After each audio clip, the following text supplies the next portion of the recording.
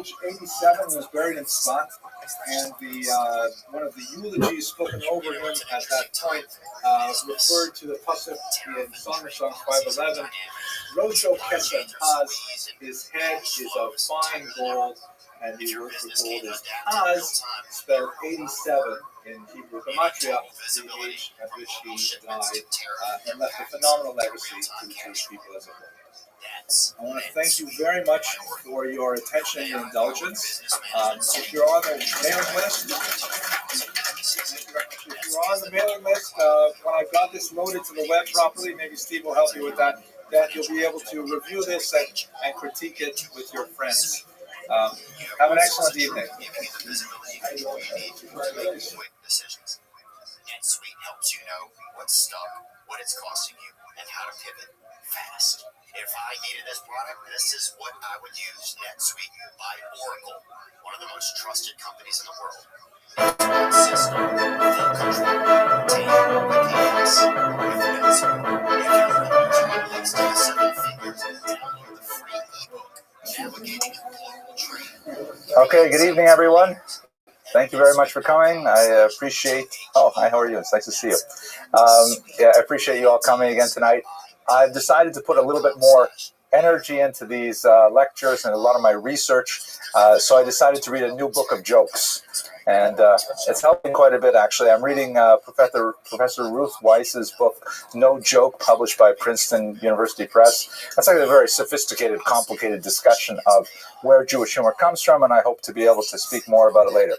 So this is her opening joke, which is the launch pad for a whole chapter of discussion on self-deprecating humor, but it goes like this. Now, I normally don't tell jokes that involve various nationalities, so I'm warning you in advance, this one is okay, don't worry about it. It goes like this. 4 Europeans go on a long hike, and when they return back to their hotel in the mountains, they're exhausted from being out all day. And so the Englishman says, "I am so thirsty, I must have tea."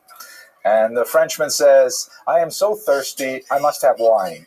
The German says, "I am so thirsty, I must have beer." The Jew says, "I am so thirsty, I must have diabetes."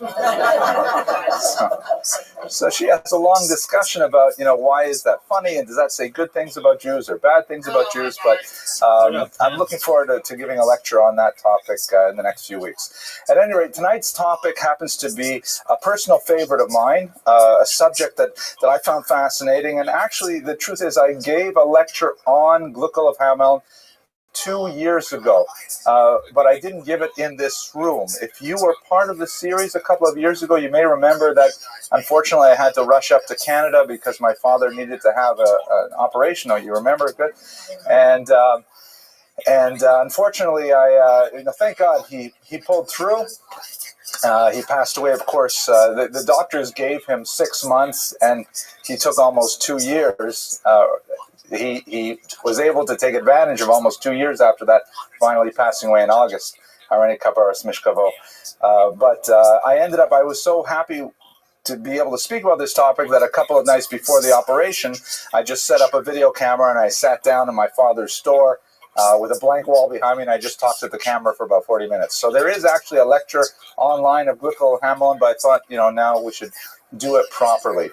Which reminds me of several other jokes, actually, that are in Professor Weiss's book. Like, for example, a skeleton is shown into a doctor's office, and the doctor says, "Now you come to see me?" Right? There's a lot of black humor that we'll have to explore.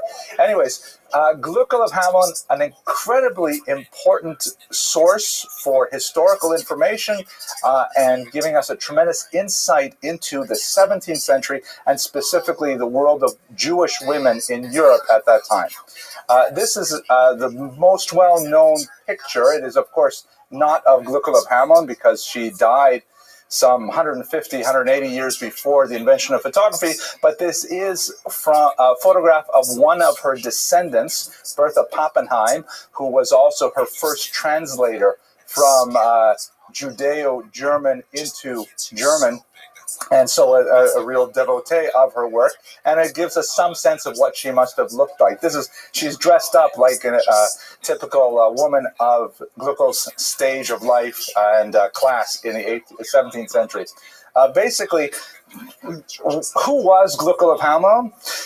She was an otherwise ordinary upper middle class bourgeois woman living in Germany, who towards the end of her life decided to record her life in a long memoir of 7 notebooks. The purpose of this memoir was to leave something behind for her children. She specifically wanted her children to know something about the kind of people that they came from, and she also wanted to offer a last chance to leave kind of like an ethical will for her children. It's a very complex and long ethical will, but it participates in a very strong tradition that persists to the present day of writing such wills for one's children. Let me just take a quick moment to stop talking about Gluckel for a minute and talk to you about ethical wills, and I'll talk to you about something that my wife and I do that I feel very good about.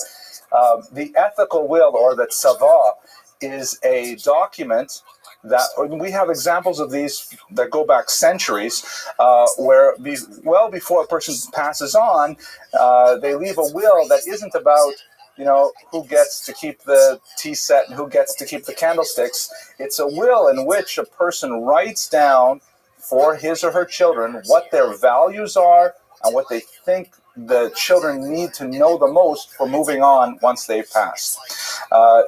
My wife and I have what I think is a very beautiful custom. We've been doing it for, I guess, about 8 years now.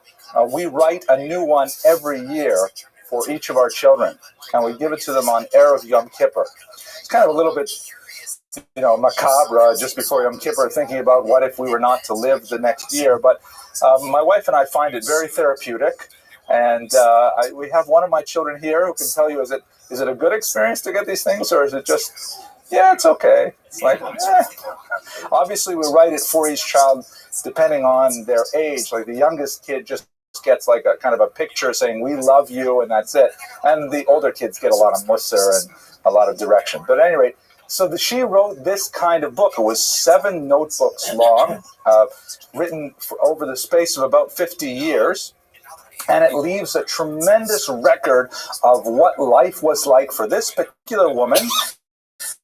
She happened to be an extremely talented storyteller and writer, so it's a very engaging read. Even in the 21st century, it has a certain level of freshness and appeal and drama to it. And so it has offered us a tremendous insight into what life was like for her gender and for her class in 17th century Europe. So that's basically what the story is all about tonight. We're going to look at what she had to say about the world in which she lived and what we can glean from this particular book. So her name, Gluckel-German, which is a Western European form of Yiddish. Yiddish, the language that we know and love, was not codified until the late 19th century when the Litvaks got a hold of it and insisted that their way of speaking was correct. But in reality, Yiddish is like it's a folk language that borrows very freely from surrounding cultures, and as a result, the vocabulary, the syntax, and quite often the grammar is highly affected by the languages among which the people live. The Yiddish spoken by Jews in Ukraine, for example, is very different from the Yiddish spoken by Jews in Berlin. They can understand each other, but they will have some very strong dialectal differences. So she wrote in a language that is called technically Judeo-German. It's written in Hebrew characters like Yiddish, but much more heavily influenced by the German language than some of the more Eastern counterparts. The name Gluckel in Judeo-German means little happy one. Word Gluck or Glick means happy, fortunate, praise, lucky, right? So, and the little L at the end is a diminutive. Like you name a little baby, Gluckel. Oh, this is the little happy one, little fortunate one, little lucky one. And Hameln, of course, is where she was born and where she spent much of her youth, hence the name Gluckel of Hamon. This was before Jews were given, by and large, surnames, as we discussed last week.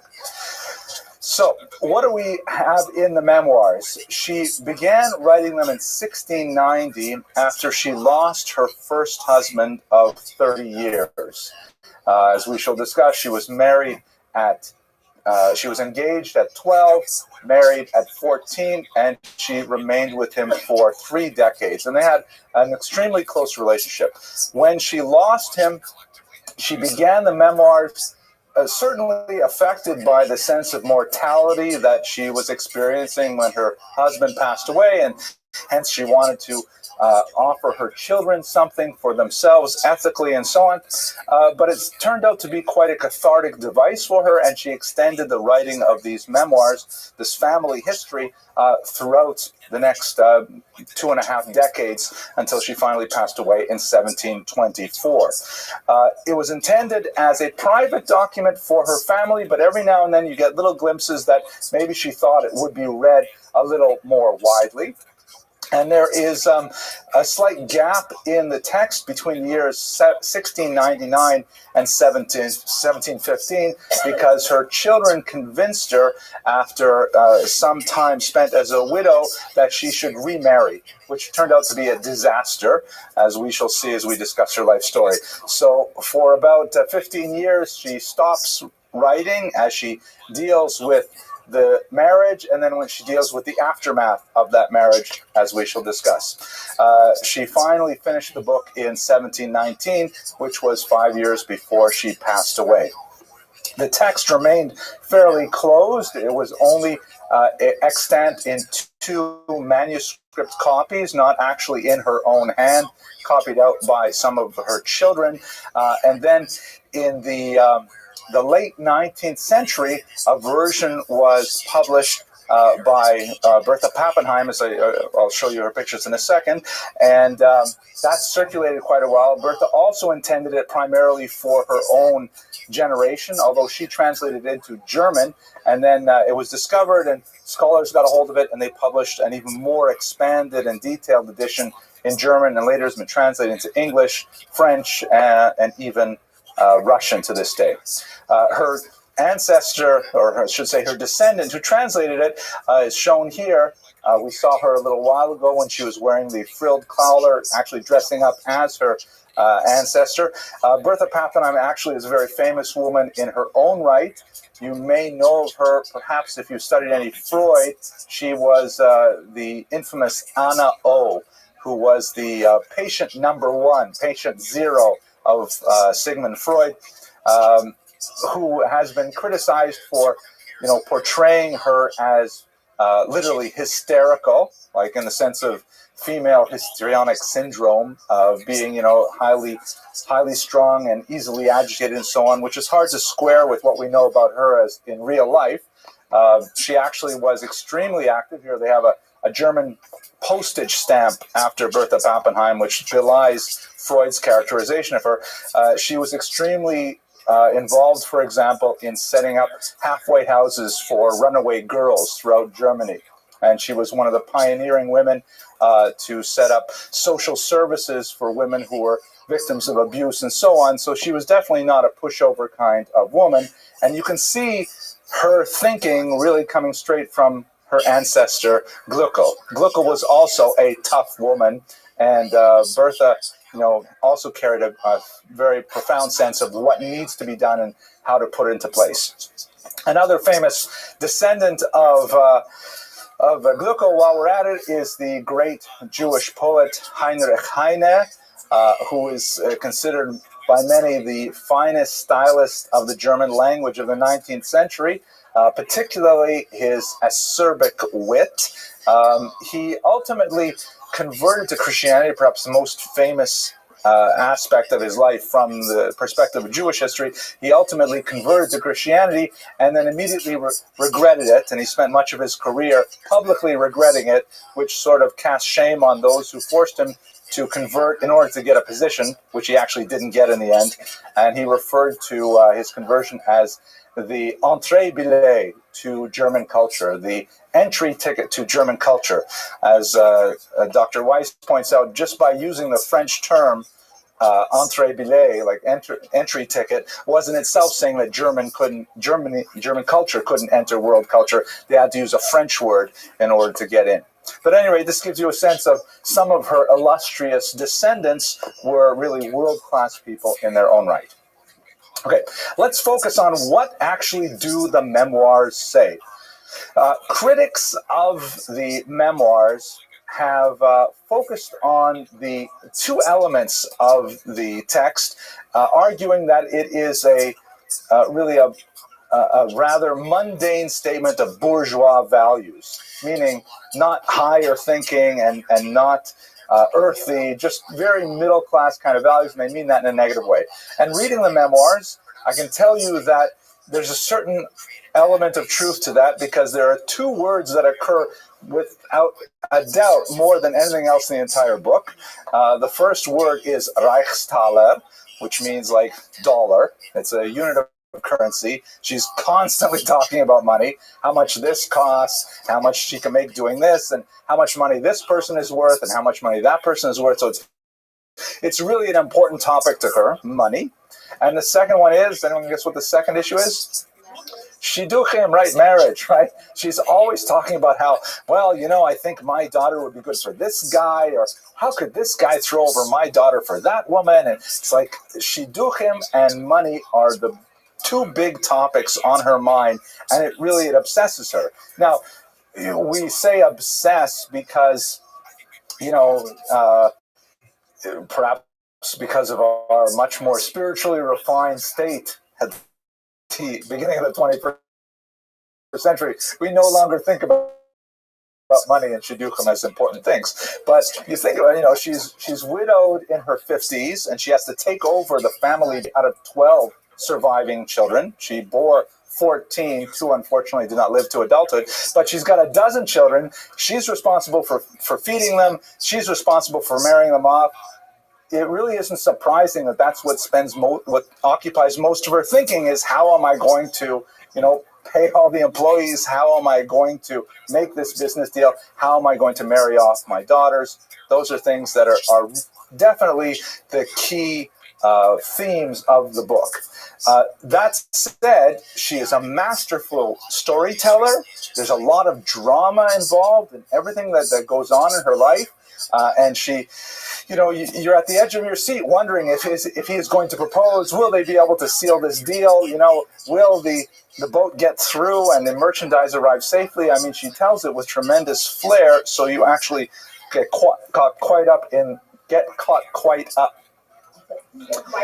very caught up. And so, yeah, I'll have to edit all that out. It sounds terrible, right? Anyways, another aspect of the text that's been criticized, I'm telling you the negatives first because we're going to spend the rest of the hour talking about the positive. It's got a lot of heavy religious moral content. Again, if you remember the context in which she's writing this, she's trying to say something meaningful to her immediate children, to her unborn descendants. She's trying to leave a legacy for them. And so occasionally she does wax a little bit long on some of these topics about, the importance of piety, the importance of scrupulosity and honesty in all one's dealings. These are things that are important to her. The editors, I think, have done her a disservice, certainly done us a disservice, because many of the versions that have appeared simply cut out huge chunks of this material, some of which is simply taken straight from the moralistic literature that was circulating in Europe at the time. She'll read something in a Yiddish language book of Musar or ethical teachings, and she'll just say, I read this in this book, and she'll quote the whole story there and things like that. And a lot of editors, perhaps with a more secular mindset, were saying, okay, enough of this, enough, we get the point. And so we lost a good chunk of Glucko's memoirs because they simply were not translated. I personally, I'm a purist, I guess. I would have liked to have slogged through the whole thing, but the text that we have is perhaps more readable by the removal of those things. Also, editors, particularly post World War II editors are sometimes surprised by the fact that she's not bothered by the strictures of traditional orthodoxy. That she has no questions whatsoever about the worldview of traditional Judaism. She is completely sold on it. She's a very, very pious woman, and you don't sense anywhere in the book that she is resistant to any of the various restrictions placed on her. For example, one very moving moment. Again, I mentioned that she had a very deep love for her husband, and in fact, much of, I think it's the 5th of the 7th book, describes his protracted illness and eventual death. When he was on his deathbed, very close to passing, Glucko says to her husband, my husband, you're about to die. Shall I embrace you? And her husband responds, just wait, Glucko, there will be time for you to go to the mikveh, and then we can embrace. Obviously, in a reference to the harchakot, the distancing, where during the period when a woman is menstruating in traditional Judaism, she does not have physical contact with her husband whatsoever. But even at that moment where he is on his deathbed, and she's wondering what should we put the traditional laws in abeyance, her husband says no, and she accepts it. His last words, by the way, were, he essentially told the attendants around his bed that my wife is in charge of everything. She knows everything about the business. Let her handle everything. And of course she did, and there was never any question about who was going to be the president and CEO of their gold and precious jewels business. Okay, now, let's start talking about the positives, because I've given you some of the negatives of the text. What are the elemental values of Glucko of Hameln's memoirs? The first are that this is an incredibly rare and rich look into the world of women of 17th century Europe. We have no comparable documents for any person in 17th century that I, in my limited research, am aware of. I mean, nobody else gives us a book. No woman gives us a book from the perspective of just a regular middle-class woman who is not famous for doing anything except writing this book. It's not a work of literature. It is a work of nonfiction in which she's just telling us what it's like to be her at that time and place in Europe. And that dwarfs the rest of the historical scholarship. We have no other primary text which is comparable to it. That's the primary value, particularly for students of gender and so on. Secondly, she goes through some pretty incredible periods of Jewish history. She lived through the Khmelnytsky Rebellion of 1648-49. She lived through the numerous expulsions that Jews had to endure in central Germany. She lived through the false messiahship of Shabbatai Tzvi, and she writes about all of these things. So we get a very rare bystander's perspective on some of the large currents going on in Jewish history. One of the problems with the sources that we typically work with in Jewish history is usually history is written by the people who win, the people who ultimately survive. And so we never get a perspective of people who are losers or people who are not involved. So she gives us a great look at Jewish history from the people who are not involved in the major events of the time. Okay, I have kind of blathered on for 25 minutes, so let me pause and take some questions. Yeah, Judith, please. Would you say that her education was not unusual or somewhat higher level than most women of the time? Because you've mentioned now that she wrote in a form of Judeo-German. She read Yiddish. Mm-hmm. And other documents, so that she's somewhat of a linguistically endowed person. So, and she has a writing skill. Yes, definitely. Which would indicate some kind of education. Absolutely. So let's comment on her education specifically. First of all, what did she know? And what did she think about what she knew? And what did she feel was a lacuna in her own knowledge? She certainly knew the vernacular Judeo-German, and she could obviously speak it, read it, and also write it. But she did not feel that was any way exceptional.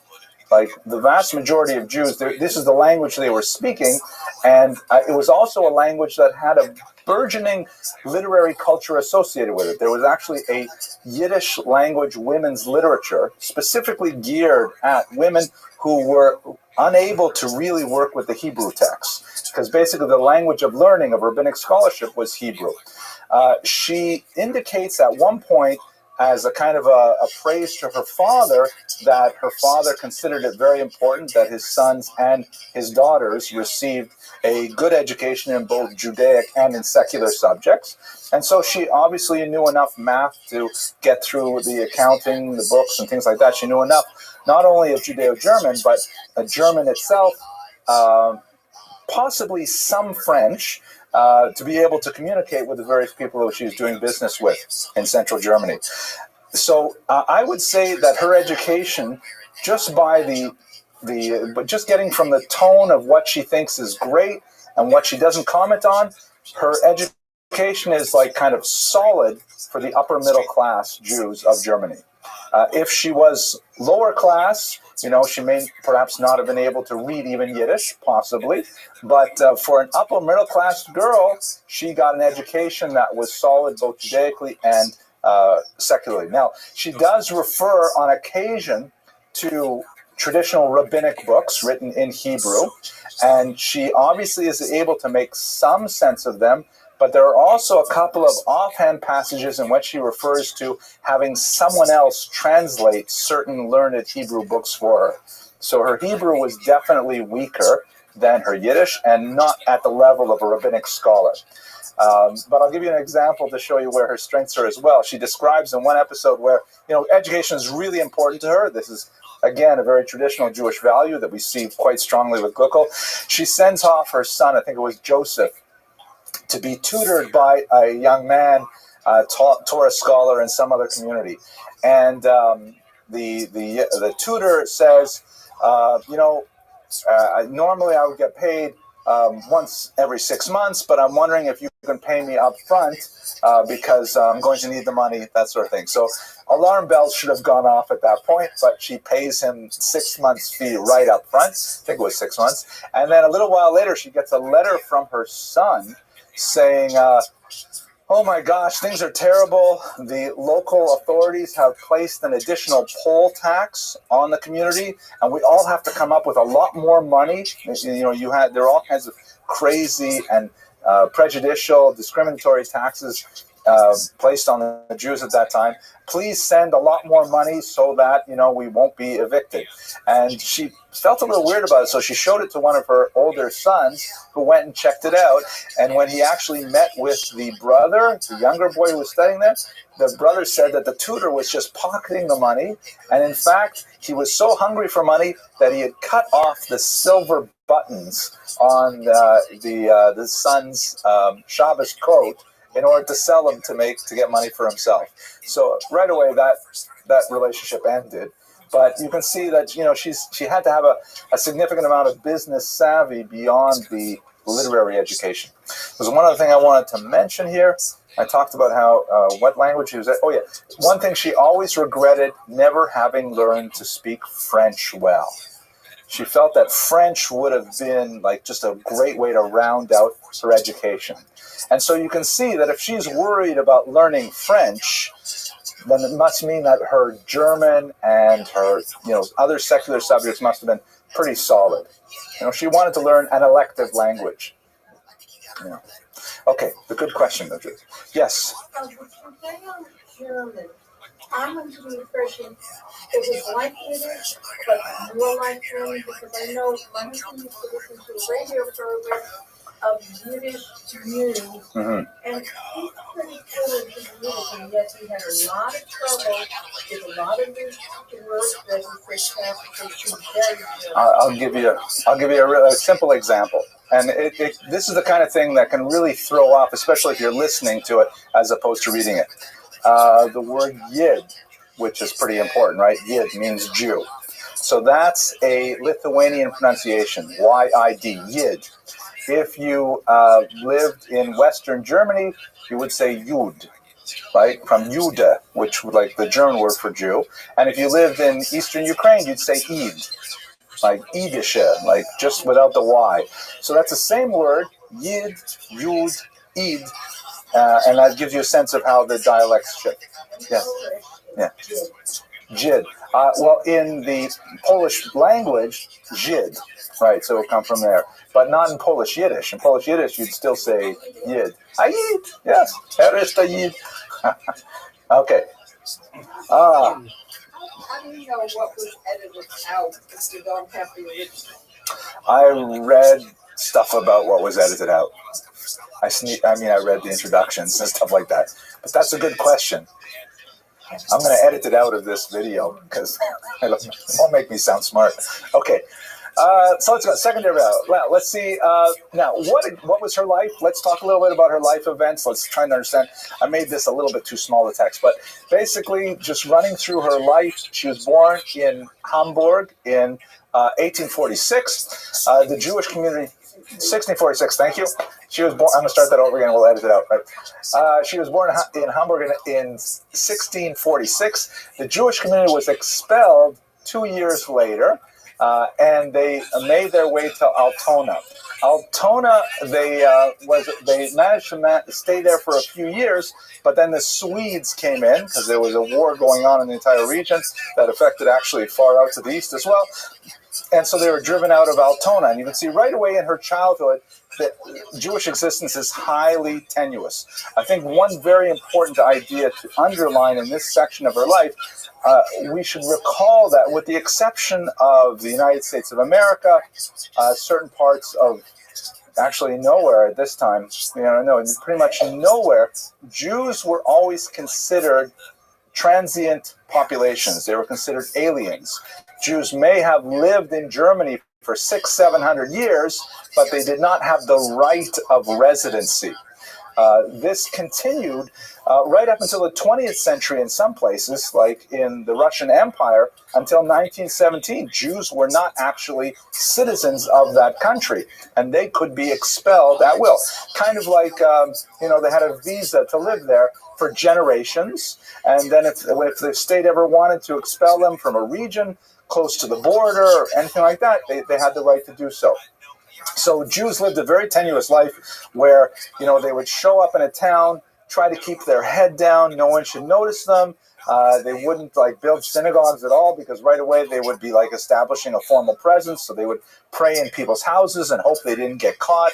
And this could go on for decades. And she describes a lot of the situations, the adventures they had to go through, paying off petty bureaucrats to look the other way because the Jews were convening prayer meetings and things like that. So she spent the early part of her life traveling back and forth between various places from which the Jews were expelled. They finally made it to Hameln, where they had a little bit more temporary respite, and at age 12, she was engaged to a young man named Chaim of Hameln, who was a person who apprenticed and eventually became a dealer in precious jewels and gold. And this is the profession that he lived with his entire life, and one, of course, that Glucko took over after he passed away. Jewels, gold, things like that are very traditional occupation for Jews. They're highly portable. So, when you're traveling from one place of exile to the next place of exile, it's easy to take it with you and so on. It relies on far-flung international connections, and Jews with their diaspora are well-suited towards that and so on. So, the age of marriage, of course, was very typical. Jews right up until the middle of the late 19th century, Jews were in Eastern Europe in particular, were still getting married at very young ages. There was often a long time between the betrothal, which could be when a woman was even prepubescent, but marriage before 18 was very common. In fact, the Talmud praises early marriage. At one point, they asked Rabbi Thiel why he was great, and he says, I got to be such a scholar because I married my wife when I was 18. And if I married her when I was 16, I would have been even much greater than I am now. So the idea of early marriage was very common. We should understand, of course, though, that the Jews had a highly developed culture of multiple generation households. So thrust into childbearing and child rearing, she wasn't going to be 13, 14, 15 years old and doing it alone. She would live in a house, have cousins, aunts, things like that. So it was like, it was an extended family that nurtured the young of there. That's, by the way, one of the reasons why the Jews enjoyed a much larger population explosion in the 19th century than surrounding cultures because of this extended family arrangement.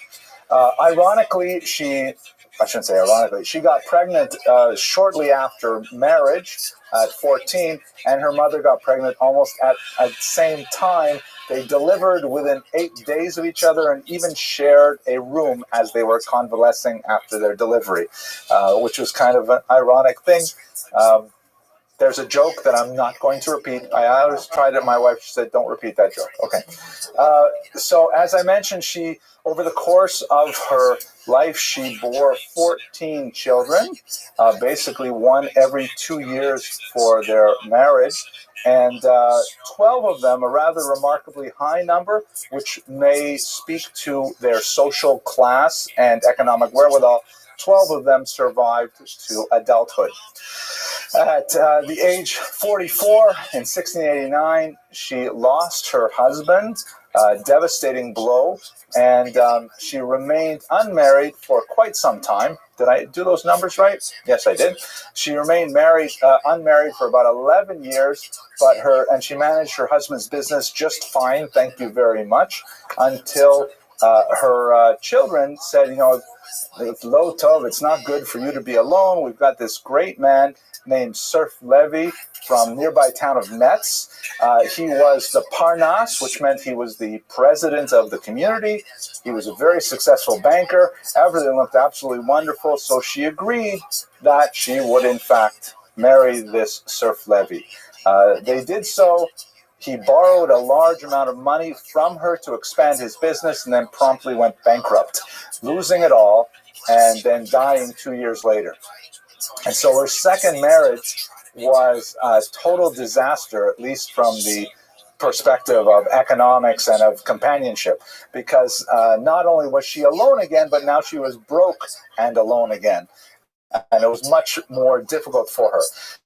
Nevertheless, she insisted on repaying all of the debts that her second husband had incurred, and she worked incredibly hard in this very late stage of her life to rebuild her business, which she did successfully, squaring away all of her debts at the end of her life.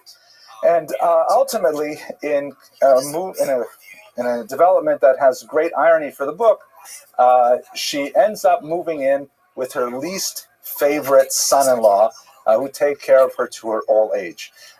One of the marriages that she was the most kind of like hesitant and even resentful about, because it's a very long and protracted process of, why do you want us to come visit you first? You should be coming to visit us first. And it goes back and forth for pages and pages until finally her daughter gets married to this man.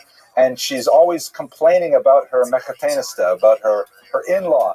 She always calls her, for the first parts of the book, she calls her the wealthy Frau Jacket, meaning the rich one. She keeps on talking about her in this disparaging tone of how much money she has, but that ends up that's where she goes to live after she's widowed a second time, and she's treated with such honor and dignity by her son-in-law and by her mechatenista that she takes it all back and has only, very warm thoughts of gratitude to them for the kindnesses they showed to her at the end of her life.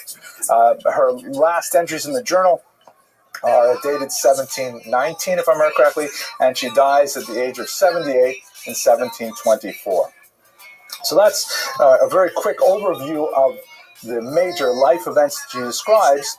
In between all of these events, she's talking primarily about two things. You'll recall Reichstaler. So Reichstaler is the money, right, and all the various business deals that she's involved in, most of which, by the way, are now after her husband passes away. And so she's involved with a lot of complicated things. She's involved, there's shipping issues where they're attacked by pirates. We're talking about pirates this is the 18th century, right? It's a 17th century. It's a crazy kind of time, and corrupt nobles and not necessarily so honest Jews that she's doing business with, and she's describing all these tribulations of her business life, and at the same time she's worried about her sixth daughter, who's the right guy for her. Welcome, and Mr. Aquarius. her seventh son is having difficulty liking his Rebbe. I mean, she's very much involved in these family things, and you can see that she's writing down a lot of these things as she's going through them as a kind of a therapeutic personal experience. Okay. How are you? I'm good. How are you? I'm lovely. Are you ready for me? Yeah, we're on the page before you go to sleep, because I don't want to go. I want to catch a bit while you're up. Yes, ma'am. Just one moment.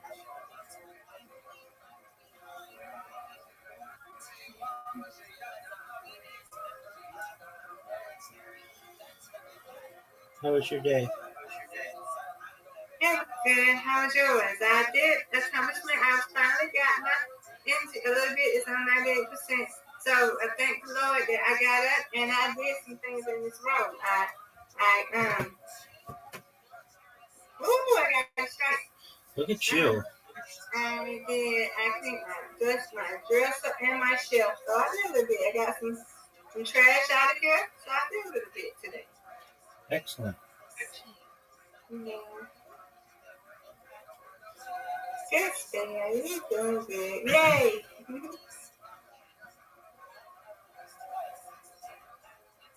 Get it. That is 2 true. in a row, Miss Aquarius. No one's touching you today.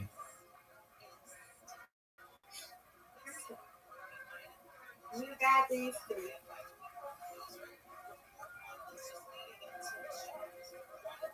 Good, Stan. Thank you, ma'am.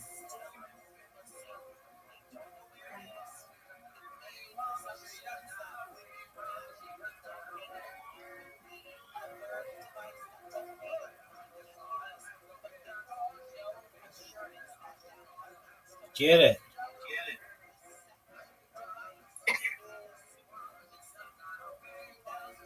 Let's go, Rabbi. I don't know why I didn't get more.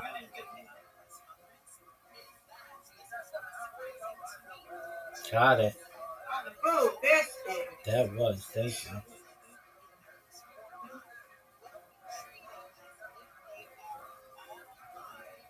Another strike. Beautiful strike. Thank you.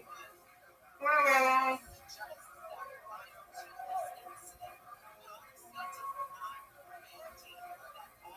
You got this. You got it. You got it. It's on you. Get it, girl.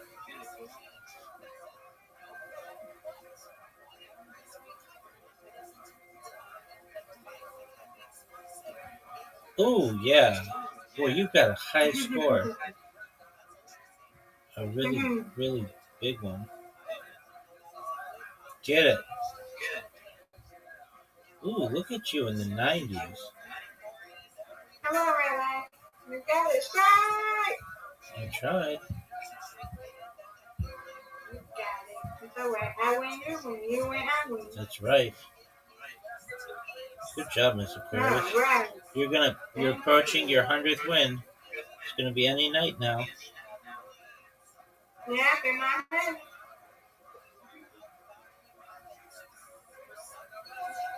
All right, let's go now. I win, you win. You got a strike. Get it. You got a strike. You got a strike, Rabbi. Okay? I'll do my best. Nice spare. Good spare. Thank you. You're welcome. You got a strike. All but one. You got this. See? Good spare.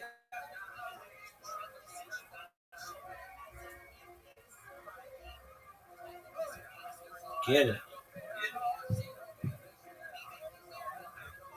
All but one. Get it. It's okay. You got it, Rabbi.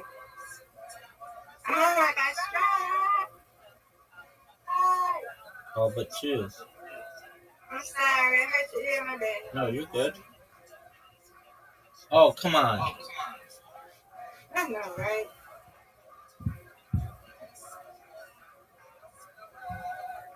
Get it.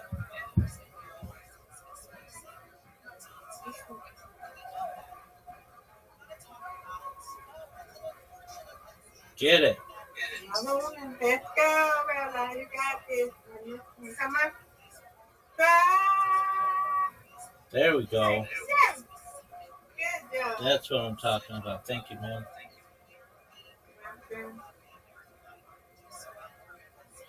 Get it. Strike. All right. This is a tough split. This is a tough split. You're going to get it, though. You can get it. You can get it. All right. Almost. Come on, Rabbi. Time to do it.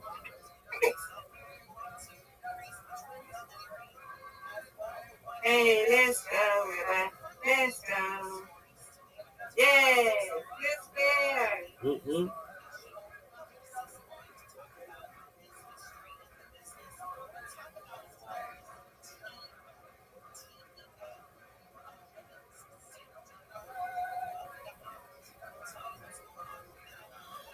Nope, you got this. For Rabbi. sure. No doubt. Come on, Rabbi. Strike it, strike it, strike.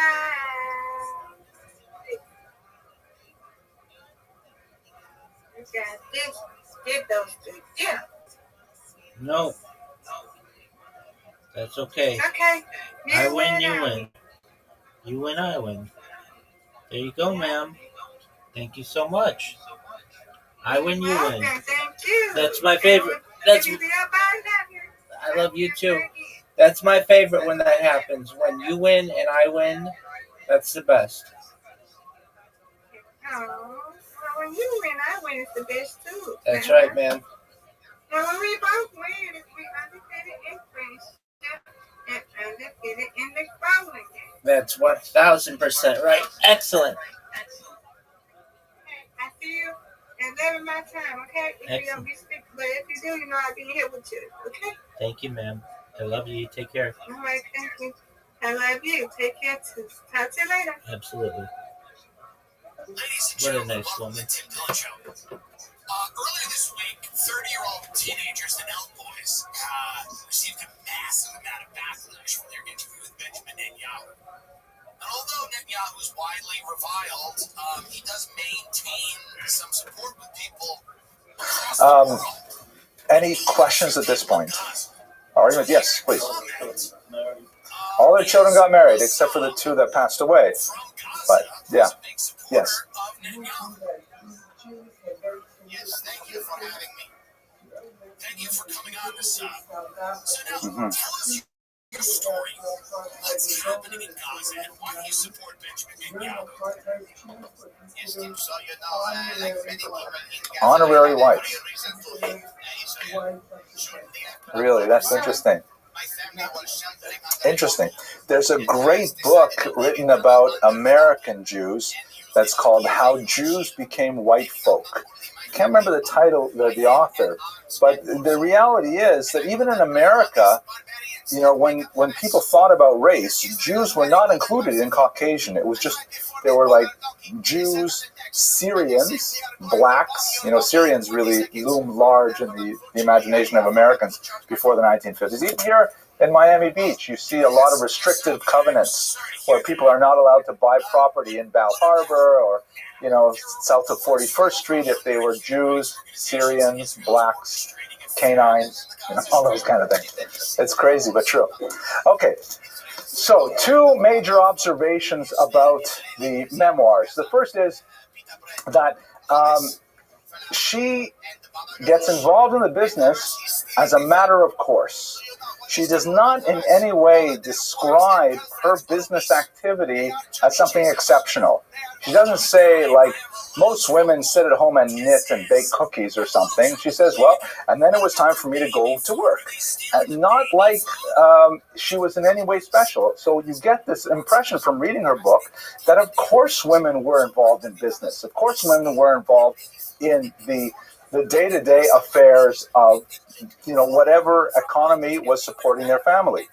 This is certainly a traditional Jewish approach. If you will recall the famous hymn that is recorded in the book of Proverbs and is read every Friday night, I'm going to ask you for a translation of the term Eshet Chayil. Don't translate the first thing that comes to your head. What does the term Eshet Chayil actually translate as?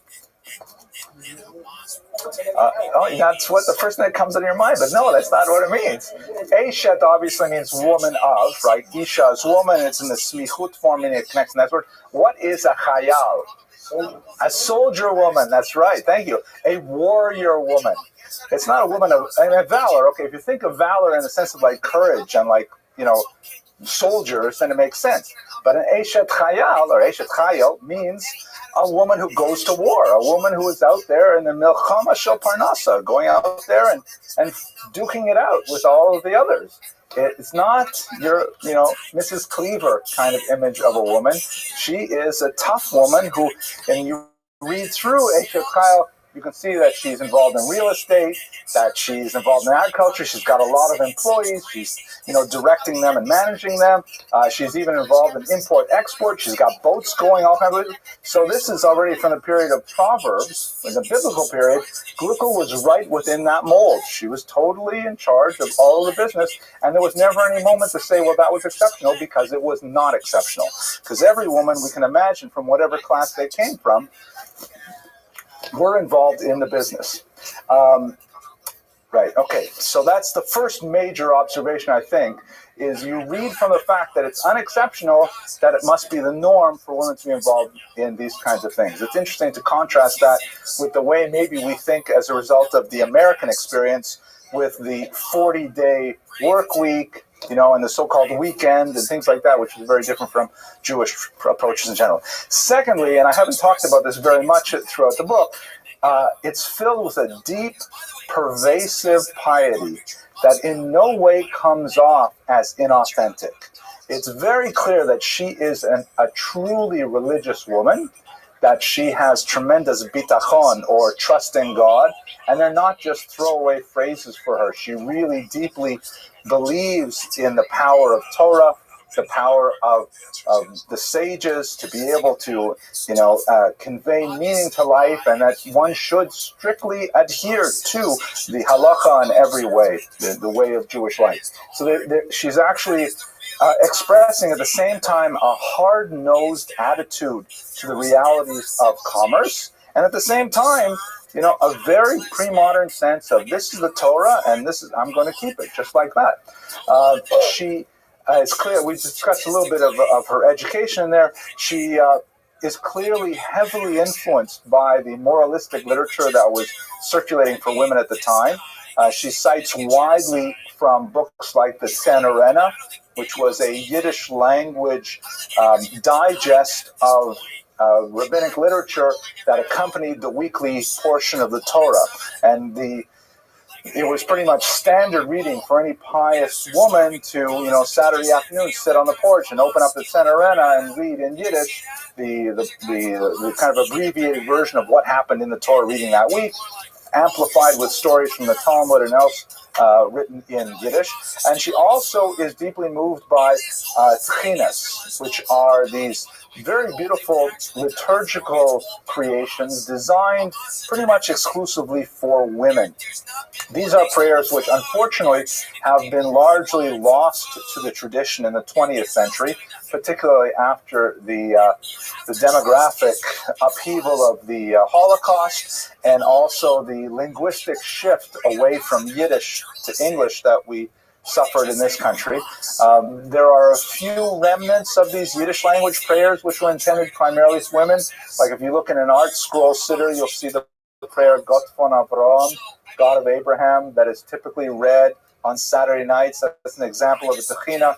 These are typically relatively short but uniquely heartfelt personal prayers, almost always written in the first person singular, and often associated with life cycle events, births, deaths, miscarriages, menopause, all kinds of fascinating things associated specifically with women's lives, and offered women a very profound spiritual outlet that is not present in the traditional rabbinic text of the Siddur. So she's quite often quoting Techinas and materials that come from Techinas. So you see that she's really, this is not literature that she's read once and put on the shelf. This is literature that she goes into every day, and in terms of her prayers for her own personal spiritual uplift. There are a couple of offhand passages in the book where she mentions how she was on her way to the synagogue for morning prayers during the week. So they get the impression that here's one woman at least who was going to sit on the women's section and say the Shacharis prayer, which was fairly uncommon in the 17th century. In fact, many synagogues did not even have women's sections. It was just the synagogue was the boys' place. If they ever had to have a women's gathering, then the boys would clear out and the women would have the whole thing. But it was typically a men's club. That's what my wife calls it. She says, "Oh, you're going to the men's club in the morning? All right, see you later." That kind of thing. She has a tendency towards the supernatural. There are quite a few passages in the memoirs where she speaks about the sighting of illustrious ancestors who have passed on, and premonitions and things like that. So I don't like to use the word superstitious because that tends to be a derogatory term, but she clearly was a believer in, the extrasensory perception that is possible through the panoply of demonic and angelic beings that are present in the mystical tradition. Oh, that was a really good sentence, wasn't it? I'm going to have to write that down. Okay, I can't believe I actually used the word panoply in a sentence. Did I say that right? Panoply or panoply? Panoply. Wow. And my daughter heard it too. Okay, anyways, let's go on. Okay, so the other thing that's real, so those are like my two main observations, my two takeaways from Gluckel's book that say a lot about, living as a woman in the 17th century. What about her bystander's perspective? Well, that's also fascinating. I'm just going to look at two of the most important things that happened in her lifetime on the largest, stage of Jewish events, and give you a sense of how she reacted to them. The first of them is the Khmelnytsky Rebellion of 1648, when this man, Bogdan Khmelnytsky, sometimes horribly mispronounced Chmielnicki, because that's the Polish spelling with an American pronunciation, but the actual pronunciation is Khmelnytsky, led an uprising of Ukrainian peasants against their Polish overlords. This is a gathering of some of those peasants, the so-called Cossacks or Kozake, who were basically runaways from Polish authority, and they were setting up these camps called Siche in the rapids region of the Dnipro River, and they went on a tremendously successful and bloody rampage against Polish authorities in Ukraine. This is not the place to go into larger discussion of why this was, but suffice to say that Jews suffered tremendously. Jews were essentially the middlemen between the Polish landlords and the Ukrainian peasants, and so when the Ukrainians ran amok to protest against the kind of exploitation that they had suffered tremendously from, the Jews were a much more convenient and close-by target than the Polish landlords who were living far away in Warsaw. Now, the Ukrainians did make it all the way through Poland, and they ravaged the entire place for a few years, until finally in 1654 they made a deal with Russia, and things changed, but there was a period of tremendous agony for the Jews with literally tens of thousands of casualties. The period is known in Hebrew literature as Gezerat Tach V'Tach, the evil decree of 1648-49. From Gluckel's perspective, she described, and this is, of course, she's a very young child at this time because she was born in 1646, but she describes how her family took in tens of refugees from the Khmelnytsky riots. So these riots or rebellions are occurring in Ukraine. She's living in central Germany. So these Jews, it shows how far a refugee movement had penetrated. And the fact that she talks about tens of refugees gives you a sense also of her socioeconomic class, if her father could afford to put up such a large number of Jewish refugees. But they brought with them disease, possibly tuberculosis, and in fact some of her family members died as a result of caring for some of these refugees. So early on in her life, she's affected by pogroms that occurred far away, and loses relatives as a result. It's funny. It reminds me. It's a totally different connection, but my father, in a similar way, he grew up with kids from the DP camps, because my grandparents took in people who were Holocaust survivors, and so my father grew up with kids his own age after the war. Anyways, that's just an aside, totally irrelevant, but nevertheless. Okay, so she described, and we get a sense of the Khmelnytsky rebellion and how it impacted Jews so far away and what that meant to them. The other event, which is especially important for us to look at, is the whole Shabbatai Tzvi debacle, which in many ways is related to the Khmelnytsky riots. Basically, there's a man named Shabbatai Tzvi, who is a rather brilliant young man, well-liked, good-looking, a Kabbalist, highly intelligent, who appears to have developed some kind of bipolar disorder, some kind of manic-depressive sort of disorder. And at first, in his youth, he seemed to be pretty stable, but then, like with a lot of these mental illnesses, their onset can be in the early 20s. He begins to develop these messianic pretensions. Unfortunately, he runs into a few people, one in particular, Nathan of Gaza, who encourages these delusions. He begins to start saying that he can levitate and that he has a mission, that he's canceling certain fast days, things like that. And amazingly, he gets a following and a backing, and the Jews of the world, who are so zerbrochen and zerrissen, they're so shattered by the events in Ukraine, they begin to believe that this is it. Finally, the Mashiach has come. Finally, Messiah has come. And Jews from all over Europe prepare to greet the Messiah.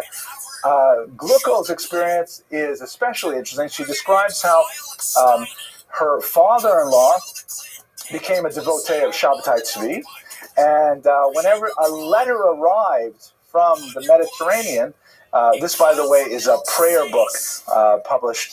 It says here at the top, Ateret Tzvi, here's the Shabbatai in the center here, here's all these angelic beings, and here's the Sanhedrin and so on, all listening to him. When a letter would arrive describing how Shabbatai was doing, all the Jews would put on their best clothes, they would go to the synagogue, and the rabbi would read the letter in public to everyone as they stood there listening. So they were really very, attached to what's going to happen to the Shabbatai Tzvi.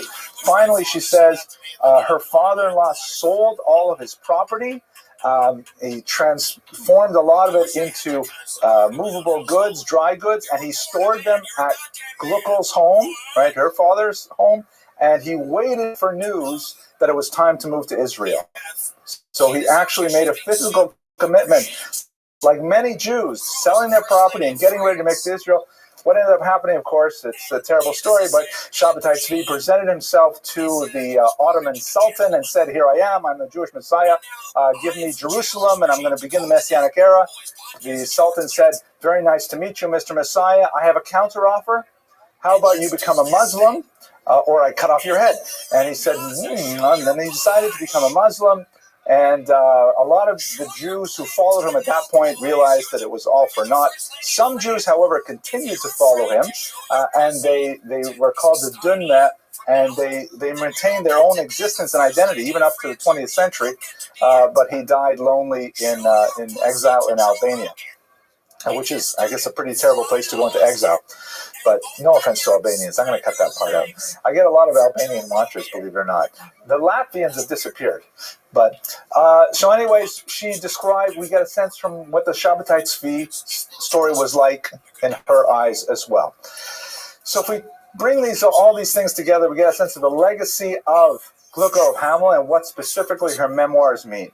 On a literary level, it's a great read, and I encourage all of you to pick up a translation of this work and to read it, because it is absolutely fascinating. You follow her story with tremendous anticipation of what's going to happen next. She's also a gifted storyteller, bringing in parables and stories from many, many different sources and using them to try and illustrate her message. For example, I'll tell you one that I rather enjoyed. It's probably not from a Jewish source.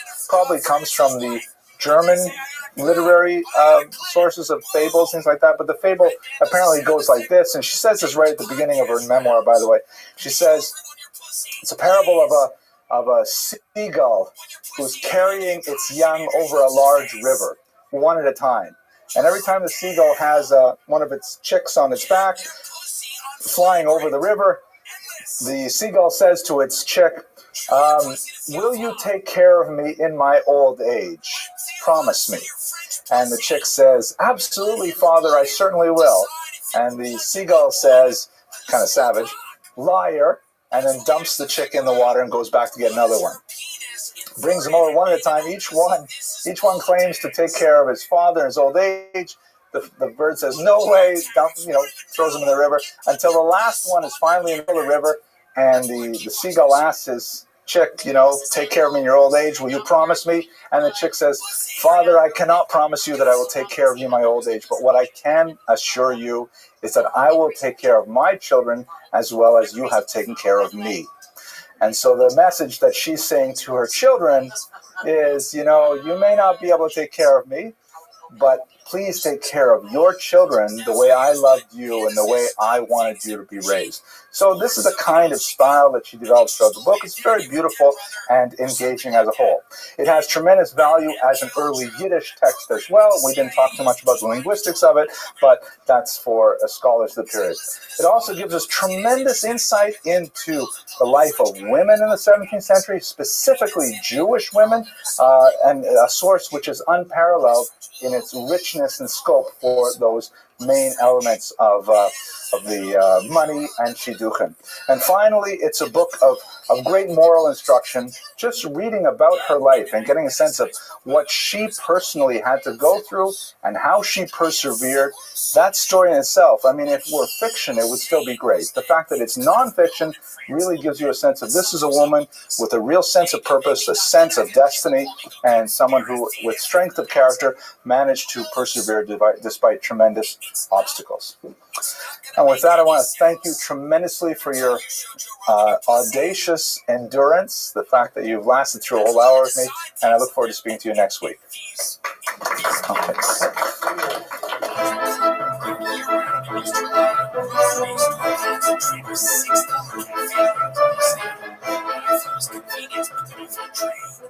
Now making cold brew at home is easy, plus it tastes way better, and costs less than buying cold brew at another place.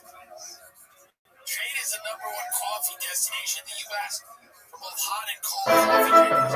They've sourced the best beans from top roasters across the U.S. Now a special cold brew collection. Trade makes it effortless to make your own cold brew. It's delicious. And then an amazing value. They don't just come in beans. Okay, great. Thank you all for coming. Why don't we get started? So tonight's lecture, this is a fascinating lecture. I'm going to speak slowly because some of the material here is totally new to me, and I had such a charge studying this week. I just learned this name Babata myself, 7 days ago, or maybe a little bit earlier when I was doing the Bar Kokhba research. I said, wow, mind-blowing. What basically is this? Babata was a name of a woman who was hiding out with the Bar Kokhba rebels that we studied last week in the Cave of Letters. And in that cave were discovered this archive contained in this kind of like leather and sackcloth bag buried under a rock that were her entire legal history. 35 documents that extended from her marriage contract through custody disputes and property disputes involving all kinds of people, husbands, sons, co-wives, nieces, step-nieces. It's just totally fascinating and gives us a really rich glimpse into the life of a woman in second century Israel. So I put the pedal to the metal, and I did a lot of research over the last week. I'm sure I'm going to get a lot of things wrong, but for a popular first-time lecture, I think this is really an exciting thing, because it's not often that I get to lecture about something I never heard about before. It's never stopped me before to speak about things I don't know anything about, but this thing I really did know nothing about this 10 days ago, and now I'm talking about it because it's fascinating. Good and Welfare, tonight's lecture is anonymously sponsored. Thank you to our anonymous sponsors. And I did get on the internet, I'm happy to say, a couple of complaints. Where's the opening joke? So I was really waiting for someone to say, how come you can give these lectures with no opening jokes? So those of you who are watching us on the internet, if a marker saying go to time marker X, and you'll miss the joke entirely. But for the rest of us, let me start with a joke. So this joke is, it involves a little bit of background information. You have to know, for example, the difference between the Hasidim, who are the outgrowth of this 18th century populist movement that favored, like spontaneous worship and worship through joy and through camaraderie, sometimes through alcohol, dancing, singing, things like that. Much more kind of loose, spontaneous, excited form of Judaism that developed in Poland in the 18th century. Contrast them with the traditional Talmudists, known as the Misnagdim, or the opponents, who favored a more stern, law-based Talmudic approach to text and Judaism and life and so on.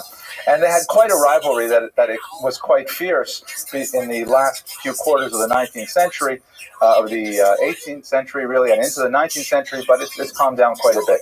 And they debated in particular things like halakha, Jewish law. Any matter of Jewish law was something that they argued over fiercely, whereas, for example, the Misnagdim argued for earlier times of prayer. The Hasidim said people should get a good night's sleep before they daven. It's more complicated than I'm giving over right now, but they debated all these things. And one more piece of information, you should know that one of the things that is characteristic of Judaism is the respect for the name of God. Of course, it is one of the commandments not to take the name of the Lord in vain. And so, we take prayer very seriously. And we when you say a blessing, for example, and you take the name of the Lord in that blessing, you really have to take it seriously with full intention and so on. You certainly don't want to waste a blessing. So, for example, if you were thinking of eating an apple and you said the blessing with God's name, and then you decided not to eat the apple, that would be a terrible sin, because here you missed you just wasted the blessing. So the joke goes like this. It's in the Holocaust. Not too many jokes you can tell set in the Holocaust, but you'll see it makes sense. And there's this Misnaged, one of these Talmudic Jews from Brisk, who gets away from the ghetto and he runs off into the forest, and he happens to join a group of Hasidic partisans. And they're involved in fighting against the Nazis. They're blowing up bridges and, all kinds of activities like that. And during the day, they spend their time fighting the Nazis, trying to disrupt their movements. And at night, they have extensive and heated discussions about Jewish law. And this goes on for quite some time. One day, as they go to attack a Nazi squadron, the fight gets heated and they become separated. And the Misnaged runs in one direction and chased by several Nazis, and he realizes he's at a dead end. He turns around and he's looking at the barrels of several Nazi guns, and he realizes this is going to be the end of his life.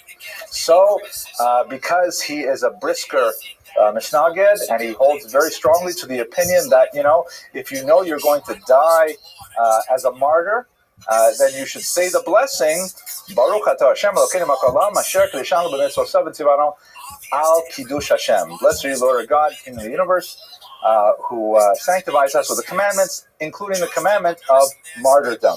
So with his full concentration, he gathers his energy and he pronounces this blessing in Hebrew out loud, and he finishes it with a great flourish. And just then, his Hasidic compatriots jump onto the Nazis, take away their weapons, and he is saved. And he looks at the Hasidim and he says, No, I said a bracha. Right. Okay. All right. So at this point, I'm going to. This is the spot where if you're watching on the internet and you just want to hear about Babata, this is where you jump in. Okay. So first and foremost, I have to give thanks to a librarian at Touro College. This is Carol Shapiro.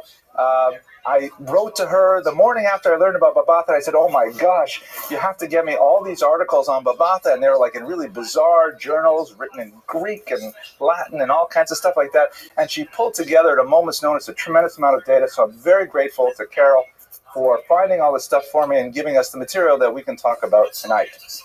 Now, let us recall where we got these documents. We spoke about it last week in the lecture on Bar Kokhba. These were discovered in the so-called Cave of Letters. They are named so after Babata's find because there are all these letters in this archive. It's in an extremely remote area north of the southernmost part of the Dead Sea. Here's the map. You can see here's the Cave of Letters located here. The sort of oasis town of Ein Gedi, which is going to be very important, is just to the northeast of it. And here you can see it within the context of Israel proper. Extremely remote area, very difficult to get there. You have to climb along a mountain path, and then you have to go up a 60-foot sheer cliff wall to get to the cave. And it housed quite a number of rebels of the Bar Kokhba rebellion against the Romans for quite some time. Here you can see a view from the opening. You can see a climber coming up at the bottom. It's in a deeply inhospitable part of Israel.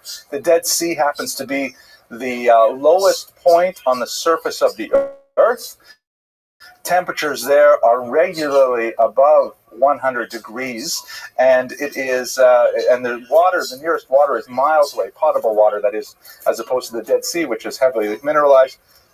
And it was in this cave complex, which extended for 300 meters, 3 distinct chambers deep into the cliff wall, that these several hundred Bar Kokhba rebels, including men, women, and children, lived for some time before they were eventually killed.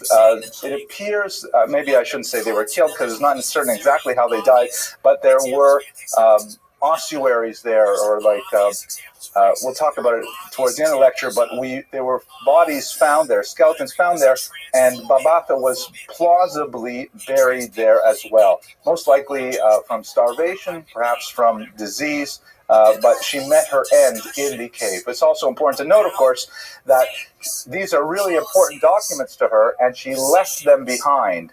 So it's hard to imagine she would have left them behind for any other reason except for her own demise. So this was likely her last resting place.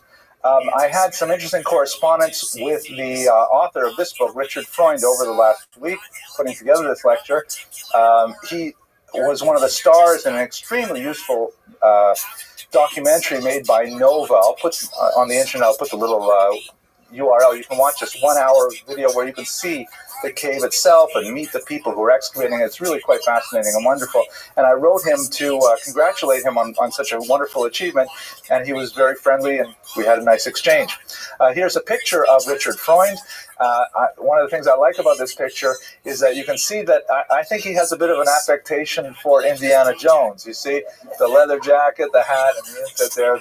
Let's see, this is Richard Freund, this is Indiana Jones, right? So, but he really is Indiana Jones. I mean, he's going out there into the Dead Sea and like climbing these cliff walls and like digging around for finding these treasures. Really, it's an amazing thing, and he was a great scholar. I highly recommend his book. Question? Is he an archaeologist? Yes, he is an archaeologist. Correct. Okay, so, one other cool thing.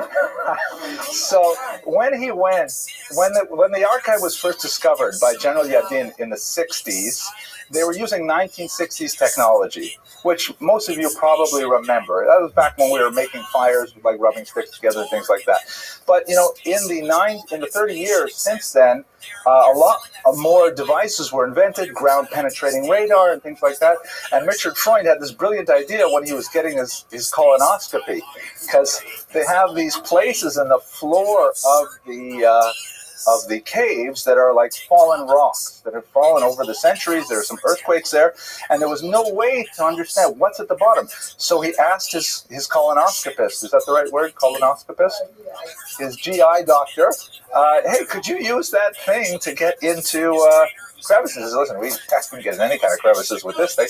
And sure enough, so he brought a GI doctor along with him on this trip in the 1990s with one of these colonoscopy devices to look in the rubble, and they found tremendous things, you know. So, yeah, right. It just goes to show you you know, I don't know what it goes to show you. Anyways, they found all kinds of amazing things there. I mean, it's a huge and amazing trove of artifacts, including slippers. They found children's shoes, like this is the bottom of a sandal here. So there are people living there, cooking fires, all kinds of things were going on inside this cave for who knows how many months, maybe years. They had a whole civilization there. One of the more fascinating finds was this amazing collection of brass and other implements that pose a tremendous amount of questions. This was discovered because they found a little bit of rope sticking out of the ground, and so they started, you know, gently brushing away the dirt and brushing away, and then they found it was attached to a basket, and they started lifting up the basket, and they found the latrine. It was actually the human latrine of people living there, and that was kind of gross, but the rope went down further, and underneath the latrine, Dr. Freund says it may even come from a cave that was used well before the Bar Kokhba period, perhaps by Jews who had fled the destruction, you know, some 60 years earlier of the temple, and there was this trove of these materials underneath it, including these ritual implements like these incense burners, highly ritualized objects with very flat kind of pans and things like that. And he was arguing that possibly this may have been some of the materials rescued from the temple and buried there before it was used as a latrine. How ironic and unfortunate. But it poses all kinds of questions. Like, for example, this serving bowl has a very clear little sort of decorative elements that shows some Greek gods at the center of the platter. So it's hard to understand in the context of, you know, 2nd century Bar Kokhba rebels, who we talked about last week, as seeming to be very pro-Pharisaic Judaism.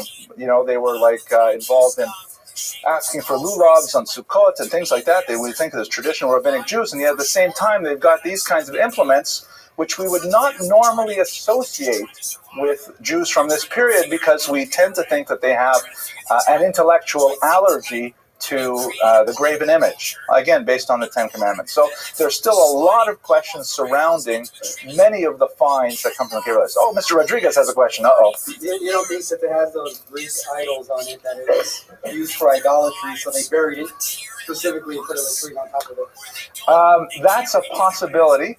I thought of that idea as well myself. No, I didn't. I wanted to take credit for it. But I thought of a few possibilities. Like, for example, in the video, which, again, I highly recommend, they take this item here and they compare it to other items that are held in the Israel Museum. It may have been some kind of household implement. Dr. Lawrence Schiffman, who's perhaps the world's greatest expert on the Dead Sea Scrolls, opines that, you know, this may have been an incense burner for like hygienic purposes. Like back then, before dry cleaning, it was discussed in the Mishnah, if you wanted to like make your clothes smell a little nicer, you would burn incense and then just leave the incense burning under the clothes in the closet to kind of freshen them up a bit. So it may have been, these might have been just simple household uses. It's still a big question that hopefully will resolve over the next few decades. But fascinating materials, and we haven't even touched on Babatha. Okay, last question, then we should go on. What exactly is in the letters that are found in the Cave of Letters, the Babatha archive in particular? So we have 35 documents written in multiple languages. Greek and Aramaic are the most common. Those are the lingua franca of the time. And they describe, as I mentioned, basically Babatha's personal legal history. When I looked at it, I was reminded that we have, in our own apartment, we have this one plastic Tupperware tub that has like all the passports and the kids' birth certificates and social security. And that's our Babatha archive, right? So this is like hers. These are all the documents that they found in that relate to her. It appears that she was illiterate because they are written for her. And some of the documents, and by the way, if you go on some of the websites, I'll try and put them in the posting, you can actually read direct translations of them. They're fascinating. They're written by, appears like lawyers or perhaps advocates on her behalf, presenting her legal claims to whichever court or individual that she's dealing with. So it's most likely that she was illiterate, and illiterate in several languages too.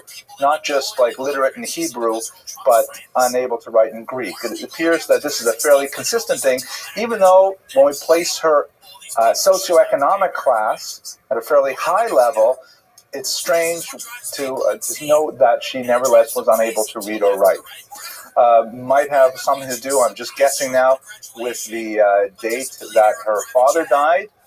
Perhaps she was very young, and her mother did not undertake the education. I'm not sure. But at any rate, likely illiterate. She came from the town of Mahoza, which I'll show you again on this map. It's right here at the very southern end of the Dead Sea. And this was part of the Nabatean kingdom. This was a Semitic kingdom, pre-Muslim, of course. We're a good 100 years before Islam would develop. And it was not part of the Roman Empire until the year 106.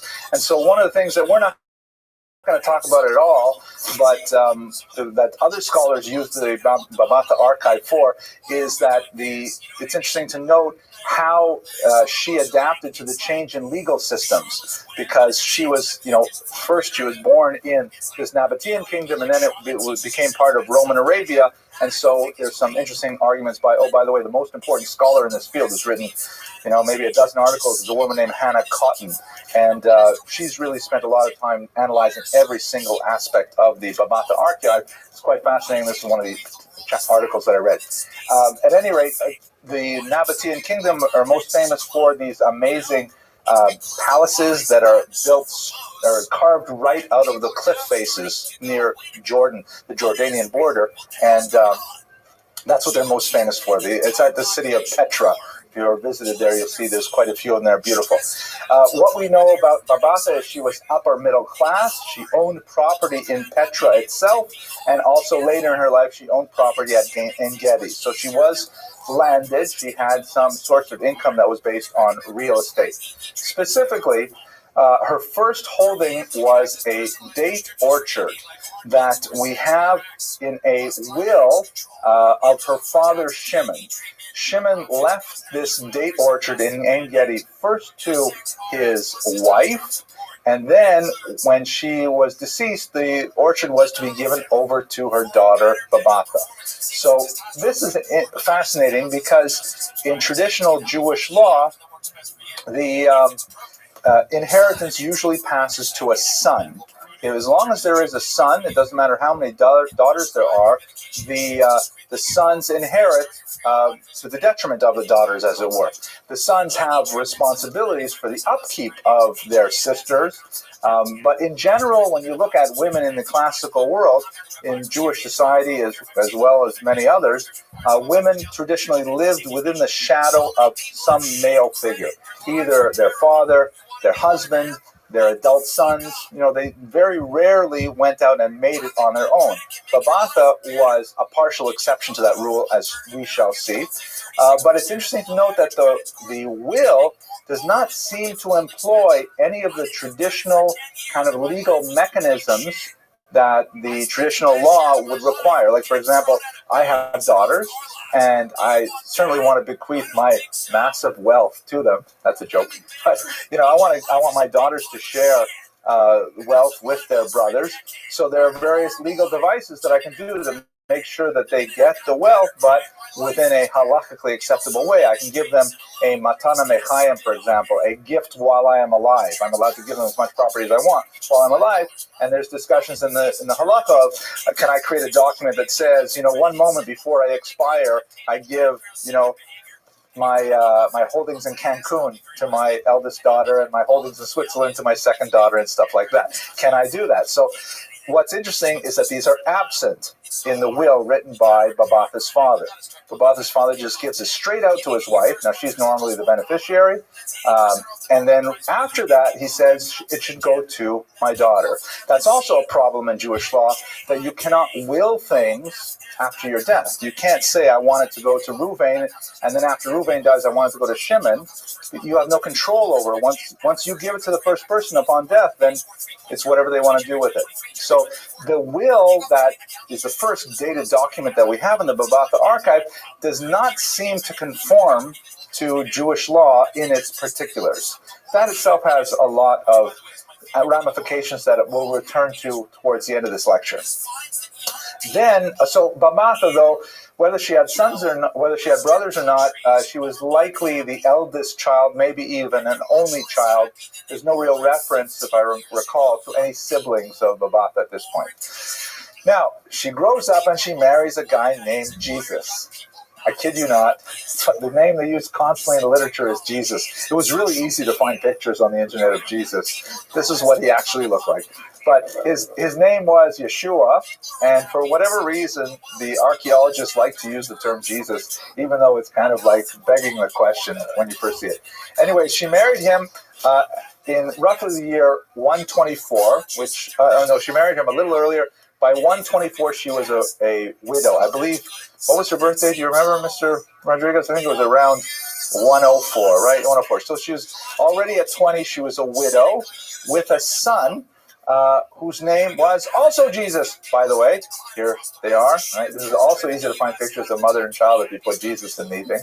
One more note I wanted to mention. So what happens is she married Jesus, and then she inherited some property in Mahoza. Sorry, that's where her father left her the property. And then within a year, she married again. Now, so she's married to a second guy whose name was not Jesus. But we have Jesus, her son, and this is another interesting aspect of the archive, is that right away she gets into a custody dispute over her son Jesus. Specifically, there were two men who were appointed as apotropos. That's a singular. Apotroposim, I guess, would be the plural. This is a Greek word which has entered the Hebrew lexicon as well. It's in the Talmud all over the place. And apotropos is like a guardian, someone who has custody. It appears that the boy Jesus, the baby Jesus, was allowed to live with, I'm glad you enjoy that. I enjoy that. The baby Jesus was allowed to live with Babatha, but they controlled the child support. And so she took them to court, demanding that they should pay more monthly stipend for the upkeep of her child. This also has some fascinating implications here. Once again, it's not entirely in keeping with traditional Jewish law. Like in traditional Jewish law, to my knowledge, certainly the mother gets custody. It's not even a discussion. If both parents are alive, then there's a possibility that a husband could get custody if there was a divorce or things like that, but it's unlikely. Definitely the preferential custodian is the mother. But the idea that the wealth would then be distributed through other people seems really strange. Like, why should you separate the money that she legally inherits from her husband and send it up through a trust managed by two other people? So this is, again, not necessarily in conformity with Jewish law, but we see that, as one of the articles put it, even though she was illiterate, she was certainly no wallflower. She was absolutely ready to take people to court, very litigious, and she was saying, hey, this is not enough for my son Jesus to get everything he needs, I mean, what do you expect? He's going to be loaves and fish and all that. What's going to happen? No, I'll have to cut that out. This is really also one of the big issues, which I was going to save till later, but we'll talk about it now. Where is she suing her plaintiffs? No, defendants. Where is she taking them to court? Well, no, she's got the documents in the cave. All this is happening before the revolt, which broke out in 132. So this is in her 20s. there certainly should be a Beit Din, right? She took it to, well, at this point it would be the Roman courts, but she took it to the non-Jewish courts. And that's also really surprising, because in Jewish law, that's considered like really over the line. You know, we have a perfectly good legal system.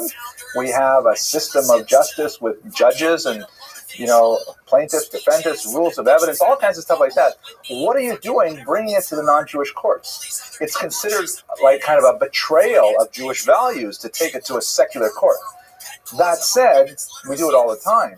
But let me take Fred's question, then we'll come back to this point. There's plenty of evidence that she's Jewish. Yeah, definitely. They're referred to as Jews in various contexts. There are some non-Jewish players. There's a possibility that one of the guardians was a non-Jew, for example. There's no question referred to as Jewish. The name Babatha is a little unusual, that TH sound, which you don't normally find in Hebrew. In ancient Hebrew, the letter Saf was pronounced that way, so it's not so crazy. But they're definitely Jewish people. And they're definitely, you know, look, they're hanging out with Bar Kokhba. And Bar Kokhba was a rebel against the Romans, but vis-a-vis Rabbinic Judaism, he was mainstream, right? Akiva was his sponsor. So she's going to secular courts, and going to secular courts before the Bar Kokhba revolution, right? She's before that. So, you know, I have a lot of sort of like unformed thoughts about this, but why don't we touch on them right now? Definitely, Jewish law favors solving Jewish problems in a Jewish court. And there are lots of like strong messages of warning throughout our religious texts that say, you know, don't take all of your dirty laundry and air it out in the street. Or as they say in Yiddish, it would be a shanda for the goyim. It would be an embarrassment in front of the non-Jews to say that. The word goyim here not used in a derogatory sense at all. You know, it would be a shanda for the goyim if you brought your Jewish problems. If you're suing your synagogue, for example, you don't want to do that in a secular court. You want to do it in a Beit Din. But the problem is, if you are suing your synagogue, do you feel you will get a fair hearing in a Beit Din? Right? There you want to go to a secular court maybe because you feel you have a better chance at it. And in fact, we see that for various reasons, some very celebrated cases in Jewish law have been settled in secular courts. I'm thinking in particular, for example, of the notorious library case in the Lubavitch movement, where there was a thief who was stealing really valuable manuscripts from the Chabad library at 770, and he was caught, and there was a big question as to whether or not he would actually return the goods, let alone the material that he had already sold for hundreds of thousands of dollars. And so in what appeared to be a controversial decision, the Rabbi felt it would be more effective, he would have a better chance of enforcing the decision if he took it to a secular court, and that's what happened. Went to the secular courts, they decided in the favor of the Lubavitch movement and the Rabbi, and they had to, you know, all those books had to be brought back to 770. So that's a modern example of going to a secular court, and Babatha also did so as well. Okay, but we'll come back to this a little later. The story goes on now. So Babatha, you'll recall, she married Jesus, had a baby Jesus, and then Jesus died, and so she married another husband within a year. His name was Judanes, and he had a wife at the same time who was living in En Gedi. So he had Babatha, who was apparently living in Machoza, and he had Miriam in En Gedi. And there doesn't seem to be any objection to this in any of the texts. So even though the text, the articles refer to it as bigamy, that's kind of a strong word. Polygamy was certainly allowed among Jews for another 800 years yet, so it's not that unusual that a wealthy landowner would have more than one wife. However, Judanes maybe was not so wealthy because Babatha loaned him 300 denarii in order for him to marry off his daughter. He needed to have a certain amount of funds to give his daughter from his first wife, Miriam. This is like Peyton Place, I have to keep all these names together. She loaned him 300 denarii so he could pay off his daughter's wedding. and then he died before he could repay the debt. So Babatha, reticent and retiring woman that she is, she seized her husband's date orchards, 3 of them, as security against the debt that her co-wife or co-widow, Miriam, owed her. And in fact, the last document we have in the Babatha archive is a summons from the court, from Miriam, summoning Babatha to appear because she wanted the orchard back. She was saying that, it's not right for you to take the orchard just because my husband borrowed some money for you. That document is dated 132, which is right at the beginning of the Bar Kokhba revolt. So it's at this point that we assume Babatha went into the cave shortly after receiving this summons. We know, for example, that Yudanes had an adult daughter who was getting married. He borrowed 300 denarii, so that would make him probably 20 years older than Babatha. If she is roughly, she's maybe 27 at the time she's married. We know when she's married. She's married in the year 125, and she was 104. 21, right? So she's 21. If let's say he's 41. So the argument from the back is that maybe those apotros were actually custodians for both her and the baby Jesus. I like saying that. I don't know if Rabbi Grunstein would appreciate me saying the baby Jesus over and over again. Did shul, but I don't know. It appeals to me. But that's an interesting point. Although in Jewish law, again, I don't know if that's reasonable. Once a girl becomes Bat Yisrael, or Bat Mitzvah, 12 years in date, she's fully adult in Jewish law. And you don't appoint an apotropos for someone, unless they're mentally incapacitated, which we don't get there's no indication that would be the case of Babatha. Unless they're mentally incapacitated, once they are 12 in a day, a girl is an adult. So if they were apotropoi for her as well, that would be another indication that it's not being handled according to Jewish law. Yes. So let me summarize that with the microphone on. It's a very valid observation that women clearly don't have the same level of legal standing as men in either Jewish or in classical Roman legislation. We could have an interesting discussion, I think, trying to compare them. I think that Jewish law would hold them to a higher standard than Roman law would, but certainly not to a 21st century standard, nor would it be appropriate to try and, retroactively project our values onto the 2nd century. However, there's a bigger question, which I've been trying to save for the end of the lecture, but I'll tease you a little bit with it right now. The real question is, what happened with rabbinic Judaism? Like, when you go to Sunday school and you study the traditional Judaic approach to the ancient world, you have these heroic rabbis who have this vision of Judaism, which is exactly the same as the way we observe it today in every tiny little detail, including chulent and including electric timers on your Shabbos clock, things like that. And that's the kind of image you get. But when we actually look at the ancient period, it's a lot more messy. There are a lot of Jews who are not behaving the way they're supposed to in rabbinic law, and nobody seems upset about it at the time. The documents don't say she's a heretic because she went to the secular courts.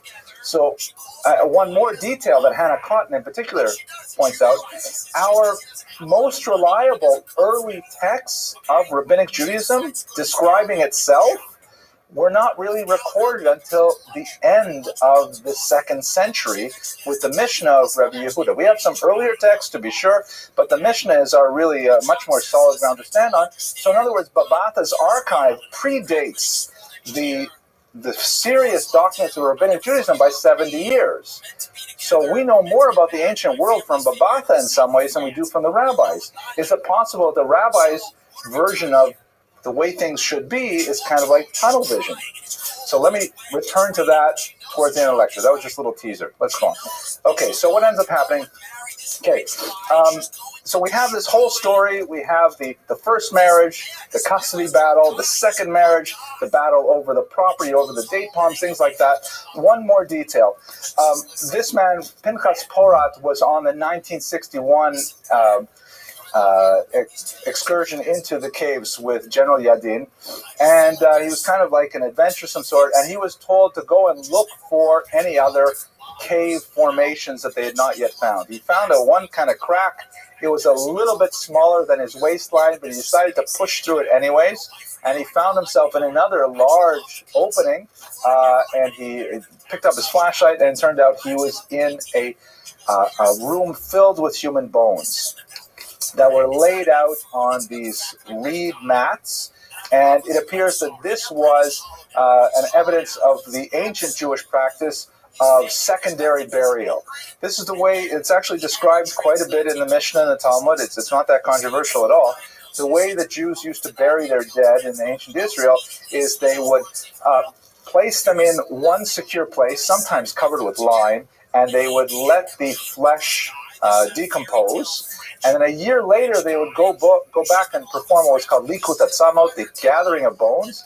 It was considered a simcha, and you would take the bones of your ancestor and you would bring them to a crypt or an ossuary where you would put them in, like, stone boxes, and then you could come visit your relatives in these stone boxes, as it were.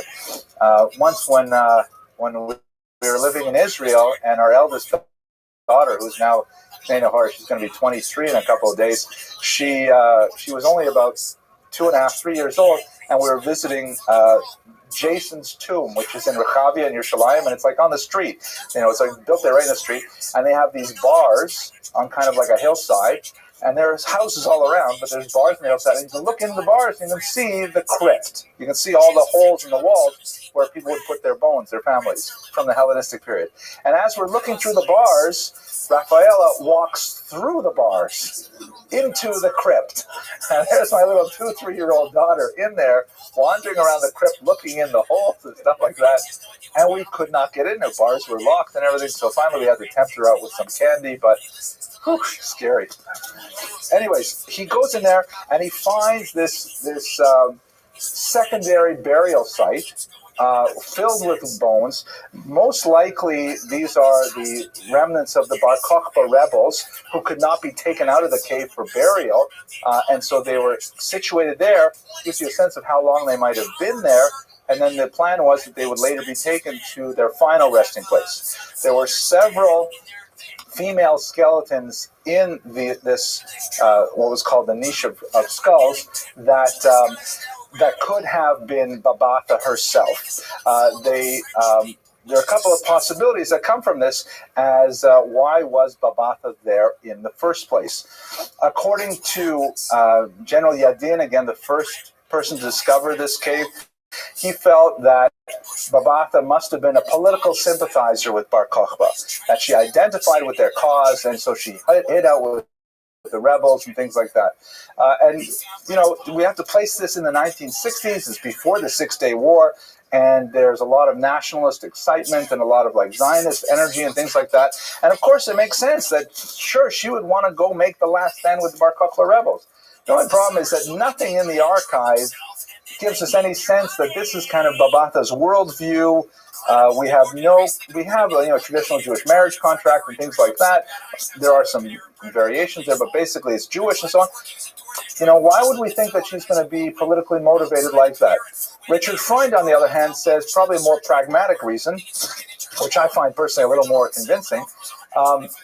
One of the other documents found in the archive was the ketubah, or marriage contract, of her second husband's daughter, which was included with Babatha's art. Now we know that Babatha had a hard time with her second husband's wife, Miriam, but she apparently had some relationship with her second husband's wife's daughter, Shlom Tzion.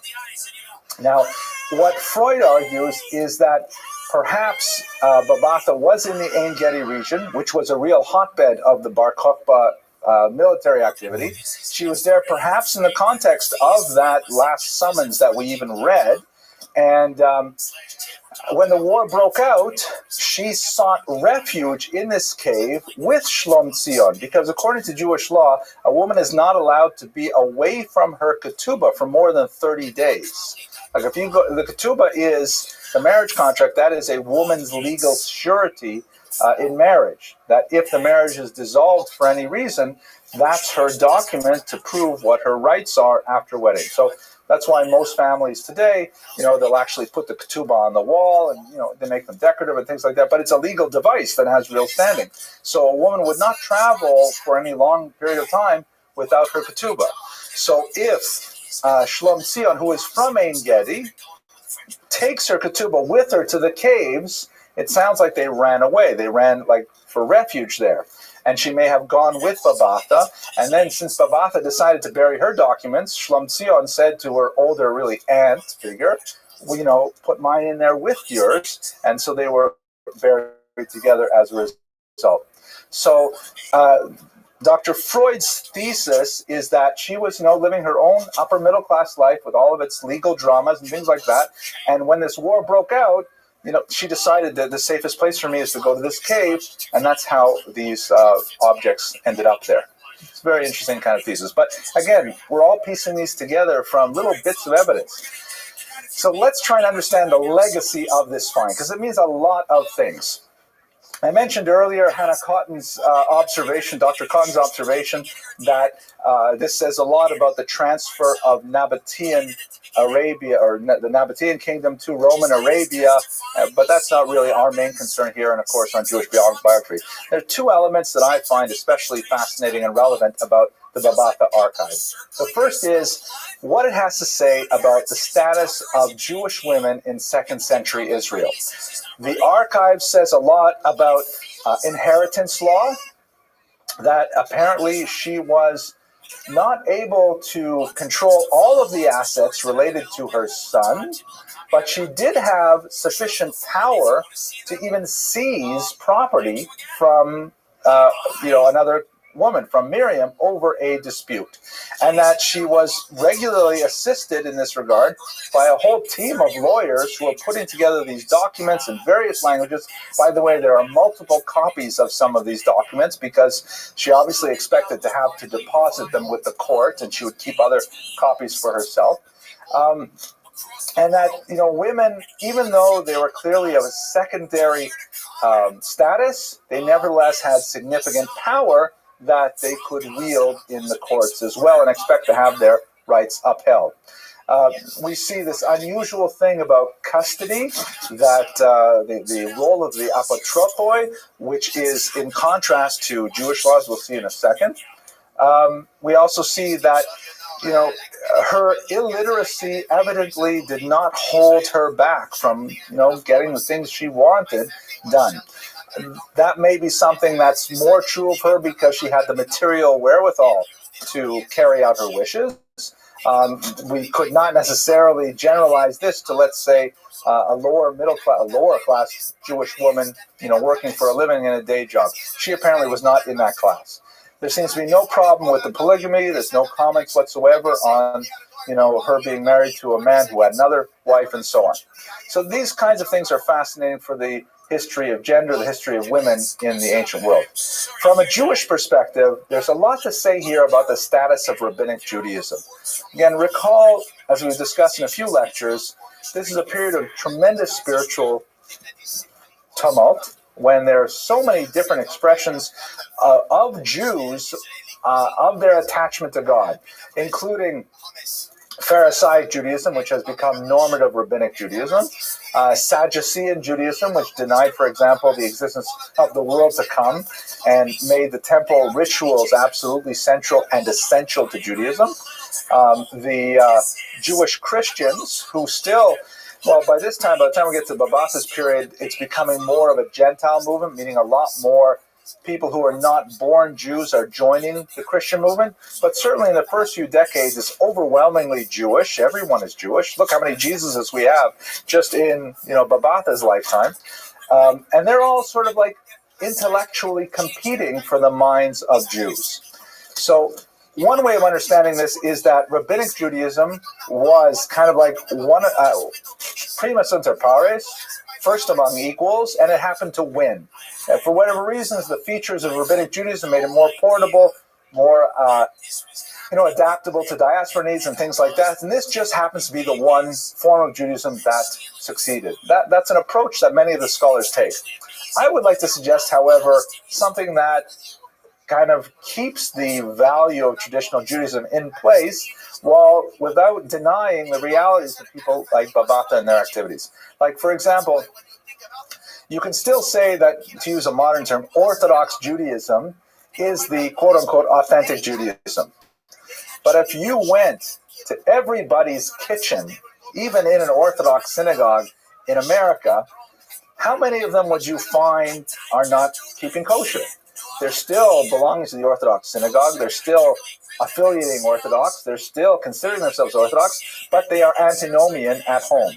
So does that necessarily invalidate the central ideological track? Not at all. All it says is that Jews are not so frum. Jews are not necessarily so inclined to be compliant with the rabbinic authorities, which is certainly nothing new in Jewish history. Jews not listening to rabbis, you just got to read the Bible for lots of evidence of that kind of thing. So I would like to tender that these documents indicate, once again, an illustration of what my father, Harini Kaparis Mishkavo, always used to say, plus ça change, plus c'est la même chose. The more it changes, the more it stays the same. That in the 2nd century, we should not have this idea that everybody is walking around in a big black fedora, with a gartel and all things like that. Jews in the 2nd century were also quite diverse in their approaches to religiosity. And although we have this strong tradition of rabbinic Judaism that certainly survived that period, it may have, as the rabbis say, predated it all the way to Sinai, and just that Jews are not necessarily paying attention to it. That's what we see quite a bit in the Babata archive. So that's the quick lightning tour of the Babata archive. Tried not to insert too much of my own interpretation in this, but I want to thank you very much for your intelligence and your endurance, and I look forward to speaking to you next week. Okay. Well, I hope you found that lecture as fascinating as I did doing the research. Once again, a big shout out to Carol Shapiro, the librarian who helped me out with so many great materials. Now, if you're watching this, it means you lasted right to the very end of the video. So a couple of things. First of all, if you look at the comments section, especially on videos like the Khazarian video, particularly on YouTube, you'll see there are a lot of crazy people out there who write really nasty, awful things. You don't even know what I don't include on the website. So if you are one of those crazy people, I'm going to tell you right now, the rule is that if you write, ad hominem attacks, if you use profanity, if I feel that your comments are not, really trying to seek the truth in a scholarly way, then I'm just going to delete them and no one will know they existed. So don't even bother commenting. If you disagree with me, that's great. Go ahead and write whatever you want. You can even say it in a slightly nasty way. I will err on the side of generosity and let those comments stand. But for the rest of you, if you're not among the crazy people, then please write something nice to, counterbalance some of the nasty things you say. And I would really appreciate it if you share these videos with your friends. I think it will be fantastic if we could spread, a little more knowledge of the tremendous wealth of information that's contained in the Jewish heritage. And it would make me feel really great if I knew that a lot of people were appreciating these videos. But I certainly appreciate that you enjoyed this video. So please like, comment, and subscribe. And I hope you have an excellent week. Thank you very much.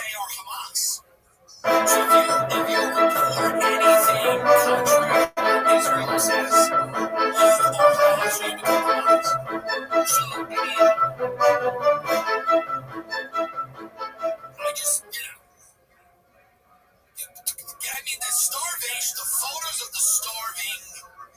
Number one, we're the fattest country in the world. For the fattest country in the world to fund the starvation of a group of people is insane. Look at this. Here we go. This is the thing they keep showing is that Hamas. All right, tonight's topic is a little bit of a stretch for me. When I was putting together the series for this term, I tried very hard to include as many women as possible. And this is a difficult challenge for the ancient period. And once you've talked about Bruria, once you've talked about Rachel, the wife of Akiva, you run out of well-known named women very fast, simply because their voices are largely not recorded in our sources. But it's getting harder and harder as we go through, and I think this is our 6th semester of giving lectures, to find women that we can speak about in a meaningful manner. But obviously they're talking about an important, huge element of Jewish civilization, of human civilization. It's I think it would be completely irresponsible to go straight through this period without looking specifically at women's lives and women's realities. So I'll do the best I can with Salome. The second problem I had, though, is that, when I really did some more research on who was Salome, I'm not sure it's really the appropriate topic for a shul lecture. It's actually quite a salacious topic, as I've told some of you before the class began. I'll do my best to try and steer myself away from the shoals of titillating references in the context of this talk. So let's try and understand exactly who was Salome and why are we talking about her. So first of all, she was a Jewish woman, but otherwise her connections to Jewish history are rather tenuous. She did not, contribute to Jewish intellectual history like Bruria did. She wasn't a Jewish leader like some of the queens were. She actually has a really tiny bit part in Jewish history, and in fact, we have no reference to her in any traditional Jewish sources other than Josephus, who is a little bit problematic for reasons that I'll discuss shortly. Nevertheless, there are some really good reasons to talk about her. One is the fact that she was the granddaughter of King Herod gives us an opportunity to speak about Herod's rule, at least briefly, and I would like to definitely dedicate a lecture to Herod in general in another context. And perhaps more significantly for our purposes is not so much who Salome was, but how she has been understood and how she has been manipulated throughout the centuries in a way that casts an unfortunate light on the appreciation of Jews in the broader society. Specifically, we're going to look at a medieval Christian exegesis of the story of Salome and try to understand how she and her figure and how she was understood had an impact on the way in which Jews were perceived in broader society as a whole. So that's why I think we can justify the discussion of Salome in this series of Jewish biographies. And without further ado, let's go straight to the material. So who is this woman, Salome? Basically, I'm going to give you the actual narrative of her life based on the Gospels, the one episode that we have from the ancient world. But she has been tremendously popularized in medieval and in modern Christian and secular art.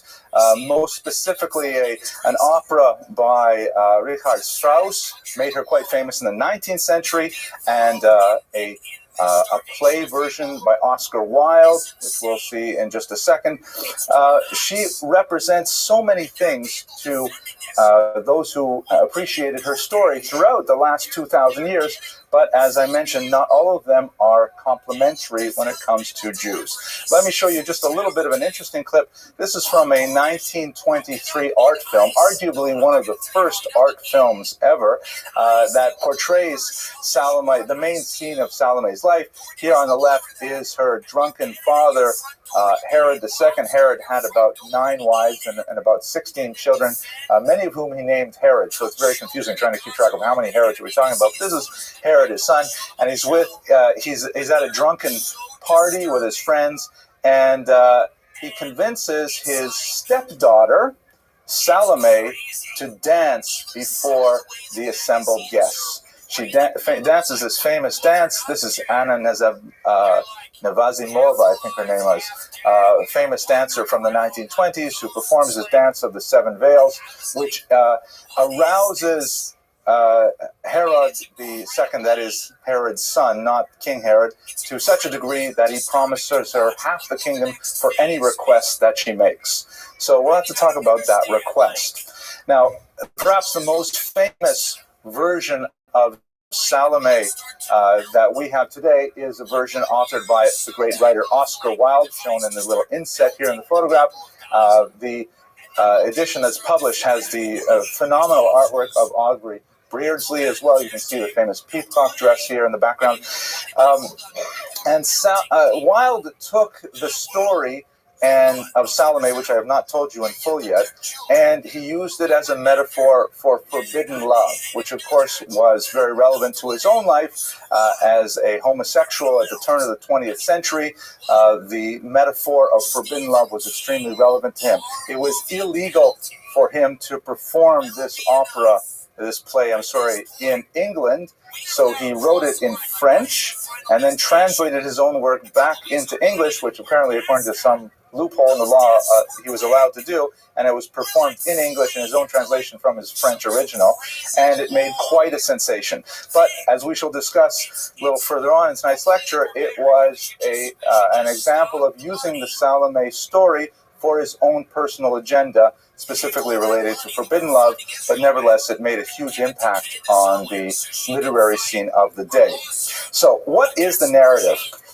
I'm going to read to you a short sort of a paraphrase of the account that we have in the Gospels, which comes from William Chester Jordan, who is a professor at Princeton, who has written a fantastic article on the way that Salome has been portrayed in the Middle Ages. So once again, our sources for Salome's life are principally two.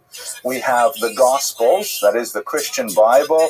There are two specific versions of the story, one which probably borrows from the other. And then we have another reference in Josephus. Josephus is the major Jewish historian of the first century. You'll recall perhaps from our lectures last year that he was a Jewish general. He defected to the Roman side, and then he wrote an incredibly detailed account of the first Roman-Jewish war in the 8th decade of the first century, and then it was very well read, and Romans read it. He received great accolades, and then he went on to write a massive 20-odd volume Jewish Antiquities, which is basically the history of Jews from all time. And these were documents that were produced for a Roman imperial audience, so they're not necessarily the most authoritative versions of Jewish history that we would like to perhaps read, but nevertheless, he has a version of the Salome story there. She is named in that story. She's not named in the Gospel, so there's no reason to suspect that this event did not actually happen. So here's the version that Dr. Jordan prepared for us based on the Gospels. Herod the Tetrarch refers to the three sons of Herod that ruled the principle of Judea in the first century. After he died, he divided up into three rulers. Tetra, meaning tetra is three, right? Right. What's four? Quattro. Thank you. And arch means like leader, archos, right? Democracy, right? Herod the Tetrarch ordered the arrest of John the Baptist and had him imprisoned in chains. John the Baptist, of course, is a very important early Christian figure, and we're going to return to him as well. Herod's reason for doing so, for arresting John the Baptist, was the furious complaint of his wife, Herodias, right, also named after Herod. He'd like to name a lot of his kids after himself, at John's public condemnation of their marriage, right? So Herod's wife, Herodias, was angry with John the Baptist, so Herod had him imprisoned. Why was Herodias angry with John the Baptist? Herodias was the former wife of Philip, Herod's brother, whom she had left to marry the Tetrarch Herod. So in other words, she was married to one son of Herod.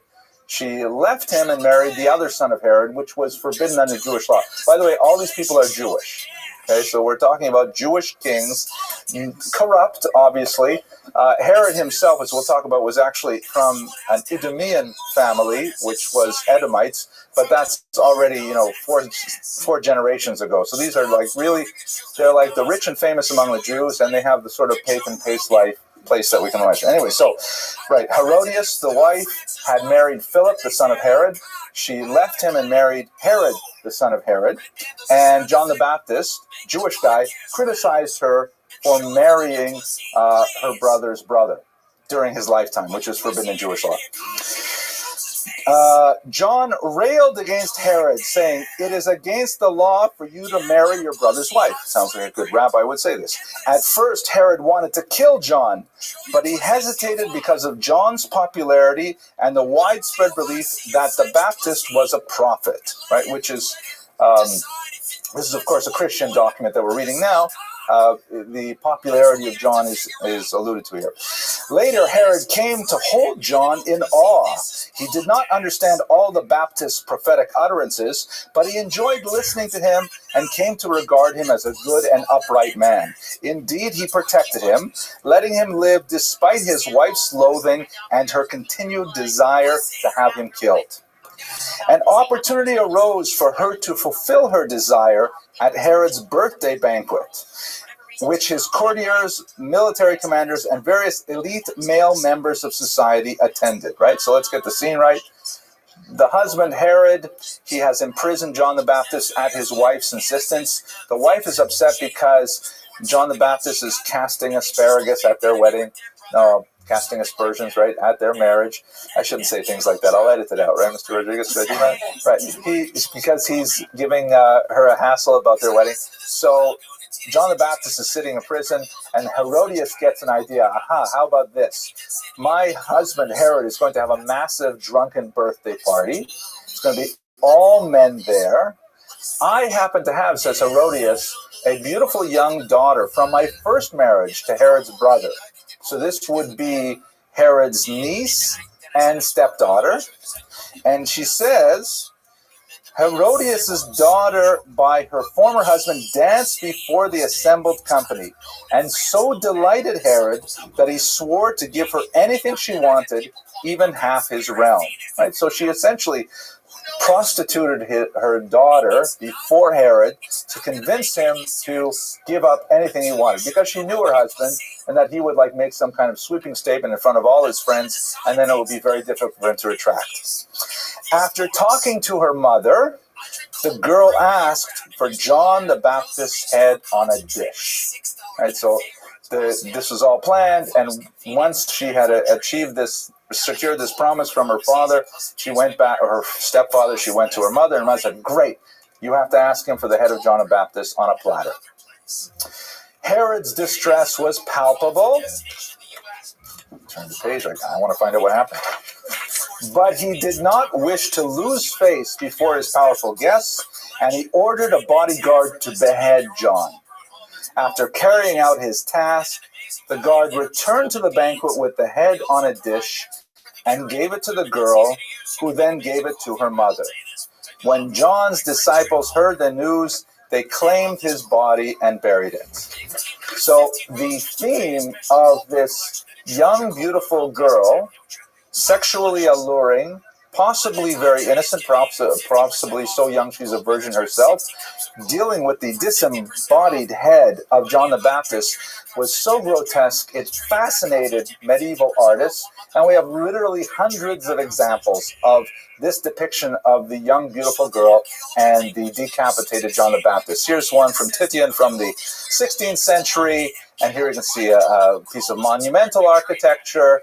Lots of these, sometimes with spooky backgrounds. You can see the artists are just loving this whole contrast between the beautiful youth and the decapitated John the Baptist. We could do this all day with tons of these examples. It seems they're having a huge field day with what's going on. Here is an early 20th century example from one of these staging of the plays. Now, this is basically all we know from the ancient sources, from Josephus and from the Gospels. There is an apocryphal text that may also be ancient in origin, which describes Salome's death, which perhaps I might as well mention at this point. Apparently, she went on to marry, and she had several children, and then in the year 39, which would mean that she's probably in her 40s by this time, she was traveling to Gaul, which would be, let's say, France, and she, and again, this is not in the original text, this is something added much later, and we don't know how truthful it is, but she was walking on a pond, she fell into the water, and as she was falling into the water, her head hit the edge of the ice, and she was decapitated in a poetic and ironic manner, and her mother retrieved the body, the head as well. I could not find that the artists don't seem especially interested in that theme, but that's how she met her gory end, as the apocryphal text has it. Now, to take it a step further, to go back to Oscar Wilde, for example, the bit that Wilde adds, that's not in the story at all, but obviously had a very powerful impact, he also adds a sexual attraction between Salome and John the Baptist. And that she's confused and she wants him, but she can't have him. And so then she gives into her mother's wishes and she has him decapitated. And there's a very powerful scene at the end where she says, I could not kiss your lips in life, so now I kiss thee in death.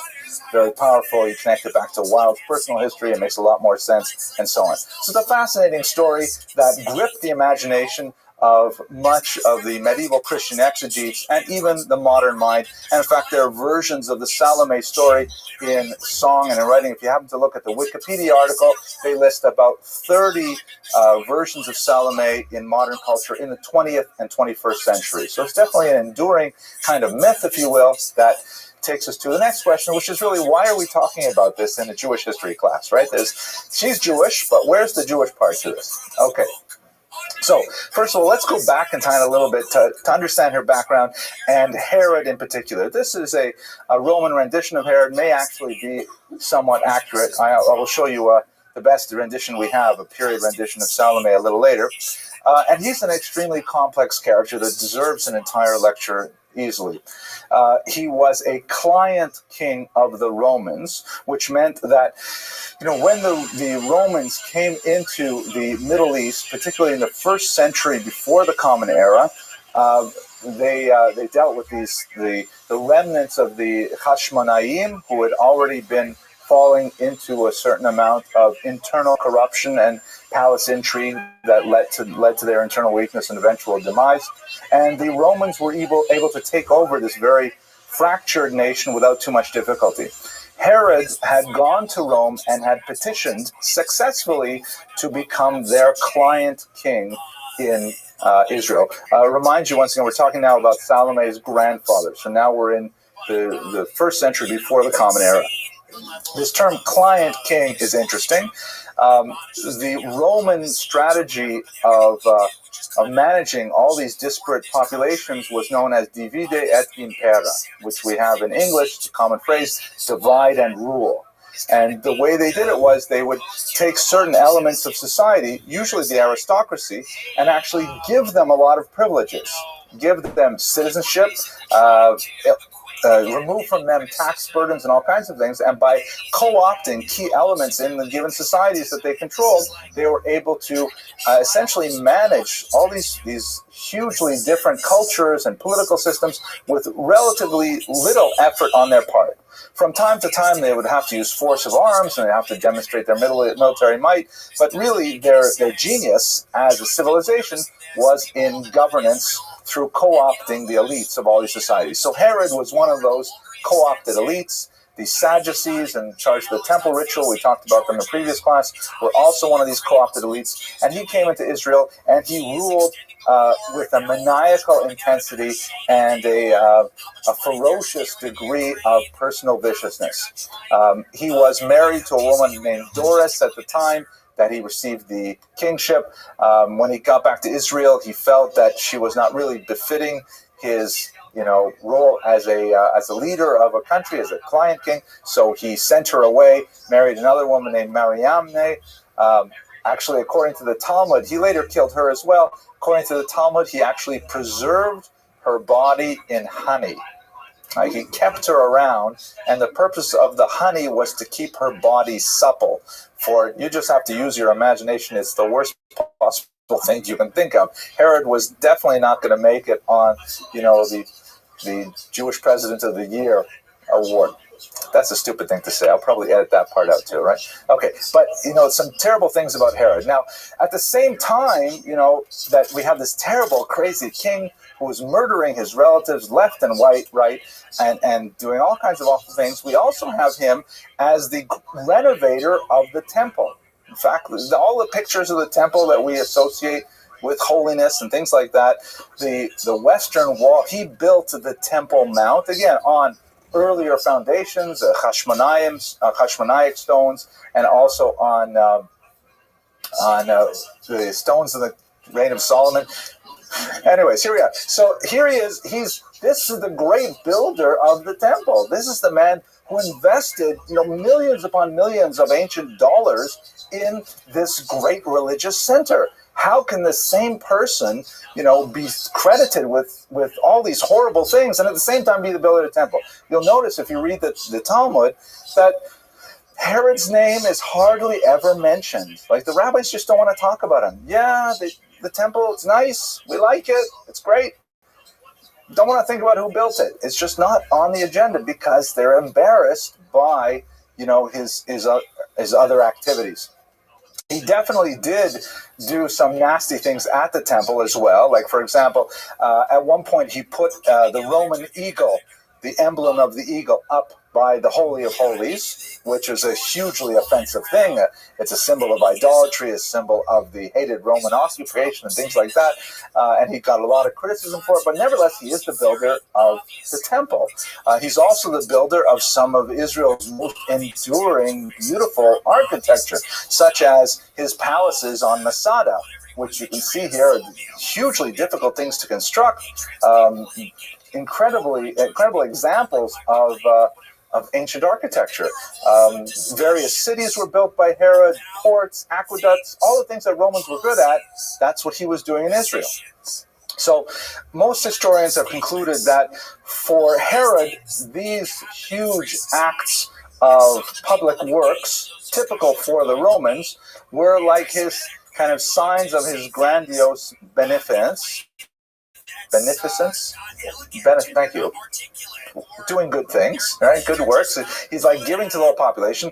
They were not at all motivated by religious sensibilities. And in fact, in northern Israel, he was also constructing beautiful temples to various idols at the same time.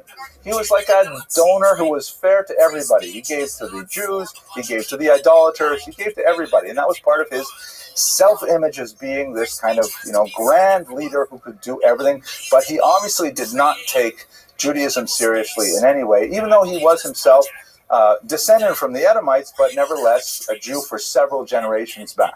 Okay, at this point I'm going to pause for questions before we get back to Salome. Yes?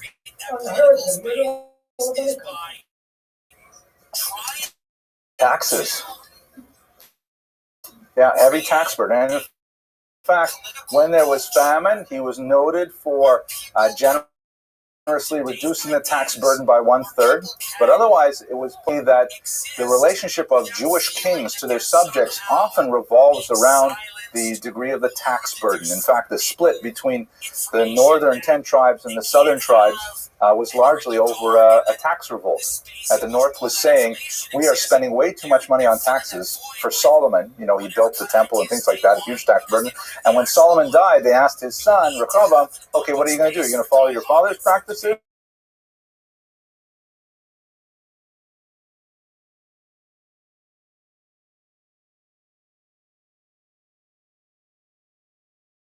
And they created a separate kingdom. Yes, Judith.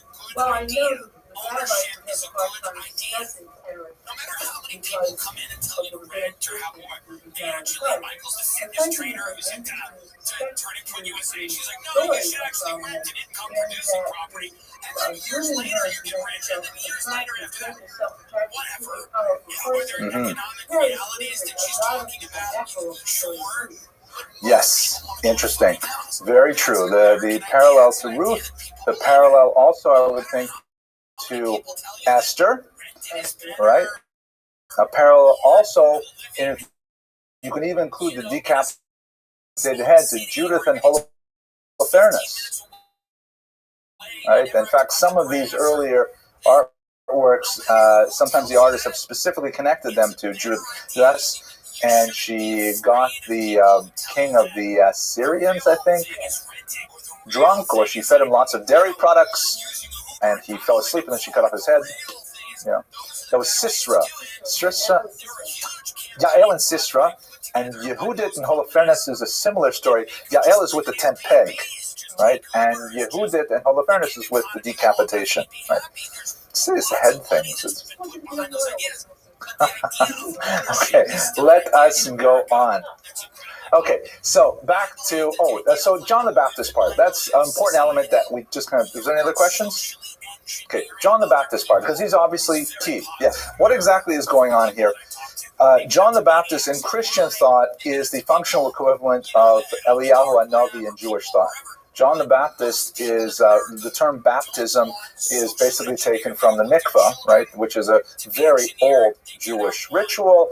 The idea of going into a body of living water, either the River Jordan, as John the Baptist used so often, or any other, natural body of water like the ocean or a lake, things like that, or a collected body of rainwater, for example. It symbolizes a transformation, a cleansing, and when one goes in one status, one comes out another status. One goes in ritually impure, one comes out ritually pure. One goes in a potential convert, one comes out a Jew, these kinds of things. So John the Baptist was promoting, in particular, the use of the mikvah. He was, one of the early mikvah ladies of his day. He was promoting it for many people.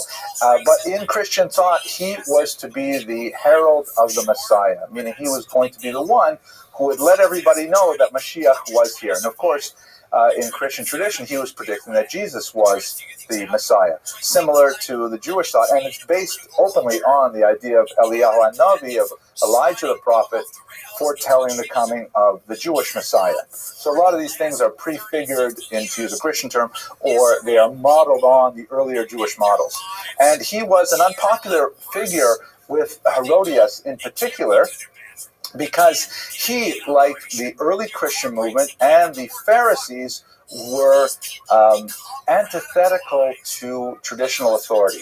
Because, think about it. We're talking about this palace intrigue where you have people who are like marrying the wrong people against Jewish law, and the whole business with a young Jewish girl dancing in front of a bunch of drunken men. That is definitely not kosher practice. This is not the kind of rabbinic vision of tzniut, of modesty, of the way people should deport themselves. And people like John the Baptist and other Pharisees, because they're all in the same kind of intellectual framework and trajectory, are openly criticizing authority and saying, this is not what God wants from us. This is not what the Torah demands of us. And they're like thorns in the side of the authorities.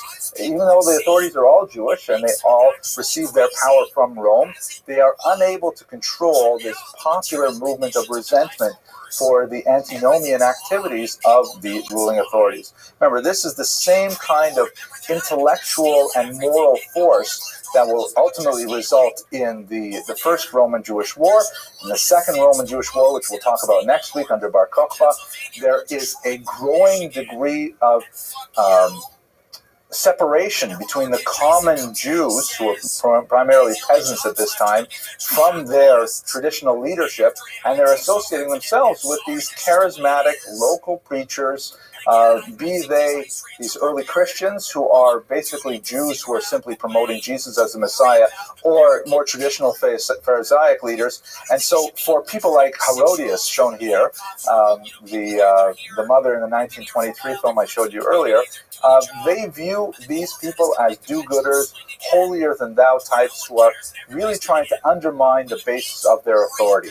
And so the conflict between Herod, the Sadducees, and these messianic figures like Jesus, John the Baptist, is really quite palpable, which will eventually result in contributing to not only Jewish sectarianism, but also to ultimately open revolt against the Romans in the year 70. So that's really what this underground work is. Now, looking at Salome in particular, there's really two ways in which her life has been interpreted. And one way, which I don't want to focus on for the next 10 minutes or so, is the idea of Salome as the innocent. In some cases, like in Oscar Wilde's, was it Wilde's depiction? No, I think it was Strauss's depiction. I'm not sure offhand. Salome is portrayed as being somewhat dim-witted, of having, no real clue of the moral perfidy that she's involved with, either with the dance or with asking for John the Baptist's head. And in fact, when she goes to ask Herod to have John the Baptist decapitated, she can't remember his name. She says, my mother said, what was his name again? That just shows how distant she is from it. And so there have been depictions, particularly in the late 19th and 20th century, that show her as kind of like being taken advantage of by all these evil forces around her, such as her mother, Herodias in particular. But that's not generally the way that she's understood in much of the medieval literature, where we see her more as a kind of prefigurement of Judaism in the post-Christian era, that is in the post-Jesus era. This is an image, I've shown you several of these in previous classes, but let's just think about one element that I have not focused on before, but just for those of you who haven't seen it, I'll just give you a quick rundown. This is one version of the famous Ecclesia et Synagoga painting, which we see in monumental architecture. We see it here in a stained glass window from the German city of Verben from the 14th century, which always contrasts the church as being, morally correct and upright and having power and so on, with the synagogue, which is dark and is immoral and is unfavored by God. So you see there are certain elements that I'm only going to show you one. We could do this all night too, but I'll just show you one. This is the church always on the left-hand panel, because usually there's, and actually in this image they've cut it out from the middle, but there is like a crucifix in the middle and Jesus is on the cross and his hand is over the right side, the stronger side. And church is represented riding a four-headed beast called a tetramorph, which is like a symbol of authority. It alludes to several passages in the book of Ezekiel. She's got the upright staff with her flag unfurled, blowing in the wind, holding on to the Holy Grail, the chalice here. Her eyes are open and looking straight forward, and everything conveys a message of like authority, regality. Is that a word, regality? Regalness, maybe? Regalness, like being kingly. And in case you're not sure, not only does she have a halo, but there's a hand descending from heaven, crowning her, indicating divine approval of the church's rule in the temporal world. Now, over here, though, is synagogue, and represented really quite differently. She's riding a donkey, which is nowhere near as interesting an animal as the tetramorph. Her very posture is bent over. She's in an attitude of decline, almost depression, right? She's actually smaller than the church physically. The crown that she used to wear is knocked from her head, indicating the loss of favor from God. Her staff, which indicates her power, is broken. She's no longer in charge. The synagogue is in disfavor. And once again, to contrast with the crown coming from heaven, there is a sword descending from heaven and piercing her through the top of her skull, to really get the point across, so to speak, that he's out of favor. Now, what is this bit here with the ram's head that she's holding on to? What is that all about? Open to the floor for analysis. Judith, you must have an idea. What does that ram's head represent? So hard. You gotta repair your credit. You gotta start building credit with Kickoff today. You can get your first month for $1. Very good. It's 80% off the normal price when you go to getkickoff.com/Jim. That's kickoff without the C. K-I-K. Yeah, no, there's actually flesh on the bones. The eye is still intact, but I'm going to say it on the microphone so they hear it on the internet audience. Judith saying that this represents the ram of Abraham, which for Jews, though, is a very positive symbol, right? We like the ram of Abraham. We blow the shofar, it's Rosh Hashanah, all that stuff. Yes, holding it by the horn, which is very significant.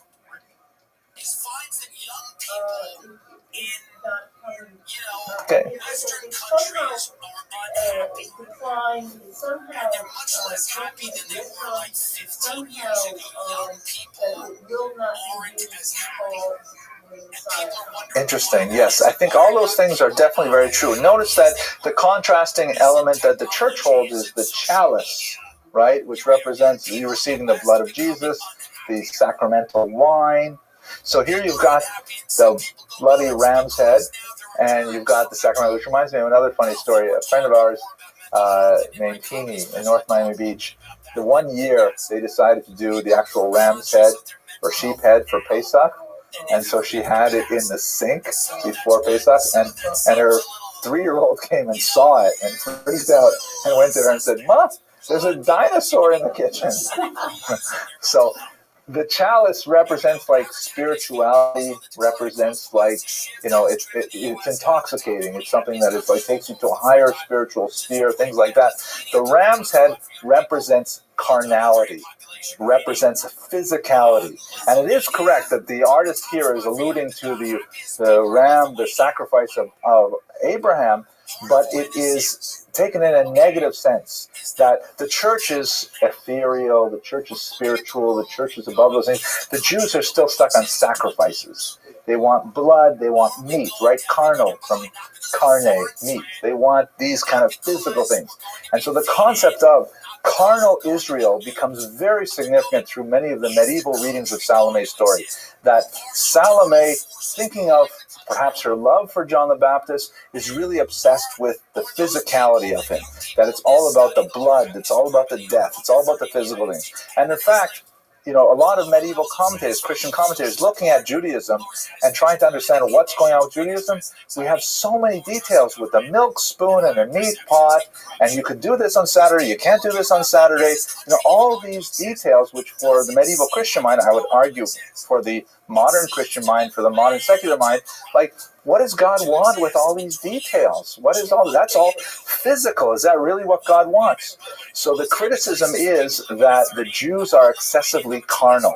They're excessively sexual, which we'll talk about in a few weeks when we get to the little more of the medieval period. They're excessively focused on the physical as opposed to the spiritual. And so the whole Salome metaphor, which is translated primarily through the image of a female as well in the Ecclesian synagogue, is seen as negatively grounded in this world things rather than the spiritual, ethereal vision of Christianity. Okay, but I should point out the blindfold, right? I can't believe I forgot that. The church here is clear-eyed and able to see, whereas the synagogue is always blindfolded, cannot see the truth, cannot see what's going on. This is actually more a generic representation of all Jews, right, as in the female figure of the synagogue. And it's important to note that the artwork is especially important because we're dealing with several hundred years of virtually complete illiteracy. And so for people to understand, if they come to church and say, well, I don't understand, who are these Jewish people? And don't they come before us? And wasn't Jesus Jewish? I heard that someplace. And then the priest would be able to say, oh, check this out. This explains the whole relationship of Judaism and Christianity and so on. So it's really important to have this kind of monumental architecture. And it figures very prominently in a lot of cathedrals and illuminated manuscripts, things like that. We should also recall, you're absolutely right, that the overwhelming power of this kind of art compared to our modern sensibilities must have been amazing. Like, it would be like going to an IMAX theater when you've never even seen moving pictures. It would just be tremendous, because what kind of artwork could you have in your village? Someone would scratch something into a piece of wood maybe. Who has time to paint? Who has any skill and training and so on? You come to the larger village or the big city and you see these cathedrals and stained glass art and colors. It's like overwhelming. So it was like institutional education. Here, by the way, this is an actual depiction of Salome herself. The coin was recently discovered. I cannot figure out the Latin, but the websites tell me this is saying Salome. That's what she looks like. Hard to tell. I couldn't tell the difference between her and Herod. But at any rate, we do know that she was a historical figure. She had some royalty, and she had enough to have coins minted after her.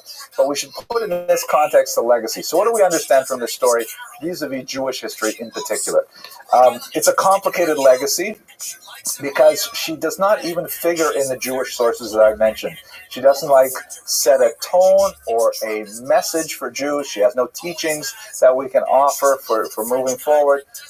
And she's basically invisible to all of Jewish history, except through perhaps one of the most well-read Jewish books, and that would be the Bible. And specifically here in this context, I'm talking about the Christian Bible, which does have reference to her there. Unfortunately, for the larger scope of Jewish history, the reading of Salome as a personification of Jews does not sit well with the way in which we prefer to be portrayed, because she's associated with carnality, with illicit sexuality, with promiscuity, and so on, and of course with bloodthirstiness and the eventual decapitation of John the Baptist. So she's a little bit of an outlier for most of the topics that we'll be discussing in this series. Next week, God willing, we're going to speak about Bar Kokhba, fascinating individual who led a revolt against the Romans in the 2nd century, and it was thought by many, including Rabbi Akiva, to actually be the Mashiach. It turned out he wasn't, but I think we'll have a lot to say in a more conventional Jewish term next week. Thank you very much for your attention and your endurance, and I look forward to seeing you next week. The people at the college admissions office, Brad is an A- student. He's pretty fucking good. Okay? He's on the baseball team. He's not the star, but he's on it. And he writes an essay. I love baseball, and I love playing baseball. It takes my mind off the time I found my father's body in the garage with half of his face gone. So Brad goes to Northwestern, pretty good school. And he plays baseball, okay? And his father's dead, okay? Yeah, let's get them afterwards. Right. Okay, ladies and gentlemen, why don't we get started? I have it right there. Thank you. Okay, ladies and gentlemen, let's get started here. So thank you for coming to the final pre-Pesach lecture of the season. Next week, we'll, of course, not be meeting here. We will all be very busy getting ready for the holiday coming up, God willing. And we will resume a summer session, God willing, at the end of April 30th. My lovely assistant and the brilliant Aliza Abramson will be collecting email addresses if you would like to receive the schedule via email. You'll also, by the way, if I get your email and I put you on the blog, you'll be able to simply receive updates as the lectures are posted as well. So that's a good well for the beginning. Let me start with just a little story. Of course, we are going to be, this is actually a true story about Passover cleaning. As you know, the holiday, it's a tremendous amount of work as we cleanse our houses of all leavened products, which on a symbolic level is understood to refer to, our sense of arrogance and our pride and all of these inflated things like, yeast causes the dough to rise. We also have to get rid of the pride and arrogance that is so corrosive to our own humility. And so that's why people, especially in the holy city of Jerusalem, tend to go really over the cliff when it comes to methods of cleaning. And they're taking Q-tips and cleaning out the electrical sockets and, filters in their water and all kinds of, amazing things, repainting everything. So this actually happened to a friend of mine. I hope I didn't tell it to you last week. He lives in Neve Yaakov, which is a suburb of Jerusalem in the north. And on Erev Pesach, the day before Passover, his toilet seat breaks. Oh, I did tell it last week? Tell it again. I'm going to tell it again. I noticed that nobody watched from Latvia this week. So this is for the Latvians. So anyways, he goes into Jerusalem, into the main city, to get a toilet seat. He goes to the hardware store, he buys a toilet seat, he puts it on his arm, he gets back on the bus. He's riding on the bus back to Neve Yaakov. He hears two Hasidim talking behind him, and one of them says to the other, well, that's a stringency I've never heard of before. Right? That's a chumrah I've never heard of. Right? Okay, so that's the joke. Yeah, it's cute. Okay, that's it. I won't tell it again until next year. Tonight's topic is Henrietta Zold. A fascinating topic. Her life career just begins to take us into the 20th century, where we'll look at some really fascinating people after the break. Oh, and by the way, let me also suggest that I am currently researching people to study after the break. So if you have any particular requests for 20th century, send them my way. Hannah Arendt has come up actually in a couple of suggestions, thinking that might be an interesting person to look at. The Piaseczna Rabbi from the Warsaw Ghetto is someone I definitely like to look at. So please send me your suggestions. We'd like to look at figures in Jewish history that made a significant impact. Okay, so Henrietta Zold is one of those people. Her life follows a very interesting trajectory in that, she is hugely undervalued for the first 4 decades of her life. Even though she has phenomenal talents, which are exploited mercilessly by people around her, people who you would think would know better in the Jewish establishment. She's consistently underpaid and undervalued, underutilized. But then all of a sudden, in her late 40s, she has a personal crisis, which ironically transforms her into this activist extraordinaire that creates organizations in Israel and in America, most notably the Hadassah Women's Organization in this country, and also the Youth Aliyah in Israel, that was responsible for saving 30,000 lives of German Jews between the ages of 15 and 17. And this all happened in her 50s and onward. So it's really interesting to see a person who is really, towards mid-career, when most people start thinking about retirement, she all of a sudden exploded and made phenomenal contributions to Jewish history. So I'd like to quickly scope out her career, place it within context. We'll spend a little bit of time talking about the crisis that changed her so and allowed her to transmit her values and her energy to the Jewish population as a whole. So her years are 1860 to 1945. She is a child of America. She was born in Baltimore, Maryland. Her father was a recent import to this country. Actually, this is kind of the summary slide that I'm going to go right past. She was why not? Let's talk about it a little bit. Why was she so great? Okay, I mentioned Hadassah, I mentioned Youth Aliyah, things like that. But she is an American Jewish leader who first made her mark primarily in scholarship and primarily behind the scenes. She was quite talented as a writer, and she had facility with, of course, the American language of English, which was something that most Jewish scholars of the time did not have. Most of them were coming over from Germany and had facility in Hebrew, perhaps in Aramaic, and perhaps in German, but in English that was an entirely different matter. So she was the behind-the-scenes editor and translator of so many works. I had my daughter Elisa in my office at the university today, and I read that Henrietta Zold was extremely involved in the translation of Heinrich Graetz's works from German into English. Graetz, of course, was the great 19th century encyclopedic historian of the Jews. And I have a 1909 copy of Graetz's history published by the Jewish Publication Society, with which Henrietta Zold was very active.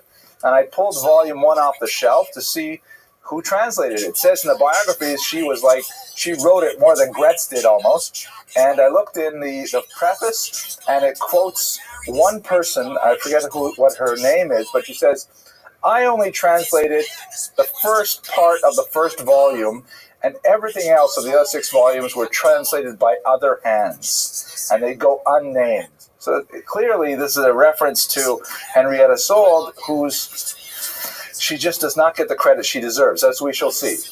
She later went on after this personal crisis to found Hadassah and be very active in Zionist causes, where she is a great hero to the early Zionist movement. Okay, so let's place her family background in context. Her father was Benjamin Sold, shown here, who was a Hungarian rabbi who was a modernizing figure within the rabbinic context. However, within the Baltimorean context, he was quite a traditionalist.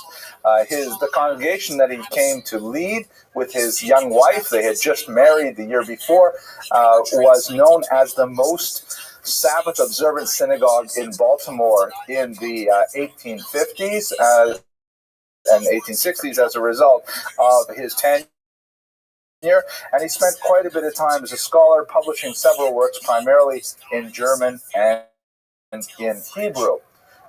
He and his wife had 8 daughters. Henrietta was the oldest of them. Trap. That was highly unfortunate for her. Born in 1860, she was of a generation where there were very, very few American-born Jews at all.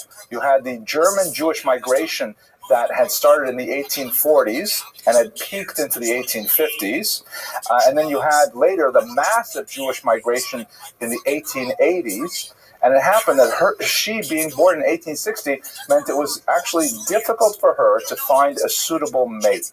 When we talk about the shidduch crisis today, we normally don't worry so much about whether or not you're born between waves of immigration, but this happened to hit Henrietta Sold very hard. And in fact, she never married, never had children, although her, which nowadays that's not necessarily the sequence I'd put it in, but I'll probably edit that out when I get back to editing table. But thank you for laughing anyways.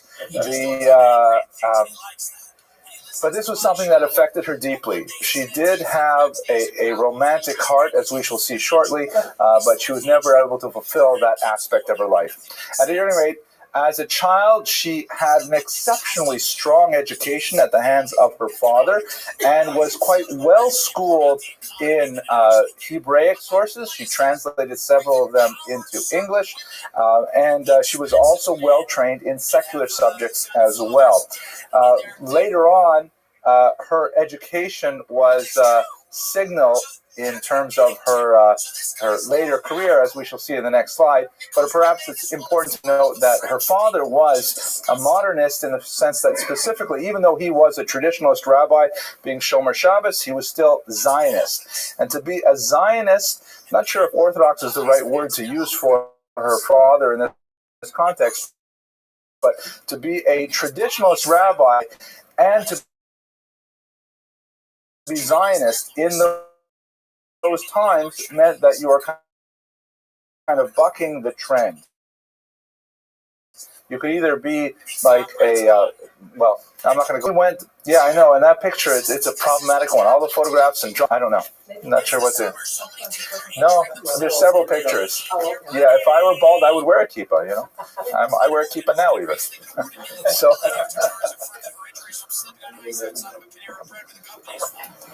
It was funny, I had an aliyah last Shabbos, and the very first line says that something about a person who is balding is pure. So I thought, oh, perfect aliyah for me. I felt very good about that one. Okay, anyways, she went to Western Female High School, which is a rather interesting name for a term, and then she went on to teach at several high schools. She taught German and French. German was the language spoken at home. And she also taught science and math, so she was really quite a broadly educated young woman. She also taught Jewish subjects at her father's synagogue, Ohleb Shalom, where he, by the way, was a rabbi for several decades. She went on to a significant number of adult education classes, never earned a degree, although she did receive honorary doctorates later in her life. She took public adult ed continuing classes in Johns Hopkins. Remember, we're talking about now the 1880s and 1890s. And later on in her career, when they moved to New York, She wanted to study Jewish subjects more intensively so that she could participate more in her life with the publishing arm of Jewish Publication Society. So she actually applied for admission and was readily accepted to the Jewish Theological Seminary on the condition that she signed a document indicating she would not apply for rabbinic ordination. It's kind of an interesting thing. Here it is in the early 20th century. A woman accepted to study Talmud and so on, but she had the promise not to apply for rabbinic ordination, which reminds me of a different joke altogether. Thank you, Mr. Rodriguez. It goes like this. It's a high holidays, and, many synagogues, you have to buy a ticket to get a seat, and they have a gabbai at the door who will take your ticket to make sure that you have paid the dues to be able to be with the congregation on the high holidays. So Goldstein goes up to the gabbai at the door and he says, I have to go in. And the gabbai says, where's your ticket? He says, I don't have a ticket. He says, well, I'm sorry, you can't go in. He says, but I have to get in. I have to talk to Goldfarb. He says, it doesn't matter. You can't go in without a ticket. He says, it's a matter of life and death. If I don't talk to Goldfarb, something's terrible and I really have to go in there. So the gabbai finally says to him, okay, fine, go on in, but don't pray. So she was accepted to JTS, but she had the promise not to graduate, as it were, with a rabbinic degree. And then in 1880, her father took her for a trip to Europe, and she was quite appalled with many of the things that she saw there. First of all, she was appalled with the poverty of Eastern European Jewry under the very arbitrary administrative anti-Semitica of the Russian Empire in particular, with all kinds of restrictions on Jewish trade, concentrations in where they can live, banishments from certain regions, borderlands, things like this. And of course, just 1 year later, after she had returned, would begin the massive pogrom waves of 1881 to 1884 that would kick off all of the great wave of Eastern European migration to America. So she had some knowledge firsthand as a young woman of the state of privation of the Jews in the late 19th century in Europe, and she was very moved by the plight of her people, something that would motivate her throughout the rest of her life. Secondarily, she was also appalled with the status of women's education in Jewish Europe. She prayed at the Altneuschule of Prague, which is, of course, a major pilgrimage site of Jews associated with the great Maharal, Rabbi of Prague, and she was amazed with how cramped and dark and really second-class the women's section was. So she felt that women's causes clearly needed to be championed, even within a very traditionalist viewpoint, and they simply had languished in Eastern Europe. So the motivation towards benefiting the Jewish people as a whole, particularly the impoverished masses, and secondly, benefiting Jewish women, were really the two lodestars of her thought, or the two northern stars. I don't know if you can have two northern stars, but together they formed the northern star of her thought, the Jewish people, Jewish women in particular, and that really informed a lot of her choices later in life. One particular incident stands out. There's something of a halakhic controversy. For people who feel passionately about these things, there's a lot of ink spilled on the question of exactly who should say Kaddish for a deceased relative, and specifically what exactly is the obligation of a woman to say Kaddish. And there's a whole range of opinion on that particular statement.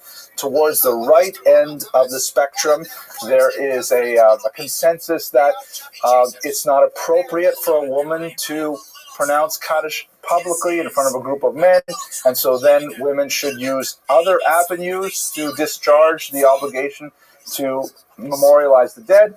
Towards the left end of the spectrum, certainly well within the Orthodox spectrum as a whole, there's a feeling that, well, why shouldn't this be said? And women will say the Kaddish on the other side of the Mechitza or something like that.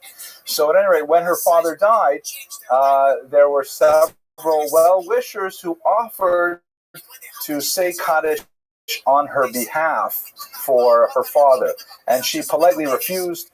In writing, we have her words on this, indicating that no, she feels that it's something that she personally must take on, and she insisted on saying Kaddish herself, even though that was somewhat a-traditional. So she's kind of like finding the line that is appropriate for herself, not necessarily trying to be a rabbi, but on the other hand, being very learned and taking personal responsibility for her father's Kaddish. I might add, kind of as like a side point, I think I have kind of an interest in the history of Jewish feminism, and it is a recurring theme among American Jewish feminists, how losing a parent and then some well-wisher, well-meaning observer indicates that a woman in America should not say Kaddish. That usually provokes a tremendous counter-reaction that sometimes turns into outright rejection of Judaism.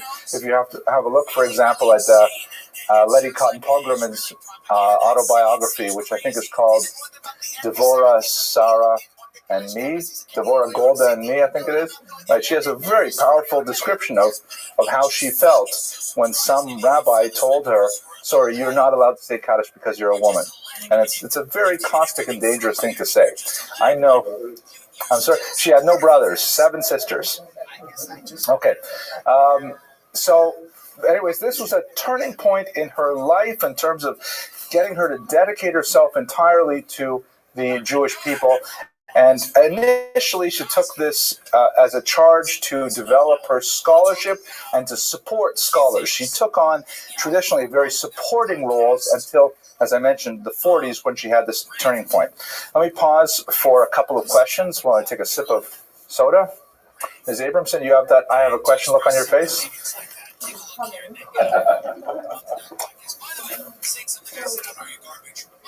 She specifically wanted to help out women.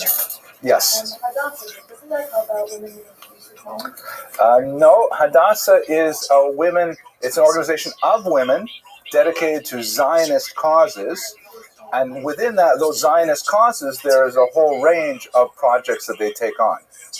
Yeah, but I think it's fascinating that you should ask that question. First of all, because I always find your questions fascinating, but also I think we should note. This came up also at the college day.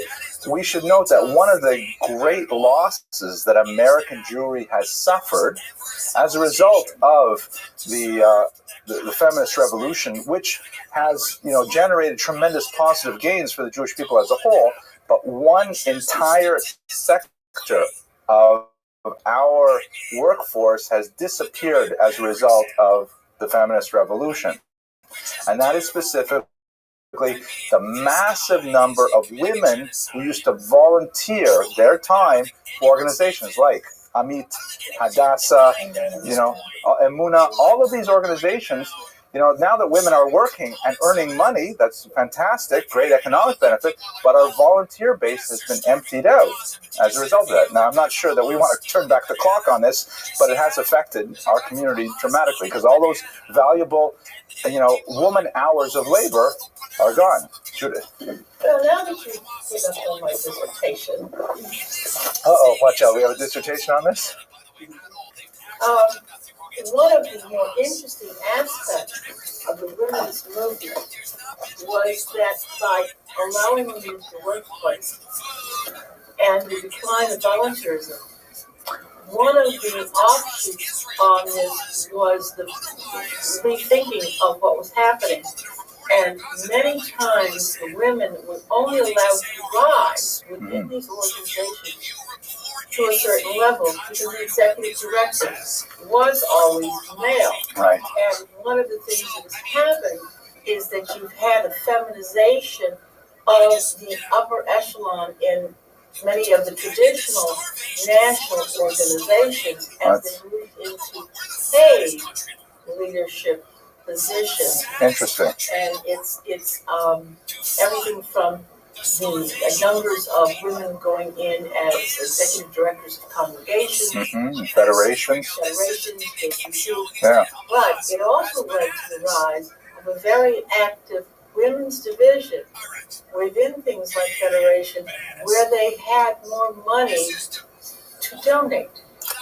Interesting. And they became more important. Yeah. That's fascinating. Yeah. So more money, not necessarily more time commitment. So not sure what's going to work out. Okay. Yes, please. It's not so much a question, but I'm sure because she had attended adult classes at Cross Hopkins, it broadened her horizons extremely in that the fact that many women did not get the type of medical treatment that they needed, particularly during childbirth. There was a tremendous high incidence of mother and child death. Sure. Post Postpartum. Yeah. Postpartum, Mm-hmm. and that was one of the first things she started to work on, getting nursing into Israel, and big health causes. Thinking of all of the poverty-stricken people, whether they were Jews or non-Jews, Right. and bettering their lives. Right. Don't forget, she was a science teacher. So she had unusually broad base. Okay. Last comment, Ms. Abramson, and we will go on. How have you learned the rest of the siblings? That's it. The rest of the family people around her feel about their activism? Well, the activism we're going to see in a moment. How educated her siblings were, I didn't do any research on that, so I don't know. I would assume that they probably had a similar kind of background that she did, but usually firstborn children tend to excel in terms of reading skills, but that's just one of those things. Her father was a brilliant rabbi. They spent a lot of time. I mean, what daughter of a brilliant father wouldn't you expect to be similarly brilliant, right? Okay, let's go on. All right. Now, she got involved in the Jewish Publication Society. This is an extremely significant and influential institution that translated and distributed so many works. The Tanakh was one of their great publications at the turn of the century. The Jewish King James, as it were, went through several editions. All kinds of really important scholars were associated with the JPS. She started out as a volunteer, and she had a significant literary background. She used to write articles for newspapers under a pen name, Shulamit. And she rose up in the ranks to a secretary. She eventually got a paid secretariatship.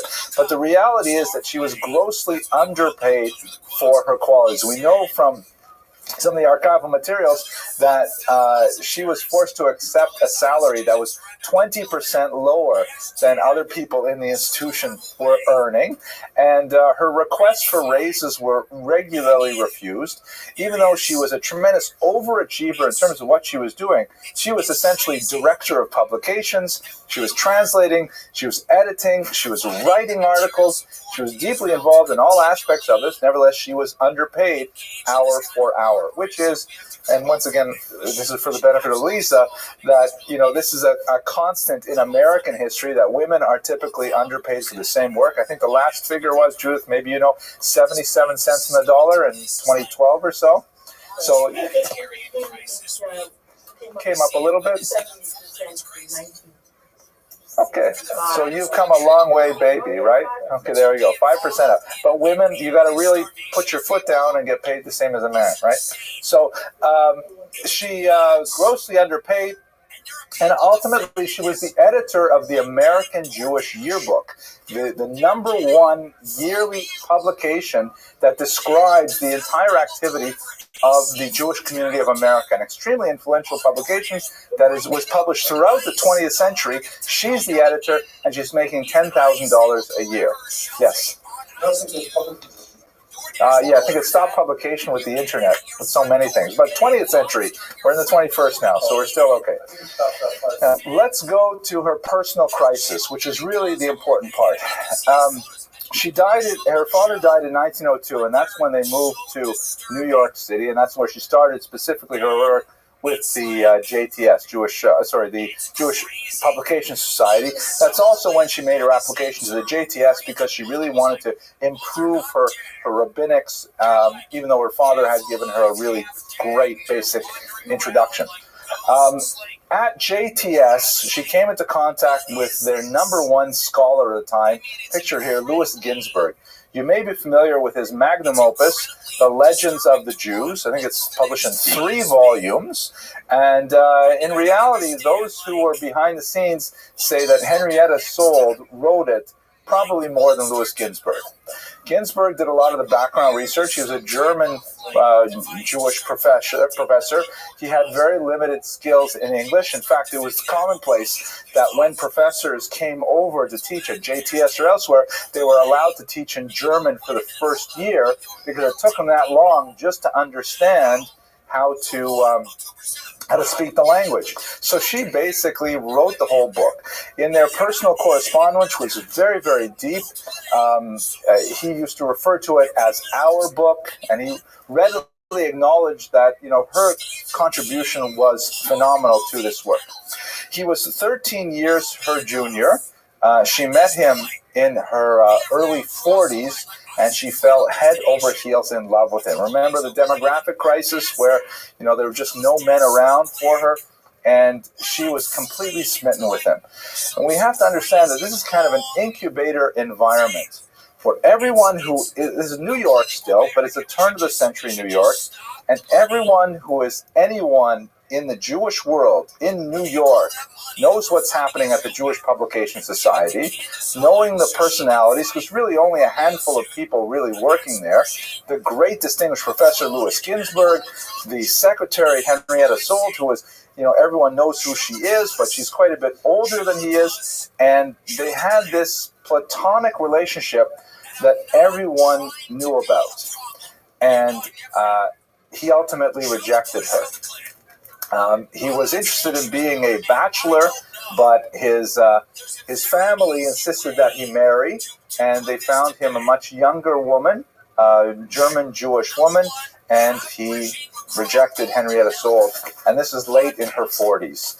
And she was absolutely devastated, so much so that she had a small nervous breakdown. Let me just read to you a little bit from her letters. You get a sense just from this passage here of, first of all, how powerful a writer she is, and secondly, how deeply, deeply in love she was with Louis Ginsburg. A love that was completely chaste.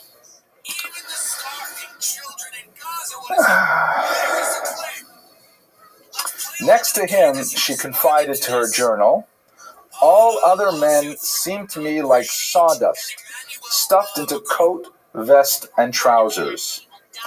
I am a dependent woman with a keen emotional nature," she exclaimed. "A distinctly feminine woman, not an intellectual abstraction. A woman with red blood running in my veins." Now here's the author of the collected unpublished diary. This is Bela Round Shargo writing. Attention from Ginsburg became the font of her happiness. Every encounter with him produced a somatic reaction. When they barely know each other, she, quote, thrilled when her sister Rachel addressed him. Soul described herself as, quote, quivering and palpitating, unquote, at the very sight of him, and trembling at each physical contact, however inadvertent, however innocent. A veil he once knotted to prevent her hat from flying into the wind became a precious keepsake. She became a bundle of nervous energy. Whenever she, quote, flew to the telephone or to the door, she kissed his books and clasped his letters to her heart. And when she thought he loved her, she, quote, jubilated and, quote, sang. A graphic example of her very physical ardor is the following memory from 1905. "There were times when my passion absorbed and mastered me. One evening, it had been snowing and raining and sleeting, but it stopped, and a high whistling wind arose. I could not stay, and the pain in my heart drew me out at 8 o'clock in the evening, and I raced around Morningside Park screaming at the top of my voice whenever the wind was noisy enough to drown my agony." So here's a woman who is deeply and passionately in love with a younger man, a great scholar, but their intellectual relationship was not reciprocal. And ultimately, she was crushed by his rejection. She has a nervous breakdown. She quits her job, and her sister takes her on a tour of Europe to try and clear her mind of this disastrous relationship. And this is really what turned her around, specifically her visit to Palestine, Israel. This is in the year 1909, so we're very early in the Yishuv period. This is when, Israel is still, desperately struggling to even clear the proverbial malaria-infested swamps, to build Dizengoff Street up from a dirt road to the major, thoroughfare that it is today. And she is completely transformed by her experiences there. She sees the desperate poverty of the Jews who have made Aliyah, many of whom are, even at this point, the remnants of the Chibat Zion movement, who had attempted to transplant their religious settlements into regions like Petach Tikva, and yet were very unfamiliar with farming, particularly in Middle Eastern climates. And she resolved to use her prodigious organizational and literary skills to provide aid to these Jews living in Israel. When she comes back, comes back to America in 1912.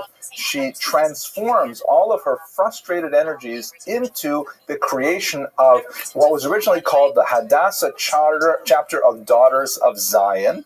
And you'll notice that she's still thinking very much in women's terms. She's not like kind of going beyond what society would allow her. She's organizing women rather than men. This organization, which was later changed to the Hadassah Women's Zionist Organization of America, ended up becoming extremely successful.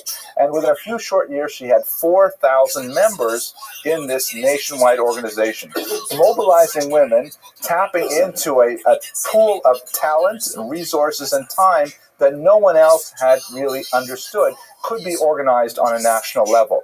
She started engaging them in fundraising efforts and in promoting specific causes dedicated, as we mentioned, to health and to education in particular, and channeling a lot of funds to Israel, and also mobilizing the Jews of America to this very important Zionist cause. In many ways, she was the prime figure of Zionism in America at the beginning of the 20th century. She was a homegrown figure who was in America at the time, unlike many of the great figures like Golda Meir and so on who had already made Aliyah. But in 1919, she was eventually called away because the Zionist Organization of America demanded that she go to Israel and conduct her work there. Yes, Aaron. Membership without members of was it all more in the Northeast or was it spread out? That's an excellent question. I don't offhand know the answer, but I would guess it's more in the Northeast because that's where the demographics were.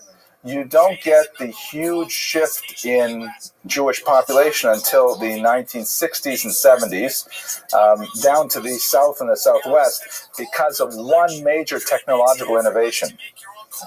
Air conditioning, absolutely. Most Jews, they come down to Florida. You have the famous story of Jews who were stationed here in World War II, in training, and they say, wow, it's Taka very nice down here.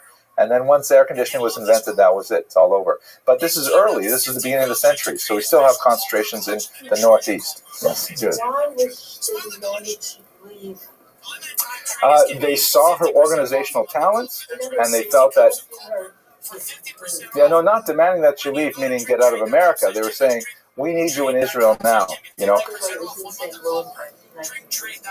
Oh, that's fascinating. Okay, great. So education and health were her primary areas of concern. But one of the major areas where she was quite active was in the creation of a youth Aliyah movement, because in 1932, although Hitler had not yet become chancellor, that would happen in January of 1933, it was very clear that the anti-Semitic tenor of the Weimar Republic was growing apace, and it was extremely dangerous and becoming increasingly dangerous for Jews in Germany. So she organized a movement to specifically target teenage Jews in America to encourage them to come to Israel, a movement that was incredibly successful. By 1943, they had 30,000 Jews who had taken advantage of this and had come to Israel. That's a tremendous number of young people. We can include in this group, for example, Hannah Shenesh, who was the great heroine of the Holocaust, who later paratrooped back into Hungary to fight the Nazis in the resistance. She was a typical example of these young people who simply say, life for Jews in Europe is over. and they would take advantage of an organization like this. This is kind of like, as it were, the nefesh b'nefesh of the 1930s. It was kind of this organizing movement that brought so many people to Israel. Her leadership skills were valued, and several people promoted her cause, nominating her to the board of Hebrew University when it was established, but she was denied a position, like Judith mentioned earlier, because she was female, and only men were allowed to sit on the board of Hebrew University at that time. She also had, like everybody in Israel, a very strong political sensibility, and in this regard, she was walking on a different path than many of the Jews of the time. She formed a party called Ichud, which means like unity, and but it was an unusual kind of name for her party because she essentially believed early on in a two-state solution. She argued that, and again, this is in the 1930s, this is during the period of the White Paper, the period when there's a lot of conflict between Arabs and Jews, and everyone seems to be taking an all-or-nothing position on Israel. The Jews saying we have to control territory and that's it, and the Arabs saying that the Jews may live within an Arab country, but there will be no Jewish state in Palestine. And she believed that the ultimate solution would be a two-state solution, which is ironically what a lot of obviously American and European theorists hold about Israel as well. Her views were not extremely popular at the time. Steve, do you want to say something? Yeah, right. Like they say in Yiddish, plus ça change, plus c'est la même chose. Okay. So I'm coming actually to a conclusion. I'm not sure why I'm coming to a conclusion so early in the evening today, but perhaps it's because I'm anticipating the Passover cleaning that we have. But, here's an interesting, the last image, by the way, this is her on an Israeli stamp, Henrietta Sold, you can see over there.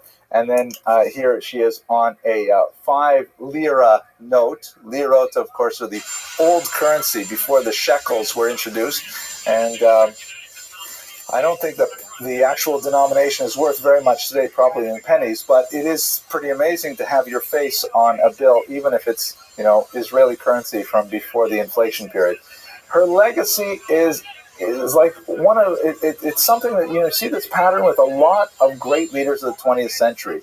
There's so many people who never had children of their own, and yet managed to sponsor so many children, either spiritually or economically, or in terms of their affiliation with the Jewish people. I'm thinking, for example, of Rabbi Schneerson of Chabad.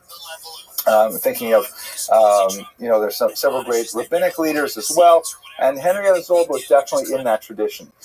She had perhaps an unfulfilled personal romantic life, but she was able to divert those energies that she might have otherwise diverted into a family into the entire Jewish people.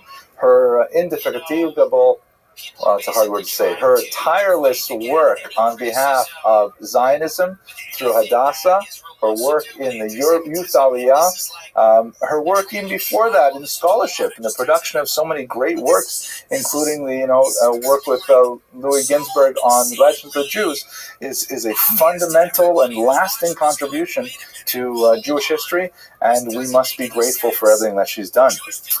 So with that, I will formally conclude the pre-Pesach season. I'm sorry that we're a little bit faster. I could have talked a little slower tonight, but I guess we'll have to end a little early.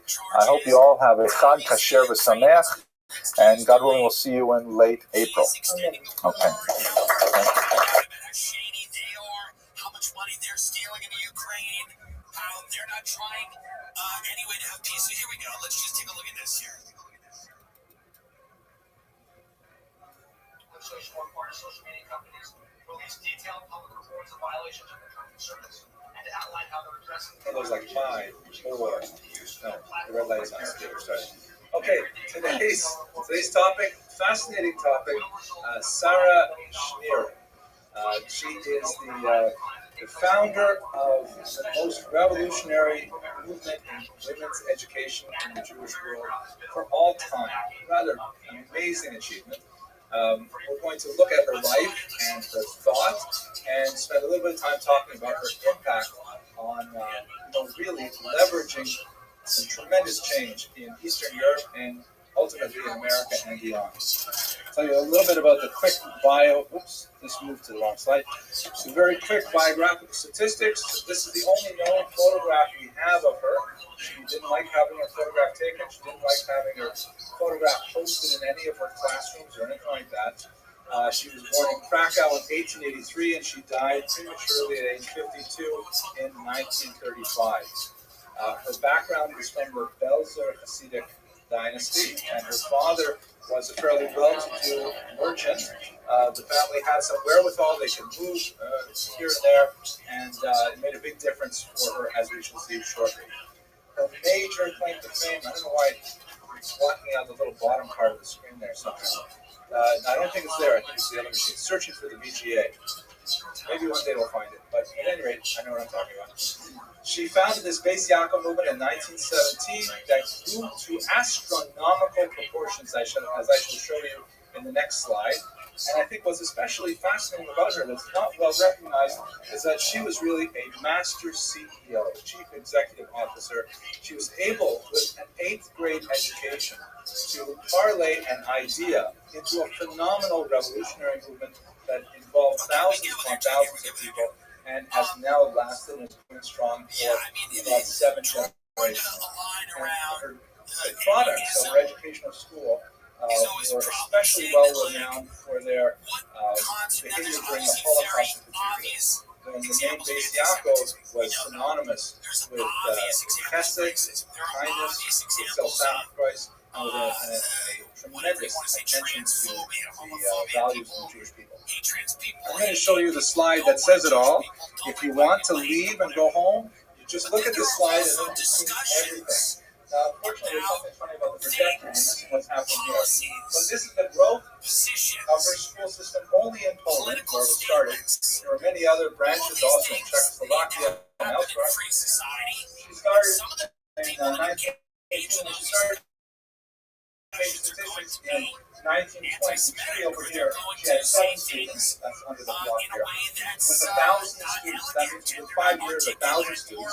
And then incredible growth over 10 years. She eventually got 26 schools, 26 institutions. I'm sorry, yes, this is wrong. It's 265 institutions.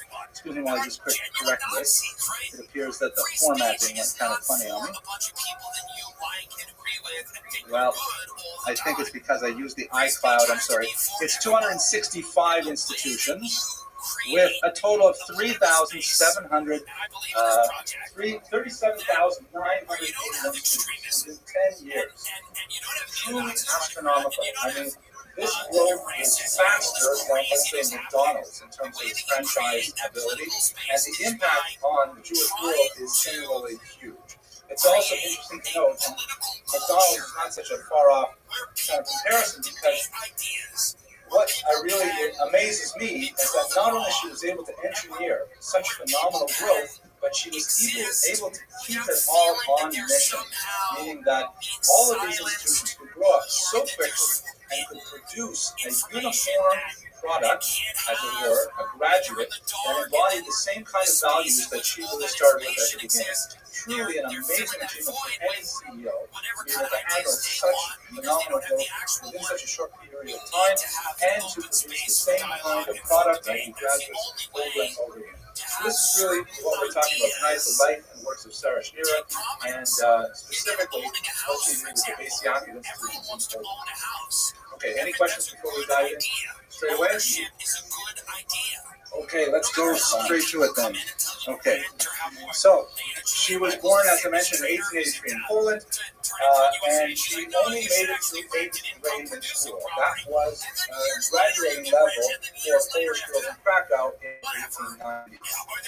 Let's bear in mind that by today's standards, the educational attainments were quite modest for the average person. To give you an example, in nearby Russia, which had slightly less significant. Well, actually, Poland this time was part of Russia and conquered Poland, but their educational attainments were slightly lower in Poland for Jews as well. In 1897, they had a massive census, and they discovered that the Jews were the most literate ethnic group, more literate than Russians and Poles and so on. But that literacy rate was only 60% for men. Amazingly, 6 out of 10 men could read, and that was the highest level of literacy in the entire empire. So our standards today are obviously much higher. We hope for something, at least among Jews, for close to 100% literacy rate. But bearing that in mind, an 8th grade education represented really something significant of the time for women. It is a fallacy that there was no education for women in pre-communist Russia. There were Hadarim, primary school level, private schools that are organized on a casual basis in local shtetl, and they were typically co-ed till about 4th grade at the oldest. Typically, girls would be out of these Hadarim by the time they finished 2nd or 3rd grade, and the ultimate goal was for a girl to learn how to read from the Siddur. That was considered an adequate attainment for a moderately Orthodox Jewish girl. She should learn how to daven from the Siddur, and then otherwise she would learn everything else you need in the second and the third. For a boy, 4th grade was considered really quite an achievement, and then they would almost invariably track to some kind of vocation, to work in business, to work as an apprentice, as a shoemaker, a tinsmith, things like that. So the vast majority of Jews, male and female, received very little advanced education, but obviously females were highly disadvantaged. The fact that she went to 8th grade says a lot about her socioeconomic status, and especially about her personal initiative and interest in learning. Mrs. Abrams. People lying for sure, where that's a big deal. But for the vast majority of people, they're just trying to survive. They're trying to figure out how to pay the rent. They're trying to figure things out. So I think that, when you create a political culture, I'll look it up. I don't know if the album is more than 1920. going off the rails into extremism. You cannot, for the last 30, 50 years, We're looking at the early 1890s. and make their lives materially worse, where they can't redo their bathroom, they can't get a knee But don't operation, jump ahead of my lecture yet. breaks, they can't get That's to right. work their Okay. feet. So, 8th grade. What was her religious? Okay, one more question. The material conditions of their life were much worse. That's obvious. Most of these people become, I was broke for years, Jewish men. 36% of Jewish men were literate in any language. Kids, Hebrew, and Yiddish. people I was with, we had a goal. What was her religious education? At the time, there were no established schools at this level for women. She was, of course, the pioneer of freedom. But she went to a secular Polish school. She went to a state school. And as per the Congress Polish regulations, there was 1 to 2 hours a week of religious instruction that was mandatory as part of the curriculum. Since there were so many Jewish girls in the school district of Krakow, they would separate them, and they would have a priest come in and speak to the Polish girls, and a rabbi would come in and speak to the Jewish girls. Maximum, though, 2 hours a week. That was the extent of her formal Jewish education. Everything else she got from home. She was nevertheless a deeply pious young woman, and her friends called her the little fussy. It was not meant as a compliment. It was meant as a little bit of a joke, because she was simply so pious that the rest of them couldn't quite stand her when she got so punctilious about the observance of the commandments. She combined this, however, with an intense love of nature. She was famous for going for long walks in the woods, like many of the spiritual characters we've seen throughout this class. The Baal Shem Tov, Shabtai Tzvi, I hate to put them all in the same group here, but walks in the woods are considered something that's very popular among people of spiritual attainment. She used to love going into the mountains, and she was environmentally very advanced for her time. Very interested in connecting with nature, of observing the wonders of God through the natural world around her. Once she finished 8th grade, she went into the field as a seamstress, which was an adequate vocation for her, or for a young woman, or for a seamstress. Now, we have to place this within a context, an educational crisis that was happening at the time. There were many competing movements that were hoping to attract Jewish young minds and souls at the time, specifically Zionism and socialism, which we spoke about a little bit when we talked about Herzl, and then we talked about Trotsky. We looked at these kind of vectors that Jews were following in large numbers. And mixtures of it, yeah, coalition. Of course, you have like varieties of two Jews, three opinions. At the same time, there was accessibility of higher education for some women as well. Exceptionally wealthy Jewish women would have the option of going to universities. And so you have women enrolling in several universities. There was a numerous clausus, meaning a quota, and limited the number of Jews who are allowed to attend universities. Congress Poland, however, prided itself on being fairly egalitarian, of allowing women to take classes in certain subjects. And even more significantly, you have the profusion of an institution called the Volksuniversität, the People's University, which is kind of like a free university. They did not grant diplomas, and they were supported primarily by donations, but nevertheless they attracted a lot of people who simply wanted to learn something. It's broadly similar, I think, to the way Stanford puts a lot of their lectures online, and Harvard is putting their lectures online, and even we're putting our lectures online, but it's just free for the rest of the world, because it's a nice thing to do. So that was a popular thing, and she attended many lectures of this nature. However, there were still huge gender disparities despite these kinds of availability to women. I'm going to explore those in a little bit in just a moment. There are also very significant economic pressures placed on Jews at this time. Now we're getting into the beginning of the 20th century. I'm taking a figure a little bit later, but from Yakov Leszczynski, who was arguably one of the greatest Jewish demographers of all time. He did an intense study of Jews in Poland in 1929. He found that only 50% of Jews who were members of synagogues paid no dues, and 30 to 35% paid only a token amount. So that means something like 80 to 85% of the members of a given synagogue in Poland did not pay any dues or paid very little dues. And about 15% of the congregations were supporting the rest of the membership, which gives you a sense of the huge amount of need that was within the Jewish community. How that relates to women is that women were slowly being pressured by their own families and by their needs within their four walls to enter the workforce and to bring home some income, because the need was intense. And even though Jewish women have always been involved in various forms of gainful employment, they typically tend to be home-based, helping out in the business, some kind of cottage industry like piecework, but to actually go out and get a job, that would be something that was still quite unusual for the turn of the 20th century. But these are the pressures that women were facing at the time. Yes, absolutely. But earlier as well, things like graph didn't work. I tried to create it, and it just doesn't make sense. I was trying to illustrate something that's economists call a scissors crisis. So instead of showing you with these nice colors that I'm actually built, I'll just show you in a charade. Anyone familiar with this economic term, a scissors crisis? So a scissors crisis occurs when, let's say, prices go up, right? But income goes down. Right? So you've got That's what we're in right now. a lot of people are like that. Our country can be like that too. Let's say we're tax based, for example.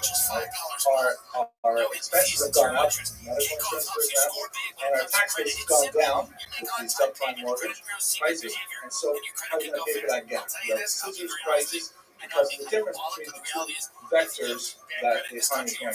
So in terms of the Jewish world at this time, educationally, we have a serious scissors crisis. Men are getting a stronger Jewish education in the beginning of the 20th century, partially because of the poor economy. Some men are forced to stay in school longer, to hang around shul because they don't have a job. That's a bad reason to stay in our own school. And women are getting a low Jewish education. So you've got a serious crisis there. And then if you duplicate that, women who have means are able to get a high secular education, whereas men tend to get a very low secular education. So you can have one family where you'll have young men who are like really religiously motivated and very knowledgeable about Torah and Talmud and so on, and their women know nothing about it. Their sisters, I should say, know nothing about it. What they do know about is French literature and Adam Mickiewicz and Polish literature and things like that. Who are they going to marry? There's almost like two populations growing along gender lines. And this is something that Sarah Schneer was very conscious of. I'd like to read to you something from her Gesamte Schriften, her collected writings. This is something how she describes the feeling of girls in the Hasidic world around this time. And as we pass, this is an excellent book, by the way, Shulchan Pantel Zoltis, and all your children shall be learned, Women and the Study of Torah and Jewish Law and History. I've actually read this more than once. And as we pass through the Elul days, the trains which run to Little Shtetlach where the Rebbe's live are crowded. Thousands of Hasidim are on their way to spend the Yom Noraim with the Rebbe. Every day sees new crowds of old men and young men in Hasidic garb, eager to secure a place in the train, eager to spend the holiest days in the year in the atmosphere of the Rebbe, to be able to extract from it as much holiness as possible. Fathers and sons travel, thus they are drawn to Ger, to Belz, to Alexander, to Bobo, to all those places that had been made citadels of the concerted religious life, dominated by the figure of the Rebbe's personality. And we stay at home, the wives, the daughters, and the little ones. We have an empty Yom Tov. It is bare of Jewish intellectual content. The women have never learned anything about the spiritual content that is concentrated within a Jewish festival. The mother goes off to synagogue, but the services echo faintly into the fenced and boarded off women's galleries. There is much crying by the elderly women. The young girls look at them as though they belong to a different century. Youth and the desire to live a full life shoot up violently in the strong-willed young personalities. Outside the synagogue, the young girls stand chattering. They walk away from synagogue where their mothers pour out their vague and heavy feelings. They leave behind them the wailing of the older generation and follow the urge for freedom and self-expression. Further and further away from synagogue they go, further away from the dancing, tempting light of its fleeting joy. And she's describing here the gender nature of the Jewish world at the turn of the 20th century, where men, especially Hasidic men who will leave their families for the Yom Noraim, or the Yom Tovim, leave their women behind. And the women, because they don't have an education to be able to generate interest and enthusiasm in what they're doing, are kind of like left at loose ends. And is it surprising that the youth will be disaffected and will be attracted to movements like Zionism, socialism, and so on? This is the world into which Sarah Schneer stepped with her ideas of Jewish education. Is there a job for me? And there isn't. They're not. And she does. Those are the answers to those questions. But they're not. Is a country being run by animals? Yes. Does Brigitte have a car? Most likely. Am I going to afford a house? Not nearly. Do I have what kind of job am I going to get? Nothing. Do you know what young people do now? If you're a young person who's really graduate school, let's give you a name. Let's give you a name. Your name. I'm going to give you a There's a lot of information on how we use Dr. Kaczynski's work on the economic makeup of the Jewish world. About 60% of Jews were involved in one form of commerce or another. And so when you have 60% of Jews in business, at least a few of them are going to be successful. And also the films, I haven't seen the films that I've seen, but chances are, you are a Rebbe and you're going on film representing your Gila. Chances are you're wearing your best suit. Okay, so I'm not sure, I haven't seen it. Let's go to Vienna now. So what happens? The turning point in Sarah Schneer's life is in 1914, when her very relatively family decides that they want to avoid the front line that in case they were to approach Krakow, and they moved to the larger city of Vienna in Austria. And it is there that she began her, she went, as she usually did, to classes of one type or another, and she met a Rabbi, Moshe Flesch, who was a third generation student of Rabbi Samson Raphael Hirsch. Picture here, you recall we had a lecture on Ralph Hirsch and his thought. And she was simply overwhelmed with Ralph Hirsch's thought, which at that time had not really penetrated Eastern Europe. Eastern Europe was still far too traditional to accept the kind of melding of secular ideas with Judaism that Ralph Hirsch was able to somehow accomplish. And she was especially taken with this idea of the Mensch, of the Jewish human being, in which Ralph Hirsch argued that a Jew should not be simply cloistered within the 4 cubits of halakha without looking at the outside world. We are, after all, human animals. We do exist in a multicultural society. And Rav Hirsch argued that to be a well-rounded human being, one has to learn how to adapt and understand outside society. This is in many ways the foundation stone of the educational philosophy of Yeshiva University, which is with its motto of Torah and Nada, like Torah studies and secular studies. And so she thought this was absolutely fantastic. It was overwhelming for her, and for 4 years, she imbibed the philosophy of Rav Hirsch through his student Rabbi Dr. Fletcher's lectures, and then she brought them back to Poland, where she met lots of opposition. When she went back to Krakow, and she thought, why don't we get together? And she started to work with slightly older girls, high school girls. She thought, let's bring together some young women, and let's study these ideas. Let's study geography and history and literature and things like that. And within a Jewish context, always understanding the Jewish version of Torah. And she met opposition from both left and right. The opposition on the left wing of the Jewish community was primarily from people who were involved with the Haskalah, the Jewish Enlightenment. And there were some educational opportunities for women in the Haskalah, the Targum schools, for example, which were much more left-leaning and much more Zionistic. Some actually had a socialist bent at the same time. And they felt that her idea was quixotic and doomed to failure. How can you possibly, they argue, combine ultra-traditional attitudes to, women being in the home and women being skewed to traditional modesty with modern pedagogy and enlightened ideas? So they pursued the idea entirely. And on the right, in the community that you think she would get the most response, there was a lot of suspicion about the idea of taking teenage girls out of the home and having who knows who educate them in some strange idea. It was totally unheard of that women should have some kind of formal education. And so the right wing was really quite suspicious of this whole idea from this woman that they call the little Hasidic one.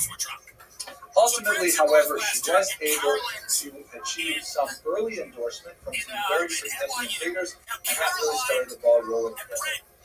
She first went to the Belzer Rebbe. She was a Belzer Fletcher, and she wouldn't go directly to the Belzer Rebbe herself. She sent her brother. Her brother went to the Rebbe, described the nature of the project, while the Rebbe was at Marienbad enjoying the spa. This is something that you don't see rabbis do much nowadays. But back then, every few months, years, they would go to these hot springs, and they would rabbis are hot dogs. It's so strange. But they would do it regularly, and that's one of the few places where they could be photographed, for example.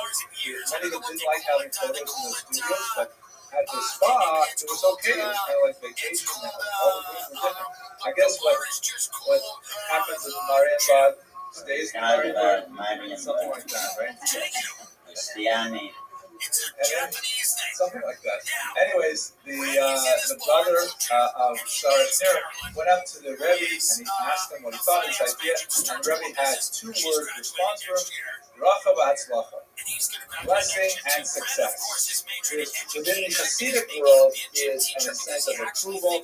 I don't know too much about it, but I understand that in the diamond district, when you're buying and selling diamonds, they don't use documents.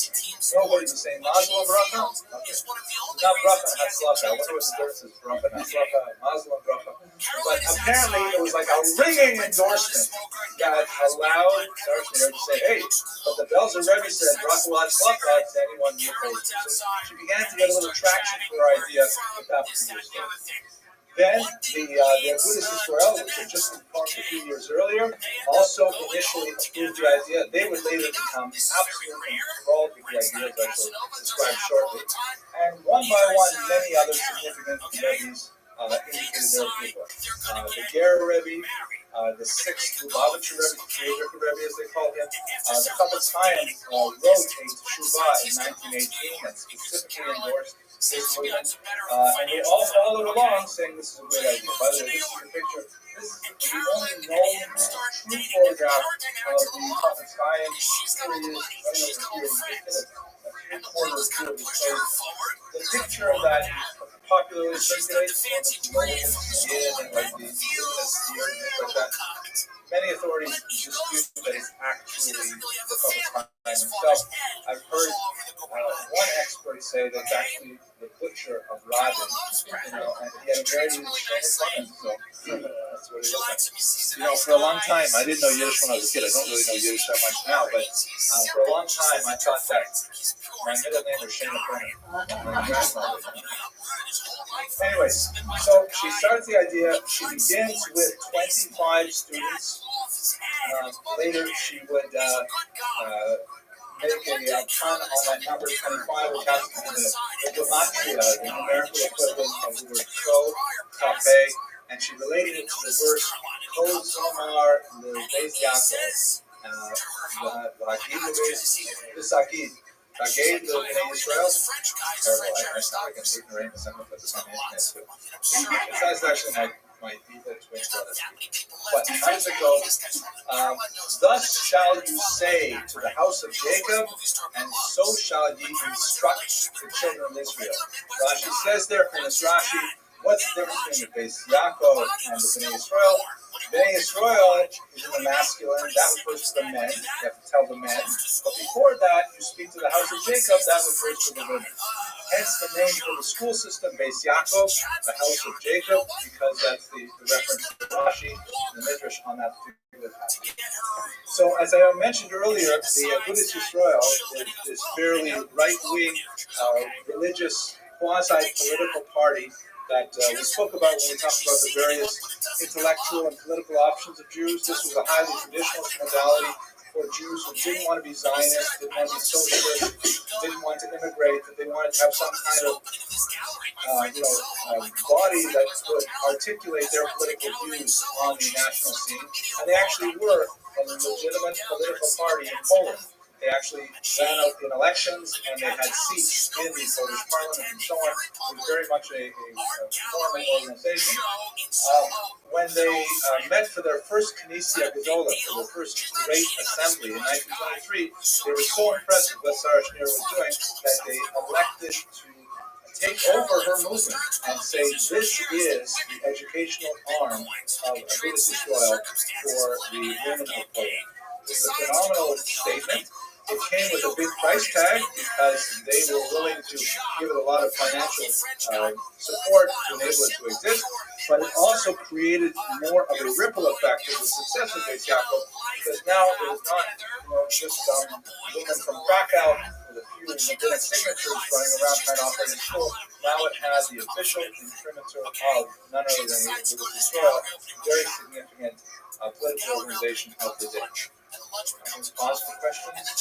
Arguments? Discrepancies? No arguments. Oh my God. John says, listen, I totally understand, but here's the reality. You're graduating school next year. I've always loved you. I never thought you loved me. We're meant to be together. We're meant to get married in my family's vineyard in the south of France. You know it, I know. So, what are we doing here? And she walks home, she's crying, and it's cold, and it's wet, and it's raining. She knows the shock is right. She knows that she's going to go and marry this rich guy, and she's going to destroy I never heard that. this Midwestern guy who's a good guy. And she goes home, and they have a talk. And she says, listen, Brad, It was a well-rounded school in many ways. You know I love you. Okay, so she was not starting up just another cheder, though. She was not starting up just an imitation men's school for women. It really was a brand new initiative based very heavily on the ideas of Rabbi. The first thing she did was she hired two German-trained educators, Dr. Daniel Deutschlander, who wrote most of the curriculum, and a woman named Fraulein Dr. Judith Rosenbaum, later married name of Greenfeld, and she's written a book on her experiences as well. So between the two of them, Dr. Deutschlander and the Fraulein Doctor, they really were able to engineer a curriculum and a pedagogy that could be packaged and reproduced with great success. By 1922, they had received accreditation from the Polish government, giving them legitimate status as a secondary school in the Polish school system. Graduates could then take their diplomas to go on to tertiary institutions and so on. When it came to the question of, well, what about all this secular material that's included in the curriculum? Is that kosher? Her approach was quite literally, as she quoted to her students, eat the fruit and discard the peel. You take what's worthwhile in it, and everything else simply discard. Don't discard the entire fruit. Eat the fruit on the inside and discard the peel. And also included in her pedagogy, whoa, something happened here. Unable to download updates. I don't want updates. It's okay. Where's my mouse? Don't do weird things to me, please. Computer is behaving strangely. Okay, here we are. She integrated a lot of environmental education into the curriculum. Lots of touring, lots of trips into the Carpathian Mountains, Shabbatonim out of doors, all kinds of activities that really connected the young women to the outside world. When I talked about this with my students today, I said it's surprising because I sent one of my daughters to the Base Yaakov system here, and they didn't have that strong emphasis on outdoor education. But one of my other students, who's also graduated Base Yaakov, said that apparently in Israel, the Base Yaakov schools really do a lot of it. They are constantly traveling all over the place and overnight and camping and things like that. That's very much true to their philosophy. Here's the curriculum. Just point one. Obviously, lots of Jewish studies. On the left-hand side, you've got Bible, Tanakh, you've got Tefillah, davening, prayer, Jewish history, Hebrew language, halakha, and then it's hidden under this block. I don't know how we have it. Psychology. They actually taught what is modern psychology at the beginning of the 20th century. And then going on to more secular subjects, pedagogy, because this was fundamentally a teacher's college. This was designed to create more teachers, which was the reason for her expansion. Polish and German language studies, so they would be literate in 4 languages: Polish, Hebrew, Russian, and Polish. They would not be trying to speak it as a spoken language, but I'll discuss in sections in a minute. German, and of course the Mamalosh in Yiddish. They also had gymnastics and handicraft. That was the scope of their curriculum, and it was really quite successful, attracted a lot of students. Part of the way in which she attracted students was that she built into the model of the education its own perpetuation. In several of the schools, she only accepted students if they would agree to later become teachers. And then what she would do is she would take one of her finer graduates, she would schlep her out to some shtetl 20 versts away from where the first Beit Yaakov was, and she would gather a meeting of the local Jewish women, and she would have this young woman who was a recent graduate give them a lecture on some topic in Jewish thought or practicing law. And after they listened to this young woman give an eloquent presentation, Sarah Schneer would get up and say, "Now, wouldn't you want a young woman like this teaching your daughters?" And they would all say yes. And she said, "Okay, she's available right now," and she would plant them before they were married in that town, often starting within a month, their new career as principal of a Beis Yaakov franchise. And it was a model that could just be repeated over and over again with these graduates, because the program was only a few years long, and that's what really helped it on a structural level grow with such rapidity. But again, the graduates really, they imbibed the philosophy of this movement, and they were true representatives of what she was trying to achieve. She was also quite adept at fundraising, particularly when they were building their first building. They created these little cards called Bausteins, or bricks, and it was like a picture of a building, and it was a brick, and she would carry it around, and she would sell these Bausteins to whoever wanted to contribute to the construction of the building. One building they built in 1927, they actually, because they had such demands on the facility, they moved in before the upper floors were completed. And every day, even long after it was completed, the general contractor would come back and inspect all of the buildings, all of the things that he created. And Sarah Schneer one day asked him, why do you always come back and check out, the drywall and the paint? He's like, why are you coming back every day? And he says, because Mrs. Schneer, I have built many except for this one. I want to make sure it's built exactly right. I think so. She also was a publicist. She was quite a prolific essayist. She even wrote a couple of plays as well for her students. And plays have become, just as an aside, a really important part of the Beis Yaakov curriculum. They call them productions. You've heard of production. And I always thought, when I was first introduced to that term, I always thought it was a funny kind of, they didn't call them school plays. When I went to secular high school, we had a school play, right, Self-Pacific or something like that. But the Beis Yaakov calls them productions. And I think of them the way my grandmother, Elena Shalom, would use that word. Such a production. It was like a big, ungepatched hoo-ha that had so many details. It was like mildly self-deprecating, but theater was a very important part of her milieu, and she did it with her own writing. She created a journal called the Beis Yaakov Journal that not only was widely successful, she sold it as a 1 ruble a week tutor for girls who lived in rural environments.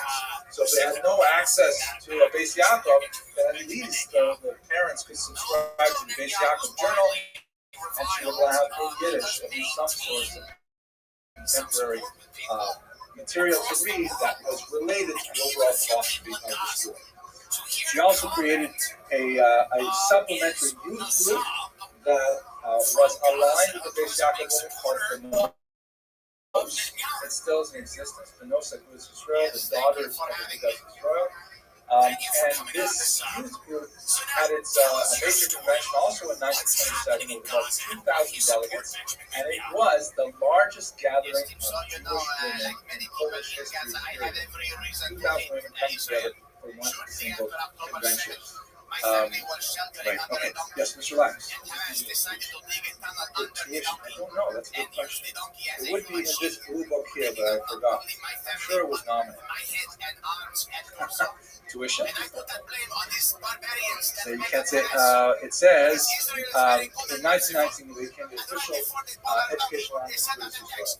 I'm glad you're paying attention. It makes me feel good that I now, let me ask you a more fundamental question. Who exactly was Sarah Schneer?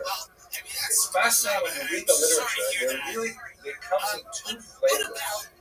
One flavor is the extreme hagiographic material, meaning things that put her in with all the tzaddik literature that you have, published mainly by Orthodox presses that are especially interested in promoting her as an ideal model of Orthodox femininity.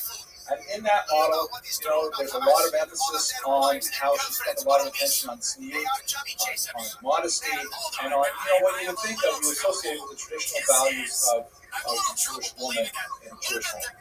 But on the other hand, there's a lot of literature that's written more by the left wing of the Jewish community, and also non-observant Jews who are interested in looking at this amazing woman and what she achieved, who look at her as a kind of proto-feminist, who look at her as someone who empowered women, created a revolutionary new movement that challenged the status quo and fundamentally altered the way in which women are trained in the modern world. And they point, for example, to the inclusion of secular studies in the curriculum, which was, fairly controversial in a lot of Orthodox men's schools.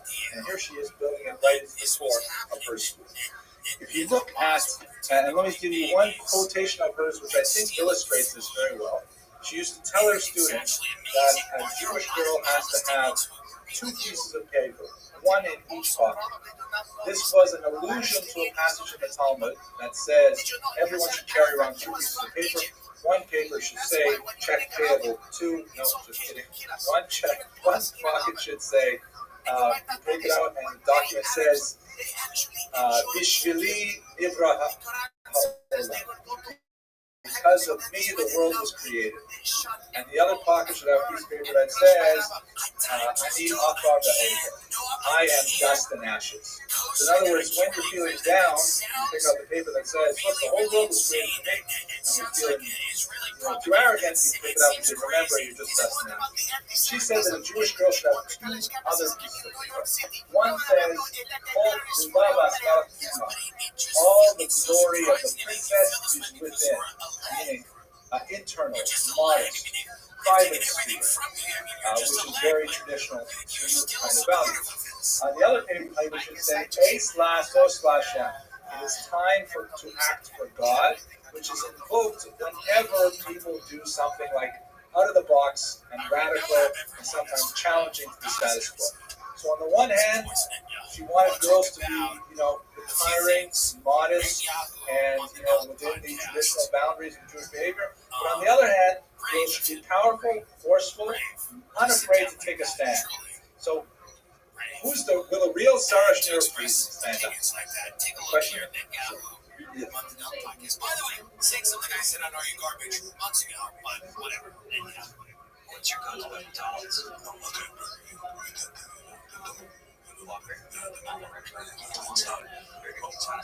I would like to think that's true. That's an ideal that she created. It's an ideal that or maybe it's an ideal that she articulated for the modern world. We needed someone to be able to stand up and say, it is not a diminishment of our daughters if they are literal. That is the hard. That is the really tough thing about is that if there was ever a civilization that deserved that catalyst toward the end of their life. And that's a fascinating, it's a fascinating question, really, that is amazingly ignored by almost all the scholarship. And I'm tempted to say that something that I've been Mr. Rodriguez, can you please put on pause for a second? Okay, and you back to the we're just speculating, but these are all reasonable things. In a traditional modality, there's a lot of emphasis on smooth inner teachings over and over again, and down to great detail. For example, the girls in Beis Yaakov were not allowed to cut their hair. They could not wear the popular bogs, for example, that were the style of the flappers with them. One of my students today, Beis Yaakov graduate, she said, it's just like today. Whatever's fashionable, we can't do. And whatever's fashionable is not for us. So, and she insisted that the long hair had to be held up in a bun or a braid. And that's it. So, like a lot of nitty-gritty detail to things like smooth, but you think, okay, that must be very traditional. But on the other hand, she's also telling her students that they should not pray at home.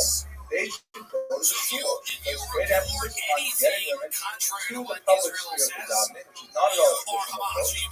She was also pro-Zionist, which was not, lockstep with other movements, like even at Buddhist Israel, that was financially supporting her. She supported a series of movements called the Akshara movement, where B'nos students in particular, and Beis Yaakov students as well, prepared themselves for Aliyah. And she gave them all kinds of encouragement and wrote them frequently, and she regarded movement to Israel, Aliyah to Israel, as a very high ideal, something which a lot of the Buddhist Israel rabbis were opposed to at this time. So, we had this discussion also with the girls today, the young women in my class today, that there was a hesitancy to believe that Sarah Schneer would ever, tell the Buddhist Israel that she wanted to do this, that she would, challenge them. And I can appreciate maybe she'd never challenge them, but on the other hand, if you have 37,000 students, you don't really need to challenge. just say, I believe this. And by the way, I have 37,000 students standing behind me who do it the way I say. You know, unless she's going to say something really radical, she had a phenomenal amount of power simply because of the charisma that she utilized in creating this massive movement.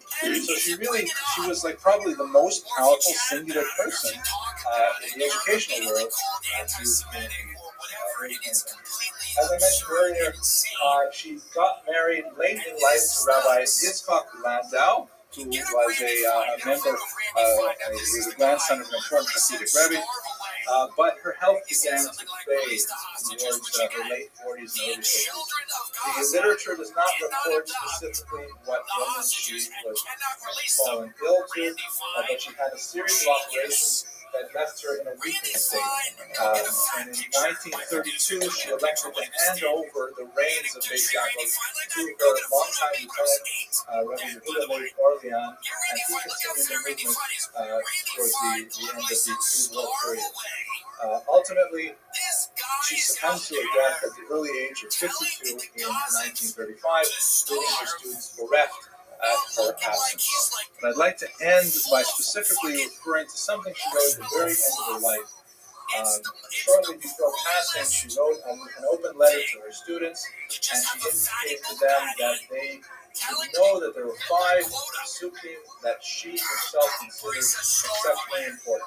And she wanted them to remember her by these 5 verses. And I'm going to read these verses and translate them to you. Serve God in joy.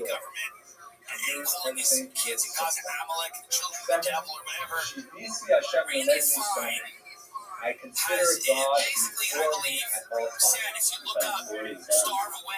And the key is, all my actions must be in the same sense. God's right in front of me, and I have to be consistent. I have to be cognizant of my activities because God is watching me. Reishis Chachma Yiras Hashem. The beginning of wisdom is the fear of God. First, the fear of God, then you can start being wise. But the fear of God is the beginning. Midnas Yemeno Kein Hoga. Teach us to count our days. Teach us to value every moment, to live every day and understand it. And finally, Torah Hashem Iman and Shivas Nafesh. The Torah of Hashem is pure and it revives the soul. So with that, I'm going to conclude. Thank you very much for your attention and your interest in the life of this fantastic. Thank you very much. For the fattest country in the world to be involved in this starvation of people is insane. It's nuts. Hello, everybody. Well, today's topic is a little bit different than some of the other lectures I'm giving because rather than approaching this in a kind of historical manner, moving from one point in time to another, perhaps looking at a specific individual or a movement, today I need to take a little bit more of a thematic perspective to discuss the phenomenon of women in Jewish history. And what I'd really like to address in this brief lecture is some of the challenges that we have in trying to understand the unique elements of women's history in the long, saga of the Jewish people, and give some sense of how these things have changed in the last 150 years in particular. And that'll be it for our topic today. So really the topic is women in Jewish history. I'm not going to speak a lot about individual women, but I'd like to speak a little bit more about the trends and themes in women's history. Okay, so we begin with the first thing that we note when we're looking at women's history in Judaism is where are they?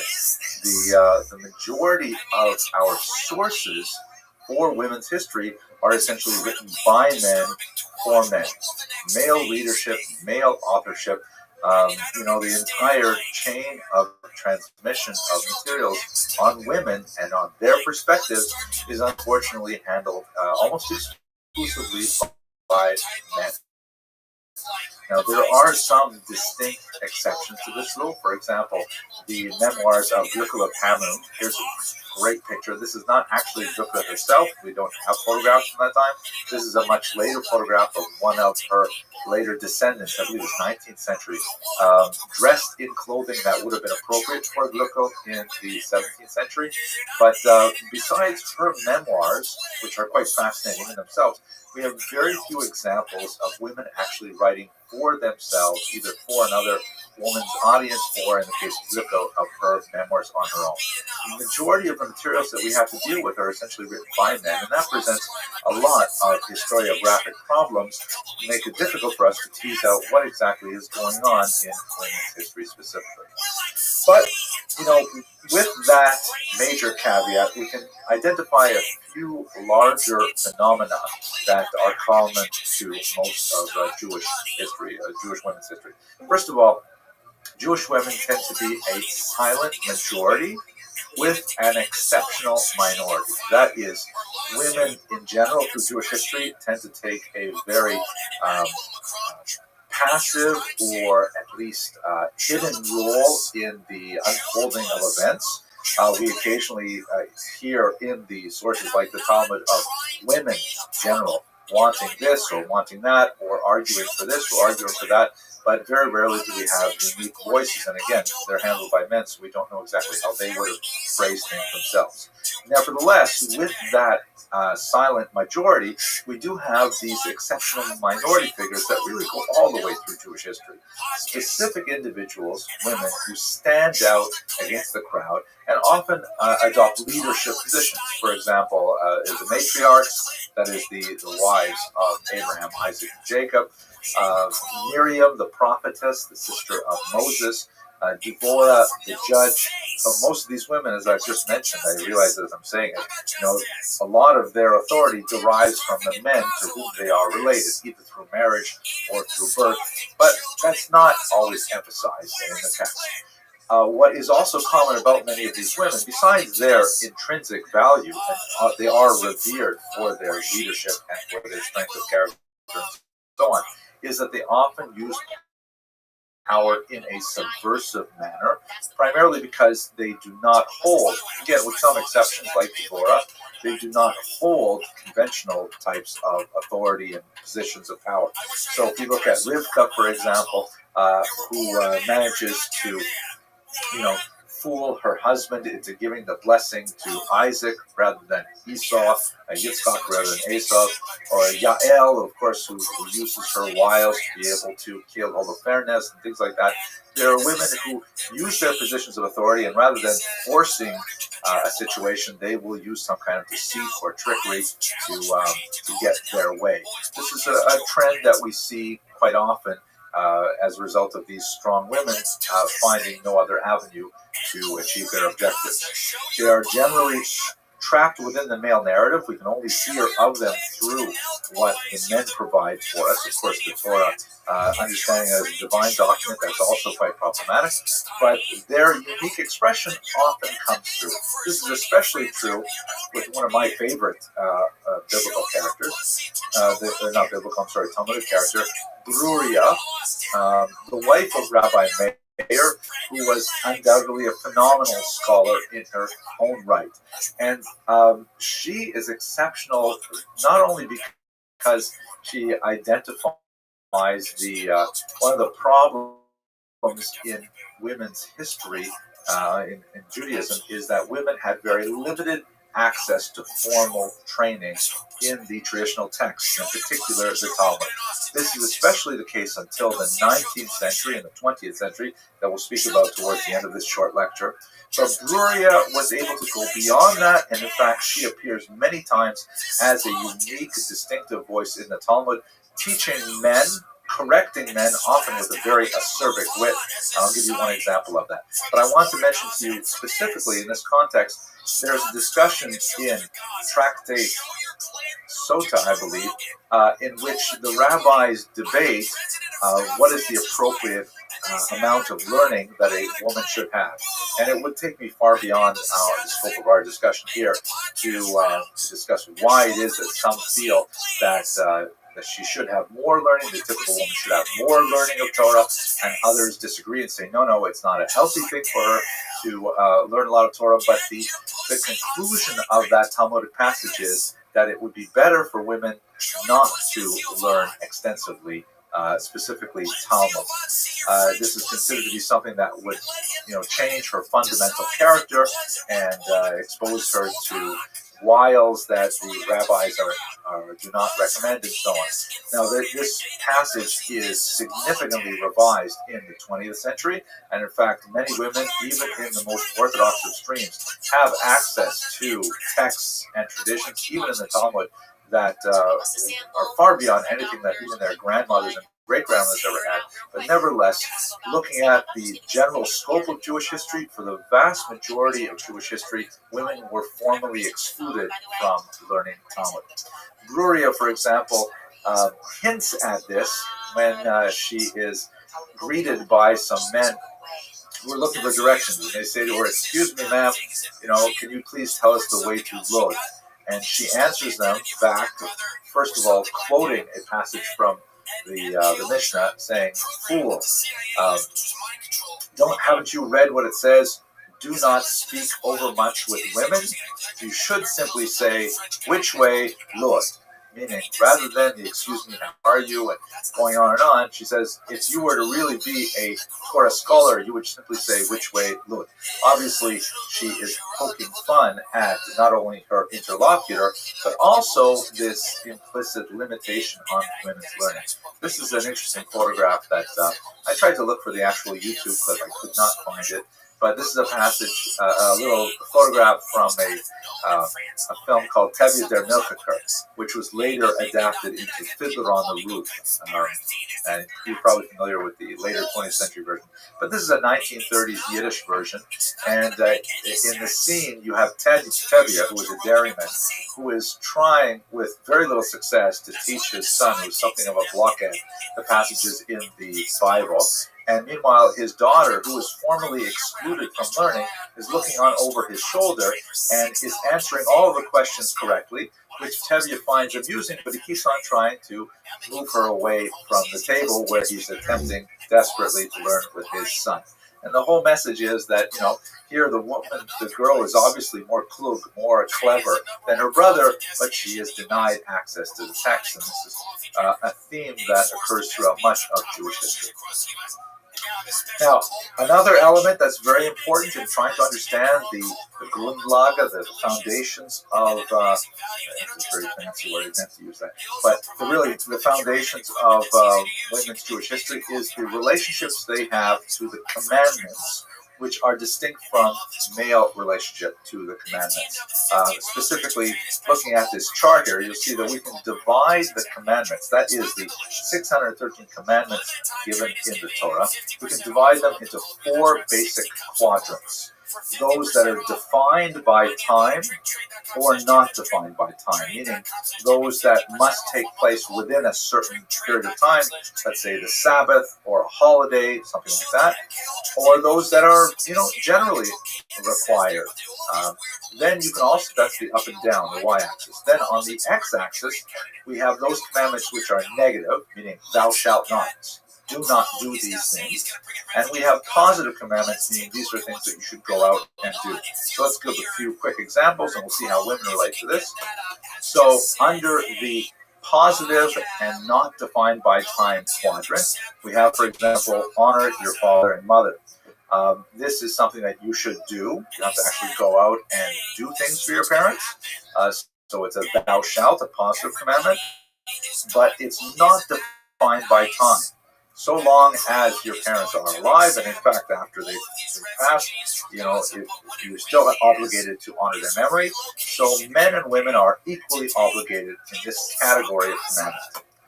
Then you have the negative commandment of do not steal, which is thou shalt not. Obviously, don't steal. And at the same time, it's not defined by time. There are no times when stealing is permitted. So therefore, men and women are also equally obligated in these commandments. Then thirdly, we have negatives that are defined by time, such as, for example, do not eat bread on Passover. Obviously, the holiday of Passover, leavened products are forbidden, and includes bread, beer, pasta, things like that. It reminds me of a joke. I'll tell you very quickly. I know I shouldn't in these short videos, but I can't help it. I was once talking to an Israeli consular official who told me that he was a member of a very left-wing socialist kibbutz. Hashomer HaTzair was the name of the movement. And this was a very anti-clerical, anti-religious kibbutz. And he said that it's like a communal farm in Israel. He said that, when he was a child, they used to have everything on the table on Passover.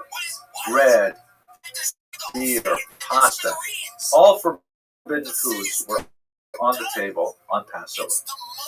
Now he says the young people, they just don't keep the tradition like they used to. Okay, so thou shalt not, and defined by time, like do not eat bread on Passover. Men and women are equally obligated. Now here we get to the important one.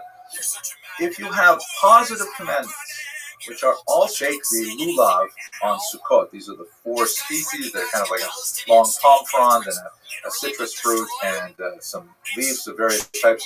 And there is a commandment specifically to shake these things together on the holiday of Sukkot. So since it is positive, thou shalt, and defined by time, men are obligated, but women are exempted, which means women do not have to do these commandments. The observance is, for most communities, understood as optional. That is, should they so desire to do these commandments, they are welcome to do so. There are some exceptions to that as well, but in general, they're able to do these things, but they are not required to do these things. Now, there are exceptions to the rule as a whole, like, for example, lighting the Friday night candles. That's defined by time, that's positive, but it devolves upon women rather than men. Men may do so, especially if their wives are not able to, but it's primarily a woman's mitzvah first. Drinking the 4 cups of wine on Passover, also positive, but women are obligated. So there are some exceptions to these rules, but the general thing is that if it's a positive time-defined commandment, women are exempted. Now, what that means anthropologically or sociologically is that women are not tied specifically to the ritual calendar of daily observances, particularly those that require the gathering in synagogue. Separate issue altogether about whether or not women count in a minyan. We're not going to go into that. But what this means is that women have greater freedom, or viewed it a different way, greater responsibility when it comes to the activities in the home, in the private sphere, because they are not so easily interrupted. One cannot simply leave the baby with a dirty diaper and say it's time to go to synagogue in the morning, although husbands will do that. Women, because they're exempted, they're second priority, and they may stay home with the child. Some would say they have to stay home with the child, while the husband must go to synagogue. But this means there's a huge bifurcation in women's daily life that reflects this divide as a result of the positive commandments defined by time. One can understand this bifurcation as a private versus public sphere bifurcation or split. Women are given higher priority in the home, and this is traditional throughout Judaism. And in fact, if you look at some of the most important things that go on in the home, specifically in the kitchen, in the bedroom, to a lesser degree perhaps in the dining room, women are basically in charge. Again, this is sociologically and anthropologically, but also halakhically. There are many areas in which women have much more leadership and authority than men, beyond the scope of this lecture, but nevertheless a pronounced phenomenon. In the public sphere, however, in the area of the marketplace, in the area of the synagogue, that is generally ceded to men. And since that is an area that garners much more attention, it stands to reason that there's a lot more status associated with it and so on. Nevertheless, there's a lot of emphasis in the Jewish tradition on the concept of all the glory of the princess is within. Kol kvuda bas melech pnima. It's a verse from the book of Psalms that says that there is value for those things that are hidden. Again, it would be far afield our topic to go into in great detail, but there is this concept of something called tzniut, which means hiddenness, sometimes translated as modesty. And women are associated more with tzniut than men in much of Jewish literature. Tzniut is an emphasis to keep things more private, more hidden, kind of like the Torah, which is something that is highly valued, and it is kept under various coverings through the mantle and then inside the ark and then inside the synagogue and so on. So there is a valorization of the public sphere in Judaism, but especially as the value of traditional Judaism declines in the modern era, that valorization of the public sphere tends to be lost, and much more emphasis is placed on the public sphere than ever before. Now, a lot of this changes when you get to the 20th century for many reasons that are associated with larger changes like industrialization, increase in urbanization, and so on. But perhaps the most important change for the sake of women is the opening up of formal educational options. The most significant of which is undoubtedly the Beis Yaakov movement, which was pioneered by Sarah Schinnerer, which if you look on my website, you'll find I have a whole hour-long lecture on her specifically. But basically, she argued effectively in the early 20th century for the introduction of formal education for women. That is, regular classroom-type education, which was largely closed to women in a Jewish context past, let's say, 4th or 5th grade in most Jewish communities. And she said that women was contrasted with the phenomenon of a lot of upper middle class Jewish women who were simply not getting Jewish education whatsoever past 4th or 5th grade, and they were going on to secular university, and they were getting, in Eastern Europe, they were still getting a very strong education in things like French and in grammar and whatnot, but they were lagging behind tremendously in their Jewish studies. So Sarah Schinnerer really recognized this lacuna, and by enlisting the support of some very important rabbis like the Rabbi, the ROTHSCHILD, she was able to argue for the opening of these schools, which were incredibly popular, exploded throughout Eastern Europe, and had a major ripple effect on Jewish women's education as a whole. With education came a lot more power and significant changes, even in the area of women studying Talmud, as you can see in this image here. Again, beyond the scope of our discussion here, but women's history, specifically with regarding education, has changed dramatically in the last 50 years. It's also changed in terms of a fairly strong critique, which is pioneered by Jewish women, often in rebellion against the Jewish tradition. Perhaps the most significant is shown here, Betty Friedan, who wrote a devastating critique of the what could be called traditional Jewish feminism, although she was couching it within really, the general cultural milieu of 1950s America. She basically argued that the valorization of women and the relegation of women to the private sphere was something that undermined their authority and ultimately their power, and the movement which affected women of all religious backgrounds and secular women as well, of course, and has transformed women in the last 6 decades since that book first appeared. Returning to Judaism, where we see perhaps the most significant impact of this on a denominational level is the gradual acceptance of the idea of women acting as rabbis. Certainly in the liberal denominations, you have there's some debate over the first Reconstructionist woman serving as a congregational rabbi, but certainly in the Reform movement, it begins in 1972, the Conservative movement in the 1980s, and in the first decade of the 21st century, there's a lot of heated debate ongoing as I'm recording this video over the role of even Orthodox women in the rabbinate. Again, beyond the scope of our topic today, but fascinating and tumultuous changes throughout the Jewish world, really tectonic level changes that as a result of greater access to education for Jewish women. So taking all these things together, at this point, even though this is a history course, and I've sort of stepped back to look at a thematic topic, this brings us to reflections on future history.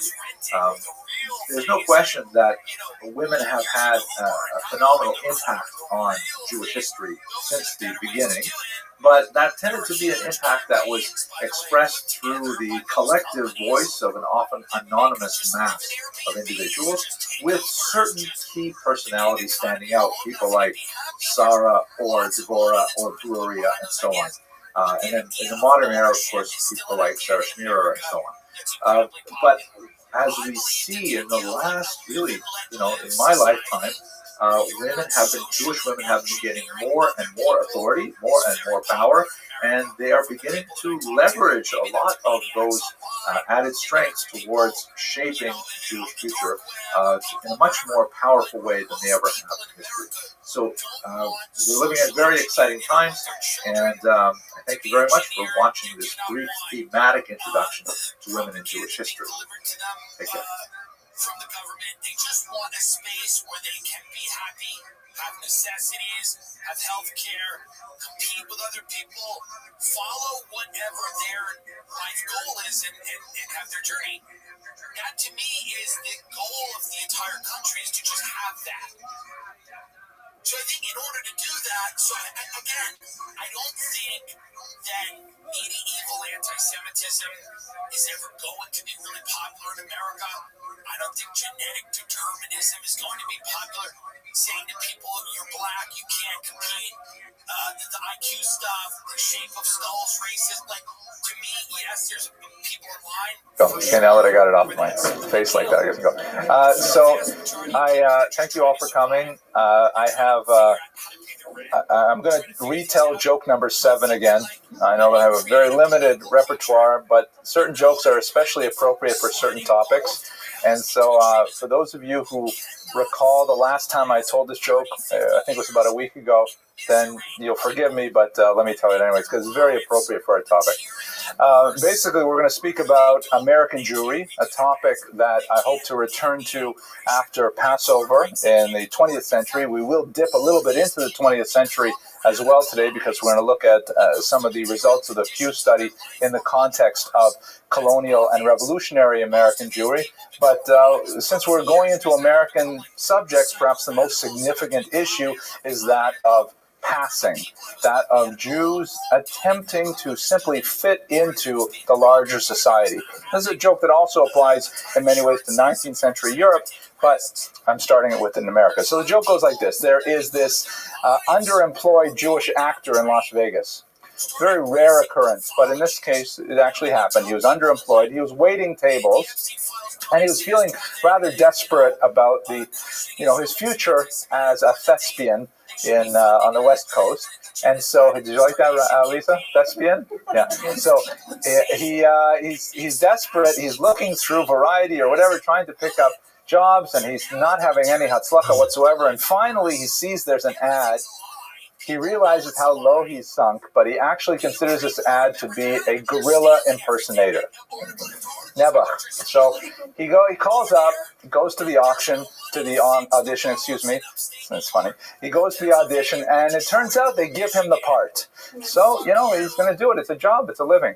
Turns out that the Los Angeles Zoo has recently lost its gorilla, and while they're waiting for a new one to be shipped from Africa, they hired an impersonator to, dress up as a gorilla and keep the show going. So, he's a Stanislavski actor, and he's in the cage there, and he's using the method, and you know what? It's actually going very well.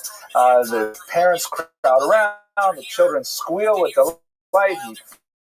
He, bangs on his chest and things like that, and walks around in his knuckles, and the kids are loving it, and he's actually enjoying this role. He's really investing himself in it. Gains some weight for the part, all kinds of things. Then what ends up happening, however, one day when he's really enthusiastically declaiming before his supporters, he's swinging on a vine from branch to branch, and he accidentally lets go at the apex of his swing, and he swings right out of the gorilla pen, and he lands into the lion enclosure. And he lands there, and he looks up, and he sees he's facing directly the mouth of this huge feline staring him down. And he realizes this is it. This is the end of his life. So since he is a Jew, he recalls his Seder lessons, and he covers his hand with his eyes, and he says the last great proclamation of God's unity, which of course is incumbent upon Jews, the last moments of their life. He says, Shema Yisrael, Hashem Elokeinu, Hashem Echad. He takes his hand off his eyes, and the lion says, Baruch Shem Kavod, Malchuso Le'olam Voed. And here's the punchline. Then the giraffe says, Shah, you'll get us all fired. Okay. So this has been a while, right? Okay. So the point is, this joke relates to our topic because we're talking about, fitting into a new society and the strange kind of costumes that we wear. Sometimes they're rather ill-fitting costumes, and we have to sacrifice quite a bit of our own personality and our identity to conform to those costumes, which is in many ways the story of American Jewry. What my goal is for today is to look specifically at the life of Bilha Abigail Levi Franks, who left behind some tremendously important correspondence that sheds light on the life of women in the colonial period, Jewish women in particular, and then I'll use that as a springboard for a larger discussion of the trends and trajectories of the American Jews at that time, and I hope to include a little bit of 21st century information in the context. But we will end around the 1840s with the great German emigration and save further discussion of 19th century America for a later topic. For a later lecture. Tonight's lecture is graciously sponsored by Alan and Miriam Seelenfreund. We're very grateful to have sponsors to make it possible to have a couple of students here to film the videos and to serve the Mandelbrot and things like that. So thank you once again for your generous sponsorship, and appreciate it very much. But your presence in this room is a tremendous sponsorship. It's always better to have an audience, even though we put these things on the internet. Lately, by the way, I'm getting a big following in, of all places, Latvia.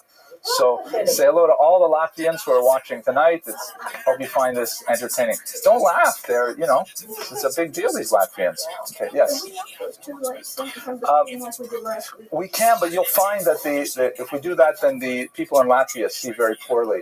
So what we need to do is we need another building. Luckily, we're constructing one just a block away that will have a much better classroom for us. We'll be able to project these images a little more significantly. At any rate, to move on to one more important good and welfare before we begin the lecture proper, we have a significant schedule change. I've changed it on the website. For those of you who check the web, it's jewishhistorylectures.org. There are a few brochures around, and it's posted outside. So the schedule changes that next week we're going to look at the life of the Alter Rebbe. This is the first Rebbe of the Lubavitch Chabad movement, very influential, prolific scholar who really changed the shape of modern Eastern European Jewish history, and by extension, really world history, through the influence of the Rebbes after him, most notably the seventh Rebbe, Rabbi Menachem Mendel Schneerson. It's interesting, if you look carefully at this picture, we have in our community, it happens, a direct descendant of the Alter Rebbe. Rabbi Citron is actually a great-great-great-great-grandchild, whatever, and I think it's uncanny how similar they look, that kind of ethereal look to the eyes, the large forehead, the prominent beard. Isn't that rather impressive, right? Okay. Anyways, so next week will be the Alter Rebbe, and then, unfortunately, on February 19th, I have to go to New York, so we will not have a class that day.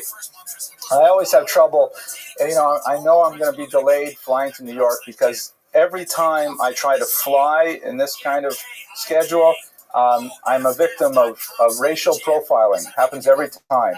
Because I go through the security, and TSA always pulls me over because they say, how is it possible for a Jew to be flying north from Florida in February? Right. So that always happens. So that's February 19th. We will not meet. It was on the schedule, but this trip is unavoidable, and so unfortunately I'm going to have to cancel class that night. And then on February 26th, we will return, and the topic will be the Vilna Gaon, the great leader of Lithuanian Talmudic Jewry, in many ways who stood in opposition to the Alter Rebbe. There's a lot to say about the nature of that conflict between the early Lubavitch movement, or the early Hasidim, and the so-called Misnagdim, the so-called opponents, or as the Chabadnikim call them, the snags. I really enjoy that term. I'm a snag. So those topics will be changed as per the schedule. Okay, so let's go directly to our topic. Thank you for your attention during the Good and Welfare. We're going to speak about Bilhah Abigail Levi Franks, who comes down to us primarily as a source because of the letters she wrote her eldest son living in England. We know nothing about her really except for this correspondence. We don't have the other end of the correspondence. We don't have her son's letters to him. And of course, as a woman, she was not especially prominent in New York society, such that there would be tertiary or secondary documents that refer to her, except in a very tangential fashion. But we nevertheless get a view of her incisive view of American politics, and through these letters, which are very intimate, communications between herself and her son, we get a sense of what it must have been like for a Jewish woman to live in revolutionary America, very fascinating, or actually colonial America. And so it's a really interesting window into the Jewish world and the Jewish world of a woman in New York City. So that's what we're going to explore for tonight. A little bit of her background. Her father was English, Moshe Levi, who was a merchant, and he came to New York City with his young family, including his infant daughter, Bilhah, in 1703. There's some doubt as to her birthday, but she was likely about 6 or 7 years old at the time. She grew up in New York City, and you can see its impact on her almost immediately. She dropped the use of her given name, Bilhah, which is rather an interesting name. I don't know any Jewish, it's a very, very traditional biblical name, but I don't know any women who have ever received it. Bilhah is, of course, one of the handmaidens of was it Leah or was it Rachel? Elisa? Leah. Okay, but she is a handmaiden. She was like one of the four mothers, right? Four mothers that was the whose offspring constitute the 12 tribes, but she was not one of the two stars, Rachel and Leah. She was one of the two handmaids, Bilhah and Zilpah. So at any rate, she dropped Bilhah like a hot potato, and she never used that name formally after her adolescence. She chose instead for herself the name Abigail, with that Americanized spelling. The Hebrew is, of course, Avigail, but she liked the sound of this more American-sounding name, even though it was clearly a biblical name as well. Abigail was one of the wives of King David, for example, and she even added kind of like a little personality quirk by adding a second L to Abigail, and she always included that second L in the spelling of her name.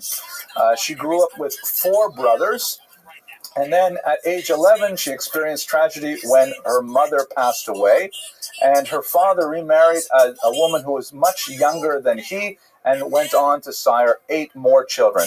So this is a family now, a blended family of 13 children, and she is among the older. The family got along fairly well, although after her father's passing, there was, as often happens in families, blended or otherwise, some significant controversy between the children over the disposition of the estate. Nevertheless, she had a generally happy childhood and got along well with her siblings. Her marriage was at age 16 to a British immigrant, a Jewish British immigrant named Franks, who had come to work for her father. So it was kind of the classic scenario of, marrying the boss's daughter. And perhaps the letters say more about her husband and her relationship with her husband than anything else. I mean, you can't read these letters for really, dense, thick information about the internal workings of New York society.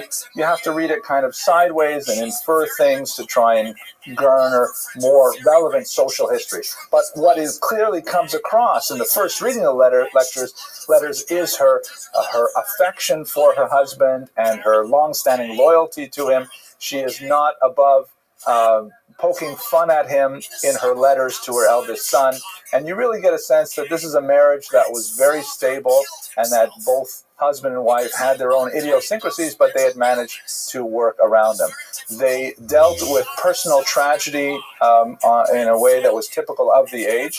She went on to bear 6 children at least, 7. Naphtali is the oldest, who we know most about, and 6 additional children, 2 of whom died in childhood. Although it's interesting to note that she does not even mention the death of 2 of her children in her correspondence to her son. And I've forgotten exactly, how do we know that this, I'm definitely going to have to edit out, because how do we know that they died if it's not in the correspondence? We must have other correspondence, right, Mr. Rodriguez?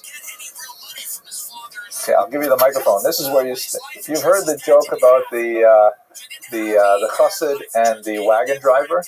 I'll distract you with a joke and then we'll be able to go back. So the joke goes like this. There's a Rebbe and a wagon driver. And the Rebbe, the wagon driver takes him into town. And by the way, in Eastern European Jewish culture, a balagala, a wagon driver, is considered like a very low status individual. Typically very low level of education, probably illiterate, Jewish, but very low status, a balagala.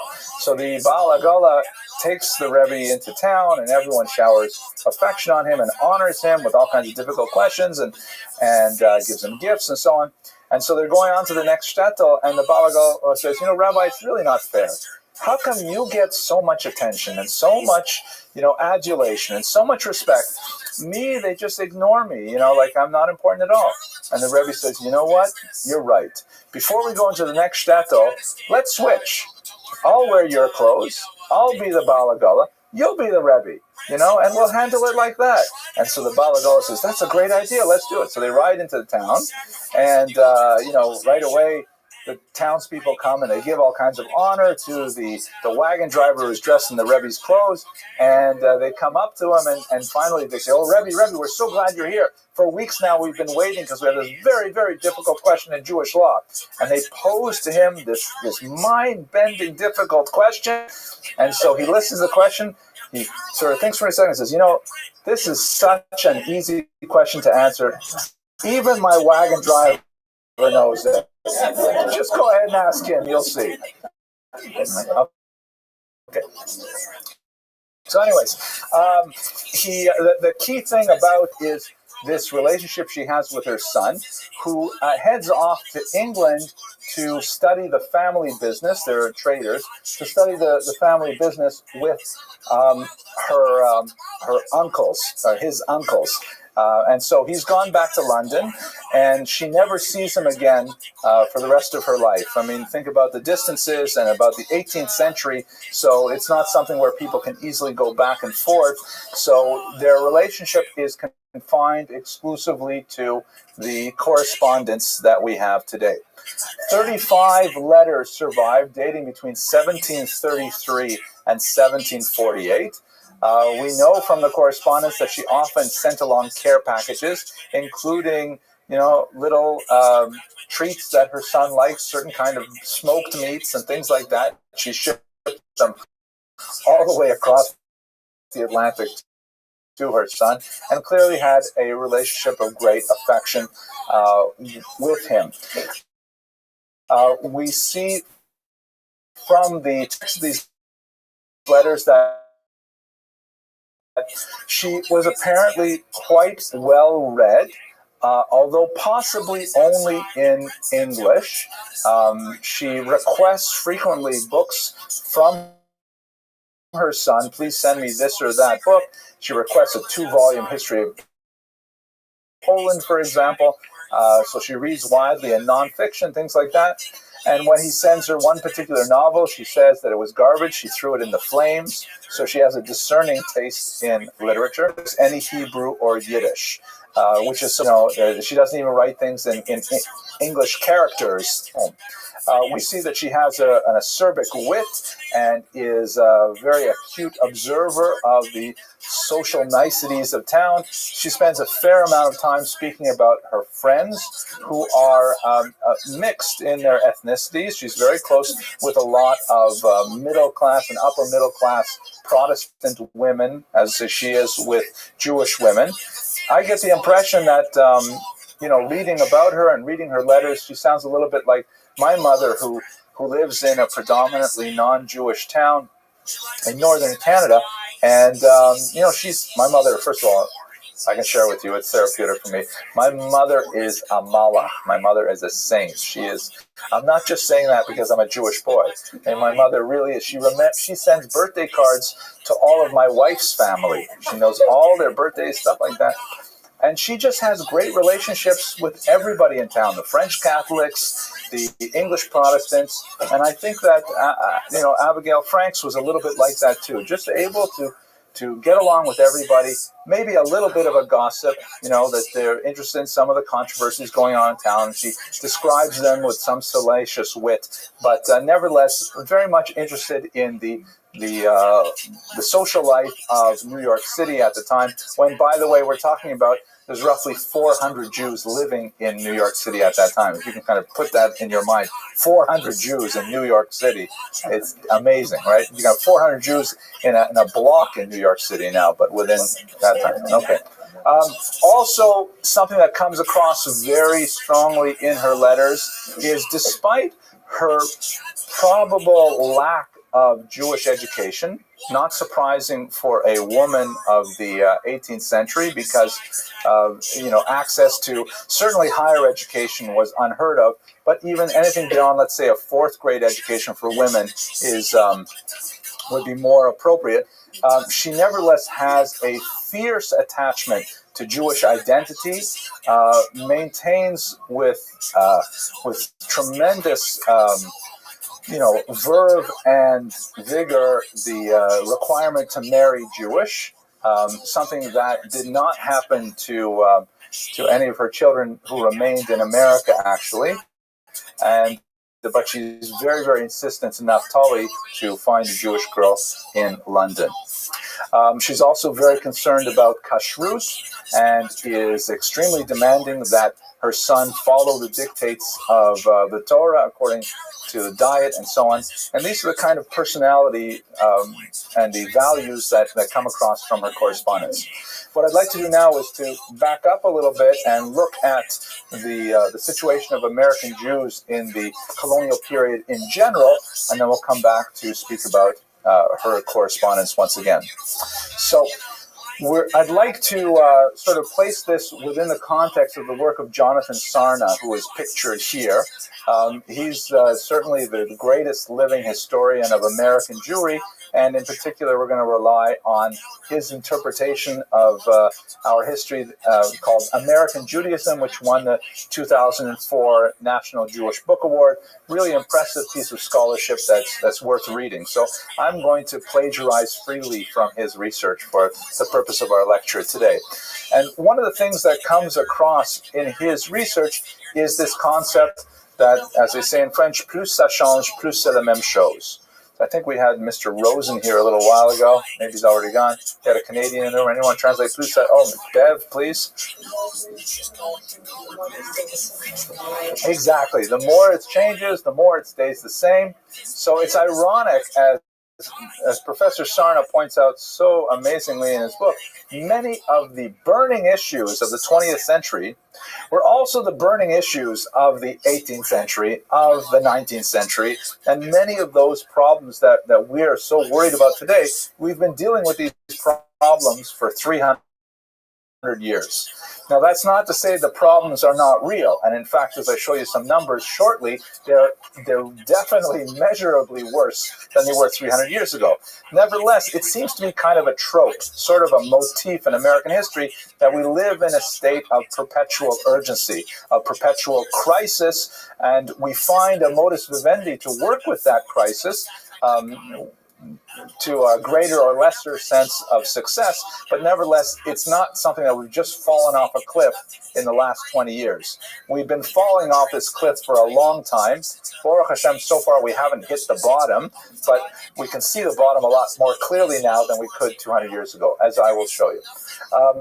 He points to some of the catchphrases that we use today that are highly problematic from a historical perspective. For example, the term assimilation, which we regard with a considerable degree of toxicity. We think that assimilation is automatically identified with something bad, and certainly there's a point where, it represents a net loss of Jewish identity. But in reality, assimilation is a spectrum or a process in which there are many elements of assimilation that we would find perfectly appropriate, and in fact, we'd question the absence thereof. The fact that I'm speaking to you today, for example, in an Orthodox shul, and I'm speaking in English, that in itself is a huge concession to modernity that right up until the middle of the 19th century was hotly debated among Jews, whether or not, you should have any kind of events like this in a synagogue space, and in English, in the Lashon Hamzara, the language of the strange people, that was unheard of. A sermon as well. Traditional Judaism, believe it or not, only countenances 2 sermons a year.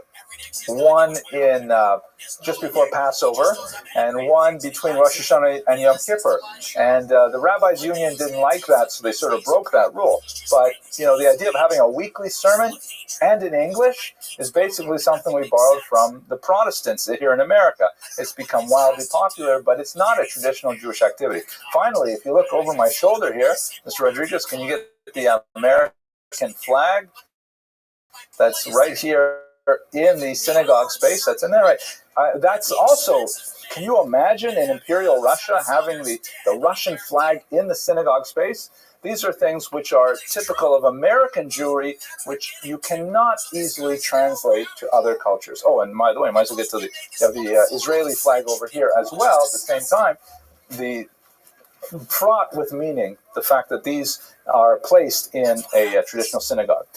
So is that assimilation? It's definitely in the spectrum of accommodation to the host culture, but few would argue that these things represent a capitulation to group identity. There's not necessarily a loss of Judaism through some of these methods of communication and so on. The last thing that's very important, Sarna in this book really emphasizes one idea that I think is more important than anything else about American Jewry, in my humble opinion, that American Judaism represents a movement from the traditional synagogue-community to a community of synagogues.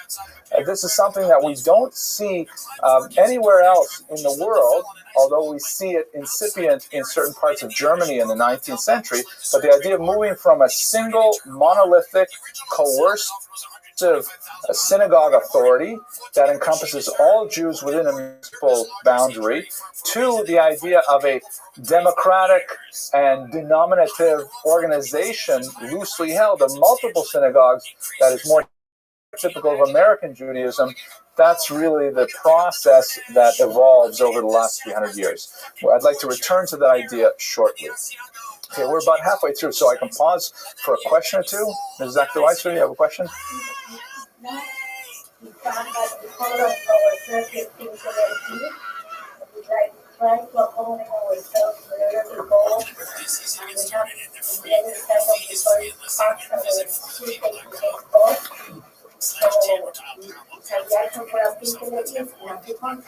So I think that's a very fair assessment. I'll repeat it for the people in Latvia, that on the one hand, we have the Pintele Yid, which is kind of like the essence of the Jew in Yiddish, the fine point, what is that Jewish identity, which may be very, very small, almost infinitesimally small, but it's indestructible.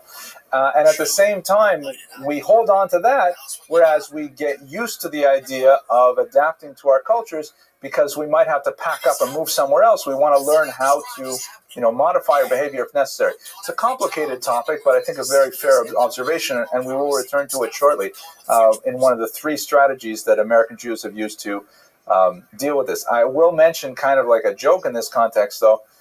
It's no longer true, but it used to be true that there were no great Jewish pianists, no great Jewish piano players. And why was it so that there were no great Jewish pianists? It was very hard to run carrying a piano. It's much more practical. The clarinet, that's okay, but a piano? Right. So that's what we use. Okay, Judith, and then we'll go back to lecture.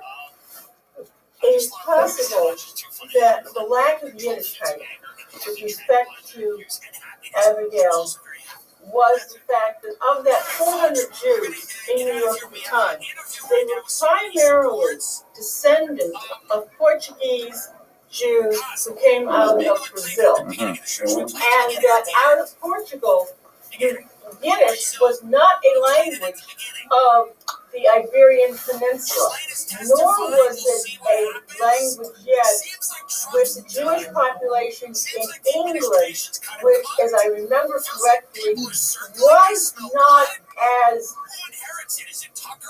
Eastern European, but more out of the German lands as the English allowed them to come back in, so to speak.